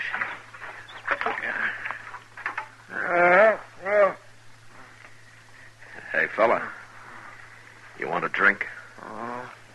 Hey, you thirsty? Well, some water. Here.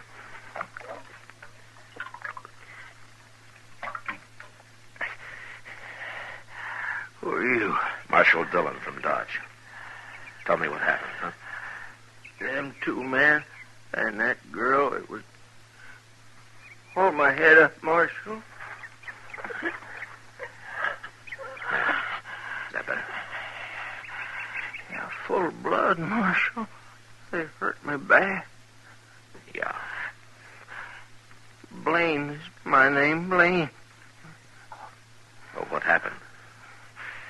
Them two men, Marshal, and I knowed that girl oughtn't to be with him. I could tell the way she looked at me. You're after him, ain't you? I'm after him. Well, I seen him, and I rode up, and I asked them who they was. They didn't like that, Marshal. No. I knowed something was wrong with that girl and all, but I ain't no gunman.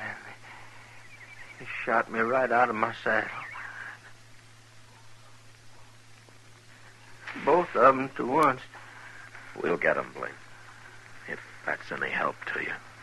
Well, it don't matter now. That girl hadn't ought to be with him. Could you hear him? Did they say anything? Yeah.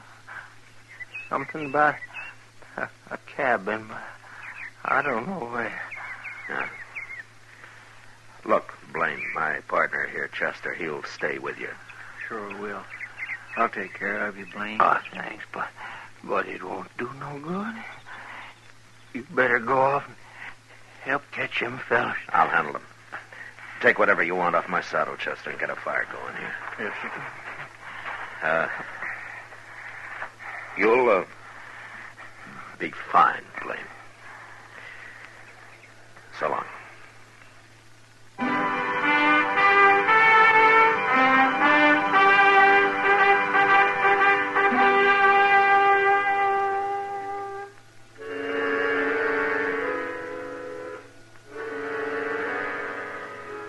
I rode ahead, tracking slowly for a couple of hours. Then I saw a dust cloud behind me. I stopped and waited. It was Chester. He rode up and looked at me for a moment. Then, without saying a word, we continued on the trail across the prairie. We traveled in silence until dark. And then we saw a cabin. I couldn't chance going up to it, so we unsaddled and turned our horses loose and crept into a little draw about 100 yards away. And got down and waited. We waited all night. Dawn came, and then the sun, hot as ever.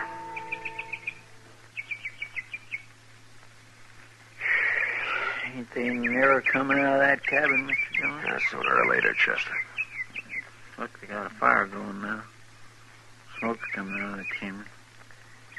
Breakfast. I'm so hungry. Why don't you chew on some of that slippery elm bark of yours? Slippery elm don't kill your belly. Well, a man can get along without food, Chester. Like Doc said. At least Miss Kitty's going to get something to eat. Yeah. Mr. Dillon, what in the world are we going to do? Well, right now there's nothing we can do but sit here and wait and keep quiet. You know what'll happen if they find out we're here. I know, but I ain't thinking about it. Now, you better get back down now.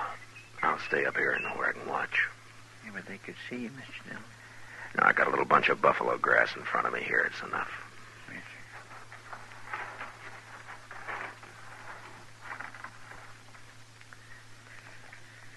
Getting hot. Keep your voice low, Chester. Okay.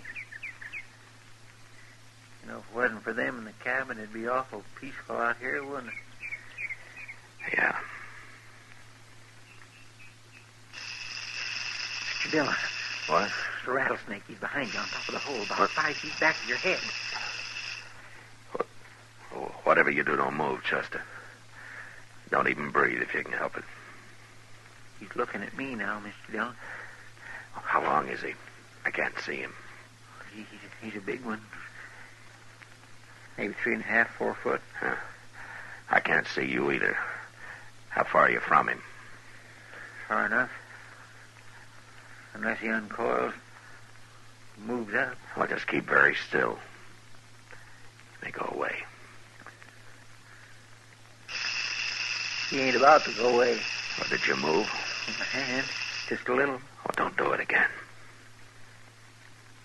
Mr. Dillon, he's stretching out. He's moving. Which way? Toward you. Steady. He stopped. He's coiling again. Chester? Yes, sir. Look, if that snake strikes at me, don't yell. They'll hear you in the cabin. Just start thinking about it now. If he strikes you, just close your eyes and stop breathing. You hear me? Well, I'll try. You'll do it. You understand? Yes, sir. He's looking at me again. You must have moved, Chester. You must have. Well, I got my rifle aimed at him. Now, you stop it. You get your finger off that trigger, and now. Well, I can't sit here and watch that rattler strike Kitty. If you shoot, Kitty'll die. Don't you know that? I didn't move, Mr. Dillon. Honest, I didn't. He's looking at you now. Well, let him look. I gotta do something. I can't sit here and watch this. Wait a minute. Now, listen to me. I got an idea. What? Are you chewing? Huh? Are you chewing? Oh, no, not right now, but I got a fairly fresh squid of slippery elm in the shirt pocket. Okay. We'll chance it. You get that quid into your mouth, but you do it slow. Slow and as steady as you can manage it. And once you start moving your hand, don't stop. You understand? All right, go ahead. Okay, sure. What for? Well, I'll tell you when you get it in your mouth. You doing it? Yeah, I already got my finger in my pocket. There it is. Oh, slow and steady now. I'm trying. It's in the mouth now. Oh, juice it up, Chester. Get a big mouthful. I am. All right. Now, I've heard you brag about how good you can spit. Can you hit that rattler from there? Maybe. Well, okay. Do it. Well, I only got one shot. I can't make it. I can't do it. Wait a minute. You got a mouthful? Well, have you? Yes, sir. All right, swallow some of it. Just a little bit. Now, go on, swallow. I did. Now, let it sit a minute. How's it feel? Like whiskey. Raw whiskey. All right. Now, take your time. Make a move. Make him look at you. And then splatter him right in the eyes. Okay. Go ahead. Snake. Hey, snake. Look.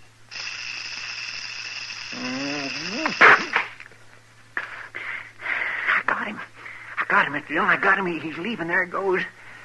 He's gone. It worked. They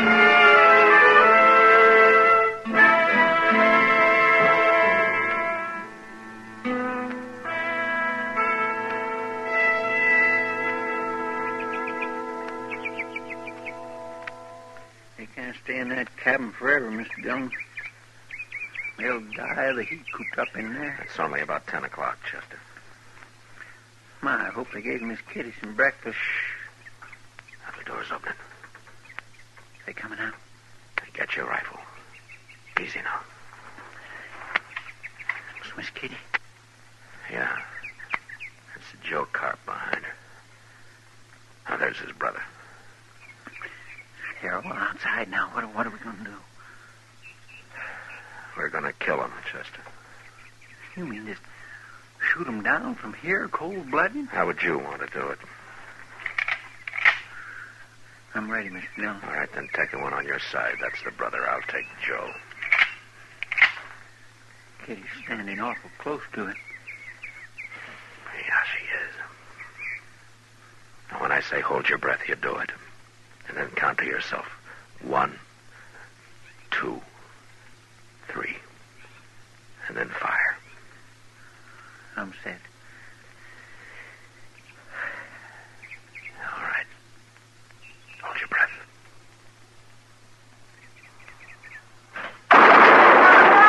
All right, let's go, Chester. Get back inside, Kitty. Joe Carp's still alive, Mr. Dillon. He's reaching for his gun. What?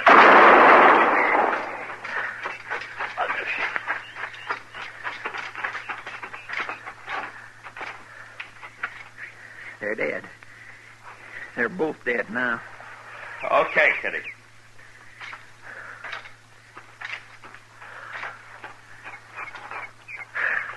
You all right? Good to see you, Matt. You too, Chester. You all right, I said? Shot them down like dogs, didn't you? Yeah, you bet we did. Thank you, Matt. Well, for pity's sake, she done fainted, Mr. Dillon. Well, it's a good thing you caught her. Here, I'll carry her inside, Chester. Come on, we'll get some breakfast going. They probably didn't feed her after all.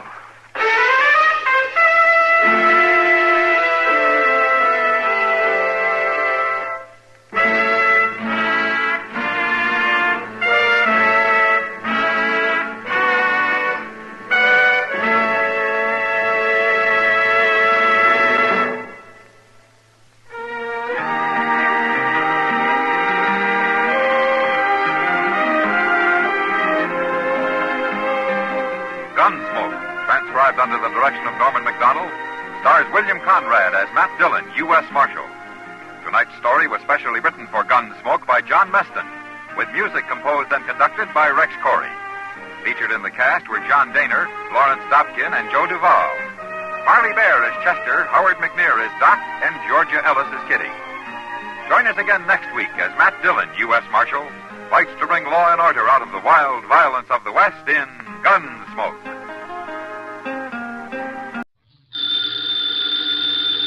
Ladies and gentlemen, the ringing of that phone bell means mystery, adventure.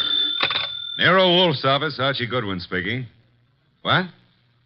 You're expecting Mr. Wolfe at your place in 3 hours? Your place is where? Yes. Well, I'm expecting Hedy Lamar in 15 minutes. Yeah, but, mister, we're both out of luck. Archie, what are you babbling about? There's a character on the phone who's laboring under the naive delusion that you're about to make a trip upstate. His name? Finley, he said. In that case, he's quite correct. Yeah, he's quite the, yes, Mr. Finley. Mr. Wolfe will be there. Yeah, goodbye. I shall need some beer, Archie. The bottle opener's in the right-hand drawer. Thank you. What one of us needs is a psychiatrist.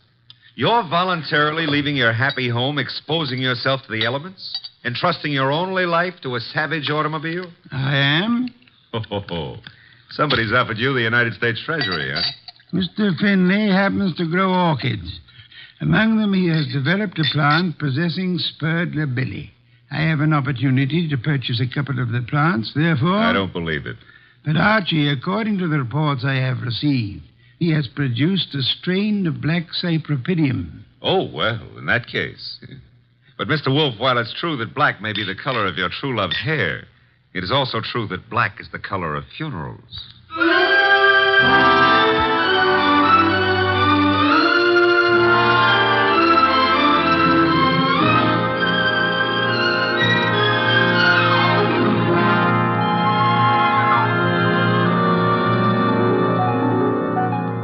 Ladies and gentlemen, it's the detective genius who rates the knife and fork the greatest tools ever invented by man. The ponderous, brilliant, and unpredictable Nero Wolfe. Created by Rex Stout and brought to you in the person of Mr. Sidney Greenstreet.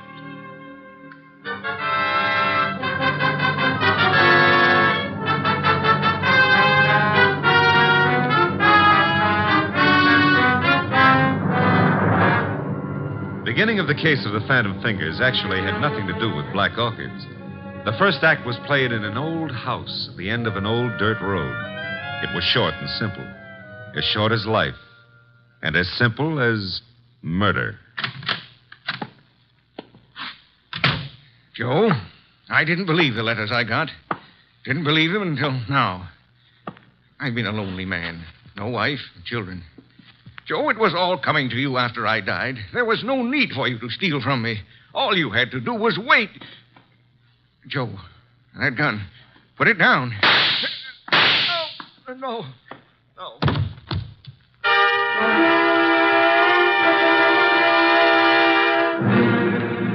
Archie.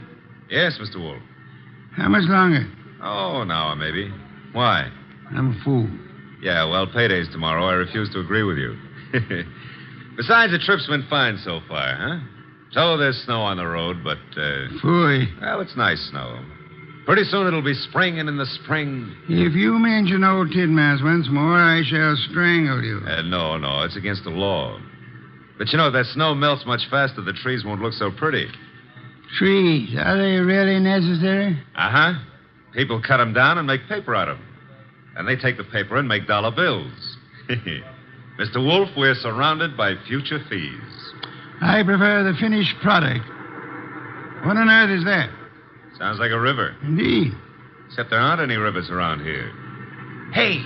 Yeah? Up ahead. What? Huh? It's a river. Only it isn't a river. It's wet. It's wet and it's got waves on it. Had to start raining, too. Nature. Phooey. The road behind us is covered with water. We'll just have to keep going onward and upward. Would you like to recite Excelsior to me? Why, sure. Shades of night were falling fast when through an alpine village passed... An idiot of your caliber, no doubt. Oh. That infernal engine has died. No, the road dips up ahead. And where it dips, there's a junior Mississippi growing up. Splendid. Not so splendid. We can't go back and we can't go forward. Why not? They didn't build this model to swim. No foresight. What do we do now? Well, we could abandon the car and, Walk, are you mad? Are you seriously suggesting I indulge in a foot race with the flood? Yeah, well, not seriously, but, You've decided to give the car a swimming lesson? No. There's what looks like a cow path leading off the highway. To your right. Maybe it's a road. We progress. We now follow the footstep of the cow. Ah, it is a road. An old dirt road. Not only that, it goes up. Is that good? Theoretically. We might get above the water that way. And if the theory fails? Mr. Wolf, how are you on the Australian crawl? Hey, there's been another car on this road before us. You can see the tire tracks in the mud. Interesting. An indication that there are other maniacs about. I myself would not have chosen this particular spot to picnic in. Well, it's not that. There's somebody lying on the road. People have peculiar habits. Ignore him and drive on. Hold on a moment.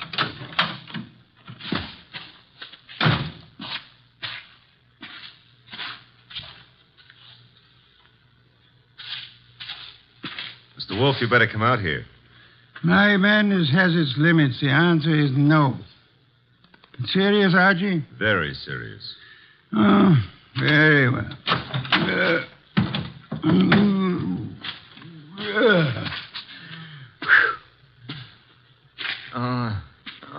Good heavens. Yeah, still alive, but... The man's been shot. He's mumbling. Joe. He's yelling for Joe. Be still. Oh, don't forgive stealing. Don't. So much for that. Pick him up, Archie. Put him in the car. Might be bad for him to be moved. No. There is nothing that can be bad for him. He's dead.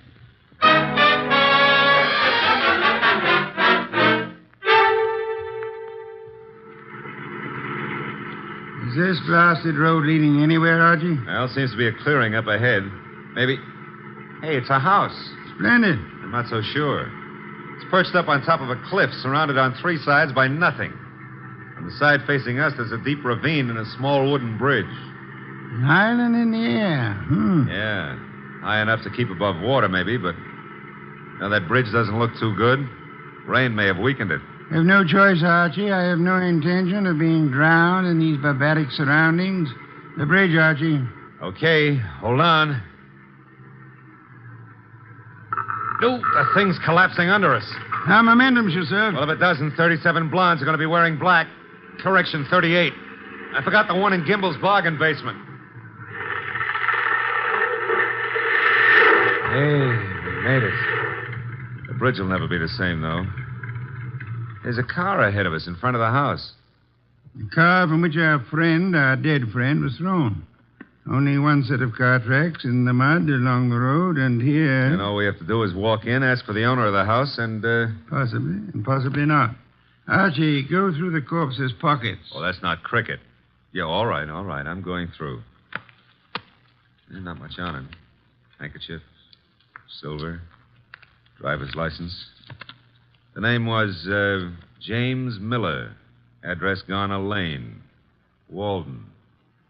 Now, I've got an idea this is Garner Lane, Mr. Wolfe. In which case, someone named Joe was looking after the house for him, committed theft, and murdered Miller. Miller's body was then dumped on the road in the hopes that the floods would wash the body away. No one at the house seems to have noticed our arrival. Nope. Well, let's go in and ask for Joe, huh? Very well.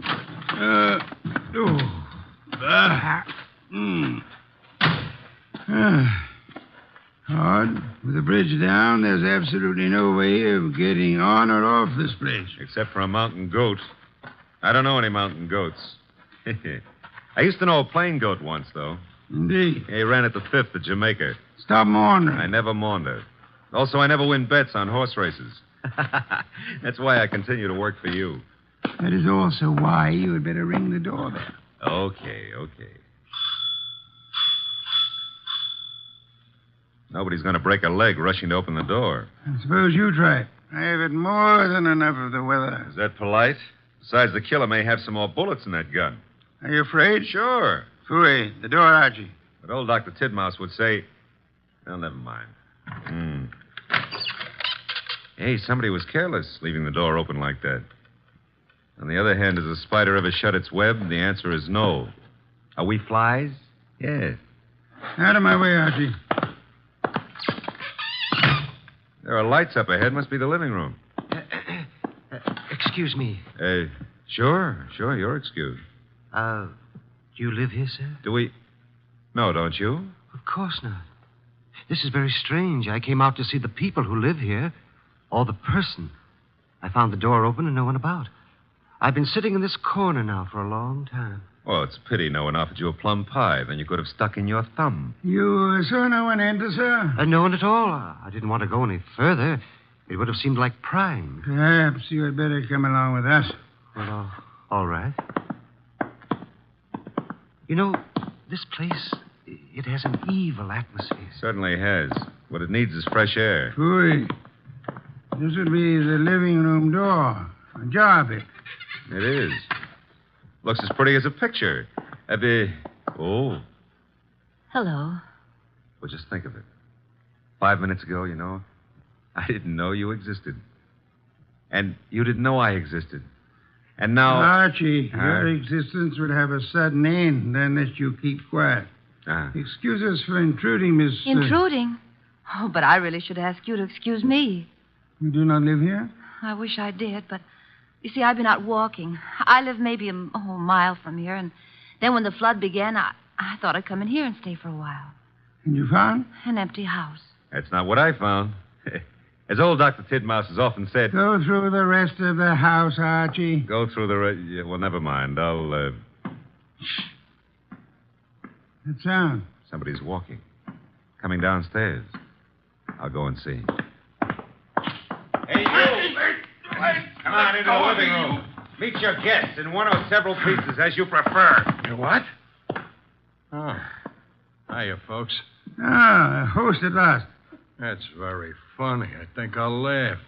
Ha. May I ask why? Because this here ain't my dump. I was just casing the joint. I was just taking a stroll. Through the house? I'm eccentric. Oh, clever. However, I think you'd better stay. Why? Because you may turn out to be the owner of this house after all. I rather think introductions are in order. Well, I'm Peg Shirley. My name is Wagner. Joseph Wagner? Lewis. How about you, Stroller? Cregan. Sam Cregan. Peg, Louis, Sam.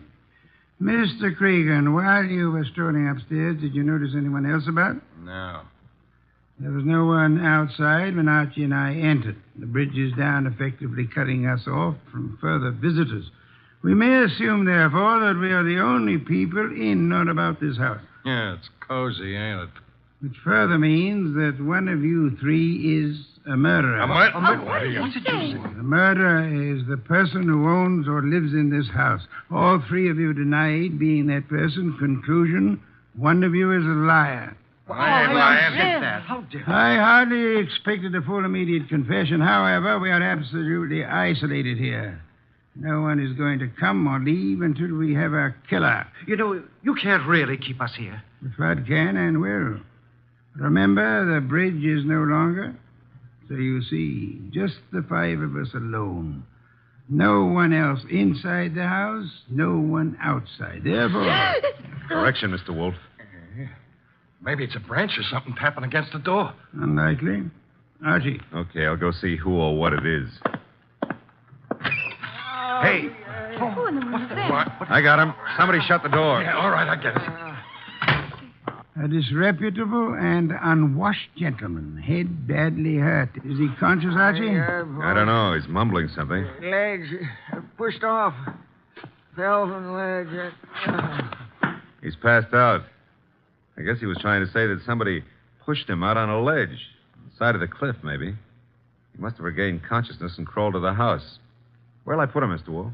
Bedroom, I suppose. We'll need first aid. We can't get a doctor. Cregan, where are the bedrooms? Yeah, one right up at the head of the stairs. And don't ask me how I happen to know. We shan't. Archie. Okay. I'll need somebody to help me carry him up without shaking him too badly. Cregan? Okay. Let's go. As for the rest of you, Mr. Wagner, Miss Shirley, I suggest we return to the living room. But I don't see any reason why we should take orders from you. One of you is a murderer. I include Mr. Cregan, of course. Oh, but that poor man wasn't dead. Not for lack of trying. However, I was not referring to him. You mean someone else has been killed? Precisely.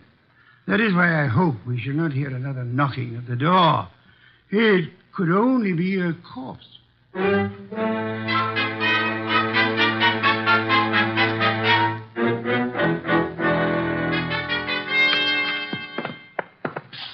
Archie. And Cregan. Yeah. The injured man? Still out. Probably got a concussion. Did he say anything further? Well, he babbled a bit. I don't know if... We shall assume we're among friends, Archie. Exactly what did he say? Well, he was pushed over the edge of the cliff because he saw Miller killed. Did he also see who? No. Passed out before he had a chance. He's an old tramp, Mr. Wolfe. He was bumming his way through the country when he saw the murder. He must have decided on a touch of blackmail and receiving a concussion instead, which may last for hours or for days. Somebody's playing with the lights. Some fool. The switch was over this way. Lights are on again. Whose idea was that? I had nothing to do with this. Me neither. Miss Shirley, why did you scream? Well, someone brushed against me in the darkness. You were standing? Near the table, this table. Archie? No, nothing on the table except a bunch of keys on a ring. Something screwy. Why should a guy put the lights out just to deposit a bunch of keys on the table? Obvious. Without doubt, those are the keys of this house. Possession of them would have disclosed which of you lives here and which of you therefore killed Miller. It's late. I shall sleep down here, lacking an elevator to transport me upstairs. The elevator's lacking. Yes, the rest of you should be able to find bedrooms upstairs. Good night. Archie. Yeah? Follow them upstairs. Spend the night awake. Okay. Good heavens, Archie. On my way. I don't know. What's cooking up here? Somebody's playing with the lights up Strike here, a match. You don't have to. I got a flashlight. Oh, here it is. Light switch. You know, this putting out of lights is getting to be somebody's bad habit. Well, all three of you seem to be okay. Stay here. Where are you going? Tramp's room right here at the head of the stairs. Think of all your good deeds while I'm gone. All right, downstairs again. What, again? Oh, dear. What happened? Well, it was more than a bunch of keys this time. Oh, that knife. There's blood on it. There should be. I just pulled it out of a man's heart. Well, Mr. Wolfe, one of these three babies doused the lights, popped into the tramp's room, deposited the knife in his chest, and popped right out again. The knife you're holding? Yeah. Intelligent of you to wrap a handkerchief around the handle. Well, whoever killed the tramp didn't have time to fool around with gloves, so... There should be prints on the knife handle. Satisfactory, Archie. That's mild enthusiasm. Archie, on that desk, an ink pad. Yeah. Miss Shirley, you carry face powder, of course? Yes, I do. Archie will need it to bring out the prints on the knife. He will then fingerprint each of you. Compare your prints with those on the knife, and we shall have a murderer to hand over to the police. Archie, will you begin, please?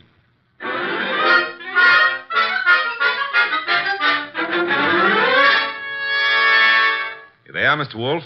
3 cards labeled with Miss Shirley's name, Cregan's, and Wagner's. Their respective prints are on each card. Good. I have the knife here. Several quite distinct prints on it.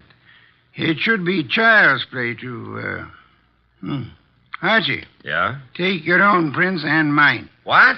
Do as I say quickly. Yes, sir. All right, give me your thumb. Thank you. That's it. Now mine. Thank me. That's it. There's something wrong. Something wrong and deadly loose in this house tonight. Well, there's a card with your prints and mine. Thank you. Now you got 5 cards altogether. So I have. Archie. What now? Take the ink pad and a fresh card with you. Where am I going with them? Upstairs? But, Mr. Wolfe, there's nobody upstairs except the corpse. Precisely. It is his prints I want.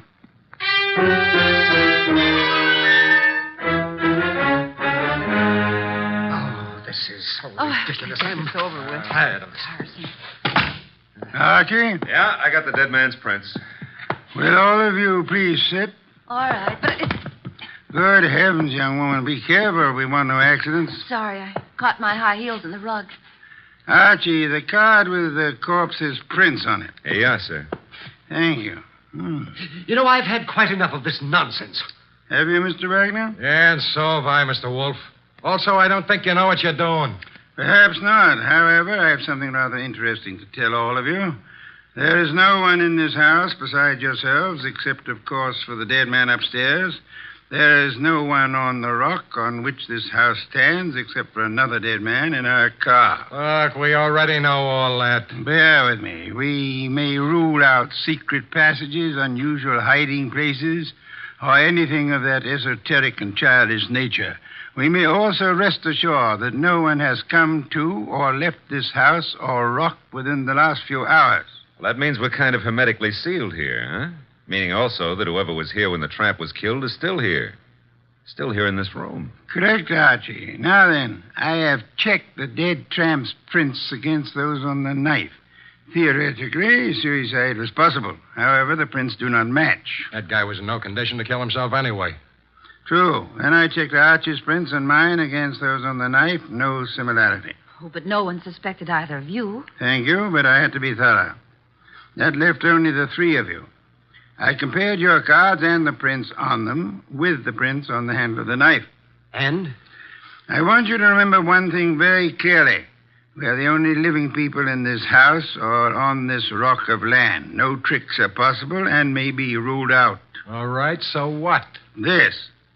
The prints on the handle of the knife that pierced the heart of the man upstairs do not match his prints or the prints of anyone in this room. Yeah, no, mine wouldn't match. Would you mind saying that again? He doesn't have to. And those cards, Mr. Wolfe, has the prints of everybody here. And yet none of them match the prints on the knife handle. But, well, in that case, who or what killed him? Why, there must be someone else in the house. I give you my word, there is not. Hey, you thinking about ghosts or something? Ghosts never leave fingerprints. I've got to get away. I can't stand this. Me too. Come on, lady. But I'll come along with you if you don't mind. Mr. Wolfe. Let them go. The bridge is down. They can't get far. Okay. But I don't get it. Get what? Well, the fingerprint business. And who killed Miller plus the tramp? The identity of the killer, Archie, is quite obvious. It is? To who? To whom? Who's whom? That's a joke. Yeah, I'm stalling for self-respect. You know? Of course I do. I have no conclusive proof, however. I had hoped the fingerprints would be of assistance there, but they proved to be phantoms. I'm still smarting about the other thing. You know, it's at times like this that I almost agree with you about my intelligence.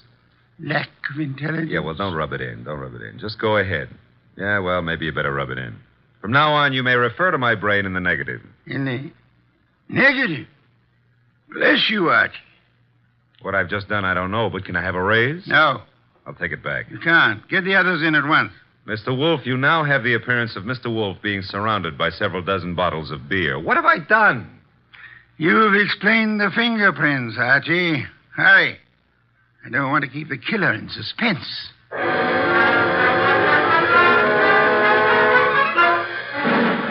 I don't care. No, I'm very nervous. I don't like this. Archie. They're all here.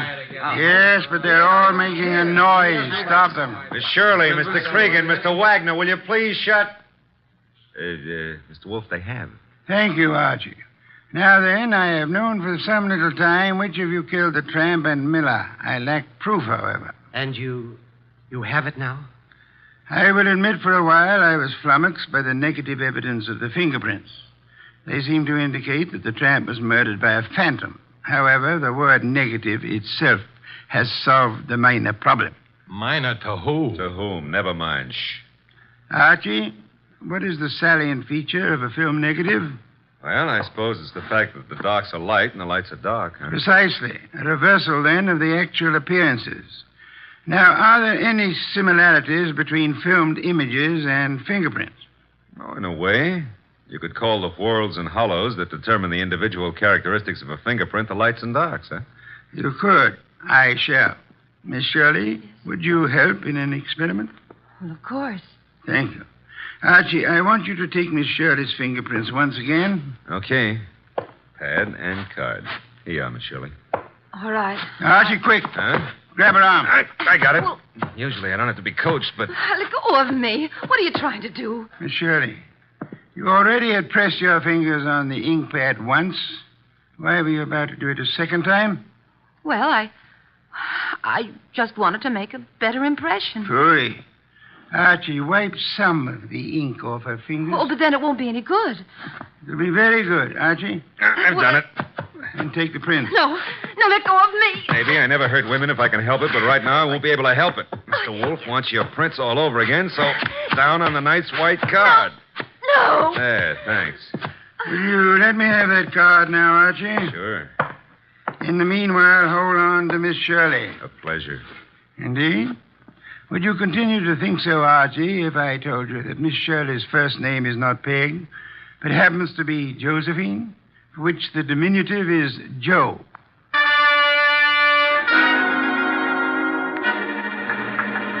Glad they're fixing the bridge. I was beginning to think we'd be here forever. Boy, we have been. You know, if those black orchids have been holding their breath waiting for you, they're going to be red in the face. Hey, new breed, red orchids, huh? Archie, must you talk? Well, it's fun. Also, you've been holding out on me about the case. I surrender. Okay. You know, when we compared the new prints of Josephine with those on the knife, you could have knocked me over with a sash weight. They were identical. Naturally. She stabbed the tramp. Yeah, but what was the fingerprint gag? She merely loaded her fingers so heavily with ink that she falsified the markings. She filled up the hollows and walls with ink. The result was that ridges became hollows and vice versa, in the same fashion that a photographic negative falsifies lights and darks. You got that when I mentioned the word negative. It works, huh? Try it sometime. Yeah, the very next bank I robbed. But you said you knew who killed Miller and the tramp even before you exposed the fingerprint gimmick. How? We knew Miller's murderer lived in this house, had been stealing from him and so on. Uh-huh. Stealing what? Cash, of course. He, as the girl admitted, was an eccentric, kept his money on the property. Cregan had probably heard of it, hence his casing of the house. Yeah? Our problem, therefore, was to discover who lived in this house. All three suspects denied it. Josephine Shirley told us, as you may remember, that she'd gone for a walk and then been driven by the flood to this house where we found her. Well, that's what she said. It could have been. No. Because, as you may also remember, she tripped at one point over the living room rug and mentioned why. Sure. Sure, she said she was wearing high heels. Uh-oh, because out in the country there are no pavements, so girls don't go for a walk in high-heeled shoes. Therefore, she hadn't gone for a walk. Therefore, she was lying. Therefore, she killed Miller, and... I should have noticed those heels myself. You should have, Archie. Your trouble, I suspect, was that you didn't notice the feet for the legs.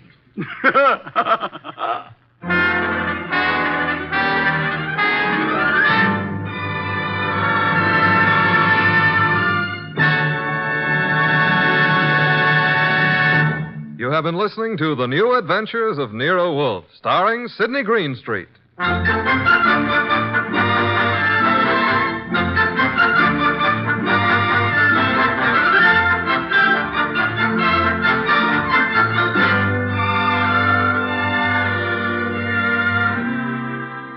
Tonight's transcribed story was based on the characters created by Rex Stout. This is an Edwin Fadiman program produced and directed by J. Donald Wilson. In the cast were Gerald Moore as Archie Goodwin, and G.G. Pearson, Howard McNear, Tim Graham, and Eddie Fields. Next week at this same time, Nero Wolfe and Archie will bring you The Case of the Vanishing Shells. Don Stanley speaking. 3 chimes mean good times on NBC.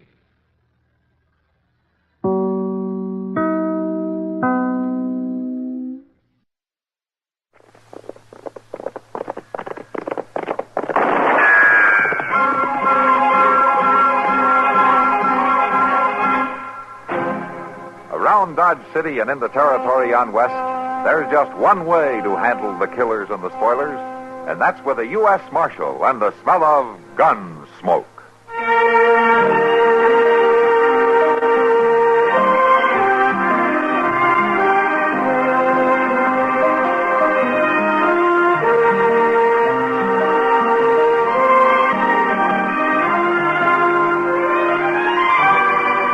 Gunsmoke, starring William Conrad, the story of the violence that moved west with young America, and the story of a man who moved with it.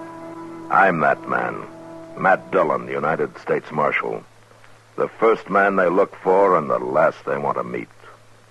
It's a chancy job, and it makes a man watchful and a little lonely.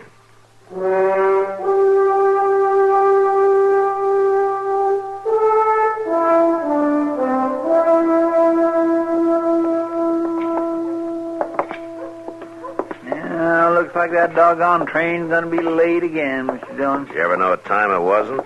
Oh, no, sir, but it'd kindly make Dodge seem more civilized somehow if the train ever got in when it was supposed to. It'd take more than that to civilize this town, Chester.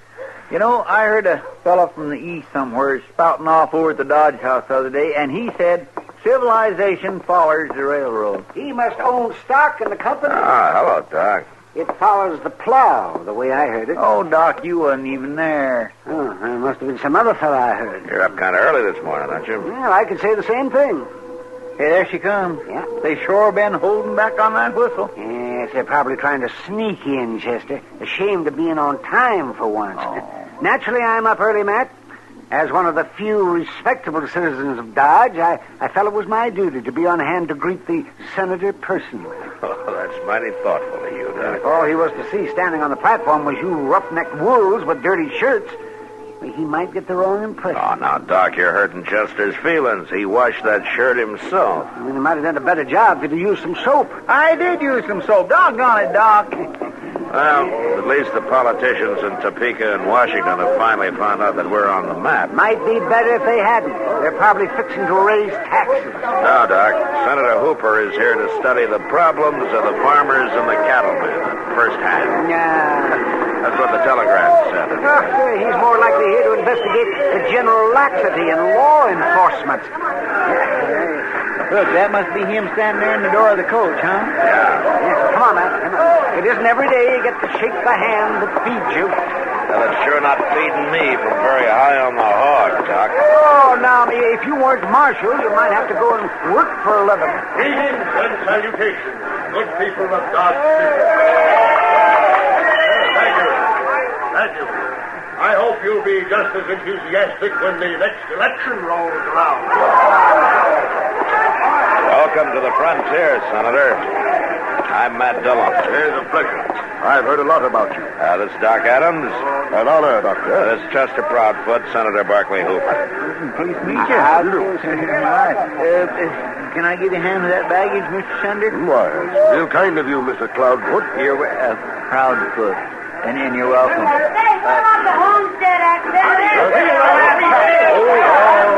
Waiter.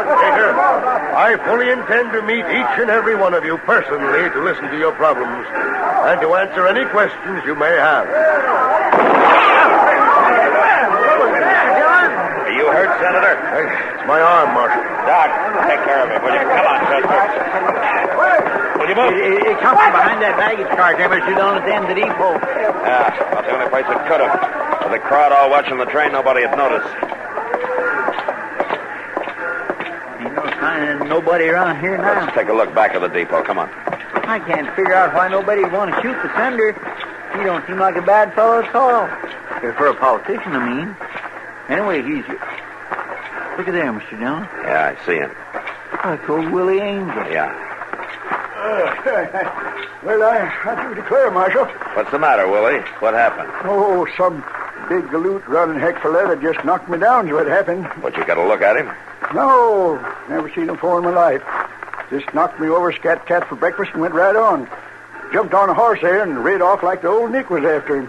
Well, I guess that's that. If you don't mind, Marshal, I'll get on around there and hear the speaking. I was late already. Had to feed my sheep before I come into town. This sure is going to give the Senator a mighty bad impression of Dodge, Mr. Dillon. Yeah, maybe so, Chester, but he's still alive. At least so far.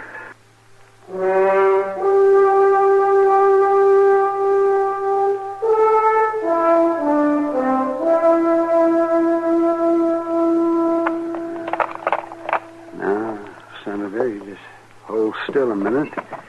This is going to hurt some, but I got to clean this wound. Tell me, Doctor, dressing... Take it easy. Dressing a wound like this, wouldn't it be better to do it in the hospital instead of here in your office? Hospital? You're in the prairie country, Senator. Just a moment now. We got one school, one church, one jail, 12 saloons, 5 dance halls, and a new hospital. It's unthinkable. There, that should do it. All right, now we'll get this bandage on here. Oh, any luck, Matt? No, Doc.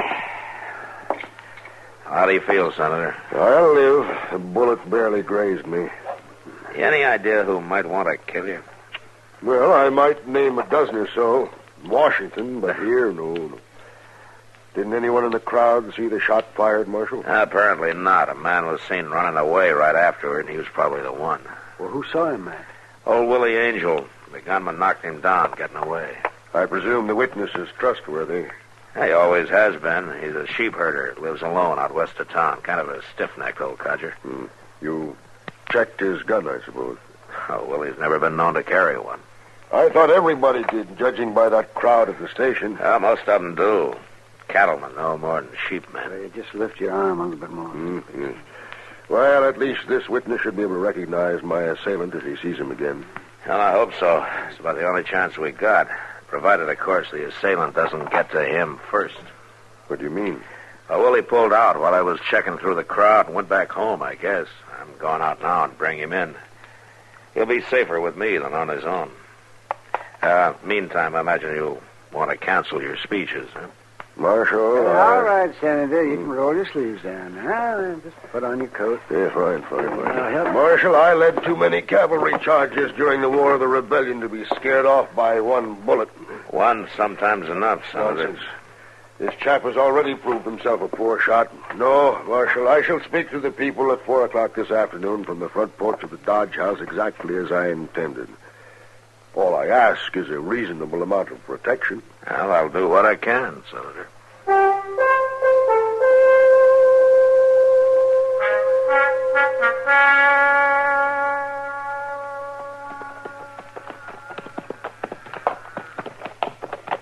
There he is, Mr. Dillon. Yeah. Hey, Willie. Willie! Yes, sir, Marshal. Be right with you. Just as soon as I get these ornery critters into the pen here. Let's stretch our legs a little, Chester. I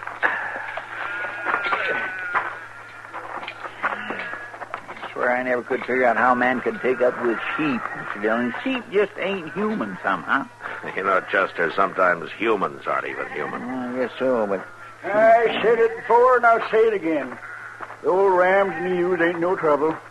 But them gall-dang lambs ain't got no sense at all. What'd you run off to this morning, Willie? I come back home, Marshal. Where'd you think? As soon as I heard there wasn't going to be no speaking. Anybody been out here since then? Of course not. Who do you think come clear out here? That fellow who knocked you down this morning, Mike. What for? He ain't no friend of mine. What are you getting at, Marshal? You're the only man in Dodge City who can identify him, and he knows it. You mean he'd be after me? That's right. Man sure can get himself into a passel of trouble when he ain't meaning to. Yeah. Why don't you come back into town with us, Willie? You'll be a lot safer. For how long? Oh, I don't know. Maybe just this afternoon. The senator's going to speak at 4 o'clock. That gunman might show up again. You could spot him for me. Well, I'm real partial to speaking. Well, good. It'll work out fine. Yes, sir. Yeah, but I still got to think about the sheep. How to leave them took care of, I mean. Well, you'll be back this evening, more than likely, in the morning at the latest. Well, you could throw out feed now, enough to do him. Chester will help you, Willie. He's very fond of sheep, aren't you? That a fact now. Well, then you understand him, don't you, Chester? No, I don't. Now, I wouldn't go as far as to say that. Marshal, you know, there's one thing I don't figure out. Oh, what's that? Your job's to protect that there senator, ain't it? Yeah, that's right. Then how come you're bothering about me? I ain't nobody. Willie, the day I start thinking that way, I'll take off my badge. Now, come on, let's feed those sheep.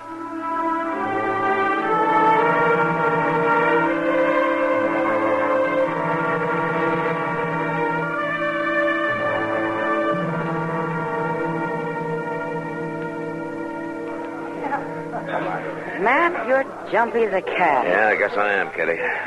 That gunman who tried to kill the senator is probably 50 miles from here by now. I wish I could be sure of that. Well, worrying won't make you sure. Let me bring you a beer. No, not now. Thanks, Kitty. I got to get on over to the Dodge house pretty quick. When's the senator going to speak? Well, as soon as the honor guard gets here from the fort. Oh, is he that important? Well, he was a cavalry colonel with the Union Army during the war. Pretty good one, too, I guess.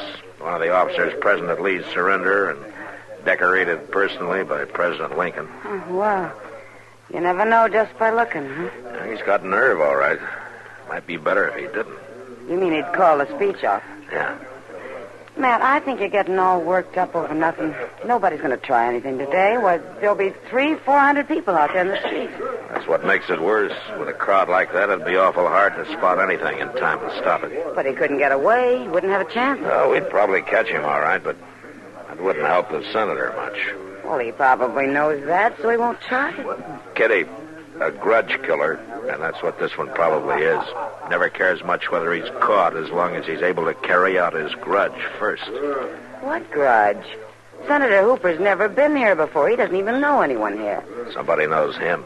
Well. So this is what law enforcement has finally come to. Hello, Doc. Sitting here in a saloon in the middle of the afternoon, too. Getting all liquored up. You're wrong, Doc. He wouldn't even have a beer. Oh, well, good. I'll have it for him. Oh, sit down. I'll bring it over. Thank you, Kitty. Oh, my. Well, you worried, Matt? Wouldn't you be? Well, I don't know. I've never been in this kind of a spot. I just cure 'em when I can and bury 'em when I can't. Yeah. And in both cases, you collect your fee. Well, I try to most of the time. Oh, by the way, where's Willie Angel? He's in the back room there with Chester. We walked him around town for a couple of hours trying to spot that gunman, but no luck. Well, maybe he left town. I doubt it, Doc. You figure he's going to show then, huh? Yeah, he'll show. Somewhere in that crowd. And when he does, he'll have a gun in his hand.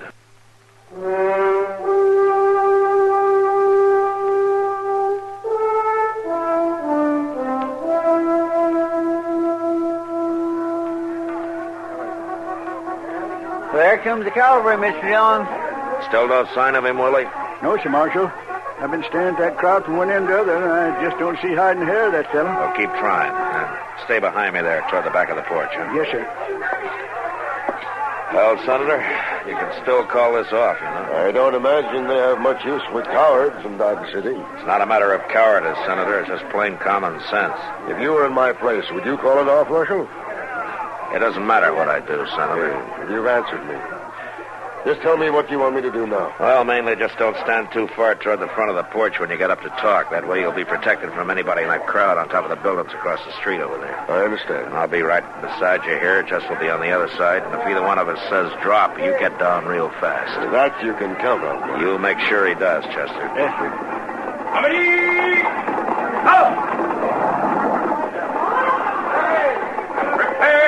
Marshal, I want you to know that I appreciate your position here, your responsibility. And the horse. I have complete confidence. Thank you, sir. And good luck, sir.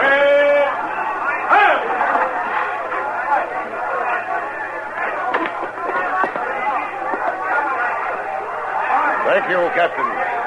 Gentlemen.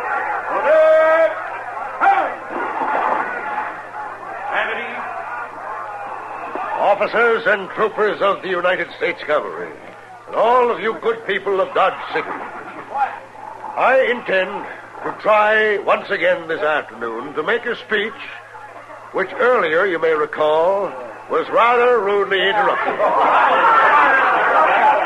I had announced that I was coming here to discuss problems and take up grievances. So I could only assume that the unknown gentleman this morning must have had a very big grievance. And though I don't entirely approve of his methods, he did one thing I wish all of you would do. He delivered his grievance in person, instead of telling it to... Mr. Dillon! Willie! Why, Willie into his cell. He had a derringer hidden in the front of his shirt. Did you kill him? I don't know. Doc, come on up here, will you? But why, Marshal? I never saw this man before in my life. I don't know, Senator. Captain, did you use your men to keep the crowd back off the porch? First and second platoon form the skirmishers. Lieutenant, move your platoon to the left. Willie, can you hear me? Hurts, Marshal. Hurts awful bad. Here, Chester, help me carry him inside, huh? Yes, sir.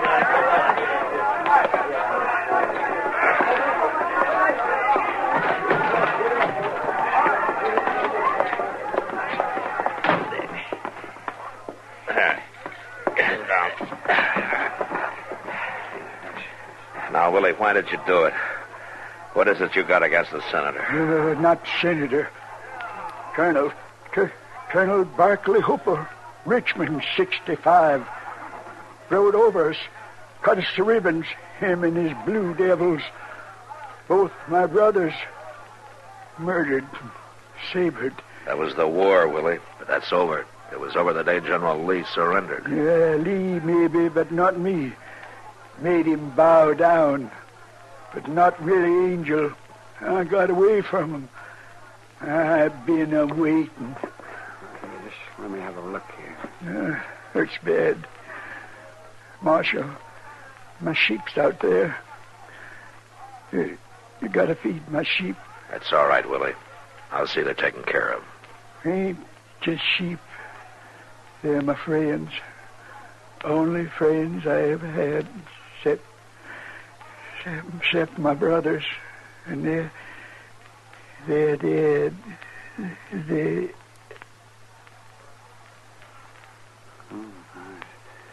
He's unconscious. Well, what do you think, Doc? Well, it's about 50-50. It'd maybe be better if he did die. Why, Willie wouldn't last a year in jail. Yeah.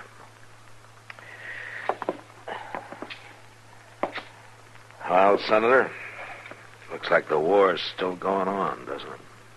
All this time, just waiting, he said. Yeah. Kind of funny in a way. If he'd killed you 10 or 12 years ago, he'd have been a hero. Out of half the country, anyway. He tries the same thing today, and he's shot down as a criminal.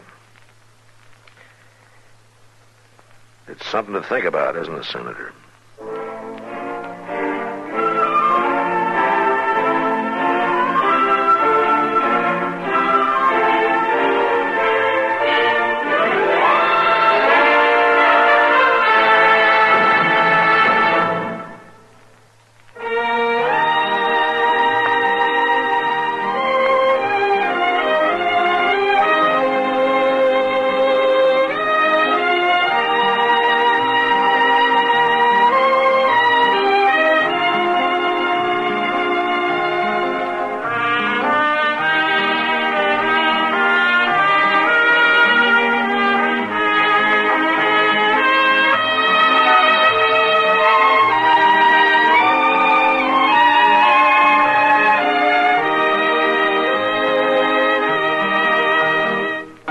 Gunsmoke. Produced and directed by Norman MacDonald.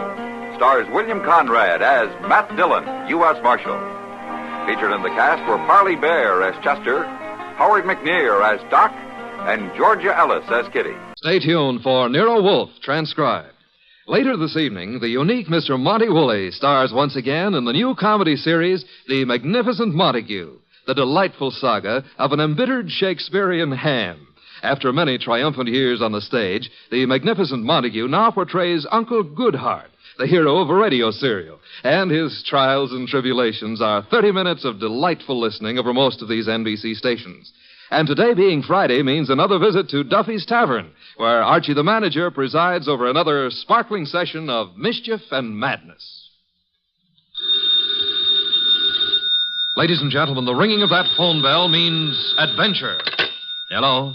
Hello? The young man answering the phone is Archie Goodwin. Yes, this is Nero Wolfe's office. The mountain of a man in the oversized armchair, staring at Archie with a beady eye, is Nero Wolfe. Mr. Wolfe is in. Mr. Wolfe is always in.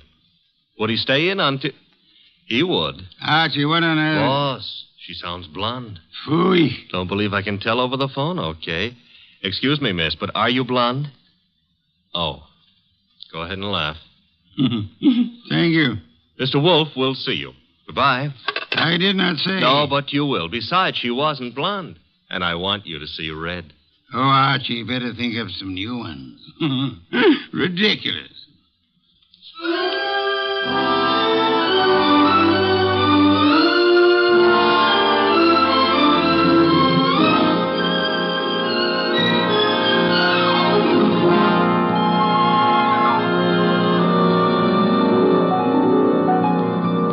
Ladies and gentlemen, it's the bulkiest, balkiest, smartest, and most unpredictable detective in the world. That chair-borne genius, Nero Wolfe, created by Rex Stout and brought to you in a new series of adventures over this NBC network in the person of Mr. Sidney Greenstreet.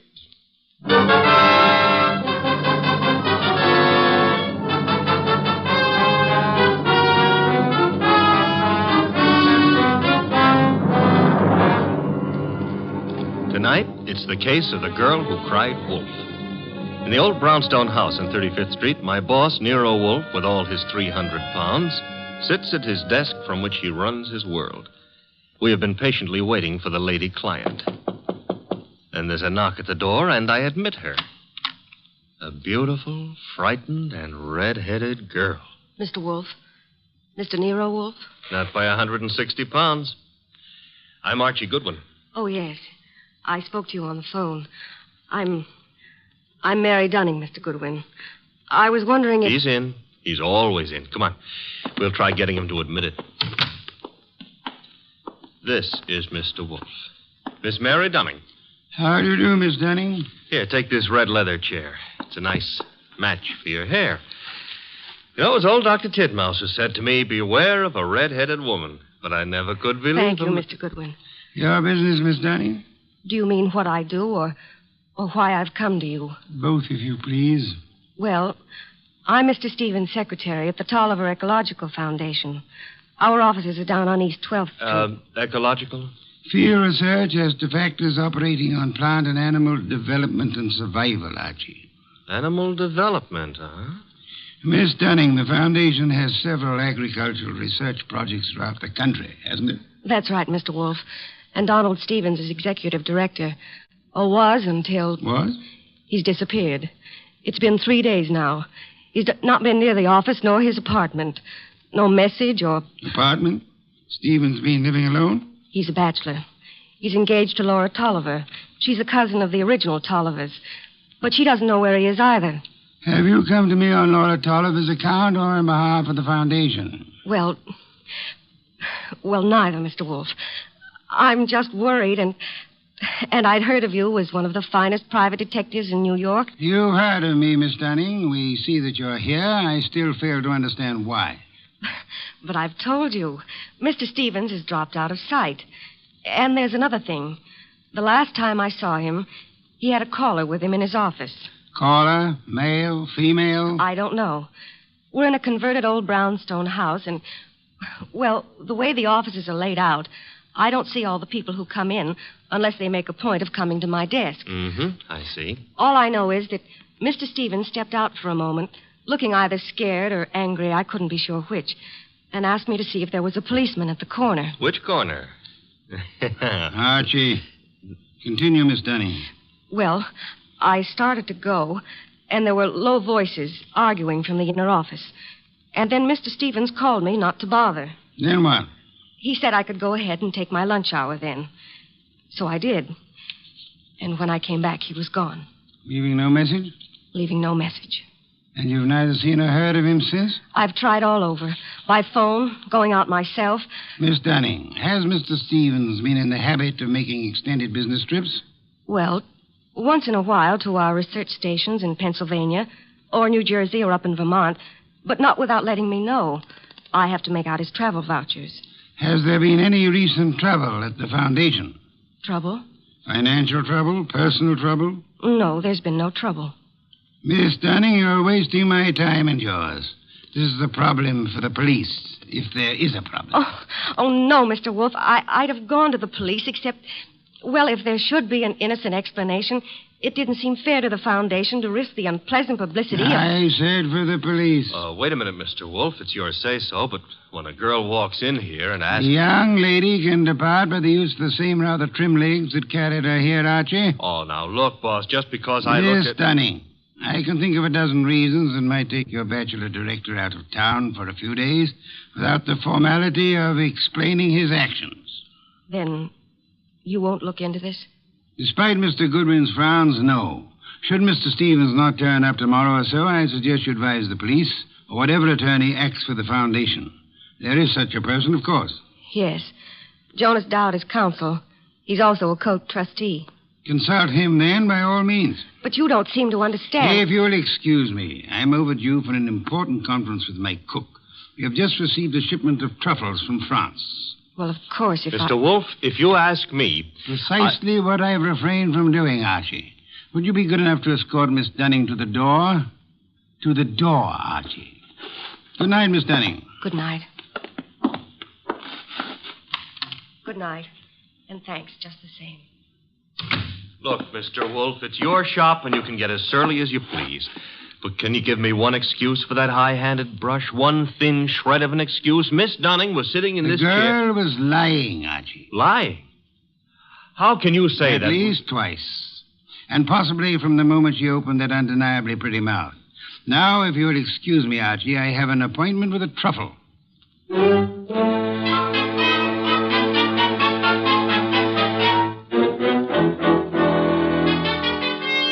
You say you have a surprise for me, Archie. Enough to yank you 3 inches out of that chair. Remember the girl who was here last night, Mary Dunning? You seem unwilling to let me forget her. Well, I took off on my own this morning to check up on that foundation setup. Good, Archie. I ventured a small bet with Fritz that you would. All right. See if your bet included this. I found Stevens down there right in his office. Missing executive director. Yes, and the missing Mr. Stevens claimed he had just been on a business trip. Delayed getting back because his car had been smacked by a hit-and-run driver in New Jersey. Now, here's the payoff. He even tried to make out that he'd been thinking of calling you in on a problem. Hit-and-run accident? No, something about the foundation. But I didn't waste time letting him cloud it up for us. The point is... Archie, you brought him here, of course. Stevens? No, he's still down there. We'll want to grab him before the day is out, but I had something more important to run down first. It took me 3 calls on the way up here, but you can take it as confirmed. We've still got a disappearance case, and this one you're not sitting out. Indeed. And who has disappeared now? Mary Dunning. Stevens is back, but Mary's gone. Not at the office, not at her rooming house, and none of her clothes are taken. How'd you get going? Put a police call out on Mary? Back to 12th Street and get Stevens out of that office and up here as fast as you can. I'll phone him. You are on the way.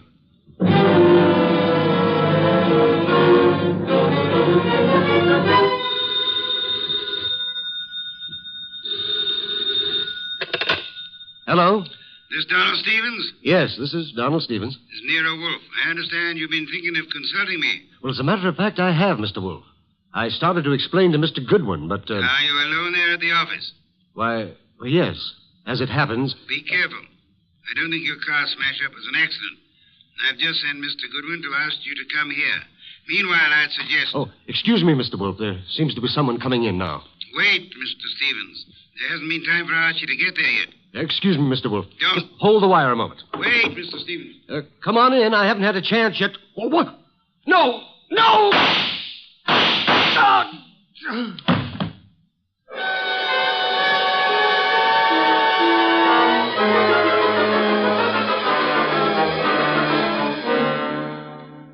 And that's all Inspector Kramer has been able to make of it, Archie? Not to hear him tell it, but that's all he's got. Stephen dead and the girl still missing. Did you find anything helpful at the office? I think the murderer started to tear up some account books and project ledgers, but I must have scared him away when I rang the bell.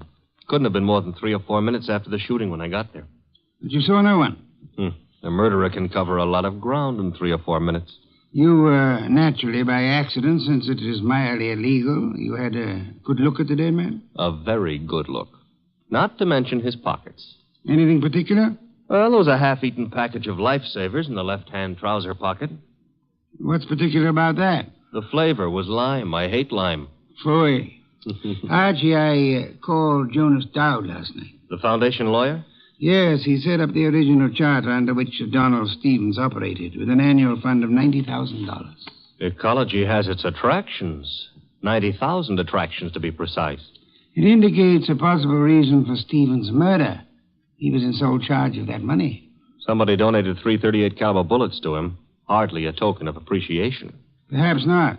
However, the shooting followed the attempt to stage an automobile accident.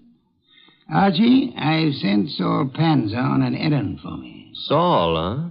He's expensive. True, he's the best man in the shadow job there is, but...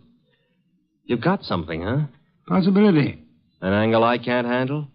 Apart from your natural preference for curves, you've more than work enough here in New York. Finding Mary Dunning, for a starter. Or, her body? Or her body, as it may be. Is that what Saul's on, picking up a line on Mary? Among other chores, Saul is buying me some special groceries at the city market. You frown, Archie. I glower. But okay, play it cozy. You can send Saul off to Stockholm for smorgasbord for all I care. I'm still asking, what about Stevens and what about Mary? Where do we start? I'm expecting Laura Tolliver, the heiress, and the son of Jonas Dowd here within a few minutes. Jonas Dowd himself proved as difficult to pry from the office as... As you generally are from this one. Oh, good for old Jonas. Wait a minute, though. You said a son was coming. Would that be Peter Dowd? It would be. Could I trouble you to pass that second bottle of beer? It's your third. Stop auditing me, Archie. You reacted to the name of Peter Dowd. May I ask why? Kramer is ahead of you on that pitch. He's had Peter Dowd downtown already. And learned? Playboy, used to be in love with Laura Tolliver, now in line to take over Stevens' tidy $20,000 a year salary as executive director. To take over, phooey. Peter Dowd's no ecologist. He's got more important qualifications. His old man and Laura Tolliver are co-trustees under the Tolliver will, and the director can be anybody they name. Archie, you sound prejudiced against young Mr. Dowd. Yeah, that's what Kramer said.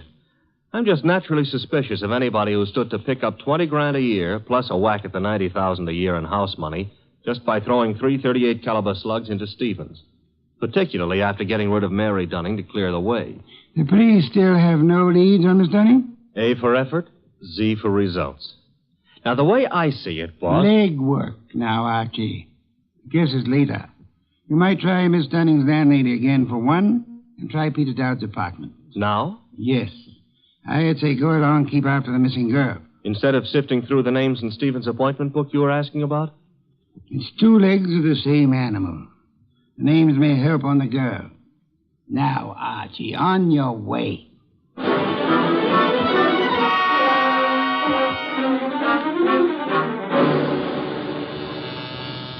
Come in. Mr. Wolfe? Yes, come in, Miss Tolliver, Mr. Dowd. Sit down. It's good of you both to come. Miss Tolliver, I'm profoundly sorry of your loss. You were to marry Mr. Stevens, as I understand it. Yes, 3 weeks from today. I was trying to warn poor Stevens just as the murderer came in. But he evidently knew his caller well enough to feel no alarm. The police told us that, Mr. Wolfe. We've just come from Inspector Kramer's office. I know, Mr. Dowd. Did you gather the inspector meant to see you again? Why should he? How could anyone think that Peter could have anything to do with this horrible business? I see that you have no doubts about Mr. Dowd here, Mr. Oliver. Easy, Laura. Yes, Mr. Wolfe, I gathered that Kramer was interested in me. He's got a man outside here watching us now. You're alert, Mr. Dowd, or... Oh, what? Or aware that Inspector Kramer may have grounds for keeping you under surveillance. Look, Mr. Wolfe, I didn't come here to be put through the jumps again. First Kramer and now you. I'm acting for the Tolliver Foundation, Mr. Dowd.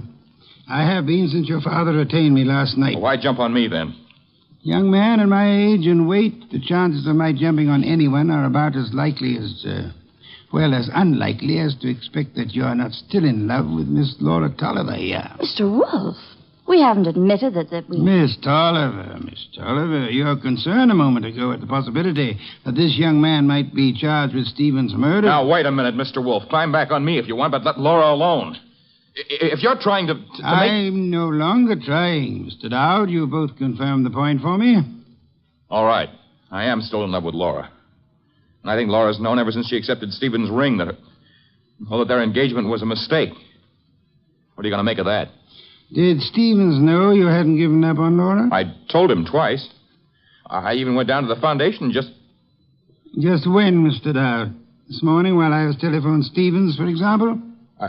I haven't been near the foundation office for days. I've been out of town. Mr. Wolfe, you've no right to twist and turn everything Peter says. I do love him, but I... Laura. Well, that's the first time you've come right out with it since... I'm sorry, Peter. I've wanted to tell you 1,000 times. But, you kept going away on all those trips, and I never knew whether it was for some other girl or... Mr. Dowd, Miss Tolliver, could this tender exchange be postponed till you two find yourselves alone? Go ahead, Mr. Wolfe. Ask anything you want, as long as I know it's all right with Laura here. Roundly spoken, Mr. Dowd. May I ask about Mary? What's Mary Dunning got to do with this? I'm glad you're aware of the Mary I meant. Well, I've met her at the foundation, of course. We've all heard she's missing.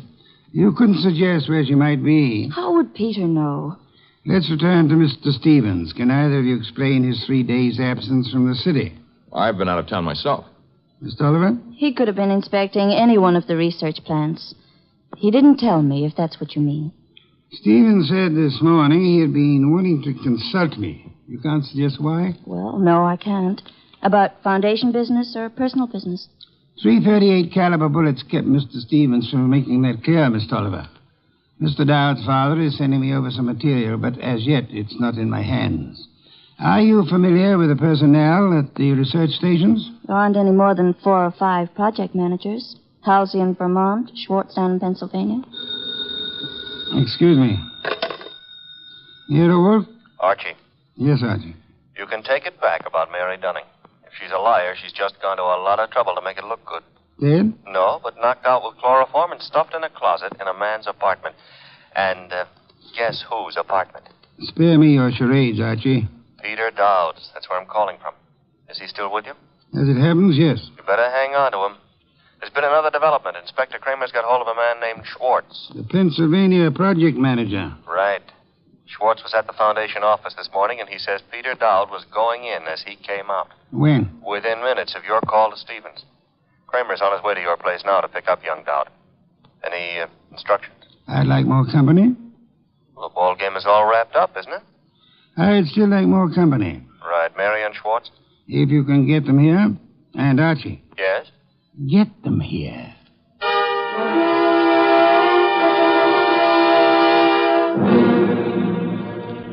I'll have that 5th bottle of beer, Archie. 7th and quota for the night. And when do you get around to calling in Mary and our friend Schwartz? In a moment, Archie, in a moment. After all that scramble to get him here. I've been studying these project reports that Jonas Dowd sent over. Fascinating field ecology. I know. The factors playing on the development and survival of living organisms. Too bad poor Stevens didn't figure on a factor named Peter Dowd. Archie, I'm ready for Mr. Schwartz now. No Mary?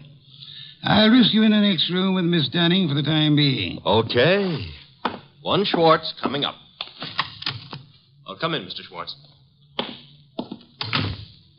Mr. Wolfe? How do you do, Mr. Schwartz? My apologies for this long wait you've had. And I'll try to make our business brief. Yes, sir. Mr. Swartz, you managed the Tolliver Agricultural Research Station in Pennsylvania for some time. 2 years. I am not sure I didn't once enjoy a shipment of mushrooms that came from your place. You've experimented with Maya arenaria. Maya arenaria? Yes, of course. Yes, we've done some work with mushrooms. They were excellent.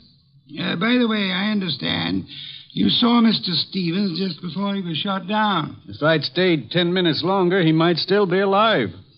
May I ask the purpose of your call? I was delivering the monthly reports. No special trouble you came to discuss? No, sir. You met Peter Dowd coming in at the foundation as you were going out. How did he look? In a hurry. How so? He just pushed past with his face turned away. You're sure it was he? Yes, I had seen him at the foundation maybe 2 or 3 times before. Were you aware that Mr. Stevens and Mr. Dowd were both apparently in love with the same young lady? I'm a research worker, Mr. Wolfe. I wouldn't know about Mr. Stevens' personal affairs. Just an hour ago, before Inspector Kramer took him from here, young Dowd admitted that he'd been there today. I didn't think I could be mistaken.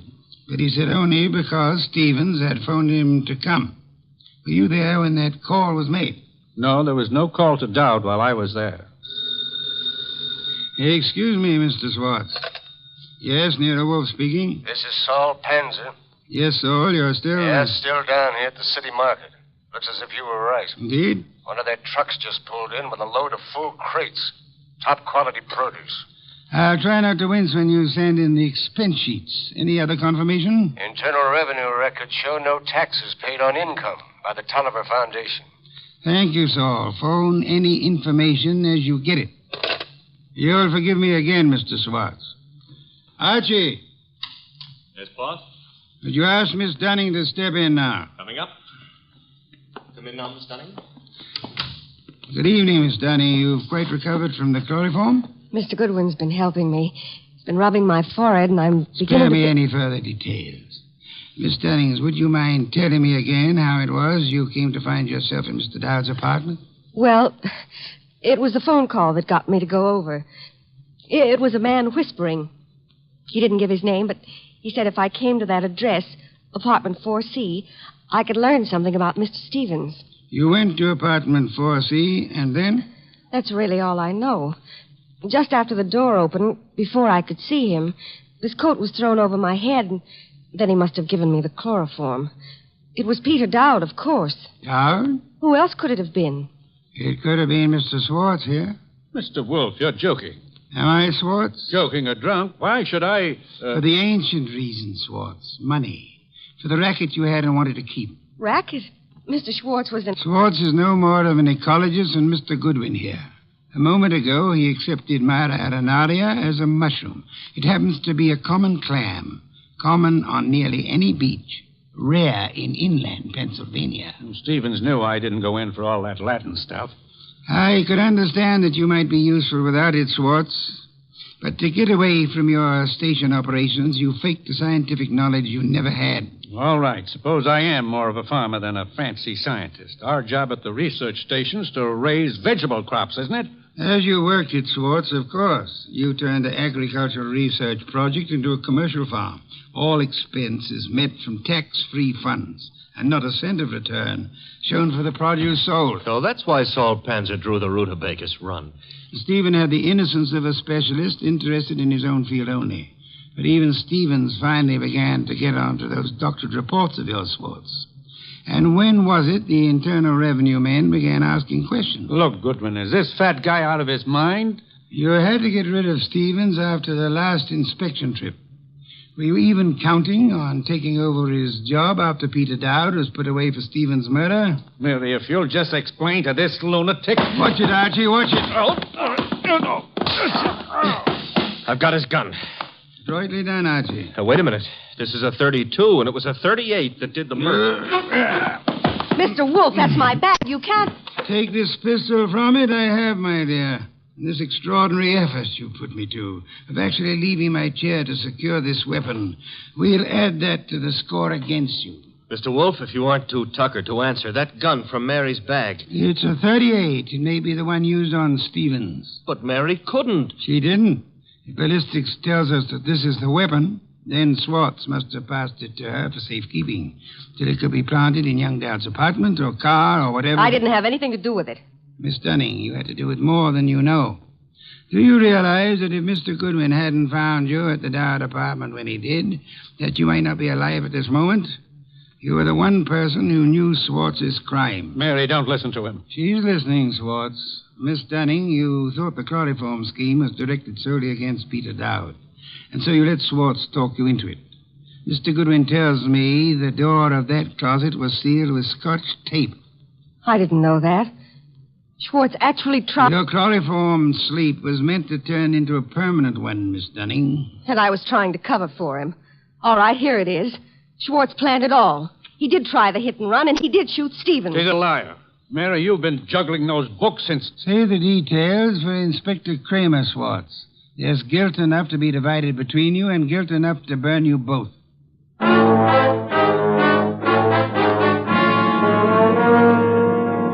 All right, you're being noble and not rubbing it in. Don't I merit a full explanation? Archie, I'm concentrating on truffles.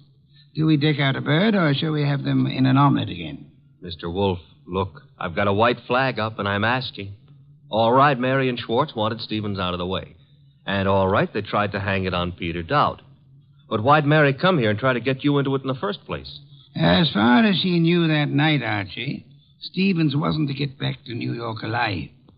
Swartz hit and run ambush in New Jersey was supposed to take care of Stevens on his way back from Pennsylvania. By luck, Stevens survived the accident, and Swartz had to follow him here to finish him off. Yes, but I still don't see why. Mary came here to establish her innocence by pretending to seek our help. Oh. And she thought to keep suspicion from Swartz by creating the imaginary figure of a threatening caller at the office several days before. She knew Stevens meant to consult me about Swartz, and she could guess Jonas Dowd would call me in eventually. Well, Stevens said he wanted to consult you that morning when I... That morning when you couldn't hear Stevens out because you were seeing him as Mary Dunning wanted us to see him. Oh, a trick operated with two vanishing acts to explain. Stevens's and Mary's. There you have it, Archie. And both fake. A straight business trip branded a run-out or a snatch only by Mary's account, and then the chloroform act at Dowd's apartment. You have it in full. Mm-hmm. Except how you knew she was lying to start with. Point one, the girl offered no fee, no prospect of a fee. Mm-hmm. Stay at that. Could anyone claim knowledge of my reputation, Archie, and still seriously expect that I would take an arduous labor for the love of it? Oh, I'm ashamed of myself. Point two, she told us of a caller coming to see Stevens. Of Stevens asking her to fetch a policeman, then changing his mind. When asked to call a policeman, what woman's curiosity would be satisfied by being told not to bother? How utterly brilliant you are. Yes. Archie, a bottle of beer. All right. And now back to a serious problem, you know. I think I see a compromise on these troubles. Between bird and omelet? Archie, why not both? Ah.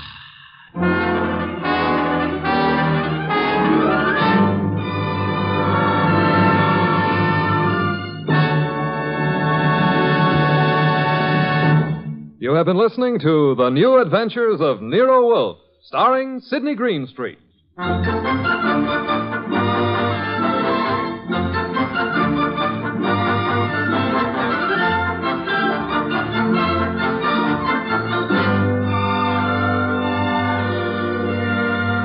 Tonight's transcribed story by Charles O'Neill was based on the characters created by Rex Stout. This is an Edwin Fadiman program, produced and directed by J. Donald Wilson. In the cast were Larry Dobkin as Archie Goodwin, and Charlotte Lawrence, Howard McNear, Mona Keneally, Lamont Johnson, and Herb Butterfield. Next week at this same time, Nero Wolfe and Archie will bring you The Case of the Slaughtered Santa Clauses. Don Stanley speaking. 3 chimes mean good times on NBC. There's no cover charge at Duffy's Tavern. Just keep your dial tuned to NBC later as Archie the manager and his delightful friends cook up another mad and merry session at that remarkable restaurant, Duffy's Tavern.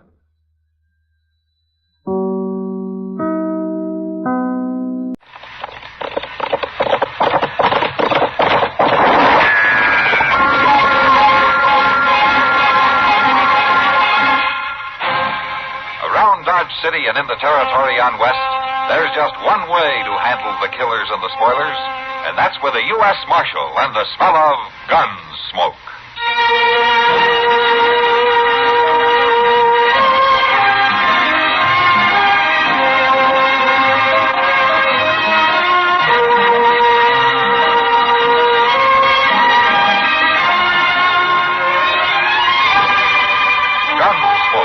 Starring William Conrad, the story of the violence that moved west with young America, and the story of a man who moved with it.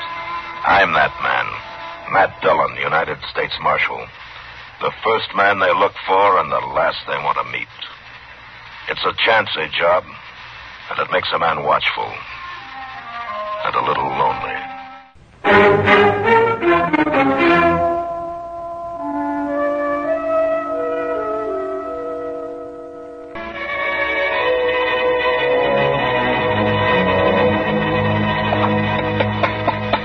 All right now, boy, you skedaddle out and wash up. I have your supper on the table for you back. Tad, you hear me? In a minute, Mom. Ain't no minute about it. I gotta finish whittling this gun handle, You Mom. finish it after supper. Get along now. I only got a little bit to go, and it'll be just like the one Pop. Tad Meadows. Yes, Mom. Mind you use the soap. Yes, Mom, I'm going. Mom, there's a man running toward the house. Get back inside. Close the door. What is it? I don't know. Just be quiet.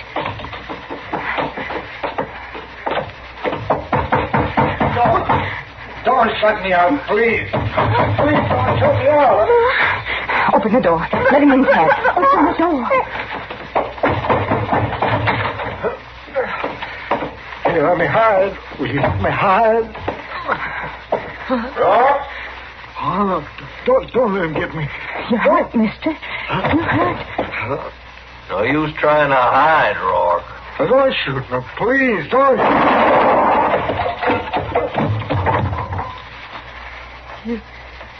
You shot a dying man. Yeah, he wasn't dying long. You shot him in the back. Be still, Tad. You're a right smart boy, ain't you? Where's your daddy? Tad. Let the boy talk. Where's your daddy, I said? He's dead. You two living here all alone?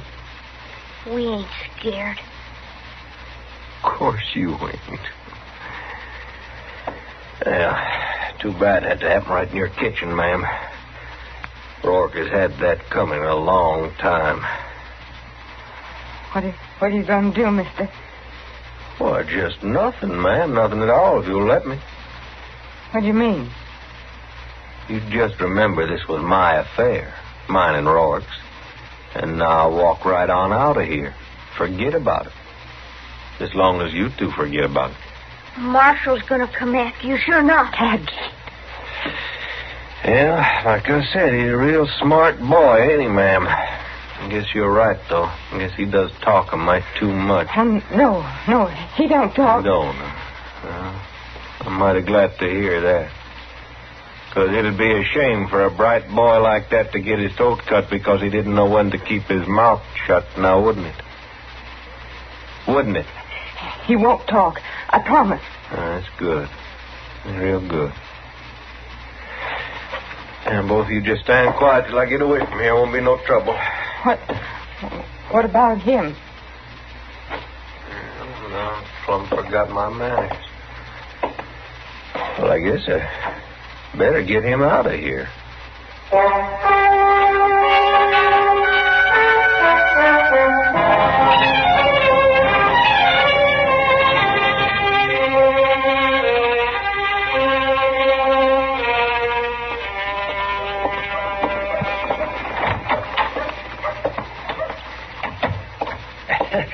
Matt! Oh, Matt! Anybody here? Oh, for heaven's Chester! I'm all back here, Doc.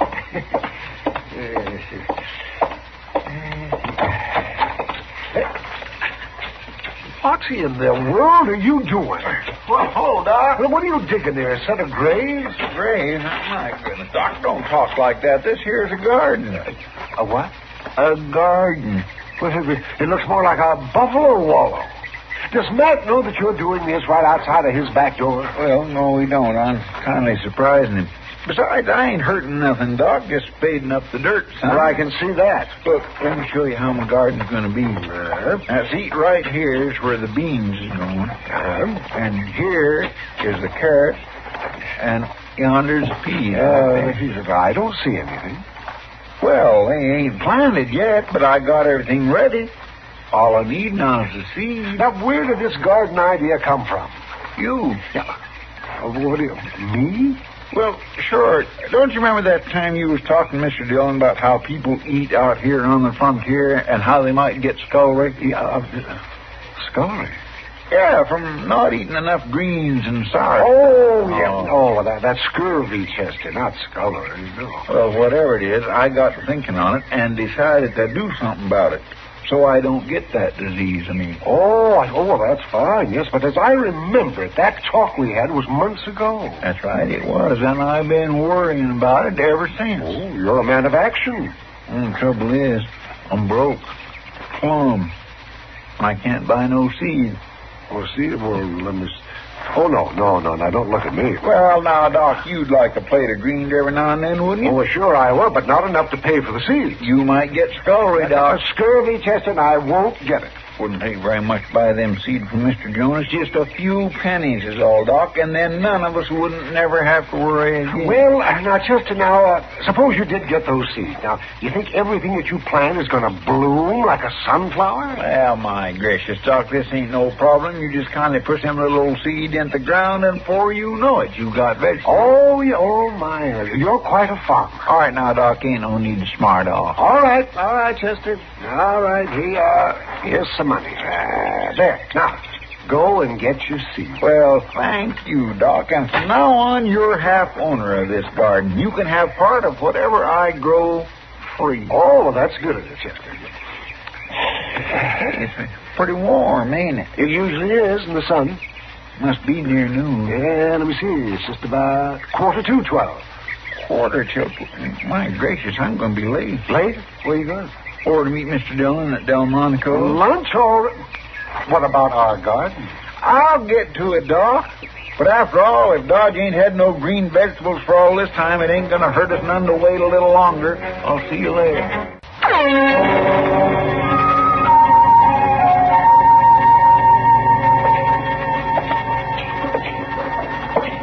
I don't mind a man making money, Mr. Dillon, but by jing, I don't think he should be making it all off of me. Oh, what do you mean, Chester? Why, that Zach Holden charging 15 cents for a meal like that. I swear that steak still had a piece of the hide on it. Well, prices are going up, Chester. You just got to face it. But it's getting so the man don't hardly have nothing left after feeding himself a little, and that's a fact.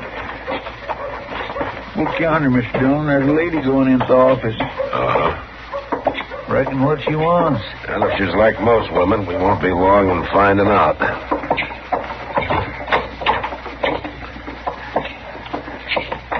You wanted to see me, ma'am? You're the marshal? Yes, and that's right, Matt Dillon. This is Chester Proudfoot. I do, ma'am. How'd you do? I'm Cora Meadows, Marshal. My boy and I live out west of town a piece. No? Well, won't you sit down, Miss Meadows? Thank you. Mr. Dillon? Yeah, what, Chester? As long as you and Miss Meadows is going to be talking for a spell, I believe I'll just go on back and see Zach Holden about charging that outlandish price for a meal. It's still sticking in my craw. All right, Chester, you do that. Excuse me, ma'am.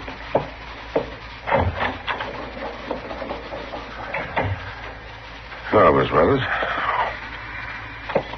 Marshal, I don't rightly know what to do.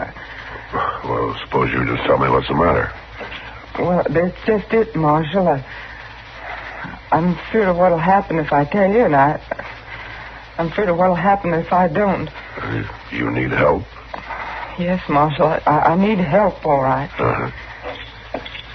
Just speak right out. Well, it's my boy. My boy, Tad. He's missing. Oh? I think he's taken out after that man, and he'll kill the boy if he sees him, and he'll kill me if he knows I've been here. Wait a minute. What man are you talking about? The one that shot that fellow out to my place yesterday. He shot him down just like he was an animal. You're telling me there was a killing there yesterday and that your son may have gone after the murderer? Yes, Marshal, I am. Well, I think you better go back to the beginning and tell me the whole story.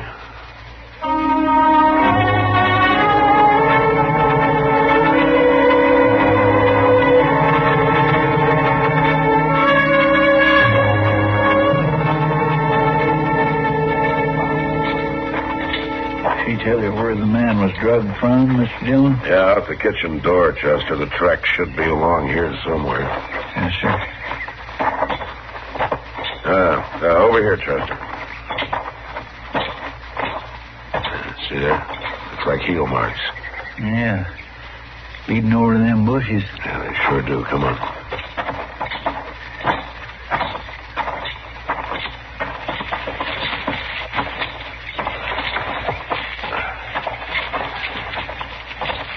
I don't think he'd have taken much time with him. Oh. Yeah. There he is. Seems to me he could have took the trouble to bury him. And when a man shoots you in the back, he's not going to worry about your funeral, Chester. I've seen him before, Mr. Dillon. He was at the Long Branch lot playing cards. Yeah, it's a gambler by the name of Rourke. Well, I guess the burying's up to us. Yes, sir.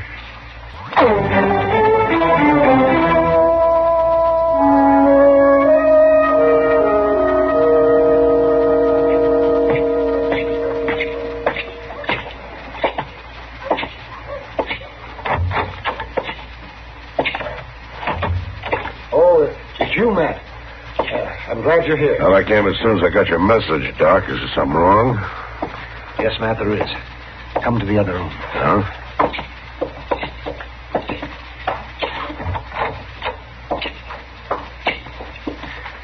It's this youngster, Matt. I found him by the road. Oh, what's the matter with him? He's been beaten. Cruelly, brutally beaten. Look. Yeah. I didn't even know if I could bring him out of it for a while. Did he say who he is? No, and that's a funny thing, Matt. He hasn't talked at all. He's been conscious most of the day, but he won't say a word. I guess you can blame him. Whoever did this was trying to scare him to death, even if it didn't quite kill him. Is it okay if I try to talk to him? Oh, I guess it won't hurt him if he'll talk. Do you know who he is? Yeah, I think so.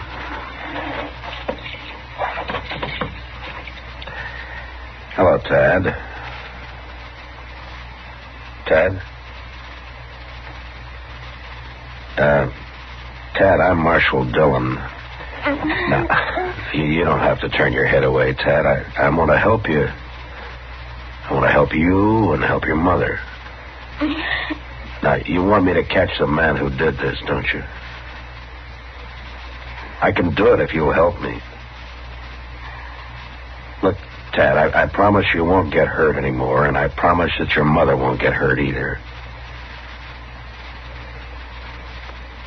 Tad, look, the only way to be sure that you're safe is to bring this man in. I'm not going to answer, Matt. No, I guess not. All right, Doc, let's leave him alone.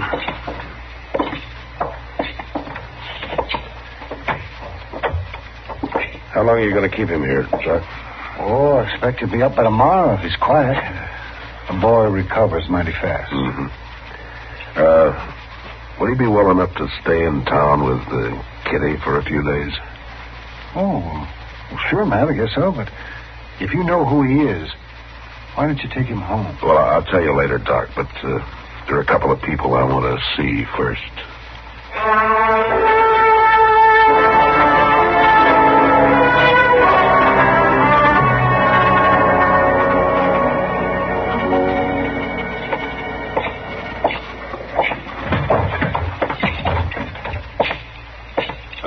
Sam. Oh, Marshal. Did you drink? No, thanks, Sam. Is Kitty around? She's upstairs, Marshal. Ought to be down in a minute or two. Oh, well, I'll go on up. Thanks. Sure. Oh, Matt. You looking for me? Ah, yeah. I'd like to talk to you, Kitty. I'm coming down. All right.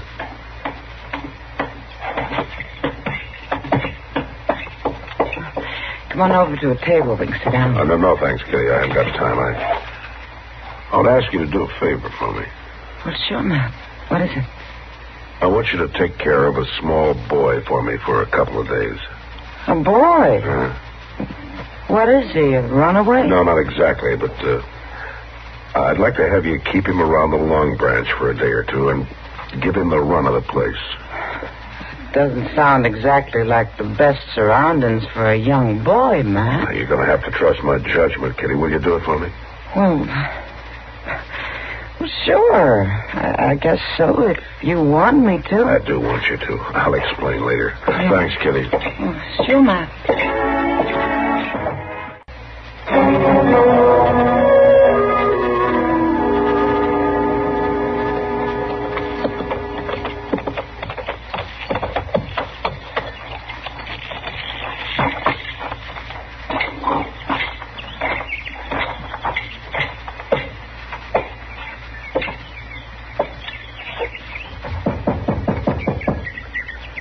Who is it? It's Matt Dillon. I'd like to talk to you, Miss Meadows. Come in, Marshal. Tad, is it about Tad? Yes, it is, ma'am.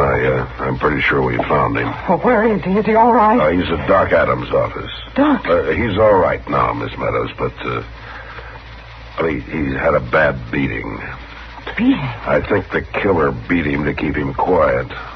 And it worked because Tad won't talk to anybody. I'll go get him, Marshal. I'll fetch him home. Well, that's what I want to talk to you about, Miss Meadows. I'd like to keep the boy in town for a few days. No, a sick boy belongs in his own home. I'll go get him right now. Will you listen to me for a minute, Miss Meadows? You've got to understand that as long as this man is on the loose, neither you or Tad is going to be safe. We're not going to get mixed up in that no more, Marshal. Me and Tad will stay right out here and never say a word more. Yeah, but if the killer gets worried about you, it won't matter where you are, especially if he knows that you've been to see me. I shouldn't have come. No, you did right to come, Miss Meadows, and if you'll let me keep Tad in town for a few days, maybe we can get this man. I'm pretty sure that he's a gambler, and he'll be back. You mean you want Tad to help you? Well, he won't know anything about it, ma'am. He'll be perfectly safe, I promise. Oh, no, Marshal. You've got no right I'm to not take talking about rights, ma'am. I'm talking about maybe saving your life and your boy's life, too. I want him here at home. You just let him recognize that gunman for us, and he'll be home, safe and for good. He's been hurt bad enough already. He won't be hurt, ma'am. Now, Chester or I will be watching him every minute, and as soon as it's over, I'll bring him right home. Tad's a good boy. He never had a beating before. And I want to see that he doesn't ever have another one.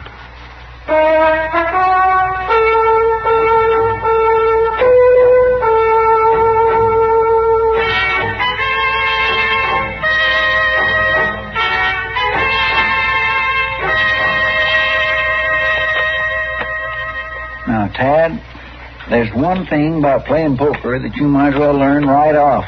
It ain't so much what you've got in your hand as what folks thinks you've got.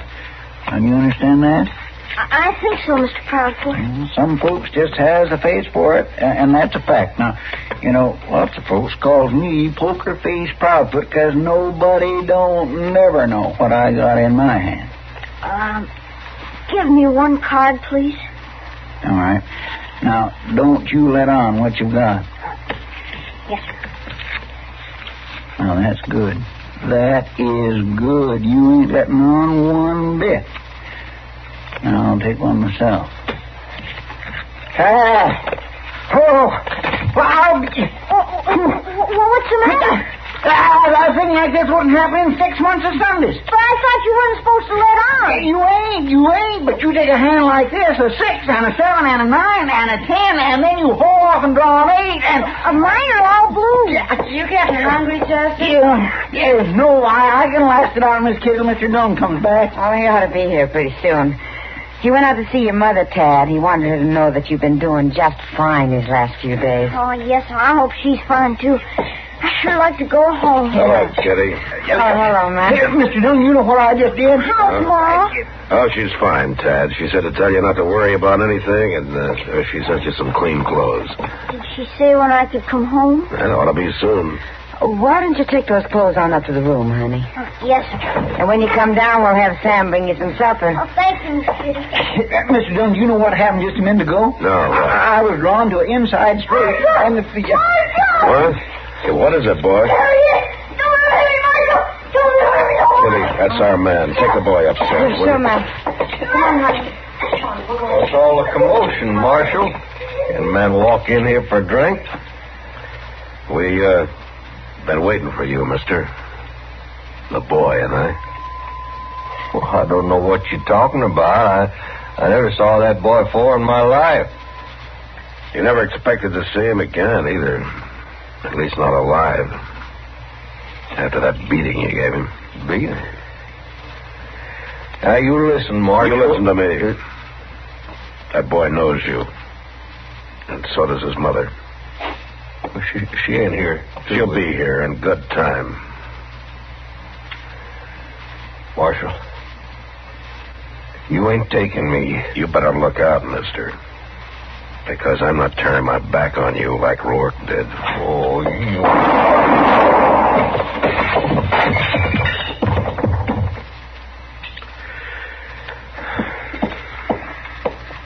You got him, Mr. Dillon. Yeah. Well, anybody can shoot a man, Chester. It's that boy's mother, what she did, that took real courage. Well, come on, let's take Tad home. I think his mother's waited long enough.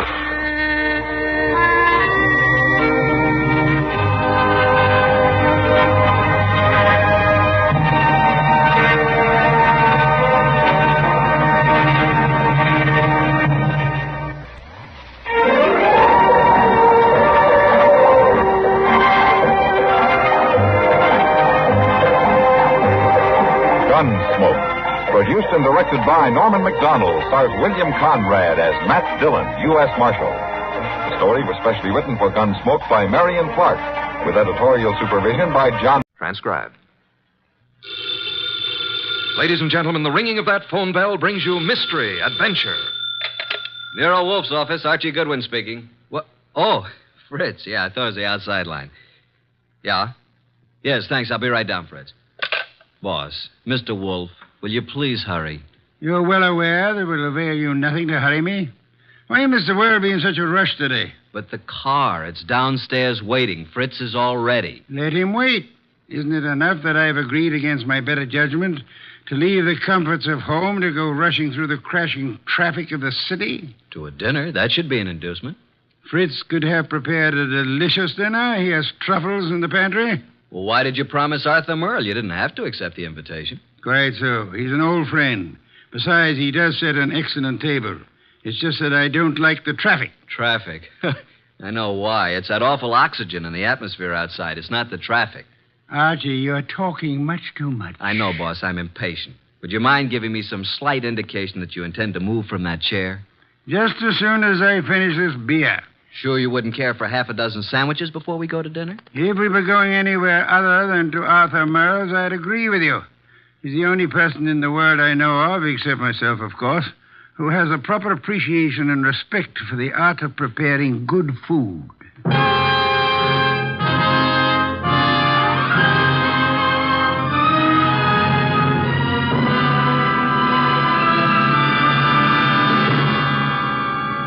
Ladies and gentlemen, it's that renowned genius who is the bulkiest, balkiest, most ponderous, and most brilliant detective in the world. Yes, none other than that chair-borne mass of unpredictable intellect, Nero Wolfe.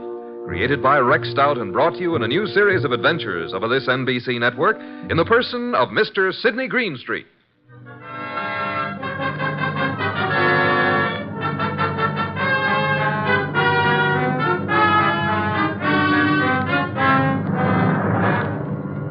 We usually refer to this story as the case of the final page. Under normal circumstances, the last page of a manuscript would be absolutely worthless unless you read all the preceding pages. But in this instance, the final page held the answer to a murder. Without that page, we couldn't arrive at the solution. Actually, we didn't even know the problem. Anyhow, I finally got Nero Wolfe to the lobby of Arthur Merle's apartment building. Going up. Up, please. Are you going up, gentlemen? Are you, honey? Certainly. It's my job. Then so are we. After you, boss. When did they install women elevator operators in this building? I've been here for 2 years. Floor, please. Arthur Merle's apartment, I believe it's 814. That's right. Are you Mr. Wolfe? No, this is Mr. Wolfe. I'm Archie Goodwin. Although the name Wolfe would be much more appropriate for him than for me. How did you know he was Mr. Wolfe? Mr. Merle came in half an hour ago. He mentioned that he was expecting you. You see, Archie, you rushed me unnecessarily.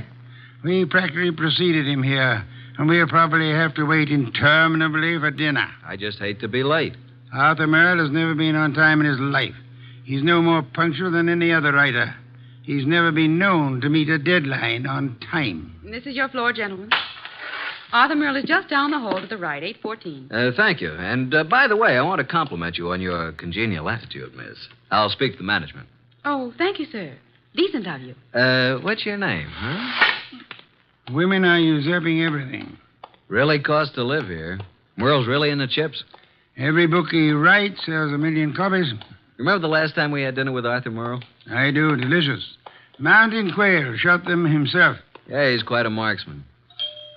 Archie, such proficiency as Arthur Merle displayed in hunting is evidence of a wasted life. Sure, he probably never made over $500,000 a year in his whole life. Well, ring again. Don't just stand there.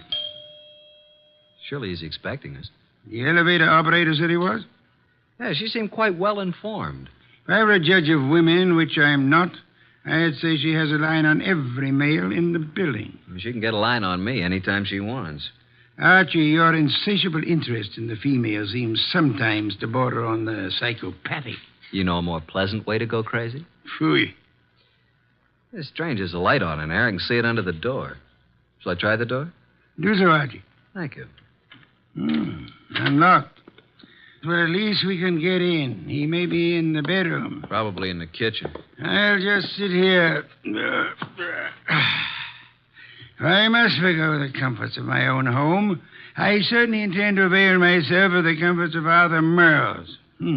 Very much overdecorated. You wouldn't like heaven unless they had orchids and beer. Not a chair in the place worthy of the name. Well, I'll try that divan while you have a look around. For what? Arthur Merle, of course. Suppose you have a look in the study. Maybe writing. Have a look, my boy. I'm exhausted and thirsty. See if he has any... Boss! Good heavens, Archie, don't shout. I'm coming. It's Arthur Merle. Look, slumped over his desk, a knife in his back. Yeah, he's quite dead.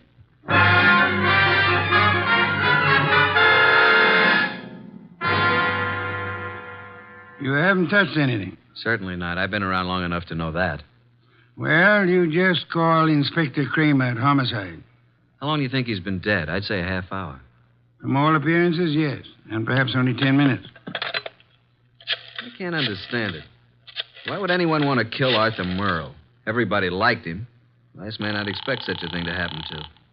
The answer is probably a considerable distance from the question, Archie. Inspector Kramer, homicide. Archie Goodwin, Inspector. Just a minute. Nero Wolfe wants to speak to you. Oh, no. Don't tell me you two have stirred up something on a night like this. It's 10 below zero. I'm sorry. Here you are, boss. Hello, Inspector. Yes? What is it this time, Wolf? Find a dead body under Grant's tomb? I'm sorry you'll forgive any apparent failure to find humor in your little witticism. But I'm at Arthur Merle's apartment. I suggest you come here at once.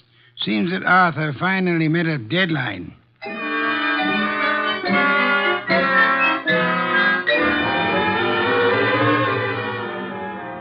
So you just walked in here and found Merle dead, huh? We were invited here for dinner. Anyone else around when you got here? No. You see anyone, Goodwin? Only the elevator operator who brought us up. Well, Mr. Wolfe, since you were in on the ground floor, maybe you've got some ideas. Sorry, Inspector. Had I been able to solve the crime so soon, I would have advised you, Inspector. Yeah. Well, it's obviously murder. Obviously. You knew him well? Quite well. Ever know of his being in any trouble? No. Everybody liked him. Arthur Merle, I felt, didn't have an enemy in the world. Is that so? I don't think anybody pulled this as a little friendly gesture.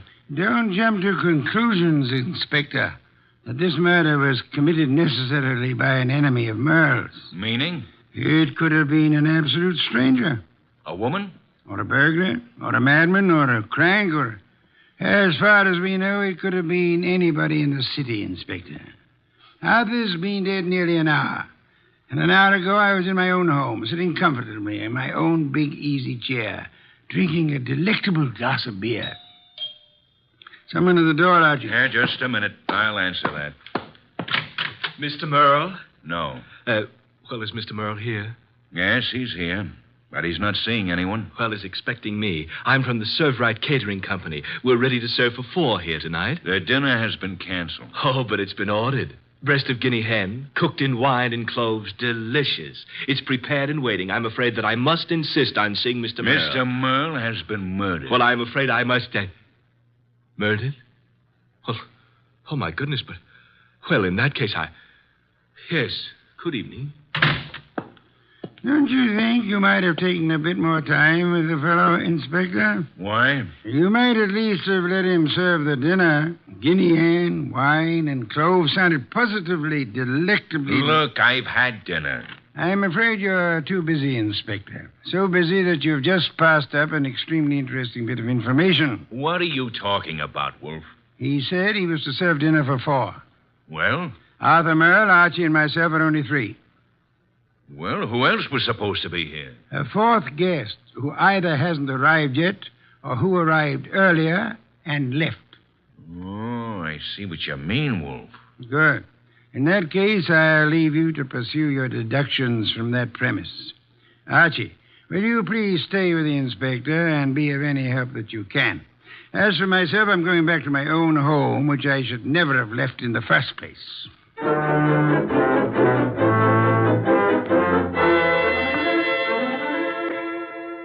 Okay, that finishes the apartment search, Goodwin. And what have we? Nothing. Except that Merle had over $300 in his pocket, and he was wearing a ring worth a couple of $1,000, so it couldn't have been robbery. And I don't think it was premeditated murder. Why not? The weapon. Obviously, if someone had planned on killing Merle, he'd have prepared it better. Used a better weapon than a blunt paper knife. No, as I see it, someone was here before you and Wolfe arrived, and for some reason that person found it necessary to kill Merle, and he did it on the spur of the moment. I'm listening. Well, it's obvious. Merle was slumped over his typewriter. The sheet of paper was in it. He'd been working. May I see it? Yeah. Starbreaker. Strange title. Page 189. He was getting well along with his latest mystery. Apparently. Gregory Thorne slipped the paper into his pocket. It was just an ordinary piece of paper, but Gregory knew its value. Used properly, as Greg knew how to use it, it would be worth $100,000. He walked away briskly, and as he... That's all. Yeah, that's all. Must have been writing. No, I'd like to read the rest of it. We didn't find any more of it. Any other ideas? No, at the moment we seem to be right where the murderer himself left off. Oh, what is this, open house? Sorry to be so... Oh. Oh, what? I expected to see Mr. Merle. Is he here? Well, who are you? Cynthia Roberts. He expecting you? Well, no. That is... Come on in, Miss Roberts. Thank you. Maybe the young lady is trying to say that he didn't have to expect her. Maybe she felt free to call without advance notice, Inspector. Inspector? What did you want to see Mr. Merle about? I'm his fiancée. Oh. Had dinner yet, Miss Roberts? Why, yes, I had dinner earlier. When were you last here, Miss Roberts? Last night after the theater. Arthur and I were... What's the matter? Is something wrong? I'm sorry to have to tell you this, Miss Roberts, but Arthur Merle was murdered.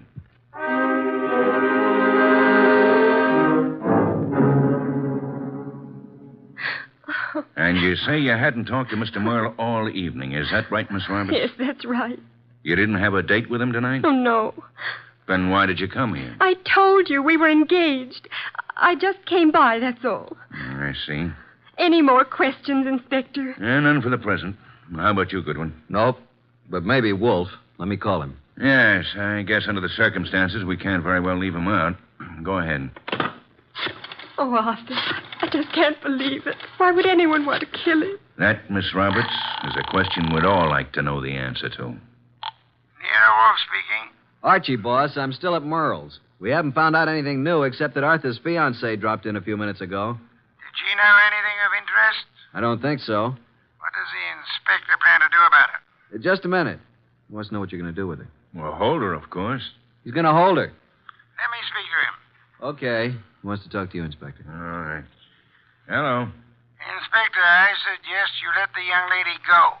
Are you crazy? I haven't got enough suspects in this deal to be letting the hottest one go free. You can't consider her suspect simply because she knew Arthur. Now, see here, Wolf. If you go around arresting people at random, you'll suddenly be tipping your hand to the real murderer, admitting that you don't have a real clue to go on. And just what do you suggest? Find a motive, Inspector, find a motive. Then, if you stumble on a suspect, you'll have some basis for making an arrest. At the moment, I suggest that you let the girl go and tell Archie to stop wasting his time down there and come home at once.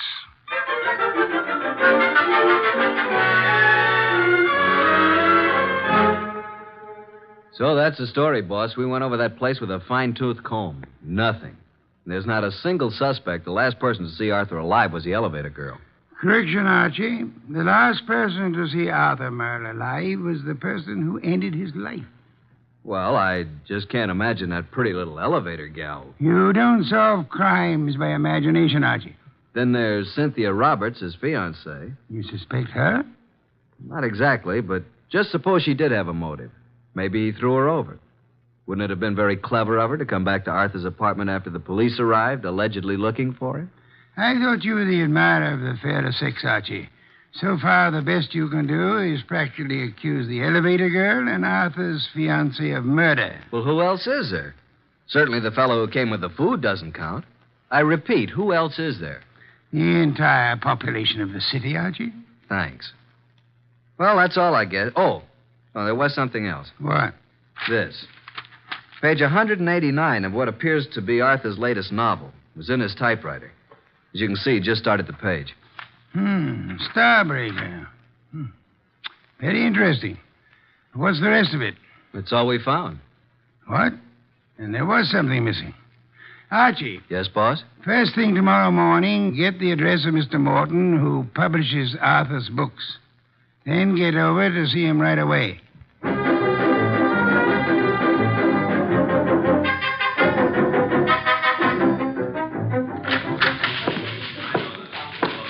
Yes, may I help you? I'd like to see Mr. Morton. Did you have an appointment? Tell him I'm from Homicide. Oh, yes, sir. Yes? Mr. Morton, I know you have someone with you, but there's a gentleman here from the Homicide Bureau. He wants to see you. Tell him I work for Nero Wolfe. My name's Goodwin. His name is Goodwin. Send him in. Yes, thank you. You may go right in, sir. The large door to your right. Thanks. Come in, Mr. Goodwin. Come in. I understand you're from Homicide. Not exactly. I'm Nero Wolfe's assistant. We're working with Inspector Kramer. And what can I do for you? You've heard about Arthur Merle. Yes, I received the word when I came in this morning. It was a great shock. Oh, excuse me, Mr. Goodwin. This gentleman is Henry Childs. How do you do, Mr. Childs? Glad to meet you, Mr. Goodwin. You're with Nero Wolfe? I'm his assistant, man Friday. Mr. Childs is a publicity agent. He handled all publicity for Arthur Merle. I've not only lost an excellent client, but a very good friend. Did you know Mr. Merle? Yes, I'd met him a number of times from Mr. Wolfe. Yes, indeed. Arthur Merle was a great writer and a fine citizen. He'll be missed by millions. Mr. Goodwin, when was the murder discovered? Last night, shortly before dinner. Well, what did the police... what do you think the motive was? Don't know as yet, Mr. Childs. A little early for that. Well, it's certainly a shame. I wanted to ask you a few questions, Mr. Morton, privately. I hope you don't mind, Mr. Childs. Oh, no, not at all. I was about to leave. I'll run along now, Mr. Morton. See you again soon, Mr. Childs. Good morning, gentlemen. Well, Mr. Goodwin? You did a lot of business with Mr. Merle, Mr. Morton? I published every one of his novels for the past 8 years. And you intended to publish his new one, the one he was working on? Yes, we had a contract. The usual agreement between you. Naturally. Although I didn't know the story, I was always sure that if Arthur wrote it, it was good. Mr. Merle's name on a novel was a guarantee that it would sell 1 million copies. You don't know what this last one was about? Haven't the faintest idea. We relied completely on Arthur's judgment. Not even any carbon copies, huh? Not that I know of. Why? When Mr. Merle was killed, the only thing missing from his apartment was the novel. The novel? The first 188 pages, all we found of it were a few lines of page 189 in his typewriter. He must have been working on it when the murderer stabbed him. The rest of it's gone. You mean, Goodwin, the novel's gone? Oh, this will cost me $1 million. Well, it cost Arthur Merle his life. Arthur Merle dead and his novel gone. I can hardly believe it. Well, thank you, Mr. Morton. Oh, I hope I've been of some help, although I'm don't sorry quite see. you haven't. But we may call on you again. Before it's over, you may be a great help.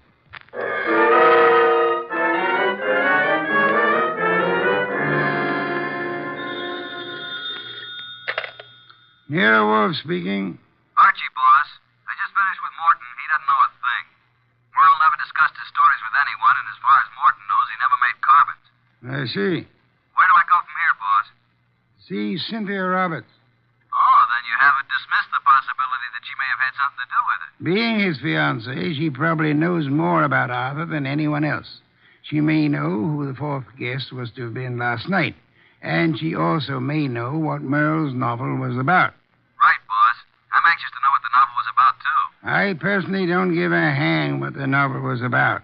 What I want to find out is someone who does know the story. Because I have a hunch that whoever knows that is the person who killed Arthur Merle.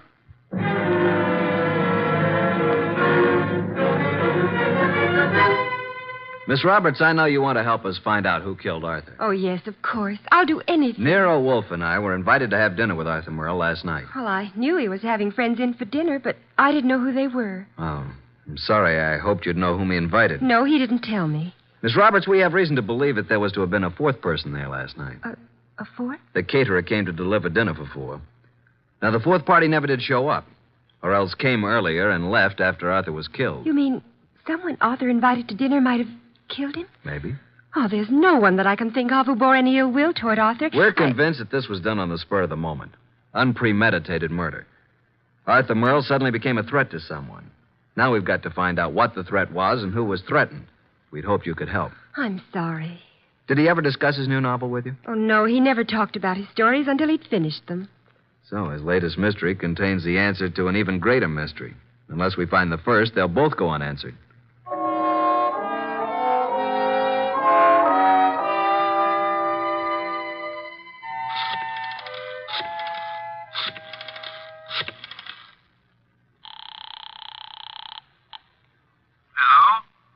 Mr. Morton? Yes? Nero Wolfe speaking. Oh, yes. Your man Goodwin was here to see me. I presume you are interested in seeing Merle's murderer brought to justice? Certainly. Arthur was a close friend of mine. And his death cost you a bestseller, I know. Now, would you be willing to help a bit? Why, yes, if I prepared a statement for the papers. I want you to call the literary editors first thing in the morning.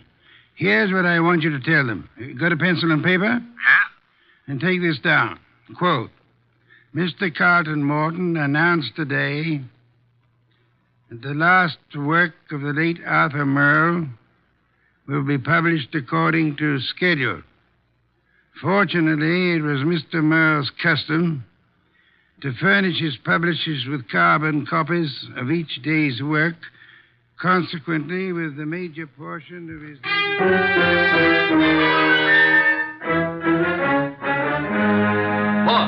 Boss! Good heaven, Archie. Please don't be so loud. Look here. In this morning's paper, why, that rat, he lied to me. That...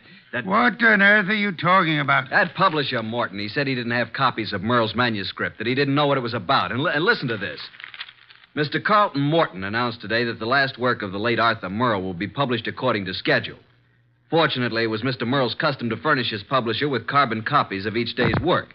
Consequently, with a major portion of his latest work, Starbreaker, in the hands of his publisher, together with a complete synopsis, including the denouement, it will be possible for a ghostwriter to complete the novel.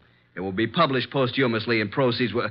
Boss, did you hear that? I did, and it couldn't have been more to my liking if I'd written it myself. Now, excuse me. I want to make a telephone call. Who? Publisher Morton. Yeah, I'm beginning to see. He lied about the whole thing. I still don't see why he'd kill Merle, but on... Hello, Mr. Morton. This is Nero Wolfe. Yes, perfect. Now I'll call Kramer, and he and Archie will be waiting for you. Remember now, if anything comes of it, you are to say the manuscript is in the safe in your home, and you steer the party here. Say you've recently rented this place. I hope we'll be seeing you. Yes. Goodbye. Oh, and be careful. Remember what happened to Arthur. The manuscript is in my desk in the middle drawer. What the... You mean... Archie, look out of that window. Huh?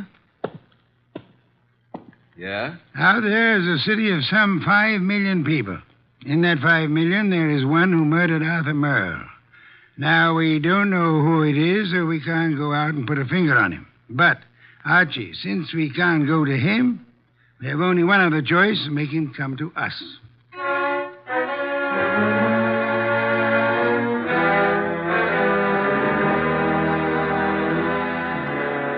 Will you tell me why we're sitting here in the dark in Wolfe's office? Yes, Inspector Kramer. Mr. Wolfe promised us a caller. Mr. Morton is to pretend that he's rented this place recently. Well, who's the caller? Can't tell you until he or she gets here. You seem certain he'll come. I'm quite certain. I'm just hopeful. You trying to tell me that Morton killed Merle? You're almost as dense as Archie was. No, Morton didn't do it. Unless Mr. Wolfe is very wrong, which is doubtful, before the night is over, Morton will know who did. And it won't be long until we know, too. You should get on a quiz program. You're so good at guessing games. Shh. Listen. Huh? Yeah, someone's coming. A brilliant deduction, my dear Kramer. I hope there are two of them. Inspector, behind these drapes. Quick! I'll get behind the screen. All right, Mr. Morton. So far, you've been very cooperative. Just keep it up. I have no intention of doing otherwise. Your gun has me completely convinced, Mr. Childs. Get the manuscript. Yes, just a moment. It's in my desk. Wait a minute. I thought you said it was in a safe. A mistake, Mr. Childs. I don't have a safe. Shall I get the manuscript? Yes, but no tricks. You be careful. I'm being exceedingly careful, Mr. Childs.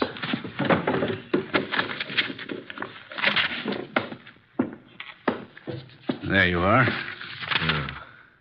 Starbreaker by Arthur Merle. Yes, this is it. Thank you, Mr. Morton. Now, I trust that's all you want of me. I'm sorry. I wish that were true. Unfortunately, you see, it's not the actual novel that I want. Oh? My interest in this copy is the same as it was in the original. And that is? That no one should ever learn the content. I take it you know what it's about, then. Yes. You see, Mr. Merle made the mistake of telling me when I called a bit early at his apartment for dinner last evening. I was forced to deprive him of his life once I learned the storyline of this novel. This story must be kept secret. Why? Most of you people in the publishing business know me as a public relations and publicity agent for several prominent writers. Yes?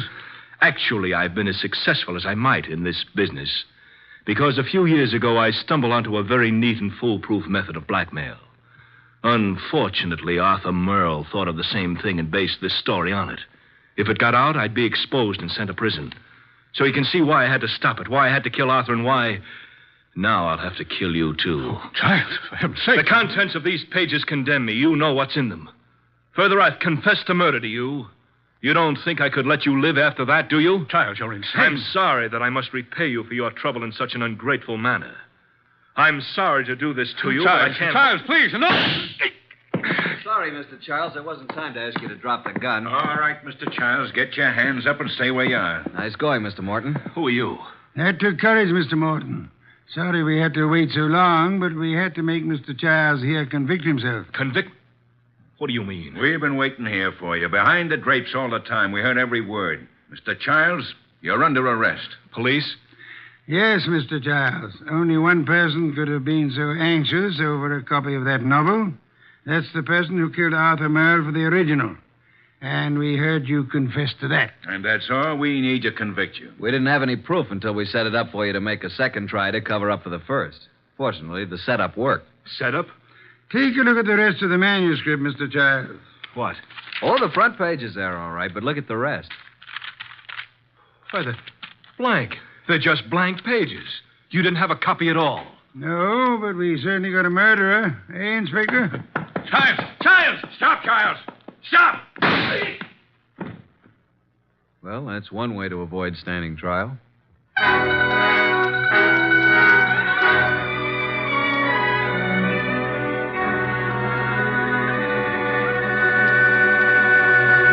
Well, Archie, I'm glad you and Kramer got Childs. Some beer, please. That was a clever scheme, boss, making him think there was a copy. Yes. In a way, though, I wish it hadn't been just a scheme. Meaning? I wish there had been a copy of Arthur Merle's novel. Why? You never read detective stories. No, but I've drummed up so much curiosity over this one, I'd like to know exactly what that blackmail gimmick really was. Good night, Archie.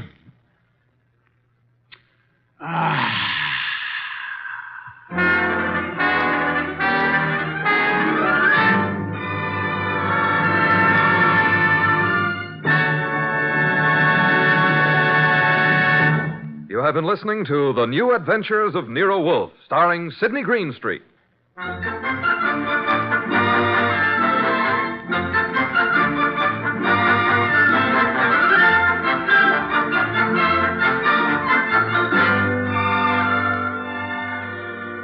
Tonight's transcribed story by Don Arthur was based on the characters created by Rex Stout. This is an Edwin Fadiman production and is directed by J. Donald Wilson. In the cast were Harry Bartell as Archie Goodwin, and Evelyn Eaton, Peter Leeds, Lucille Alex, Marna Keneally, Herb Butterfield, and Bill Johnstone. Next week at this same time, Nero Wolfe and Archie will bring you The Case of the Telltale Ribbon.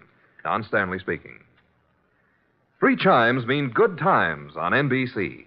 There's excitement for you Sunday when talented servicemen compete on The Phil Regan Show.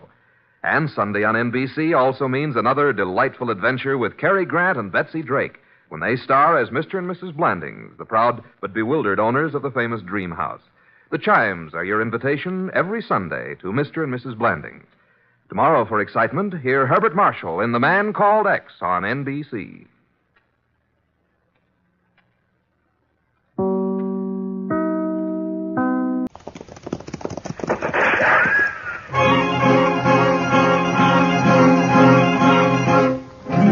Around Dodge City and in the territory on west, there's just one way to handle the killers and the spoilers, and that's with a U.S. Marshal and the smell of Gunsmoke.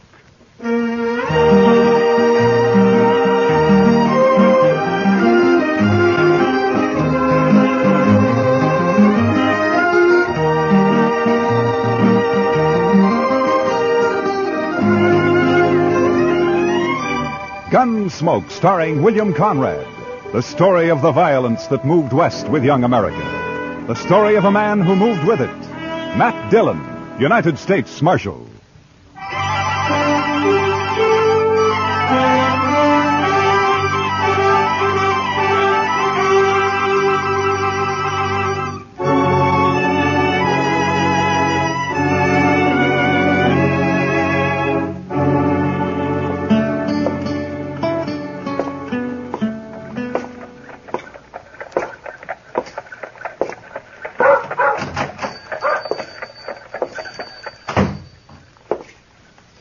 Hello, anyone here?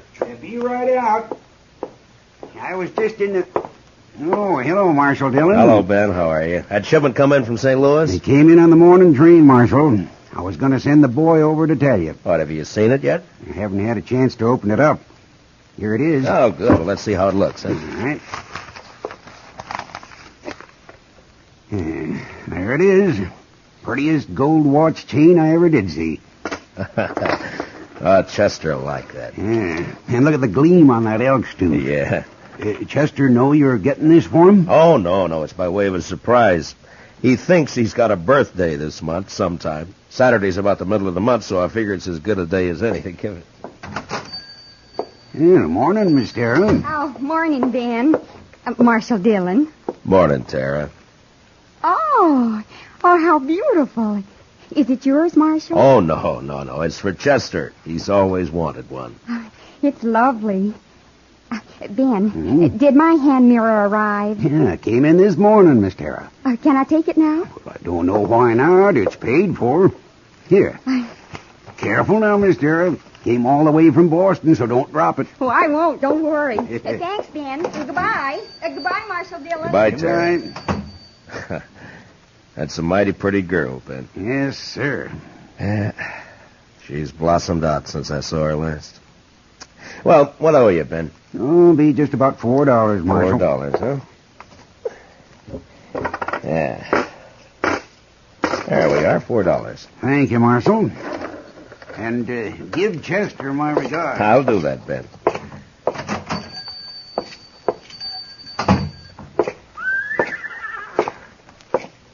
Well, morning, Miss Lane. Morning, Marshal. Morning. Morning, Marshal. Hello, John. Oh, hello, Marshal. Good morning, Chester. Well, morning, Mr. Dillon. Put this in the safe for me, will you? Yes, sir. How was the auction yesterday? You know, Mr. Dillon, I never did see so many horses and mules. You buy anything? No, sir, Mr. Dillon. But Asa Welton bought that old stud horse off Mr. McGovern. No, is that so? Yeah. You know, I feel sorry for poor old Asa. Why, that stud horse has got a ring bone so bad he can't hardly walk. Well, Asa isn't very smart when it comes to horses, I'm afraid. No, sir, he ain't.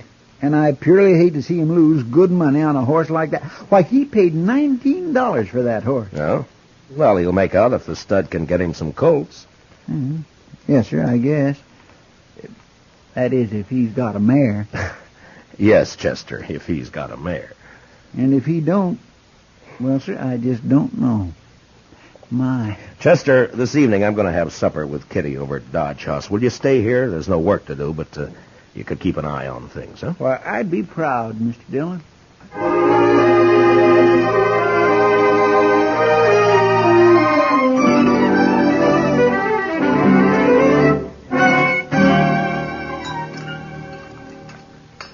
More coffee, Kitty? No thanks, Matt. Yeah. You mind if I smoke? Oh, those are the longest cigars I ever saw. Well, if it bothers you, Matt, I'll have... 6 nights a week at the Texas Trail, and you think I'd mind one cigar? Go ahead. Okay. Matt. What? There's something been troubling me. Oh? What's that? Well, I wanted to have supper here so we could talk. Well, what is it, Kitty? Almost 4 months ago, you and Chester brought a little girl back into town. Daddy was dead, out in the plains. You brought her back because she couldn't stay out there alone. Well, go on. She was real sweet. Young, I guess maybe 17. You're talking about Tara Hantry. Yeah, Matt. I saw her over at the general store this morning. What about her? Well, she's hanging around the Texas Trail, Matt. I see her there all the time. Afternoons, evenings. Oh? Well, why are you telling me this, Kitty? Well, it's no place for a girl. Not a young girl, not a girl like Tara. I don't have any say about how Kate runs the Texas Trail. If they don't want Tara in the place, Kate should keep her out. Well, Kate won't keep her out. Why should she? Tara's attractive. She's good for business. Kitty, when I brought Tara back to Dodge, Lawrence Kells and his wife took her in. They've been treating her like their own daughter. Now, it's not my place to interfere Well, with maybe them. they don't know, Matt. They're church-going people, Kitty, Kells and his wife. They try to do what's right for Tara. I'm sure they do. Matt, people like the Kells don't know the Texas Trail. They don't know the saddle bums, the spoilers, the wild ones that hang out there. Even if they did, they wouldn't see too much wrong with the man Tara's taken up with. Well, who is it? Jack Grace. Jack Grace? Yeah. Tara's keeping company with him? She has been since he came to town a few weeks back. Oh, that little fool. Well, don't blame her too much, Matt. He cuts quite a figure. Long hair, buckskin shirt, Texas spurs. She's young, and his stories make for good listening. Yeah. Matt, I've talked with Grace, and there's something wrong with him. He's too cold, like he's dead inside. He can charm you with a smile, and he talks just fine, almost almost like a gentleman. But there's nothing inside him, Matt. He's empty, like a shell. All right. What do you want me to do, Kitty? Thank you, Matt. Talk to the Kells. All right. Tomorrow morning. I promise.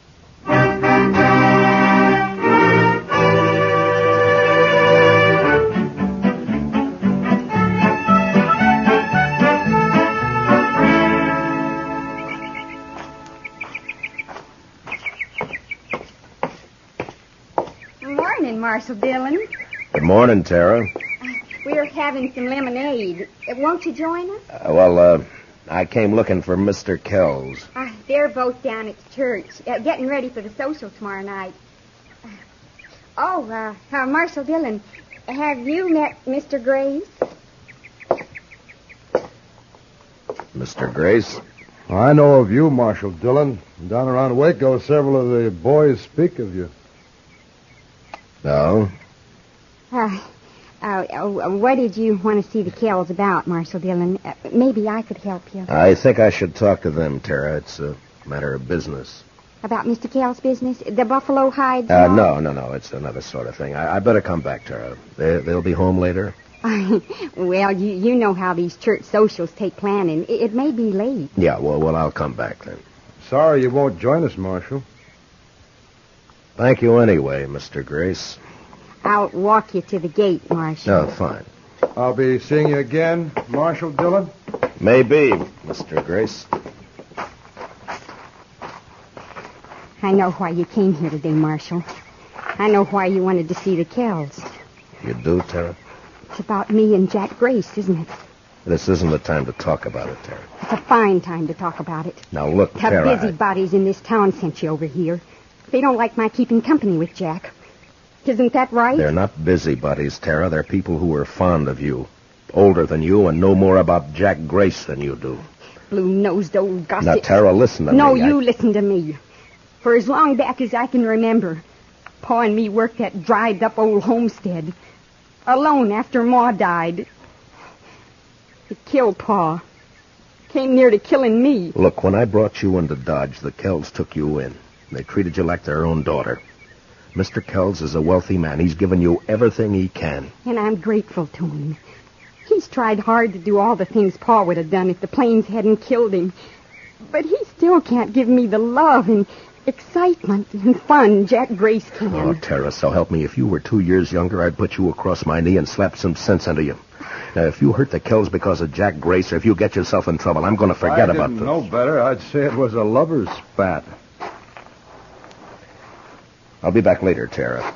There isn't much point in that, Marshal Dillon. From what I could hear on the porch, Miss Tara seems to have said what she thinks real plain. I'll be back later, Tara. Will you tell him? I don't know why you bother, Marshal. If the Kells are ones to worry about loose reputations, they might not pay too much attention to you.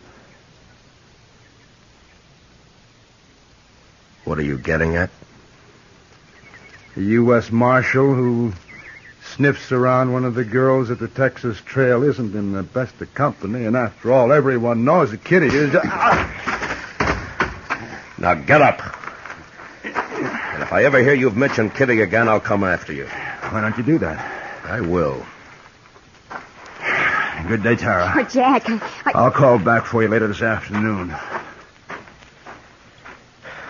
I'm sorry, Tara. I didn't mean for this to happen. You're just a big, blundering, stupid bully. Tara, please. And if you mess up the one thing that means happiness for me, I'll help him kill you.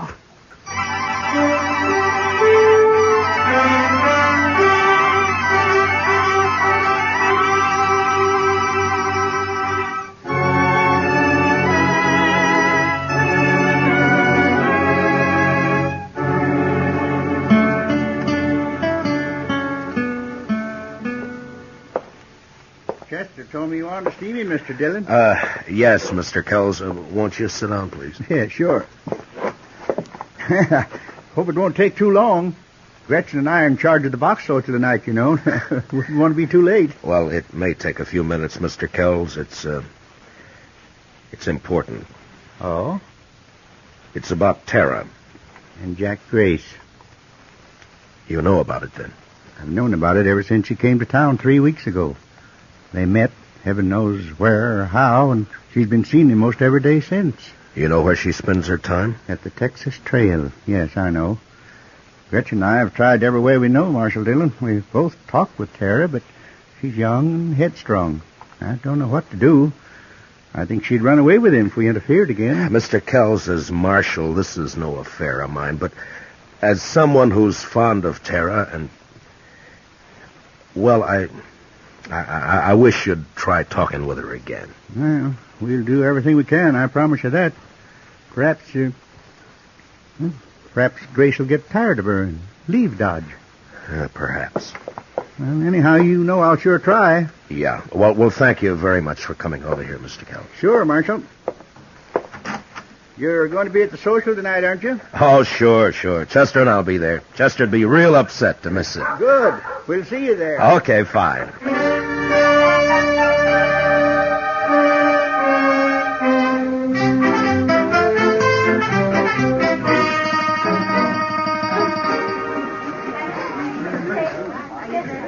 Mr. Dillon, this is Miss Honeycutt. How do? Well, I'm proud to know you, ma'am. I bought her supper box. Did you bid on any supper boxes, Mr. Dillon?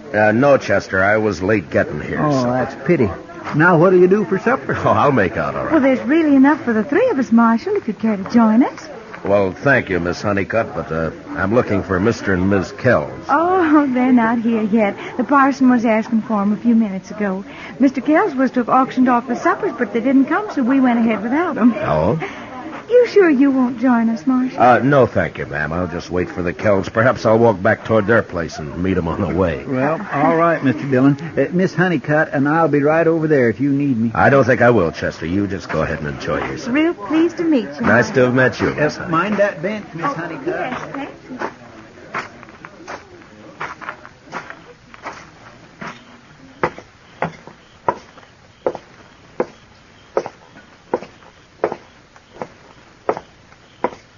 Matt? What? Oh, hello, Kitty. You leaving the party before I get there? No. I was just walking back toward the Kells place. They're not at the social yet, and this might be a good chance to talk to them. Oh, all right if I come with you? Well, sure. I had a talk with Mr. Kells this afternoon. Yeah? Yeah. He knows all about Tara and Grace. Has known for a long time. Well, what's he going to do about it, Matt? He doesn't know what to do. Neither do I, Kitty. Look, Kitty, you're a woman. You know about these things. You don't tell a woman she shouldn't love some man, do you? No. No, you don't. Kells has tried hard. He's done everything he can. Well, he's a wealthy man. He could send her east for a few months on a visit. St. Louis, maybe. To forget Grace? Yeah? Would it do any good? No.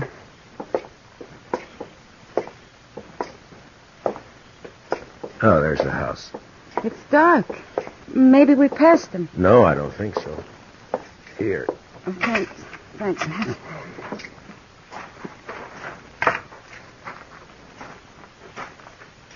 Kitty? Yeah? Maybe you better wait here, huh? Matt, what is it?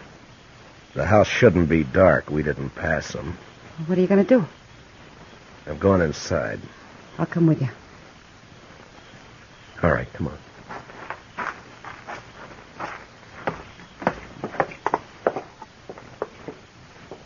The door's open.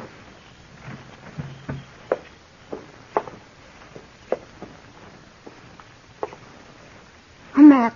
Matt, look. Stay here, Kitty. Shot, both of them. Oh. No wonder they were late for the auction. Kitty, go back to the church social. Find Chester. Have him meet me at the jail. Tell Doc to come over here. What are you going to do, Matt? I don't know.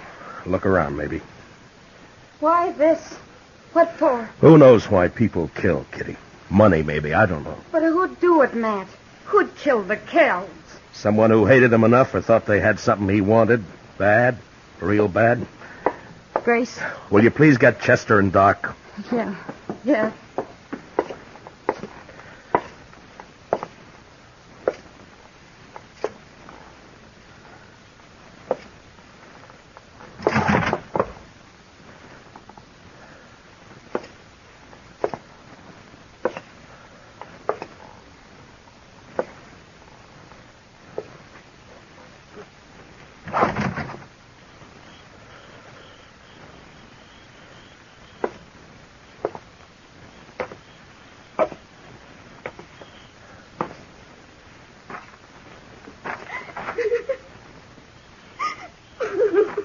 Tara? Tara, are you all right? It's Matt Dillon, Tara. Are you hurt bad? Who did it, Tara? Do you know? Yes. Yes, I know. Well, who was it? Was it Grace? Oh, Matt. Matt. What happened, Tara? Tara. Mr. Kells was waiting for him when Jack came for me. Mr. Kells wanted to talk with Jack, he said, and oh. Well, go on. I don't know. I don't know. I can't help if you don't tell me what happened. But when Jack came, there was an argument. Mr. Kells told Jack to go away, leave me alone. Told him not to come back. Jack laughed. Called Mr. Kells a name, and Miss Kells slapped him. And Jack hit her. Mr. Kells tried to get his rifle in the corner, and Jack... Yeah? He shot him. He shot both of them. Then he turned and said it wouldn't have worked out for us. He was leaving. Just like that. He was leaving. You see, you'd be nothing but trouble, he said. I'm leaving, he said. Then he hit me. And... oh. Doc will be here in a few minutes, Tara. He'll take care of you.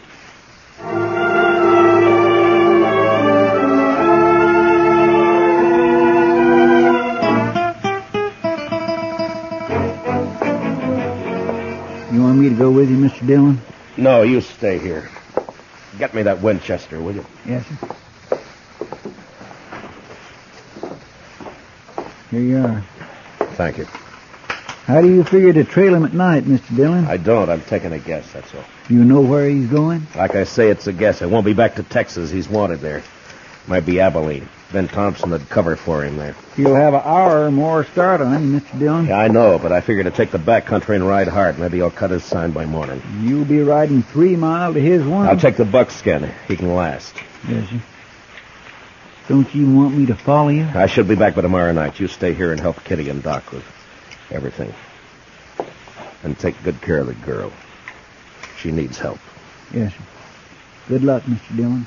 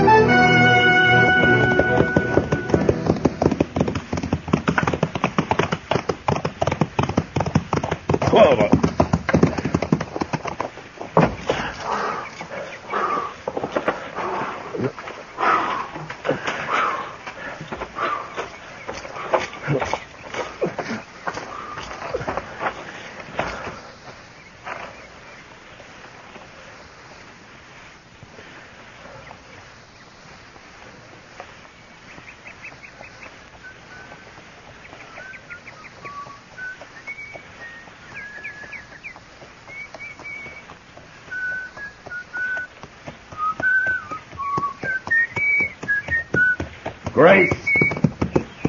You can't see me. Don't bother to try. Just drop your gun belt. Easy. And your rifle. Throw it down. Now keep your hands high, just like they are.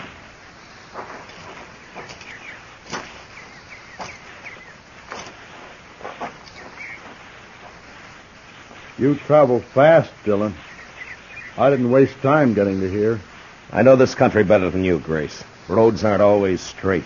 Even so, that buckskin of yours must be quite a piece of horse. He is. We'll be starting back right quick, but meanwhile you just sit tall right where you are. Arms will get tired. Taking me back to jail in Dodge. Well, what do you expect? You murdered 2 people just last night, tried a third. I just hit Tara down. I don't know as I tried to kill her. You must have known I'd come after you. I figured maybe you'd start tracking me toward Texas. I didn't give you credit to think of my heading for Abilene. I guess the joke's on me. Yeah, I guess it is. You know, I don't understand what goes on inside you, Grace. There's no point in my getting riled. You got me cold, Deck. Someone told me earlier you were just a shell, that you were empty inside. But by heaven, you are. You're crazy, Grace. Just mean, pure crazy. It's you doing that talking, Marshal. Please yourself. In a way, it's all Tara's fault, I suppose. Well, it wouldn't have worked out anyway, like I told her. All right if I light up? Marshal? All right. But watch your moves. My makings are in my boot. Don't, Grace!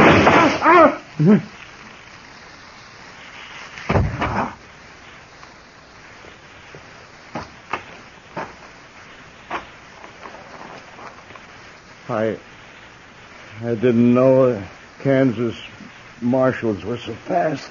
A derringer up the sleeve's an old story, Grace. Yeah, but they sure are. Guess I won't go to trial after all. No, maybe not. But you're going back to Dodge. Like they say on the posters. Dead or... Yeah. Dead or alive.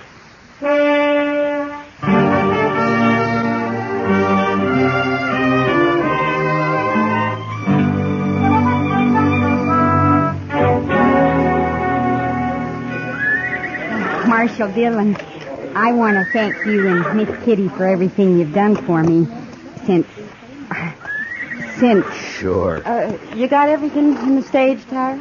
Yes, Miss Kitty. It's a long trip, Tara. You sure you won't change your mind? I think I'll like it back east, and St. Louis won't be as big as all this. Marshal Dillon will be late into Haines City if I don't get away now. Okay, driver. Well, goodbye, Tara. Good luck. Goodbye.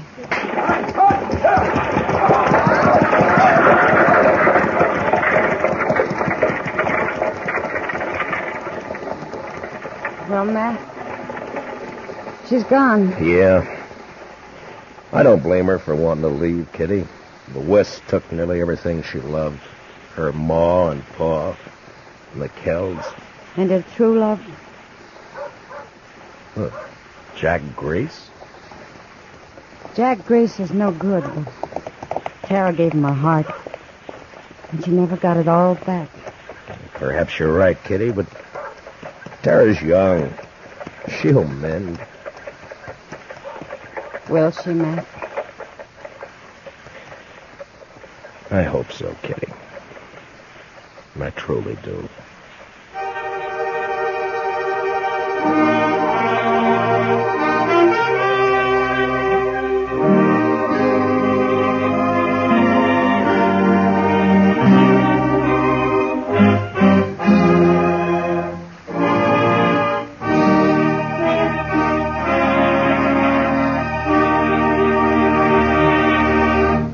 Gunsmoke, under the direction of Norman Macdonald, stars William Conrad as Matt Dillon, U.S. Marshal. Special music for tonight's story was composed and conducted by Rex Corey. Featured in the cast were Sammy Hill as Tara and John Daner as Jack Grace, with Ralph Moody, Joe Duval, and Vivi Janis, Parley Bear as Chester, and Georgia Ellis as Kitty. Gunsmoke is heard by our troops overseas through the facilities of the Armed Forces Radio Service. Join us again next week as Matt Dillon, U.S. Marshal, fights to bring law and order out of the wild violence of the West in Gunsmoke. Stay tuned for Nero Wolfe, who follows transcribed in 30 seconds. Later tonight, over most of these NBC stations, Duffy's Tavern comes your way. And on the menu at Duffy's tonight, there's a blue plate special of grilled English language, served up by the delightfully ungrammatical Archie. Plus laughs garnished with chuckles, brought to you by Archie's remarkable crew. There's no cover charge at Duffy's Tavern. Just keep your dial tuned to NBC. And this Sunday means another broadcast of The Big Show. And your guests include Fred Allen, Douglas Fairbanks, Danny Thomas, and many, many more. Tallulah, of course, is your hostess on The Big Show. Ladies and gentlemen, that phone bell means adventure. Hello? Hello? The young man answering the phone is Archie Goodwin. The mountain of a man engaged in deep thought in the oversized armchair is Nero Wolfe. Mr. Wolfe, we've got a case. I'm not sure whether somebody's going to kill a rabbit or a rabbit is going to kill somebody, but either way, it's going to be murder. Please, Mr. Wolfe, even orchids have to eat. Phooey. Yes, sir, Mr. Wolfe will take the case. As a matter of fact, he's working on it right now. Money, work, bah. Greatest detective in the world. Only trouble is, he is.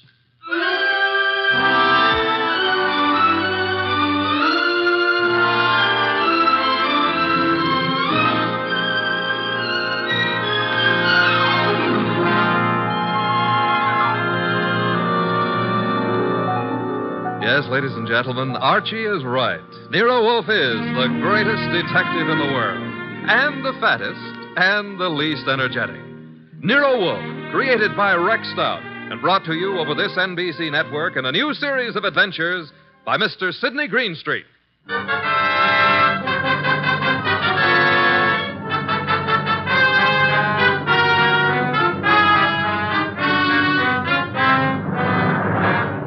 Tonight, it's the case Nero Wolfe likes to remember as the case of the friendly rabbit. He sometimes prefers his proverb scramble. It began in lots of places. Let's take a look at a few of them. In particular, the richly appointed library of a man named Veek. Mr. Veek, what's happening? Relax, Haynes. Your blood pressure. I thought it was a gag, but you really are shutting the club down. I'm shutting it down. Why? I got the joint rolling. The suckers are pouring in. And next week, the governor's committee. Huh? It's moving out of Baylor County. Our joint enterprise is in Baylor County.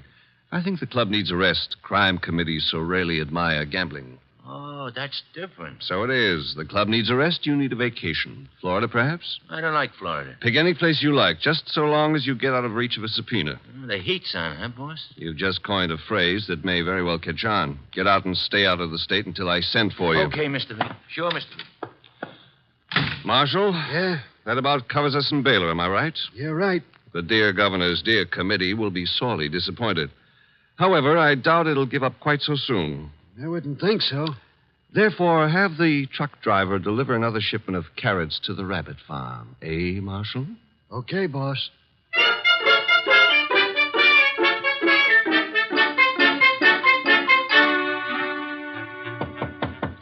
Come in, Williams. Good afternoon, Governor. Good afternoon. Williams, I'm disturbed. The crime committee, sir? It was doing well, very well. And then I know, sir. there's a leak. Someone is passing on confidential information. Who? That's the problem. Who? Started 3 weeks ago.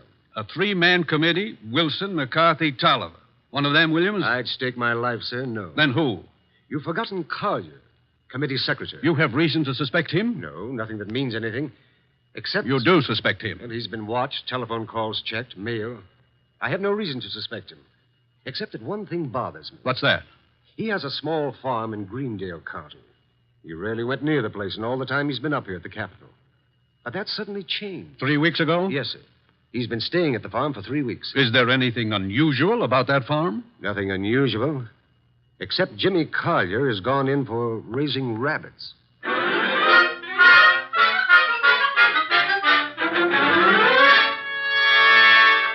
Jimmy, Who is... Oh, hello, Claire. you've been hiding from me. I've been out here with the rabbits. Jimmy, what's wrong? With what? You. There's nothing... You're lying. We grew up together, remember? We live next to each other, Jimmy. We were going to be married. Hey, wait a minute. We still are, last I heard. You haven't heard recently enough. What does that mean? It means we're not getting married. But, Clara... You've been avoiding me, and you've been getting money, lots of money from someplace. And in a shady way, I feel. All right, you know. So what? I've been concerned about your sudden devotion to these rabbits and the kind of men you've been seeing. What do you mean? Like the one up at the house now, waiting for you. Oh, there's somebody waiting? That's why I came down here after you. I'd better get up there. He's a crook, Jimmy. Look, All right. I sort of got myself in a mess. I needed money, but it's over, Claire. No more. Are you sure? Of course I'm sure. I wish I could believe you. For your own sake. But I feel I can't. Not anymore.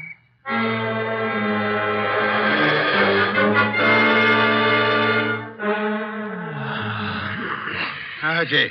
Yes, Mr. Wolfe. Either stop breathing so heavily or... Take the evening off? Stop breathing.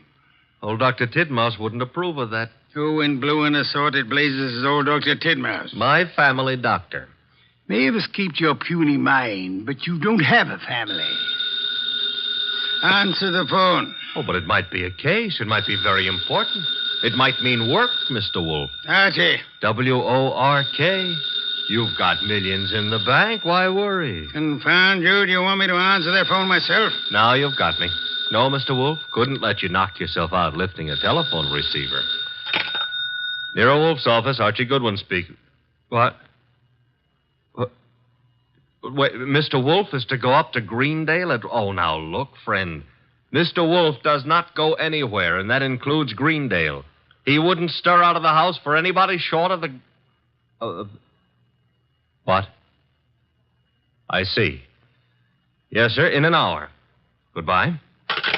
Mr. Wolfe, brace yourself. You've got an appointment with a Mr. Williams at the Starlight Hotel in Greendale for 1 hour from now. You're insane. No, I'll admit I've been tempted. Sure.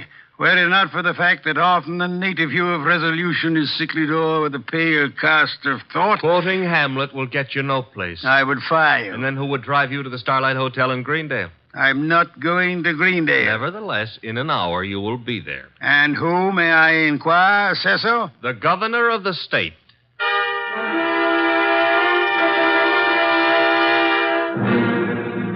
Is that all, Mr. Williams? That, Mr. Wolfe, is all anyone knows about the situation. Except the guilty man, of course. An admirably clear summary, Mr. Williams. Obviously, our meeting here at the hotel was necessary. I couldn't be seen entering your house, nor would it have been advisable for you to visit the governor. I can appreciate that. You're quite sure I need pay no attention to anyone on the committee except James Collier? Quite sure. Police surveillance of Collier is deemed unwise. He has suddenly taken interest in rabbits, but although keeping them may perhaps be considered suspicious, it is hardly in itself of value. You have no other evidence against Collier? I know we're clutching at straws, Mr. Wolfe. But there is a leak and work is being nullified. Something must be done. Hence the governor's call for you. Very well, sir. I shall attempt to be more than a man clutching at a straw. I said attempt. Archie, unpack. We shall stay at Greendale near Collier and his rabbits.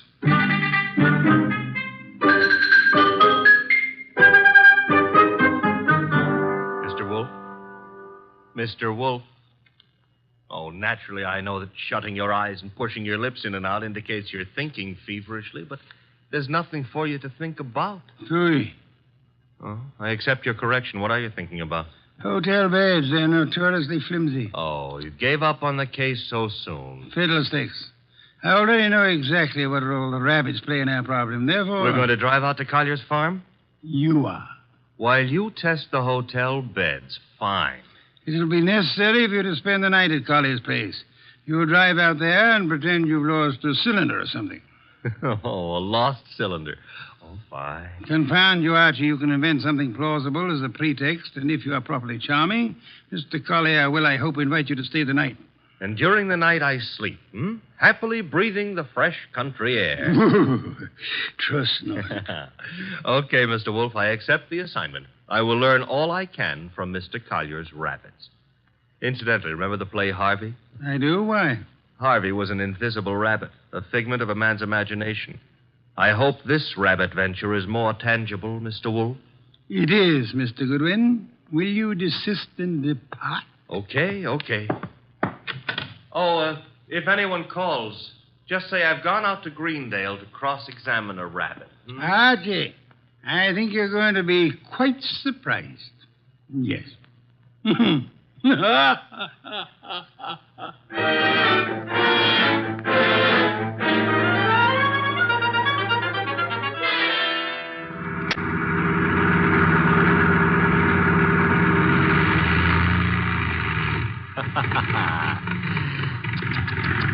Running out of gas, and me such a big boy.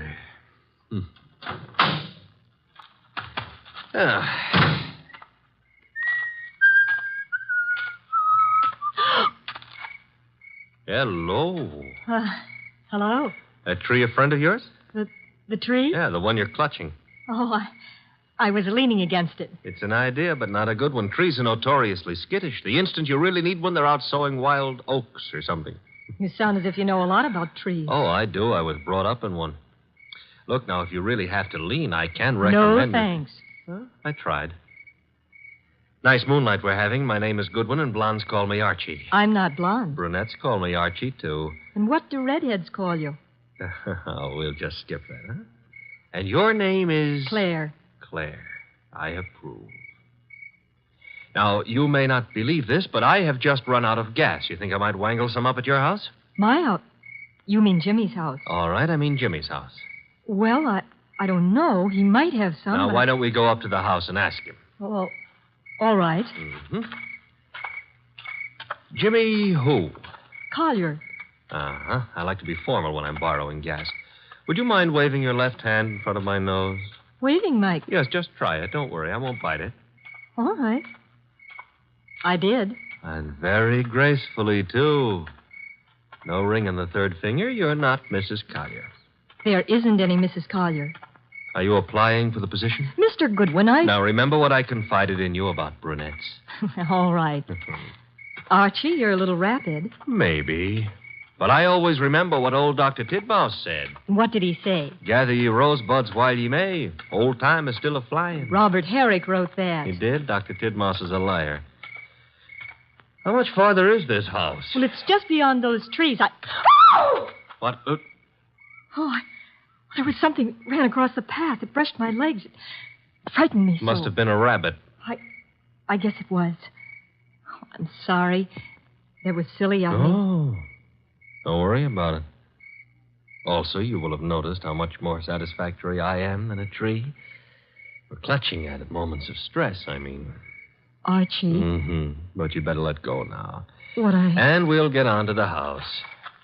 See, I don't need a haircut, and you're not the right type for Delilah anyway. You mean something by that. Something nasty. Well, that depends. What I meant is you've already signaled whoever you're supposed to signal. Nothing frightened you back there. Why? That scream had a lot of carrying power. Oh, that's the house, huh? Looks peaceful enough. Archie, Who were you supposed to warn if anyone came up the path to the house? For no one. Something did frighten me. Honey, I've been lied to by experts, and you're not one. Think I ought to knock? No, we don't think I ought to knock. Dark inside, except for a handful of moonlight filtering in through the windows. Kind of early for Collier to turn in, isn't it? I wouldn't know. Let's go find out. Now, relax. Grandpa's making with the chimes. Time is, 10 o'clock. Oh, it's getting late. Come on. This would be the living room. Filled with early American furniture. The early Americans would be pleased. Nothing here. What's that door lead to? I don't know. Or won't tell? Smaller room. Dark as...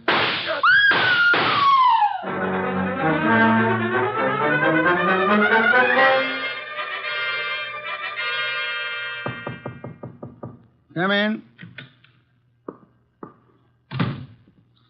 Put the beer on it. Oh, you're not the bellboy. I'm sorry. I should have remembered to bring some beer. Indeed, and you are? I'm a fellow guest at this hotel, Mr. Wolfe. My name is Veek.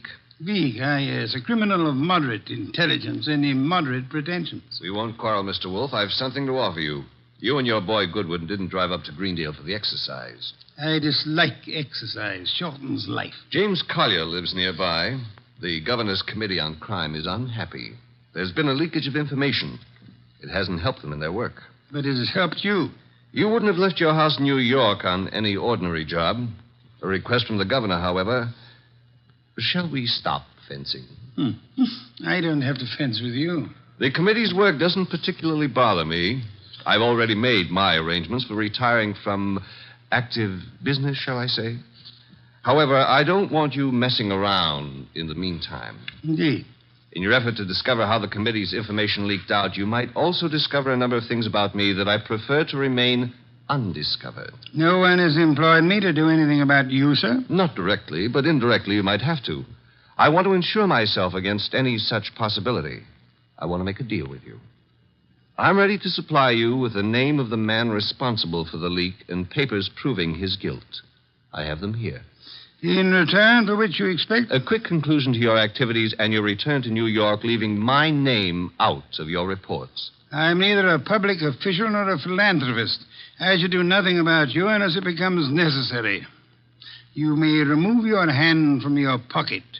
You wouldn't dare shoot me. Now then, the name of the man. James Collier. Proof of his guilt? These. A series of reports on the committee's meetings in Collier's handwriting. Thank you. Good night, sir. Good night. And I hope for your sake that we do not meet again. Phew. Archie, answer the... Oh. Hello? Mr. Wolfe? Yes, Archie. I'm at the Collier place. Since it takes only 10 minutes to get there, may I congratulate you on your speed? I've been at the Collier place for nearly an hour. Doing what? Oh, meeting Claire for one thing, discussing rosebuds. Your delay has been explained. Good night. And for another, I was being around when someone got murdered. Ah, you laid hands on the murderer? No, the room was dark. By the time I got Claire untangled from me and started looking for somebody with a gun, he'd left. I see. And the dead man, of course, is James Collier. No, sorry. Found it had to be. Who was he? Total stranger. Archie. I'm not being difficult. There was no identification on him. Strange. A description. Early 30s, height maybe 5'10", weight around 175 pounds. Blonde hair, blue eyes, a very natty dresser. Suit custom tailored with a built-in shoulder holster. Don Juan shirts. Manicured but very dirty fingernails. And he... Uh-oh. Company. The police? Mm-hmm. Very well, you tell them whatever you think proper, without mentioning the governor's committee, of course. You then bid them farewell and come to the hotel. Can't I say goodbye to Claire, too? You cannot. Confound you, Archie. Do you think I want to wait up all night?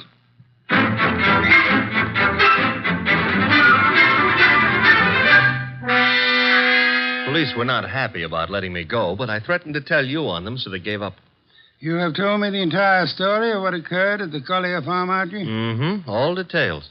If you like, I wouldn't mind repeating the parts about Claire. Phooey. You may call it phooey, I call it love. By the way, did you know that it was Robert Herrick who wrote that poem? Confound you, be quiet. Okay, push your lips around, but you've missed something. I have? Mm-hmm. The burning question of the day. The night, rather. Which is? Where is James Collier? Ah. Stop buying. The cops want him on suspicion of murder. The way it shapes up, he shot our unknown pal and then headed for the nearest border. Nonsense. Mean he didn't shoot our unknown pal? I mean Collier's whereabouts are not a mystery. You know where he is? I know where he is. I don't believe it. You couldn't know. You haven't been out of the hotel. You haven't had any calls. Archie, I use my intelligence. If you had used yours instead of voting the girl... I still wouldn't know where Collier is. Never mind. I'm impressed. What do I do now? You get Mr. Veek on the phone. Huh? He's staying here at the hotel. Oh, old home week. Operator. Mr. Veek, please.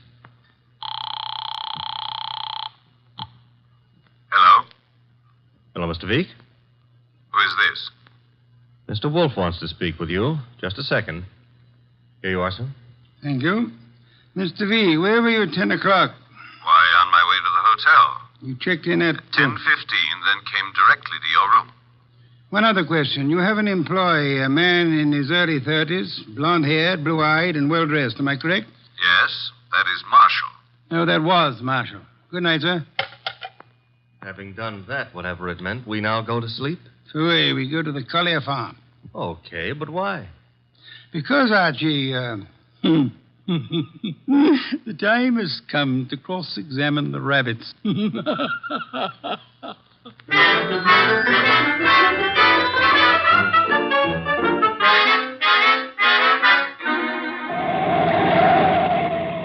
Confound you, Archie. You're not driving a truck. Be careful. Truck drivers are careful. Also, they're courteous. Indeed. Furthermore, they will always stop to help a motorist in time of trouble.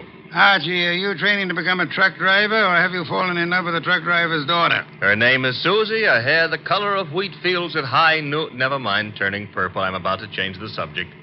Boss, I have a theory. Stick to truck drivers. As follows. Our boy Collier, who'd been selling information to Veek, had a change of heart and decided to turn ethical. But Veek's man, Marshall, at Veek's orders, tried to apply pressure, so Collier shot him and headed for Canada. And the girl's role? Must have brightened my life. Oh, you mean about her playing sentry? Well, she's in Veek's employ, too. Phooey. Don't like my theory. It's charming. It merely happens to be wrong. Merely happens to be... Why is it wrong? Because, Archie, of a dead man's dirty fingernails, Marshall's fingernails. Oh. Well, you made me bring you to the rabbit hutches. We have arrived. There are the rabbits. Go ahead, cross-examine them. Good many hutches. A large pen for the rabbits to run about in. Notice that they're all cowering at the far end of the pen, ran as we entered. That's because they don't like us, maybe, huh? One of them, however, seems to be friendly. The one up here, and at the corner opposite us. Oh, yeah, there is one here. He's not friendly, Mr. Wolf. Indeed? He's dead. Somebody stove in his skull. Interesting. What's interesting about a dead rabbit? He may be dead now, Archie, but he was friendly. Too friendly.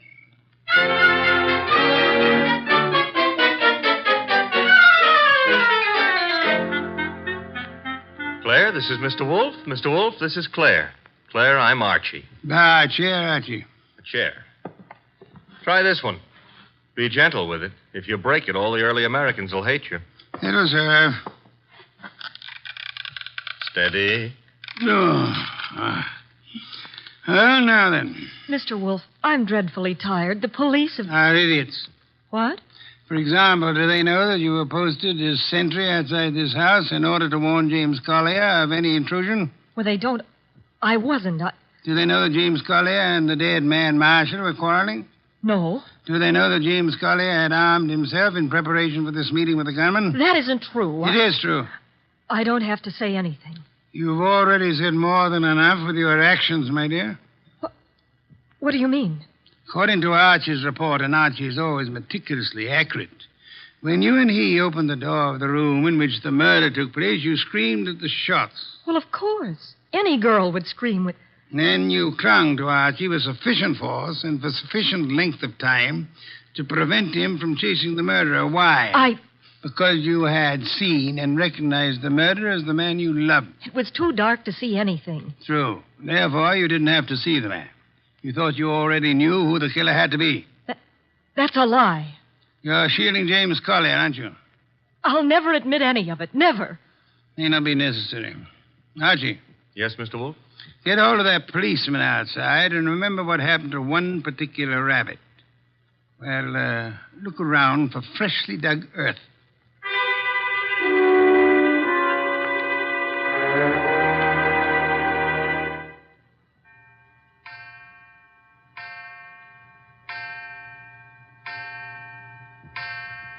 Midnight. What are we waiting for? A return? Archie's? No, it'll take him longer. Well, then whose? Mr. Veek's, of course, complete with revolver. Come in, Mr. Veek. It couldn't have been easier. No one outside, only the two of you here. I warned you, Wolf. Fiddlesticks. You merely tried to use me as a prop for an alibi and a rationalization for a motive. I don't understand. Mr. Wolf does. Indeed, I do. Did you really think me fool enough to believe your proposal, Mr. Veek? It was plausible. It was nonsense. You pretended you were handing James Collier, plus the proofs of his guilt, over to me in an effort to keep yourself out of the picture. But your proposition was silly. No matter how much I might have wanted to help you, I would have been powerless once James Collier went before a jury. You're too intelligent not to know that. that couldn't have given you enough to go on. It didn't. You yourself gave me more. I did. When you came to my room, you told me you knew Mr. Goodwin and I had come to Greendale, checked in at the hotel. I did. However, when I phoned you later and asked for an account of your movements between 10 and 10:30, you replied that you had driven to the hotel, signed in, and came directly to my room. Obviously, you already knew of my presence in the hotel. How? Only one way you could have known. You had seen Archie at some time prior to the time you checked in at the hotel, and the only place where Archie was here, at the farm. Yes, which told me Mr. Veek had been here at the time of Marshall's death. What was Veek doing here? Only one thing. Murder. Then he killed the gunman. No other possibility. But, Jimmy, I thought he did it. James Collier couldn't have killed Marshall because at the time he was killed, James Collier was already dead. Archie! What's this? Leave it, Guppy. Let's play. Undrop that gun first. My arm. That's nice and cooperative, so. You'll be quiet for a while. The cop is back in the rabbit pen, Mr. Wolfe, guarding Collier's grave. Grave, Archie? Yeah, with James Collier in it. Oh, poor Jimmy. Veek knew the expose was coming. He had to shut Collier up. So he had his gunman, Marshall, kill Collier and bury him in the rabbit run back of the hutches. You spotted that, boss, because of... You dead rabbit. The others scuttled away from the man who bore James Collier's body to that lonely spot. But one rabbit overcame his fear. He was too friendly. And got killed for it. There was that And the dirty fingernails of Marshall, the gunman who killed and buried James Collier. Your description indicated extreme neatness. The dirty fingernails were a wrong note. Yeah, indicated he'd been digging. So we know now, don't we? Veek killed his own trigger man to frame a dead man for it. Collier would be thought guilty. He'd be hunted among the living. And all the while... Oh, I'm sorry, Claire. It's all right, Archie. I didn't love Jimmy. That was all washed up. Mr. Wolfe, I understand everything, except why did Jimmy suddenly start staying at the farm with the rabbits? He knew he'd be watched. He couldn't risk conveying his information by telephone or the mails. Nor could he be seen holding conversation with men who might be traced to Veek. But who would suspect a truck driver delivering carrots for the rabbits as being the go-between for Jimmy Collier and Veek? Nero Wolfe. Which is why I hope there's an adequate bed in this house for Mr. Wolfe. I'm sure I'll be able to find one. Splendid, Archie. You will have the police remove Mr. Veek, and then... And then maybe Claire would like to go gathering rosebuds, huh? By moonlight? I would like to. Good. I shall go up to bed now. I've seen the moonlight more times than I care to remember. However, while you and Miss Claire stroll through the moonlight, Archie... Yeah? You might remember that rosebuds have thorns.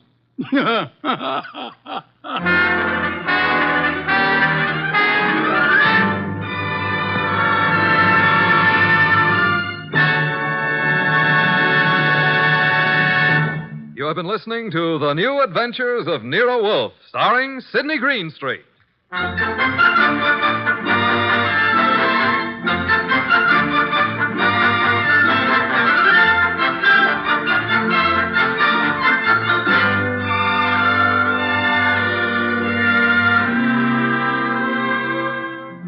Tonight's transcribed story was based on the characters created by Rex Stout. This is an Edwin Fadiman program, produced and directed by J. Donald Wilson. In the cast were Larry Dobkin as Archie Goodwin, and Martha Shaw, Hal Gerard, Herb Butterfield, Howard McNear, and Bill Johnstone. Next week at this same time, Nero Wolfe and Archie will bring you The Case of the Impolite Corpse. Don Stanley speaking.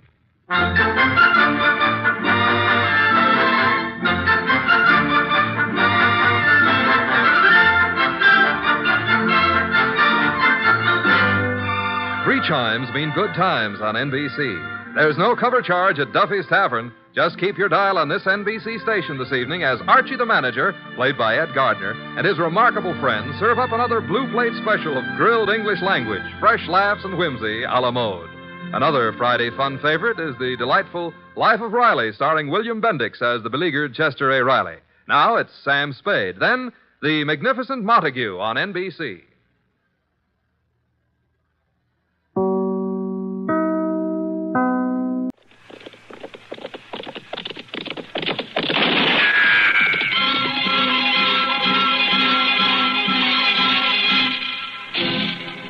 Around Dodge City and into territory on west, there's just one way to handle the killers and the spoilers, and that's with a U.S. Marshal and the smell of Gunsmoke.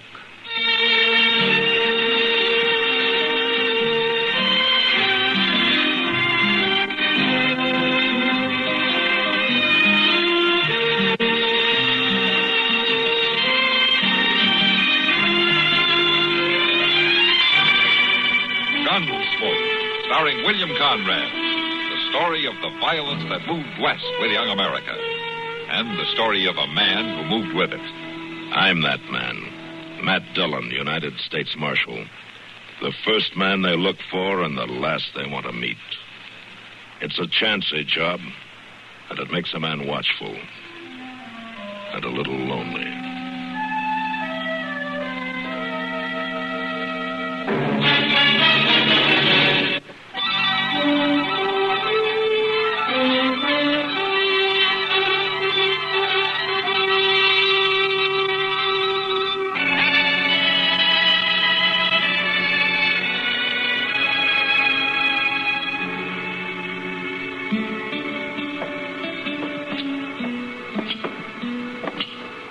Chester, there's times it can be real nice, Mr. Dillon. Oh, what can be real nice? Dodge City can. Now, take a week like this last one with fine weather and the prairie all green before the June sun scorches it and people staying out of trouble. Well, that won't last long, Chester. The trail herds are starting to roll in. Doggone it all, Mr. Dillon. You just won't never let a person pleasure himself at all. I'm sorry, Chester. I didn't say it was always nice. I said right now it's nice. All right, Chester. I didn't mean to bust your balloon. Well, you sure done it. No, I didn't mean nothing by it. Well, look at there. There's young Packy Sutter. Yeah, let's go see what it's all about.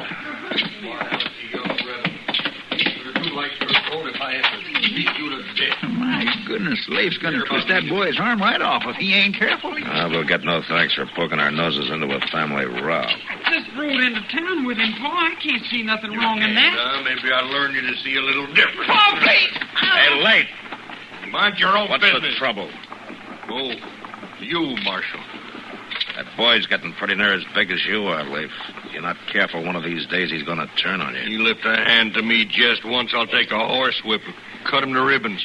But all I done was to ride into town with Mr. Roll. You mean Jason Roll, Packy? Yes, sir. I met him on the trail south of the Shut creek. your mouth, boy. Now get on over to the livery stable and wait for me. And whenever I'm ready to go home, you better be sitting in that wagon seat. You hear me? Yes, sir. All right. Still wet behind the ears and back talking like you was growed up. Why are you so worked up against Jason Roll, Leif? Because he's no good, that's why. I told that boy of mine 24 times stay shy of him. He's going to learn to do it if I have to beat him to death. And if that's what you're figuring on, you better do it outside of Dodge. You button into a man's right to teach his family discipline, Discipline's one thing, but a grown man beating a boy with his fist is something else, and that's what you were doing when we walked He up. knowed what to expect. He's been told enough. Told what? Jason Roll's pretty well liked as far as I've ever heard. Listen, I aim to raise Packy up to be a cattleman, to take over the ranch someday, to run it with his own two hands. I aim to be proud. All right, so I ain't raising him up to be no good book-reading poet. Just enough sense to plant a bean patch and live off in a herd of scrawny sheep. And I told that boy to stop hanging around that no-good Roll. So have I, Mr. Sutter. How are you, Jason? Marshal? It wasn't because I don't enjoy his company that I told him to stay away, but because I knew it was making trouble for him with you. I had no intention of trying to convince him by beating him to a pulp. I ain't sure you're man enough. I am sure, though. That's why I don't have to go around proving it 24 hours a day. You trying to start something with me? I think it's already started, Sutter. As long as you confined your attack on me to talk, I wasn't greatly concerned. But I don't like being shot at from ambush. What do you mean, shot at? When was this? Last week, Marshal. Maybe Sutter can tell you more about it. You claiming I tried to shoot you in the back? As a matter of fact, my back was turned. Odd that you knew. I never even been near that shack of yours. I think you're a liar, Sutter. Too bad you ain't wearing a gun when you say that. Suppose you take yours off. You outweigh me 20 pounds. That ought to be fair Or enough maybe for you. you're scared of guns. Is that it? You're right. I am scared of guns. I've seen too many of them not to be. Like I said, Marshal, just a sheep herder that likes to read books. Roll. You keep away from my boy. You hear me? Any friend who comes to my door is welcome, and that includes Packy. And another thing, Sutter. From tonight on, I'll be wearing a gun. I'm mighty glad to hear that. Mighty glad. I'll believe it when I see it. Oh. You better get somebody to learn you how to load it. Marshal, that boy ought to be taken away from him. Now, that'd be pretty hard to do, Jason. The law gives a man a lot of leeway where his own family's concerned. Packy's a good youngster. But his father's killing the spirit in him. He may do more killing than that, Jason, if you give him the chance. By wearing a gun, you mean? No, Marshal. I'm afraid he's worked himself up to a point now where he'll try, whether I'm armed or not. What started all this, anyway? Packy happens to like me. And I've talked to him and given him books to read. Leif's a cattleman, and I run a few sheep. Maybe that's reason enough in itself. Yeah, maybe. Mostly, though, I think it's because he's scared. That's why he's always blustering, trying to cover up. And he knows I see it, so he hates me. And deep inside, he's scared of me, too. Yeah, that's possible. The worst enemy you can have in the world is a man who's scared of you. Yeah. I know that, Jason, but I wasn't sure you knew it.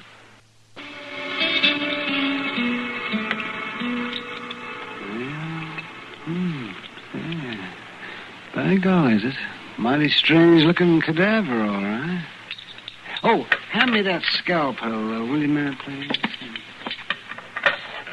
Is this the one you mean, Doc? Huh? Oh, yes, of course. Thank you.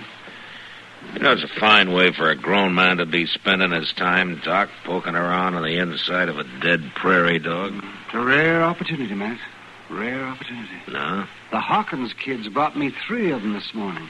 Found them out south of town. Rare opportunity for what, Doc? Matt, how many dead prairie dogs did you ever see? Well, come to think of it. That's just what I mean.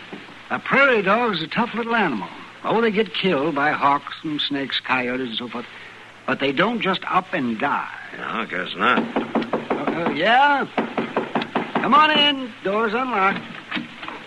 Howdy, Doc. Oh, well, Packy's... Come on in, Packy.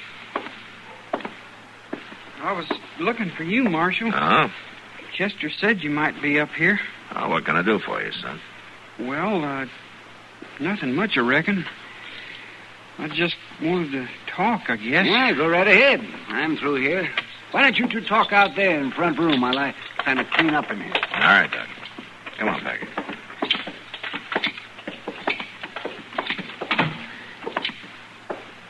You know, Marshal, Pa just wailed the daylights out of me. He was madder'n a wet hen.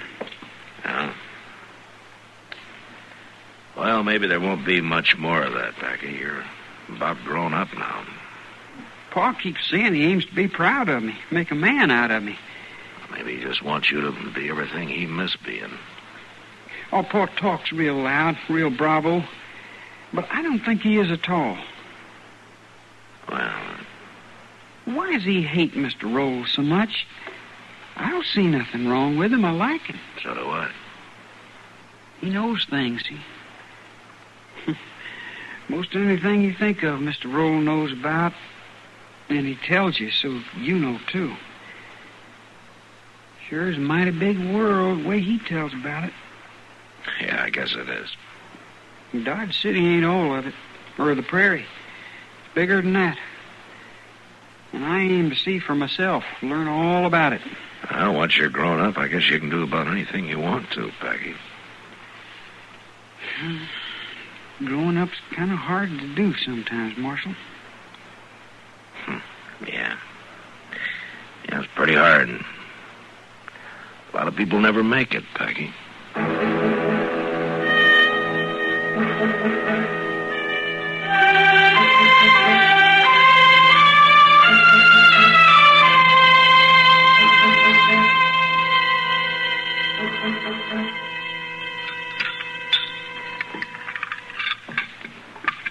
You know, Mr. Dillon, it just ain't nothing like a half dozen fried eggs to start a man off right in the morning. Yeah, I imagine a hog wakes up with pretty much the same feeling, Chester. Well, a good appetite is a sign of good health. Then I'd say you're about the healthiest man west of St. Louis. Sticks and stones can break my bones, but words Mind won't if I never... join you, Marshal? Oh, Jason, glad to have you. Sure, sit down. Morning, Chester. Hi, Mr. Roll. You're up and around early today, aren't you? I'm just going through town, as a matter of fact. I've got a timber cabin up into the Chiricahua. The snows during the winter damaged it some. I'm going to spend a week putting it back in shape. Uh-huh. I see you're wearing a gun. I meant what I said, Marshal. Well, now, Mr. Roll, wearing a gun is one thing, but knowing how to use it when the time comes is another. I'm familiar with guns, Chester. Tell me something, Jason. You've led troops, haven't you? Why do you ask that? I'm not asking exactly. It's more a matter of guessing. Well, during the War of the Rebellion, I served as a captain. 29th New York Volunteers assigned to the 7th Cavalry. Uh-huh.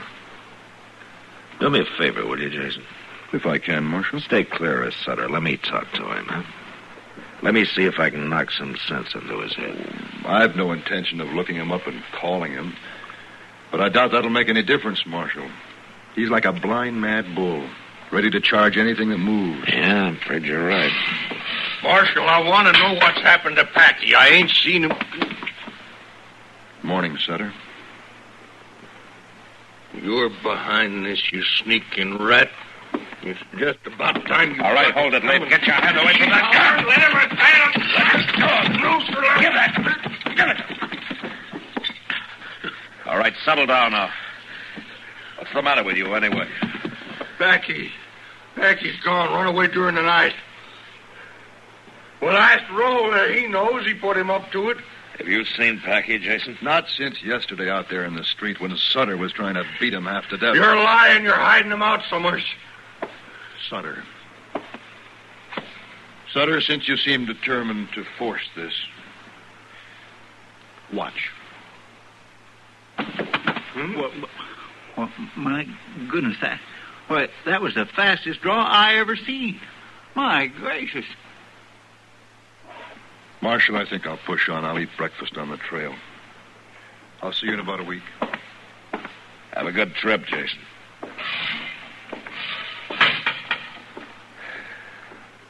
All right, Leif, there's your gun. And if you know what's good for you, you'll keep it in its holster. You might as well keep a cell ready, Marshal. I'll kill him, no matter how fast he is. I don't think I'll bother with a cell, Leif. If you do try it, what you're going to need's a grave.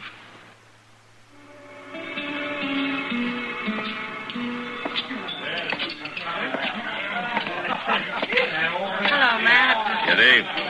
How are you, Sam? Evening, Marshal. How about having a drink with me? Yeah, I could use a beer. Good. Sam, shuffle over a pitcher of beer, will you? Sure, Kate.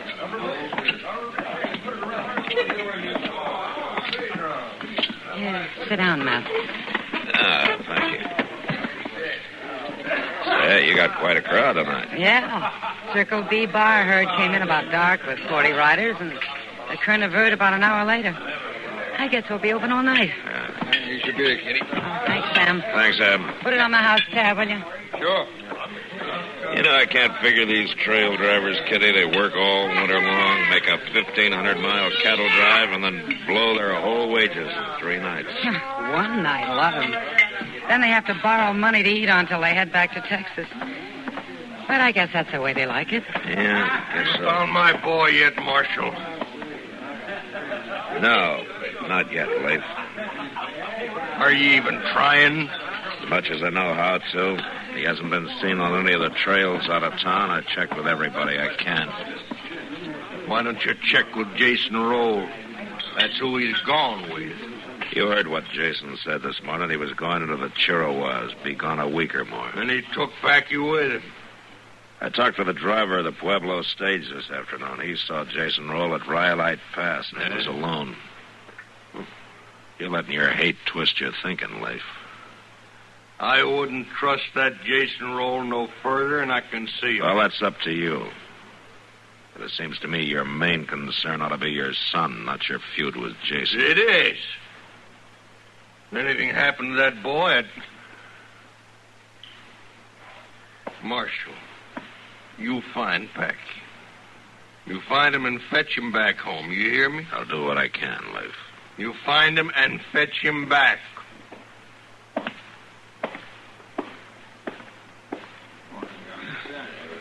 Funny, Matt. A person will let a hate get hold of him without any real reason that it ride him that way. Yeah. And ride him right into the ground more than often. Matt, you think Jason did help Packy run away? No, I think the boy just got tired of being cuffed around, that's all. Yeah, but still, Leif worships that kid. Yeah, I suppose he does in his own way. It's like a jealousy almost. Leif wants the boy to look up to him like he does to Jason. Well, we'll never get him to do it by slapping him on the head. Well, I guess we can't solve everybody's problems, Matt. No, I gave that up a long time ago. Mr. Dillon. Huh? Oh, what is it, Chester? Looks like maybe we kindly got took in by Jason Rowe. Oh, well, what do you mean? Well, it appears like he didn't go to the Chiricahua after all. I reckon he must have circled back. What?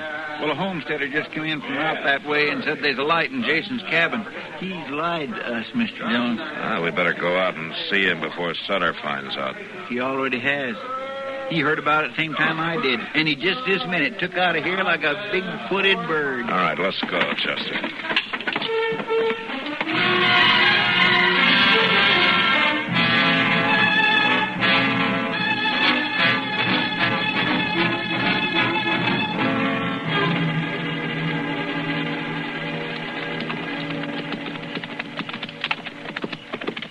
Jason's cabin's just around the bend there, Mr. Dillon. There still ain't no sign of Sutter. Oh. We must have passed him somewheres on the way out. Maybe. Well, it looks like that homesteader was telling the truth, Chester. There's a light in the cabin there. Mr. By golly, there sure is. Well, this ain't the first time I've been wrong about a man. Yeah, but Jason's not the kind to lie. Let's leave our horses here. All right, sir.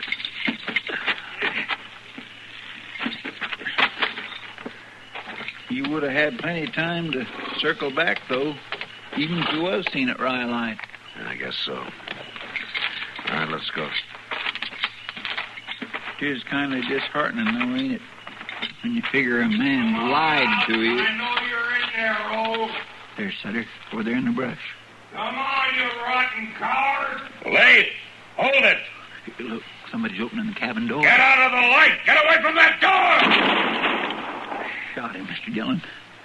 Shot him, Sutter. Shot him down in cold blood. Maybe he isn't dead. Let's go see.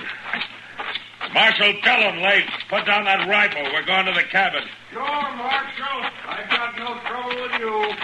Fired from ambush without giving him no chance at all. Here, give me a hand, Chester. Help me turn him over.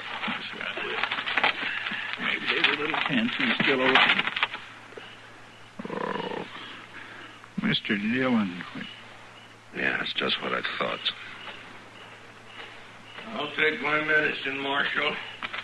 But I don't reckon a jury will go too hard on a man for shooting somebody that kidnapped his son. Leif, I told you that hate was going to twist your thinking. Jason Roll is somewhere on the Chiricahua. Huh? Are you telling me that this ain't Jason? Packy. Was a good shot, Leif. One bullet right through the heart. Your son never knew what hit him.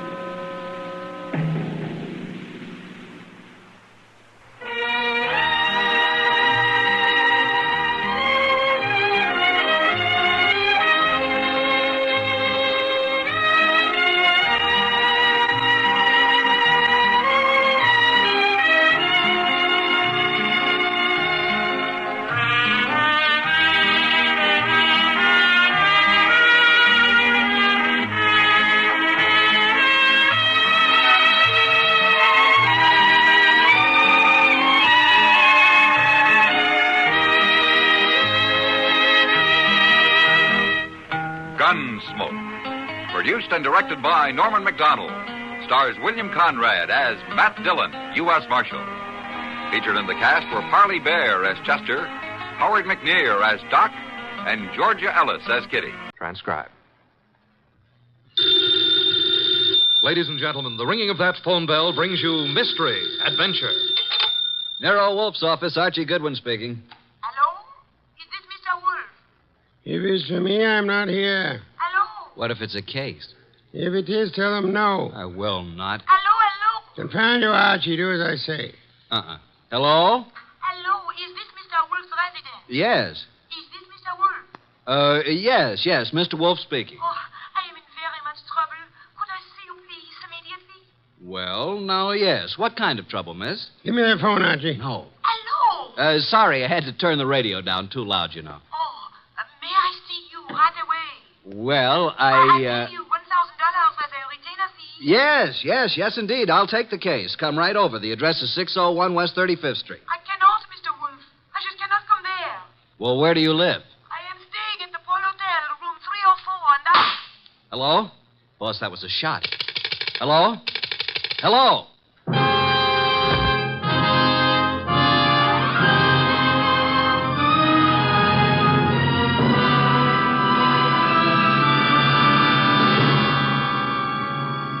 Ladies and gentlemen, it's that renowned genius who is the bulkiest, most ponderous, and most brilliant detective in the world. Yes, none other than that chairborne mass of unpredictable intellect, Nero Wolfe, created by Rex Stout and brought to you in a new series of adventures over this NBC network in the person of Mr. Sidney Greenstreet.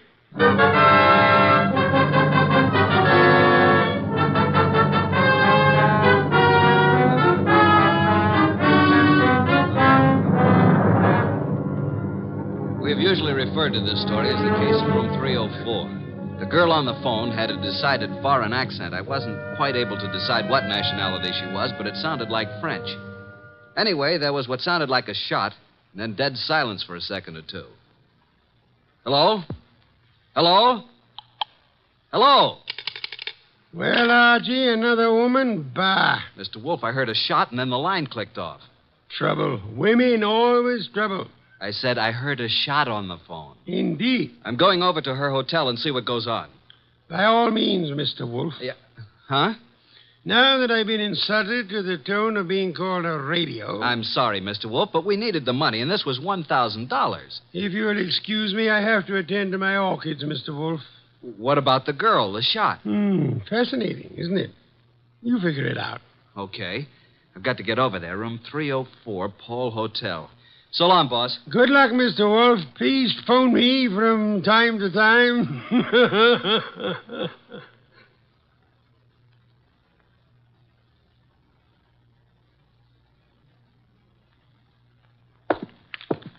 Room 301, 302, 304. What do you know? The door's open. Oh, hello. Who are you? Archie Goodwin. Now it's your turn. I'm Jay Bream, pilot for Jan Airlines. You seen... Yeah, I guess you have. This girl's been shot. Oh, that's all? Yeah, dead. Real dead. What do you know about this? I don't know anything. Say, who are you? Looks like you're in a spot, pal. You better start digging, hadn't you? I got here a few seconds before you did. I knocked on the door. The door was partially open, so I pushed it wide. And... Go on. Well, there was no answer. I couldn't see anyone, so I came in, and there she was. You know her? Well, yes. Why do you think I came here? That's what I'm trying to find out. Look, what right have you got asking me all these questions? What's it to you? Did you ever hear of Nero Wolfe? Of course, who hasn't? Like I said before, I'm Archie Goodwin, Wolfe's assistant. Now, would you rather talk, or should I call the police? I've told you all I know. Who is she? Helen Rennie. French? I don't know. European, anyway. Why'd you come here tonight? I have a dinner date with her. You mean you did have? Yeah. Let's turn her over. There. Got an automatic in her hand. Yeah. I never saw it before. Hey, I wouldn't use the phone. Fingerprints. It's okay. I'll use this handkerchief. Who are you calling? My boss. Archie, boss. Archie, I thought you were Nero Wolfe. You sound very much like him. Please, boss, be serious. Oh, but I am? I'm here at the girl's apartment, the one who called me. She's dead. Beautiful? Yes, was very beautiful. She would be. How did it happen? Shot. Neat round hole in her right temple. She's married and looks like she shot herself. When I turned her over, I saw a wedding ring on her finger and a .32 automatic still in her hand. Are you alone? No, a fellow named Jay Bream, a pilot. He was here when I arrived. No one heard the shot? Apparently not. No one showed up yet. Very interesting. What do you do now, Mr. Wolfe? Should I call Inspector Kramer? No, say nothing to anyone. Get over here at once. And bring Mr. Breen, the pilot, with you. Goodbye.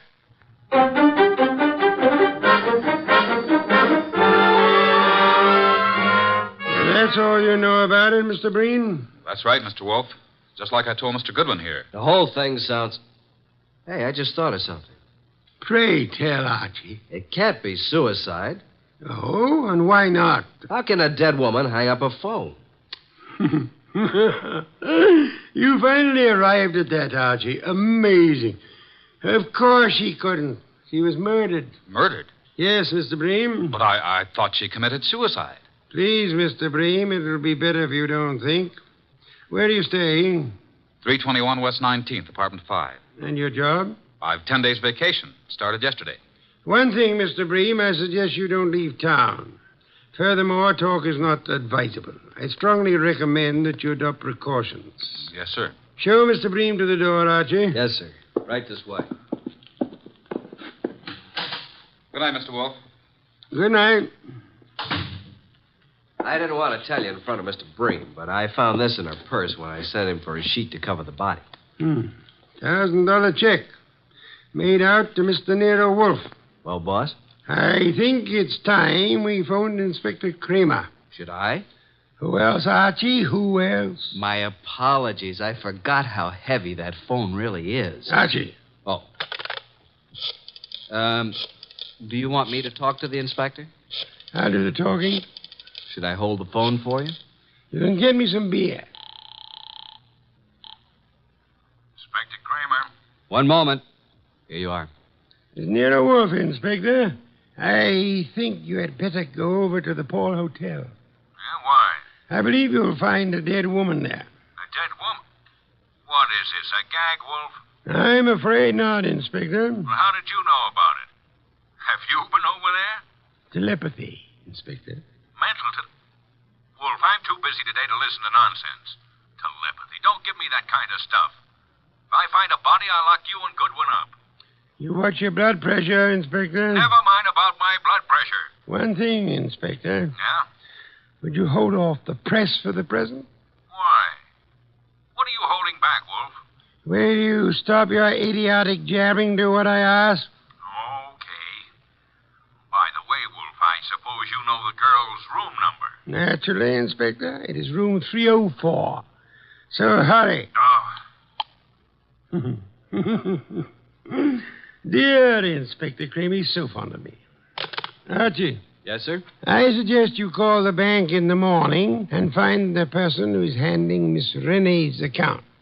Try to bring all her canceled checks over here. And what if they won't hand them over? Then Kramer will get an order issued to do so. Simple?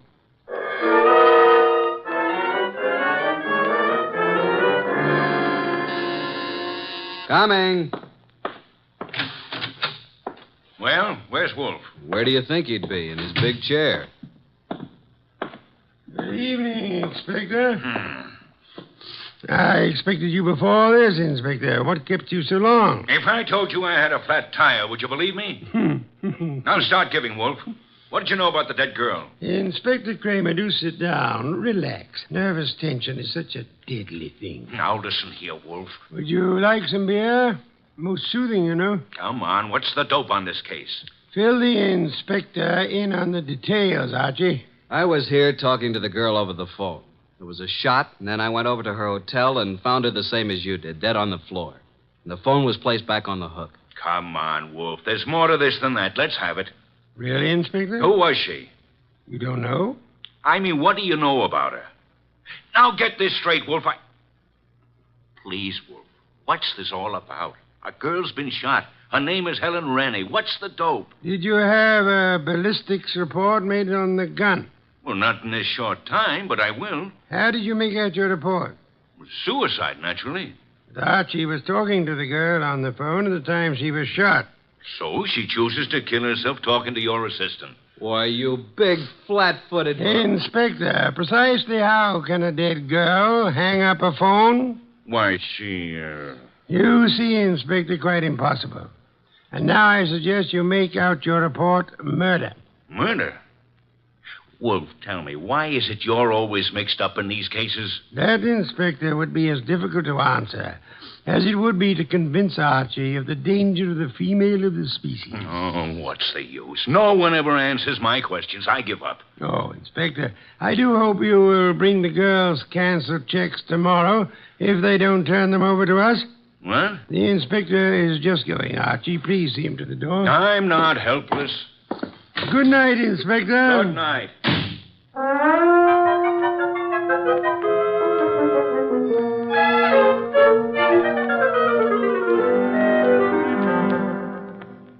Please, boss, can't we have just a little air in here? You've been out all the morning. Isn't that enough? Gonna get me an oxygen tank to use in here. Did you contact the bank regarding the girl's account? I did. I finally talked to the head of the accounting department. He told me about our personal agent here, Mr. Renfrew.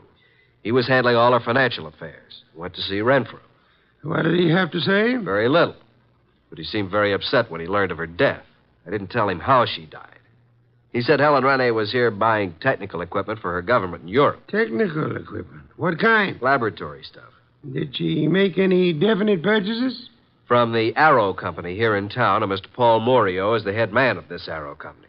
Mr. Renfrew, her agent, gave us quite a bit of an argument about coming over here today, said it was very irregular to show bank statements. But he finally gave in. I didn't need the inspector's help. What time do we have the honor? He said he'd be here at noon. Noon.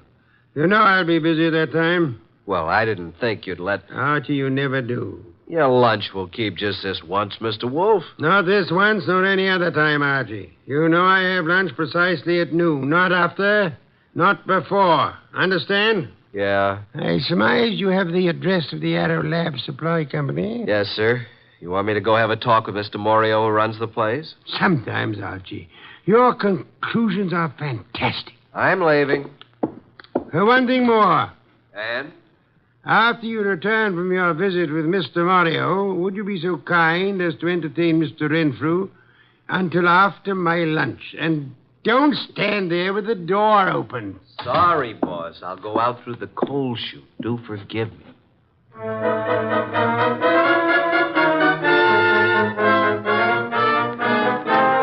Nero Supply Company.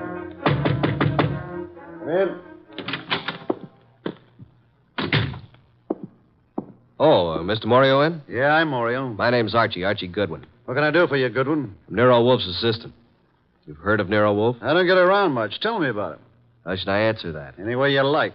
Nero Wolf's a detective. Did you ever hear of a Miss Rennie? Stop shadowboxing, Mr. Goodwin. What's on your mind? I understand you sold Miss Rennie some laboratory equipment. Is it a jail term? Now, listen, Mr. Goodwin, I have a nice, respectable business here, so what do you want? Spill it. When'd you last see Miss Rennie? 2 days ago. Talked to her since? Once on the phone. What time was that? Yesterday morning. You called her from your office here? No, from my hotel room. Now, look, let's quit playing cat and mouse. Why all the questions? Miss Rennie is dead. Dead? Who did it? Now, wait a minute. You don't think I had anything to do with it? What makes you think anyone did it? It'd be the only reason cops would get into it. You know, Morio, I'm beginning to wonder just how long you've been in the lab supply business. You know what a retort is? And don't tell me it's a snappy comeback. Now, what's the matter, Goodwin? What's eating you? Look, Morio, I came here to find out something about Helen Rennie. Just what sort of equipment did you sell her? It was heavy stuff, heavy chemical work. Where is it? We don't have samples, just pictures. Yeah, we ship it direct. Oh, so the purchaser never sees what he's buying. That's right. Could I see what she purchased? I'm afraid not, Goodwin. Besides, what difference would it make? Did Miss Rennie see what she bought? No, I already explained that. Now, I'm busy, Goodwin, so if you don't mind... Okay, I'll run along. Good afternoon, Mr. Morio. I'm sure we'll meet again. Soon.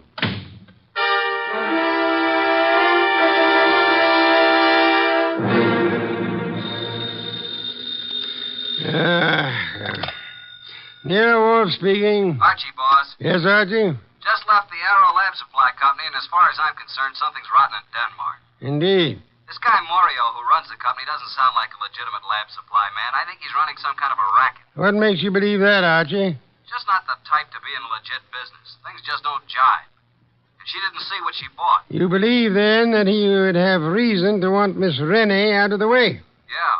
Guy made me see red. I wanted to take a poke at him. Archie, you're an idiotic hothead. He said it was all heavy lab stuff she bought, and it was too late for me to see it. Forget it now. Get over here as soon as you can. Immediately? Immediately.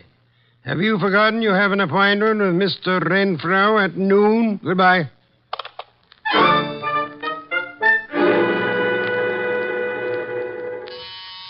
Coming. Hello, Mr. Goodwin. Mr. Renfro. Well, who's this? My goodness, come in. Yes. Come in, my dear. Thank you. Mr. Goodwin, I brought my secretary along. I hope you don't mind. Mind? Why, Mr. Renfrew, how could anyone object Mr. Goodwin, Miss Bennett. Oh, Miss Bennett? First name? Jean, do you always use this approach, Mr. Goodwin? Only at noontime, and my name's Archie. Well, this is a happy surprise. Please sit down, Jean. Allow me. Thank you. Well. Wasn't it Mr. Renfrew you wanted to see? Yes. Mr. Wolfe will be down shortly, Mr. Renfrew. Please be seated. Thank you.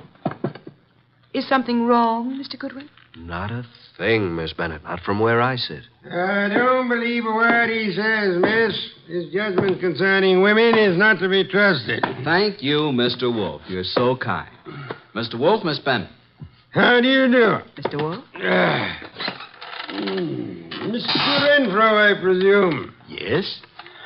Now we can get down to business at hand, Mr. Renfro. Yes, by all means. I don't understand why we couldn't have discussed this on the phone, Mr. Wolfe.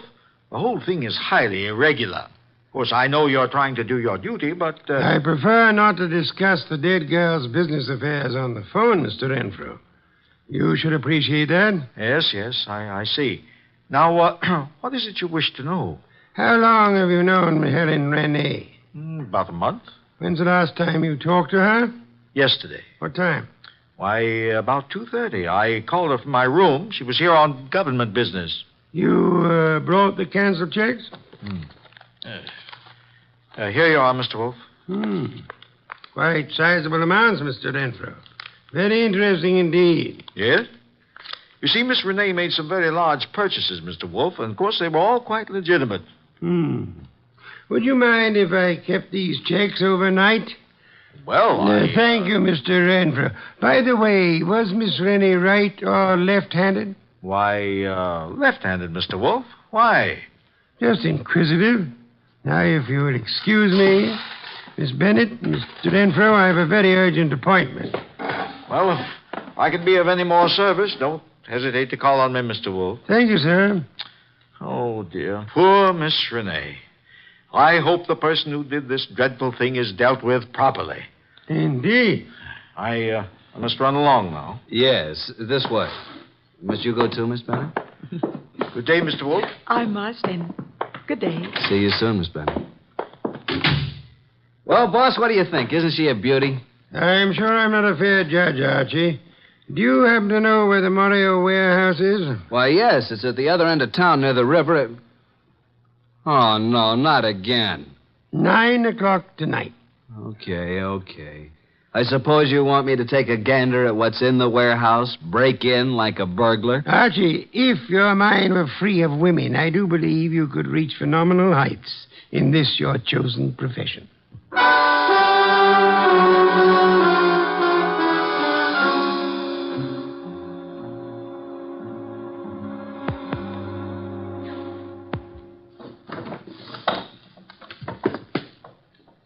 Nothing around here but a bunch of old tubes and glassware. I hope Wolf knows what he's doing. I don't. All right. Stand where you are and reach. What's it? Flip the lights on, Joe. That's better.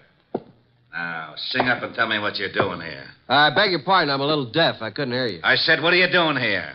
Oh, Ellen. I was supposed to meet her here. Make sense, will you? You think I can? What's the matter, Mac? Visitors? And this bird refuses to talk. Well, then knock it out of. You two talk it over. Don't bother telling me how it comes out. Hey, wait a minute, you. You ain't leaving. All right, you win. This night is just full of surprises. Ain't it? Let's see what you're told. Hey, who do you think you're shoving around? Just full of questions, ain't you? You know, someday you're going to end up by getting into trouble. It's illegal to push people around. I guess you better understand. So... Hey, are you kidding? Get the point? Now, get up. Now, talk. Why, you still want to play, huh? He's out like a light, Mac. What are you going to do with him? You won't do any more snooping around here. You know something, Mac? You got an awful disposition. I'm actually scared of you. You're that mean. Yeah. Now, dump him outside.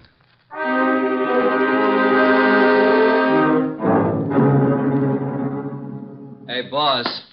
It's me, Archie, remember? Archie, these interruptions are detestable. Can't you see I'm busy? Is that you, Archie? I've been busy too, boss. Look at my face. I had an accident. From your appearance, I'd say that someone else had been busier.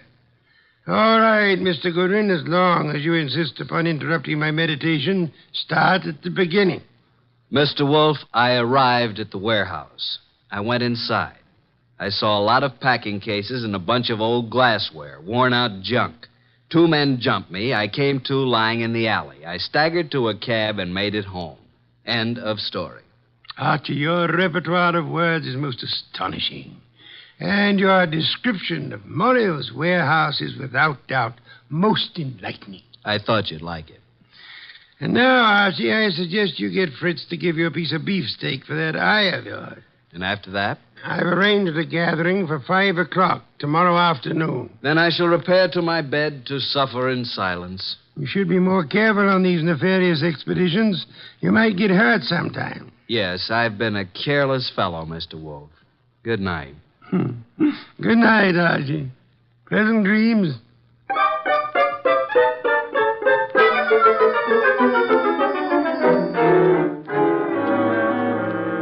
Mr. Wolfe, I'm glad you called me early. I was just about to leave town for a couple of days. What is this conference about? Not at this time, sir, if you please. I'm glad you could come along, Miss Bennett. Well, I'll be happy to assist in any way I can, Mr. Goodwin. Archie? Right. Well, good evening, Mr. Morio. I knew we'd meet again. It's no fault of mine, Goodwin. Please come in. Come in, Mr. Morio. You don't want to keep the rest of the guests waiting. What do you want with me? Why, what? Nothing. Mr. Wolfe, this is Mr. Morio. Sit down, sir. Take the red leather chair. For special guests, Mr. Morio. Yeah? Now, gentlemen, you're probably wondering why I asked you here. Naturally, you know it has to do with the death of Helen Renee. Mr. Morio, I understand you and Miss Renee had some business transactions that involved quite a sum. That she purchased laboratory equipment. That's right. Archie told me that your warehouse contained nothing but second-hand junk. It was a shame, Mr. Morio, that this shipment was delayed by a shipping shortage. Otherwise, you might have gotten away with it. Is this why you called me over here? It is immaterial to the case at hand. Actually, I'm only interested in Helen Renee's murder. Hey, wait a minute. You don't think I did it? Didn't you? No. Mr. Wolfe, I admit everything you said about the equipment. But I've had no part in any murder. I see. Mr. Breen, you're to pilot a wallflower. If you had shot the girl and wanted it to look like suicide, in which hand would you put the gun? Why, her right hand. Indeed. Where did you first meet Miss Renee? Boarding the plane at Orly Field, Europe. Mm-hmm. Mr. Renfrew. Now, look here, Wolfe. This has gone too far. I won't be put through any third degree. So if you'll excuse me, I have to get to the dip. Sit down, Renfrew. Well, Mr. Renfrew, I'm astonished that anyone would be as amateurish as they were in this case. I don't understand. Could it be that you killed Miss Renee and attempted to make it look like suicide because she was about to tell me that through forgeries her bank account was $50,000 short? Well, what reason would I have to kill her? You told me yourself you phoned Miss Renee from your hotel the day she died. Yet there was no outgoing calls charged to your account. No, this is nonsense. Ridiculous. She suddenly became suspicious of you. And you are probably the only person here who knew that she was left-handed. Well, what does that have to do with it? She was shot through the right temple, Mr. Renfrew, while talking on the telephone. With a gun in her left hand, wouldn't it be awkward for her to twist her arm around her face and shoot herself? In your excitement, you forgot you had shot her in the right temple. And what else do you know, Mr. Wolfe?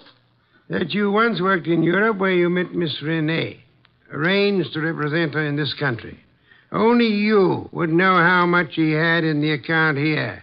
I've heard enough of this nonsense. Yesterday, you made a statement. Quote, I hope whoever did this dreadful thing is dealt with properly. Only the police, and Archie and I knew Miss Renee had not died naturally. How did you know that? Unless you are the murderer. Don't make a move, any of you. I was forced to eliminate her. She accidentally learned about the shortage, and she became most unreasonable about it. Phoned you about it. Oh, dear me. So utterly weary of these melodramatics. Put up that gun. I've spent 15 years sweating, trying to get enough money to live the way that I want. And now I have it, and neither you nor anybody is going to take it away from me. I'll kill anyone who tries to follow me out of this house. Oh, no, Miss Wolfe. Stand back. Mr. Renfrew, don't, please. I will take that gun from you and... Oh, Miss Renfrew. What the... Well, Inspector, you certainly arrived at the proper time, even if you are late. What do you mean, late? I've been standing out there listening to Renfrew for 5 minutes. Boy, that's too close. Glad he missed you, Inspector. Well, good night, Mr. Wolfe. Not so fast, Mr. Morio. I suggest you hold Mr. Morio here for swindling Miss Rennie and her government. And, Archie. Yes, sir? Do you know how to care for a person who has fainted? I certainly do. Then look behind you. Your pretty Miss Bennett has collapsed.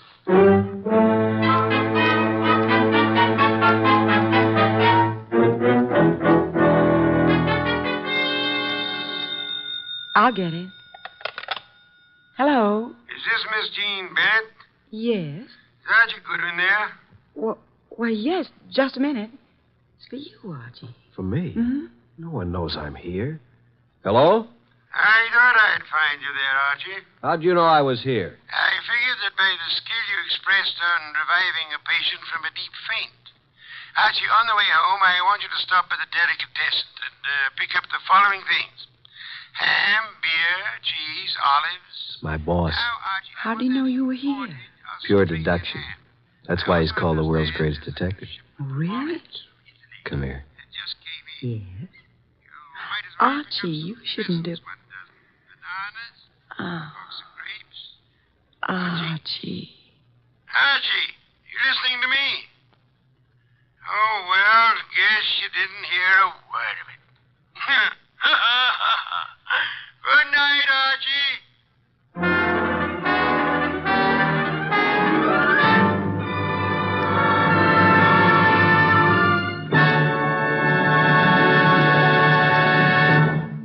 You have been listening to The New Adventures of Nero Wolfe, starring Sidney Greenstreet.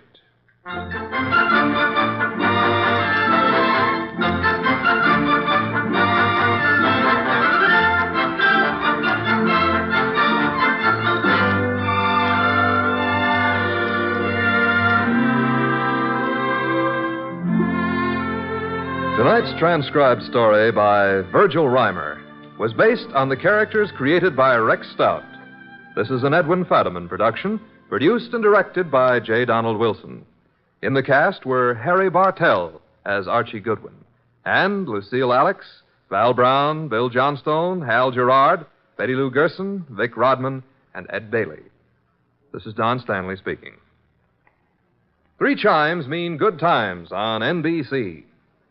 Just listen to the stars on this Sunday's big show. Jimmy Durante, Ethel Merman, Milton Berle, and Gordon MacRae. Plus Meredith Wilson and his orchestra. Your MC on the big show, of course, is the glamorous Tallulah, and you're invited. And on Theater Guild on the Air this Sunday, you'll hear the comedy The Man in Possession, starring Rex Harrison and Lily Palmer. Don't forget, hear Ethel Merman on the big show Sunday on NBC.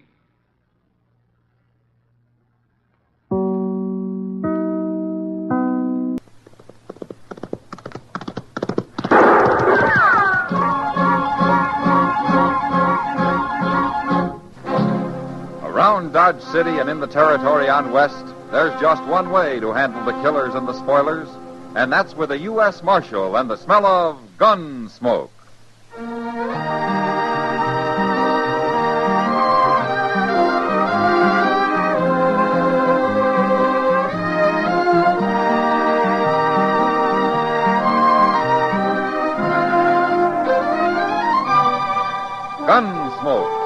William Conrad, the story of the violence that moved west with young America. The story of a man who moved with it. Matt Dillon, United States Marshal.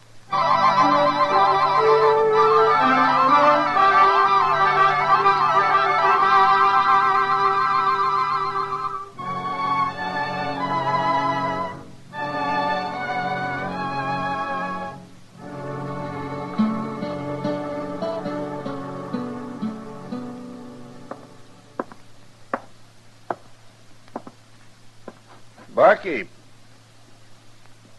What'll it be, stranger? Nothing. What? I don't drink. Is that what you come in here for, to tell me you don't drink? I didn't come in here to tell you nothing, Barkeep.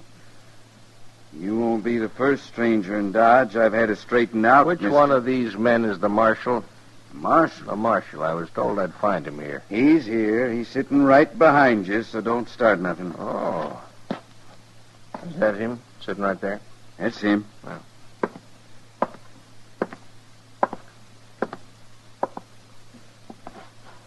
Marshal Dillon. Yeah. I want to talk to you, Marshal. Well, go ahead. Do you mind if I sit down? No. Huh. Now, my name is Ben Corder, Marshal.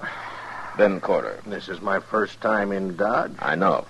And I want to be friends, Marshal. Why not? Now, I figure we can do each other a lot of good. A lot of good. Oh? Is that so? That sure is. That's why I came to talk to you.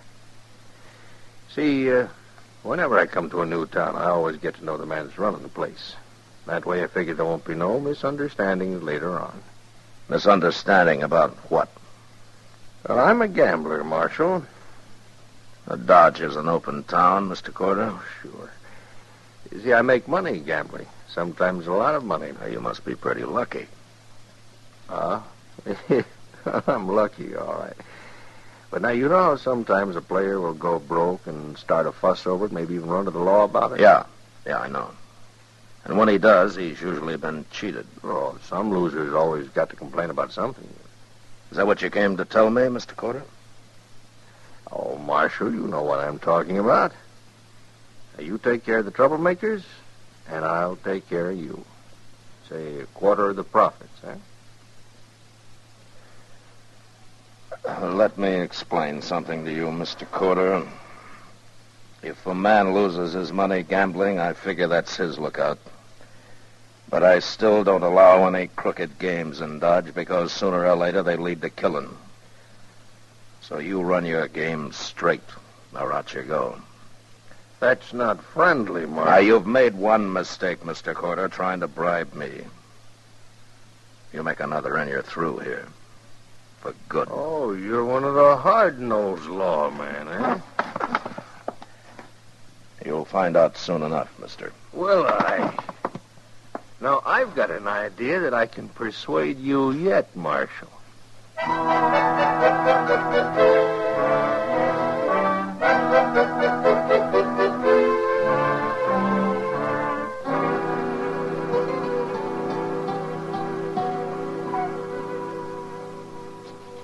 Too far to come by a coach.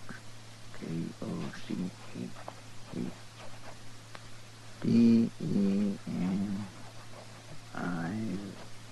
Mr. Dillon? Yeah, what is it, Chester? Did you ever hear of a place called Deming? Deming? Oh, that's in New Mexico. Well, it's a nice place? Well, sure. Why?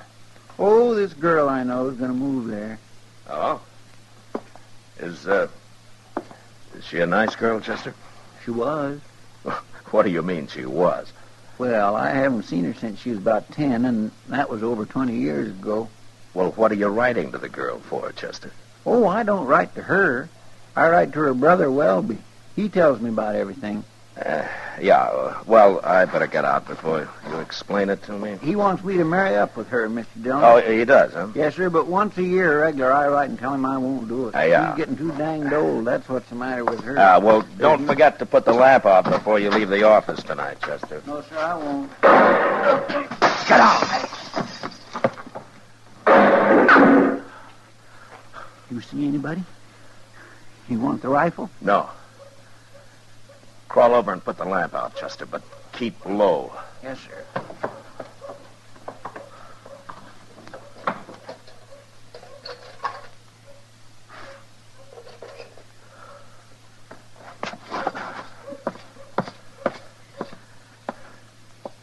All right, we'll wait here a minute. He'll get away.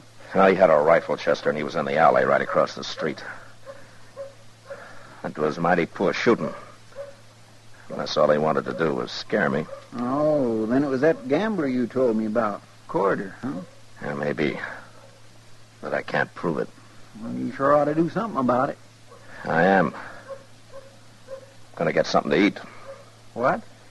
Well, you go out and drop the word here and there about me getting shot at. But why? Just do it, Chester.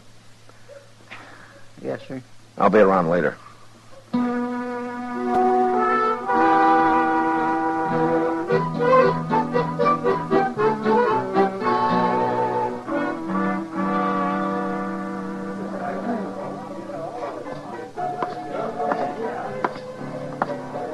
Evening, Matt. Hello, Kitty. You, busy? No? Sit down. Ah, thank you. I heard about you getting shot at tonight. Well, I've been shot before, Kitty. Oh. And I suppose I shouldn't worry about it. Now, Kitty, don't start that. It's just luck you weren't killed years ago, Matt. It stopped being luck, Kitty, when I learned how to handle a gun myself. Sure. And anyway, somebody has to enforce the law, don't they? Well, that's the way I look at it. I'm sorry, Matt. Good evening, Marshal. Hello, Corder. Ah, right pretty girl. How long you been wearing shoes, mister? Now, look here. Say what you have to say, Corder. You sure do make it hard to be friends, Marshal. I only wanted to say that I heard that you got shot at tonight. So? Well, I'm sorry it happened, that's all. I don't envy a man has to be a marshal. It's mighty dangerous. Besides that, it usually don't pay very good. And what do you think I ought to do about it, Corder? Quit? No, that ain't necessary, Marshal. Because if you were smart, you could stay right here and make good money and be real safe to boot. I didn't know for sure it was you, Corder. But now I know. What are you talking about? There's a stage leaving Dodge about sunup. You're going to be on it.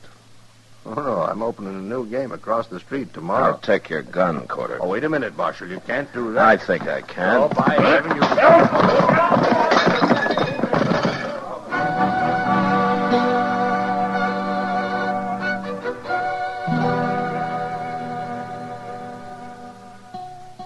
Corder went to bed early that night, in jail. But I got him up next morning in plenty of time to make the stage. He climbed into it, meek as a bird, and then it left. And I soon forgot about him. Like so many others I'd run out of Dodge, I figured he'd keep going and make his trouble somewhere else. But a couple of weeks later, I found out I'd figured wrong. I was walking up Front Street one afternoon with Doc. I tell you, Matt, I'm going to take down my shingle one of these days and let all these people find themselves a good vet. Who's been souring your milk, Doc? Oh, Miss Humboldt. That's her. She's been coming in every day for a week. You're usually complaining about a shortage of patients, Doc. Yeah, well, that woman's not a patient. She's a suicide. Well, now, Doc, that might be said of anybody who comes to you. Huh? Oh, yeah. Oh, well, the price for cutting bullets out of you just went up, Matt. Okay. Tell me about Miss Humboldt. Oh, she wants to be bled all the time, and I won't do it. A lot of people think bleeding's good for them. Well, I don't, and I just... Hello, Doc. Hi, Chester. He's right inside the Alpha here, Mr. Dillon. I just saw him. Who did you see, Chester? That gambler, Corder. What? And he's got somebody else with him, some stranger. Well, we'll see you later, Doc. Oh, yeah, well, sure, man. Come on, Chester.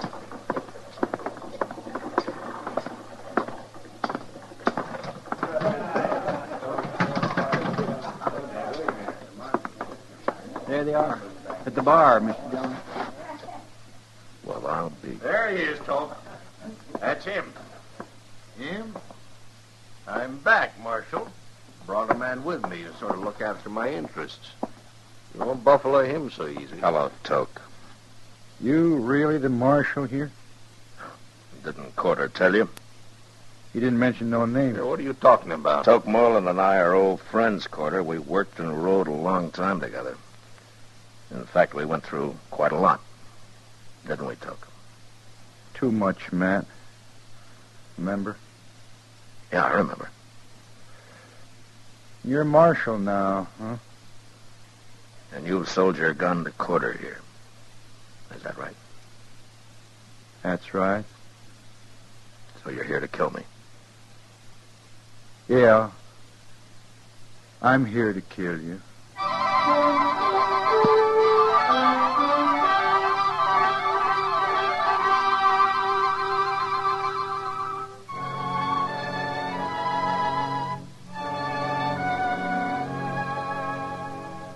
It was a bad feeling to meet Toke Moreland again after some 15 years, and to have him standing at the bar of the Alla Fraganza, hired by a crooked gambler to kill me. Toke and I had run horses together over in Colorado, until the night we rode into La Junta and got taken by a drunken mob and beaten half to death. And the next day, when they found out we weren't the men they wanted, it was too late. By then, something had gone wrong inside Toke. And as soon as he could climb on a horse, he'd ridden off without a word. I never saw him again. Until now. How long you been a marshal? Quite a while, Toke. I never figured a lawman for much. Well, a lot of people don't. Like Corder here. Go ahead, Toke. Shoot him. I'll back you up. I handle my own gunfighting, Corder. I want to talk to you, Toke. Come on over to the table. No, you don't, Marshal. You stay Shut right up, here. Corder. Come on, Toke.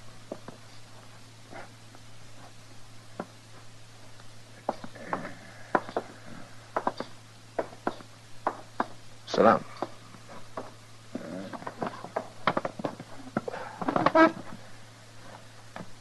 Well, Toke, is this your profession now? Shooting people? I gamble a little. Why do you do it, Toke? I don't like people much. Not after what happened at La Junta. Oh, you got over that beating? We both did. Anyway, that was a long time ago. Maybe my memory is better than yours. No, it isn't. We both changed after that, Toke. We sure did. But in different ways. Now you hate everybody. I just hate mobs. I guess that's one reason I became a lawman. There was a lawman helping them that night at La Junta. The sheriff himself. Well, there are good sheriffs and bad. Like marshals? Like anybody, Toke. It's kind of too bad you're a marshal, Matt. You mean you're going through with this anyway? I never back off from a fight. Well, suppose I won't fight. I get paid all the same.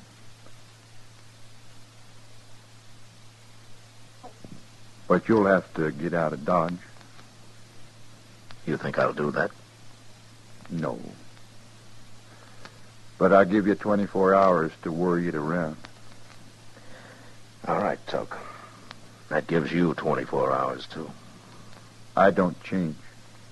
Talk's nothing to me. But money is. It adds to the pleasure. Tell me something, Toke.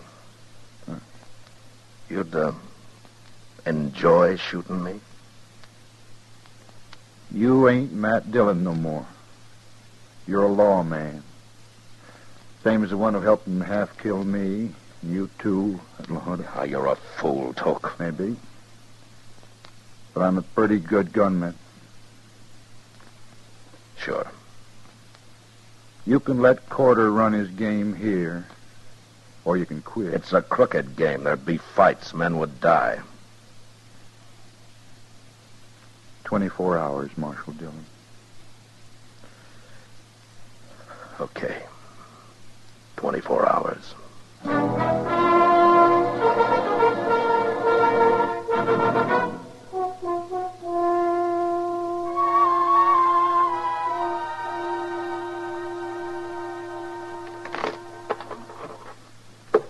Your cut, Chester. You sure you don't want to stop, Mr. Dillon? Just because I've been losing? It could be a bad omen, especially today. That's like I told Kitty, Chester. I don't depend on luck. Oh. Oh, well. You two still playing cards? Oh, Doc. Doc, how many, Chester? One. Mm-hmm. Matt, you've been hiding out in here all day long while everybody's talking about how you let that gambler come back to town yesterday after running him out. And I don't like it. I'm taking 3, Chester.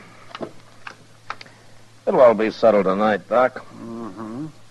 Now, they're saying you're afraid of that gunman he's got with him, that toke something. Sure bet, Chester.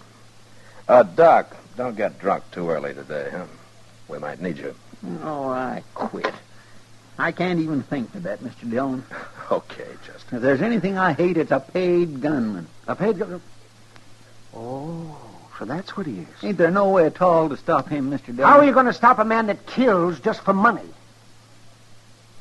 Just for money? Hey, wait a minute. Doc, do you know where he is now? Well, he was in the Texas Trail a little while ago, Matt. Good. I'll be back later.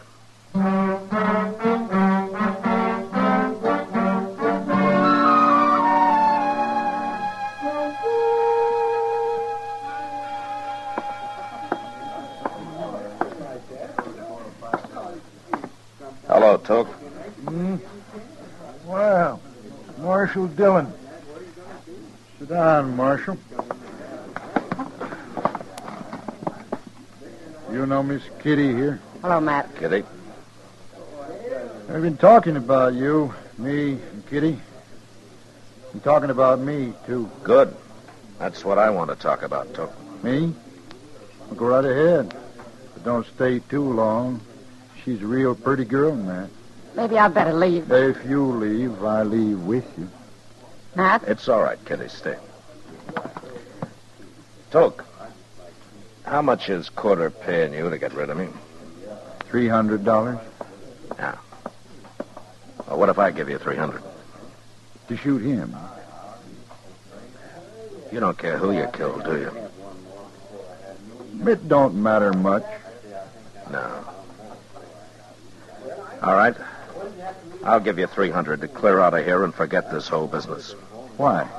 Well, we were good friends once, Toke, till you got mad and started hating everybody. You've changed too, Matt. You sure never were a coward in the old days. Is that what you think I am? Well, so does Kitty. Don't you, Kitty? Don't tell me what I think, mister. He's full of vinegar, Matt. A girl like that deserves a real man. Yeah, I think I'll get my money from Corder so as I can hang around Dodge and get a little better acquainted with her. No, I am leaving. Well, I guess there's nothing more to say, Toke. Nothing I know of. See you in about an hour, Marshal. Unless you go hide.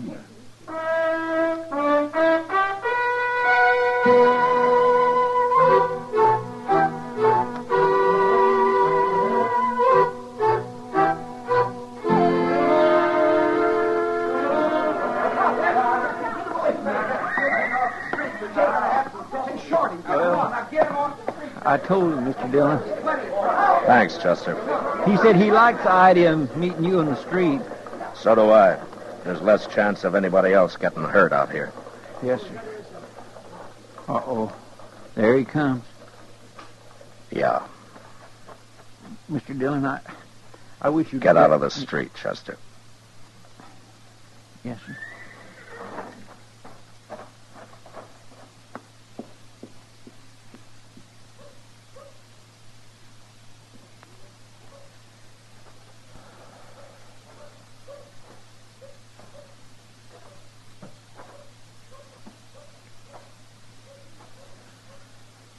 I guess you ain't a coward after all. Then get out of Dodge, Toke. And take Corder with you. Corder don't mean nothing to me. Does anything? Just killing people. Especially lawmen. Okay, Took. Go ahead. Watch me.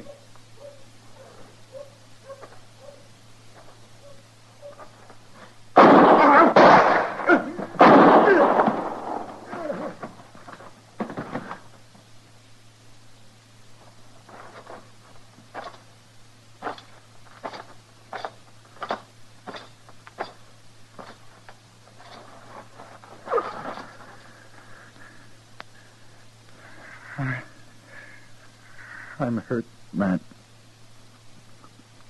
Bad. Yeah.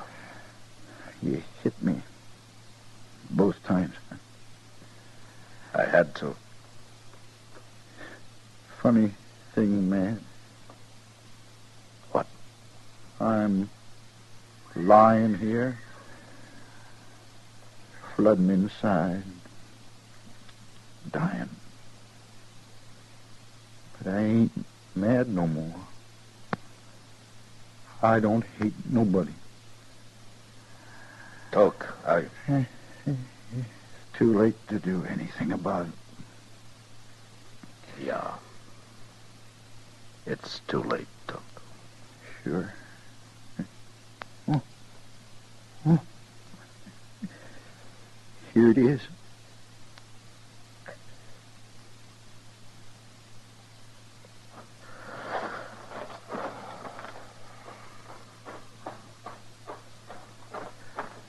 Chester, Yes, sir. take care of him, will you? You going after Corder? Corder isn't the kind of man who'll stay around after this. No, I'm going for a ride. Alone.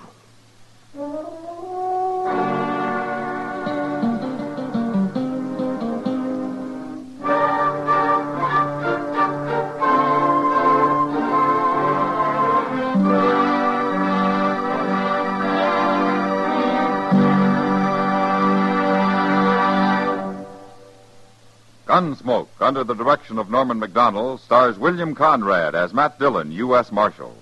Tonight's story was specially written for Gunsmoke by John Meston, with music composed and conducted by Rex Corey. Featured in the cast were John Daner, Lawrence Dobkin, and Vic Perrin. Parley Bear as Chester, Howard McNear as Doc, and Georgia Ellis as Kitty. Join us again next week as Matt Dillon, U.S. Marshal, fights to bring law and order out of the wild violence of the West in Gunsmoke.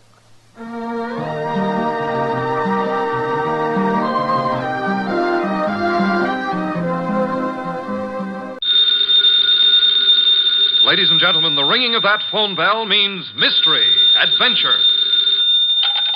Nero Wolfe's office, Archie Goodwin speaking. Yes? Yes, I know that in 48 hours it's going to be Christmas, but who is this? Who? Look, I'm a big boy now, so... Okay. Tonight at 8. Goodbye. What the devil was that? This may come as a shock to you, Mr. Wolfe, but that was Santa Claus. You been drinking? Uh-huh, the usual, milk. He's coming to see you at 8. He's got a problem. Indeed. It seems that some low, not to mention murderous character is going around slaughtering Santa Clauses.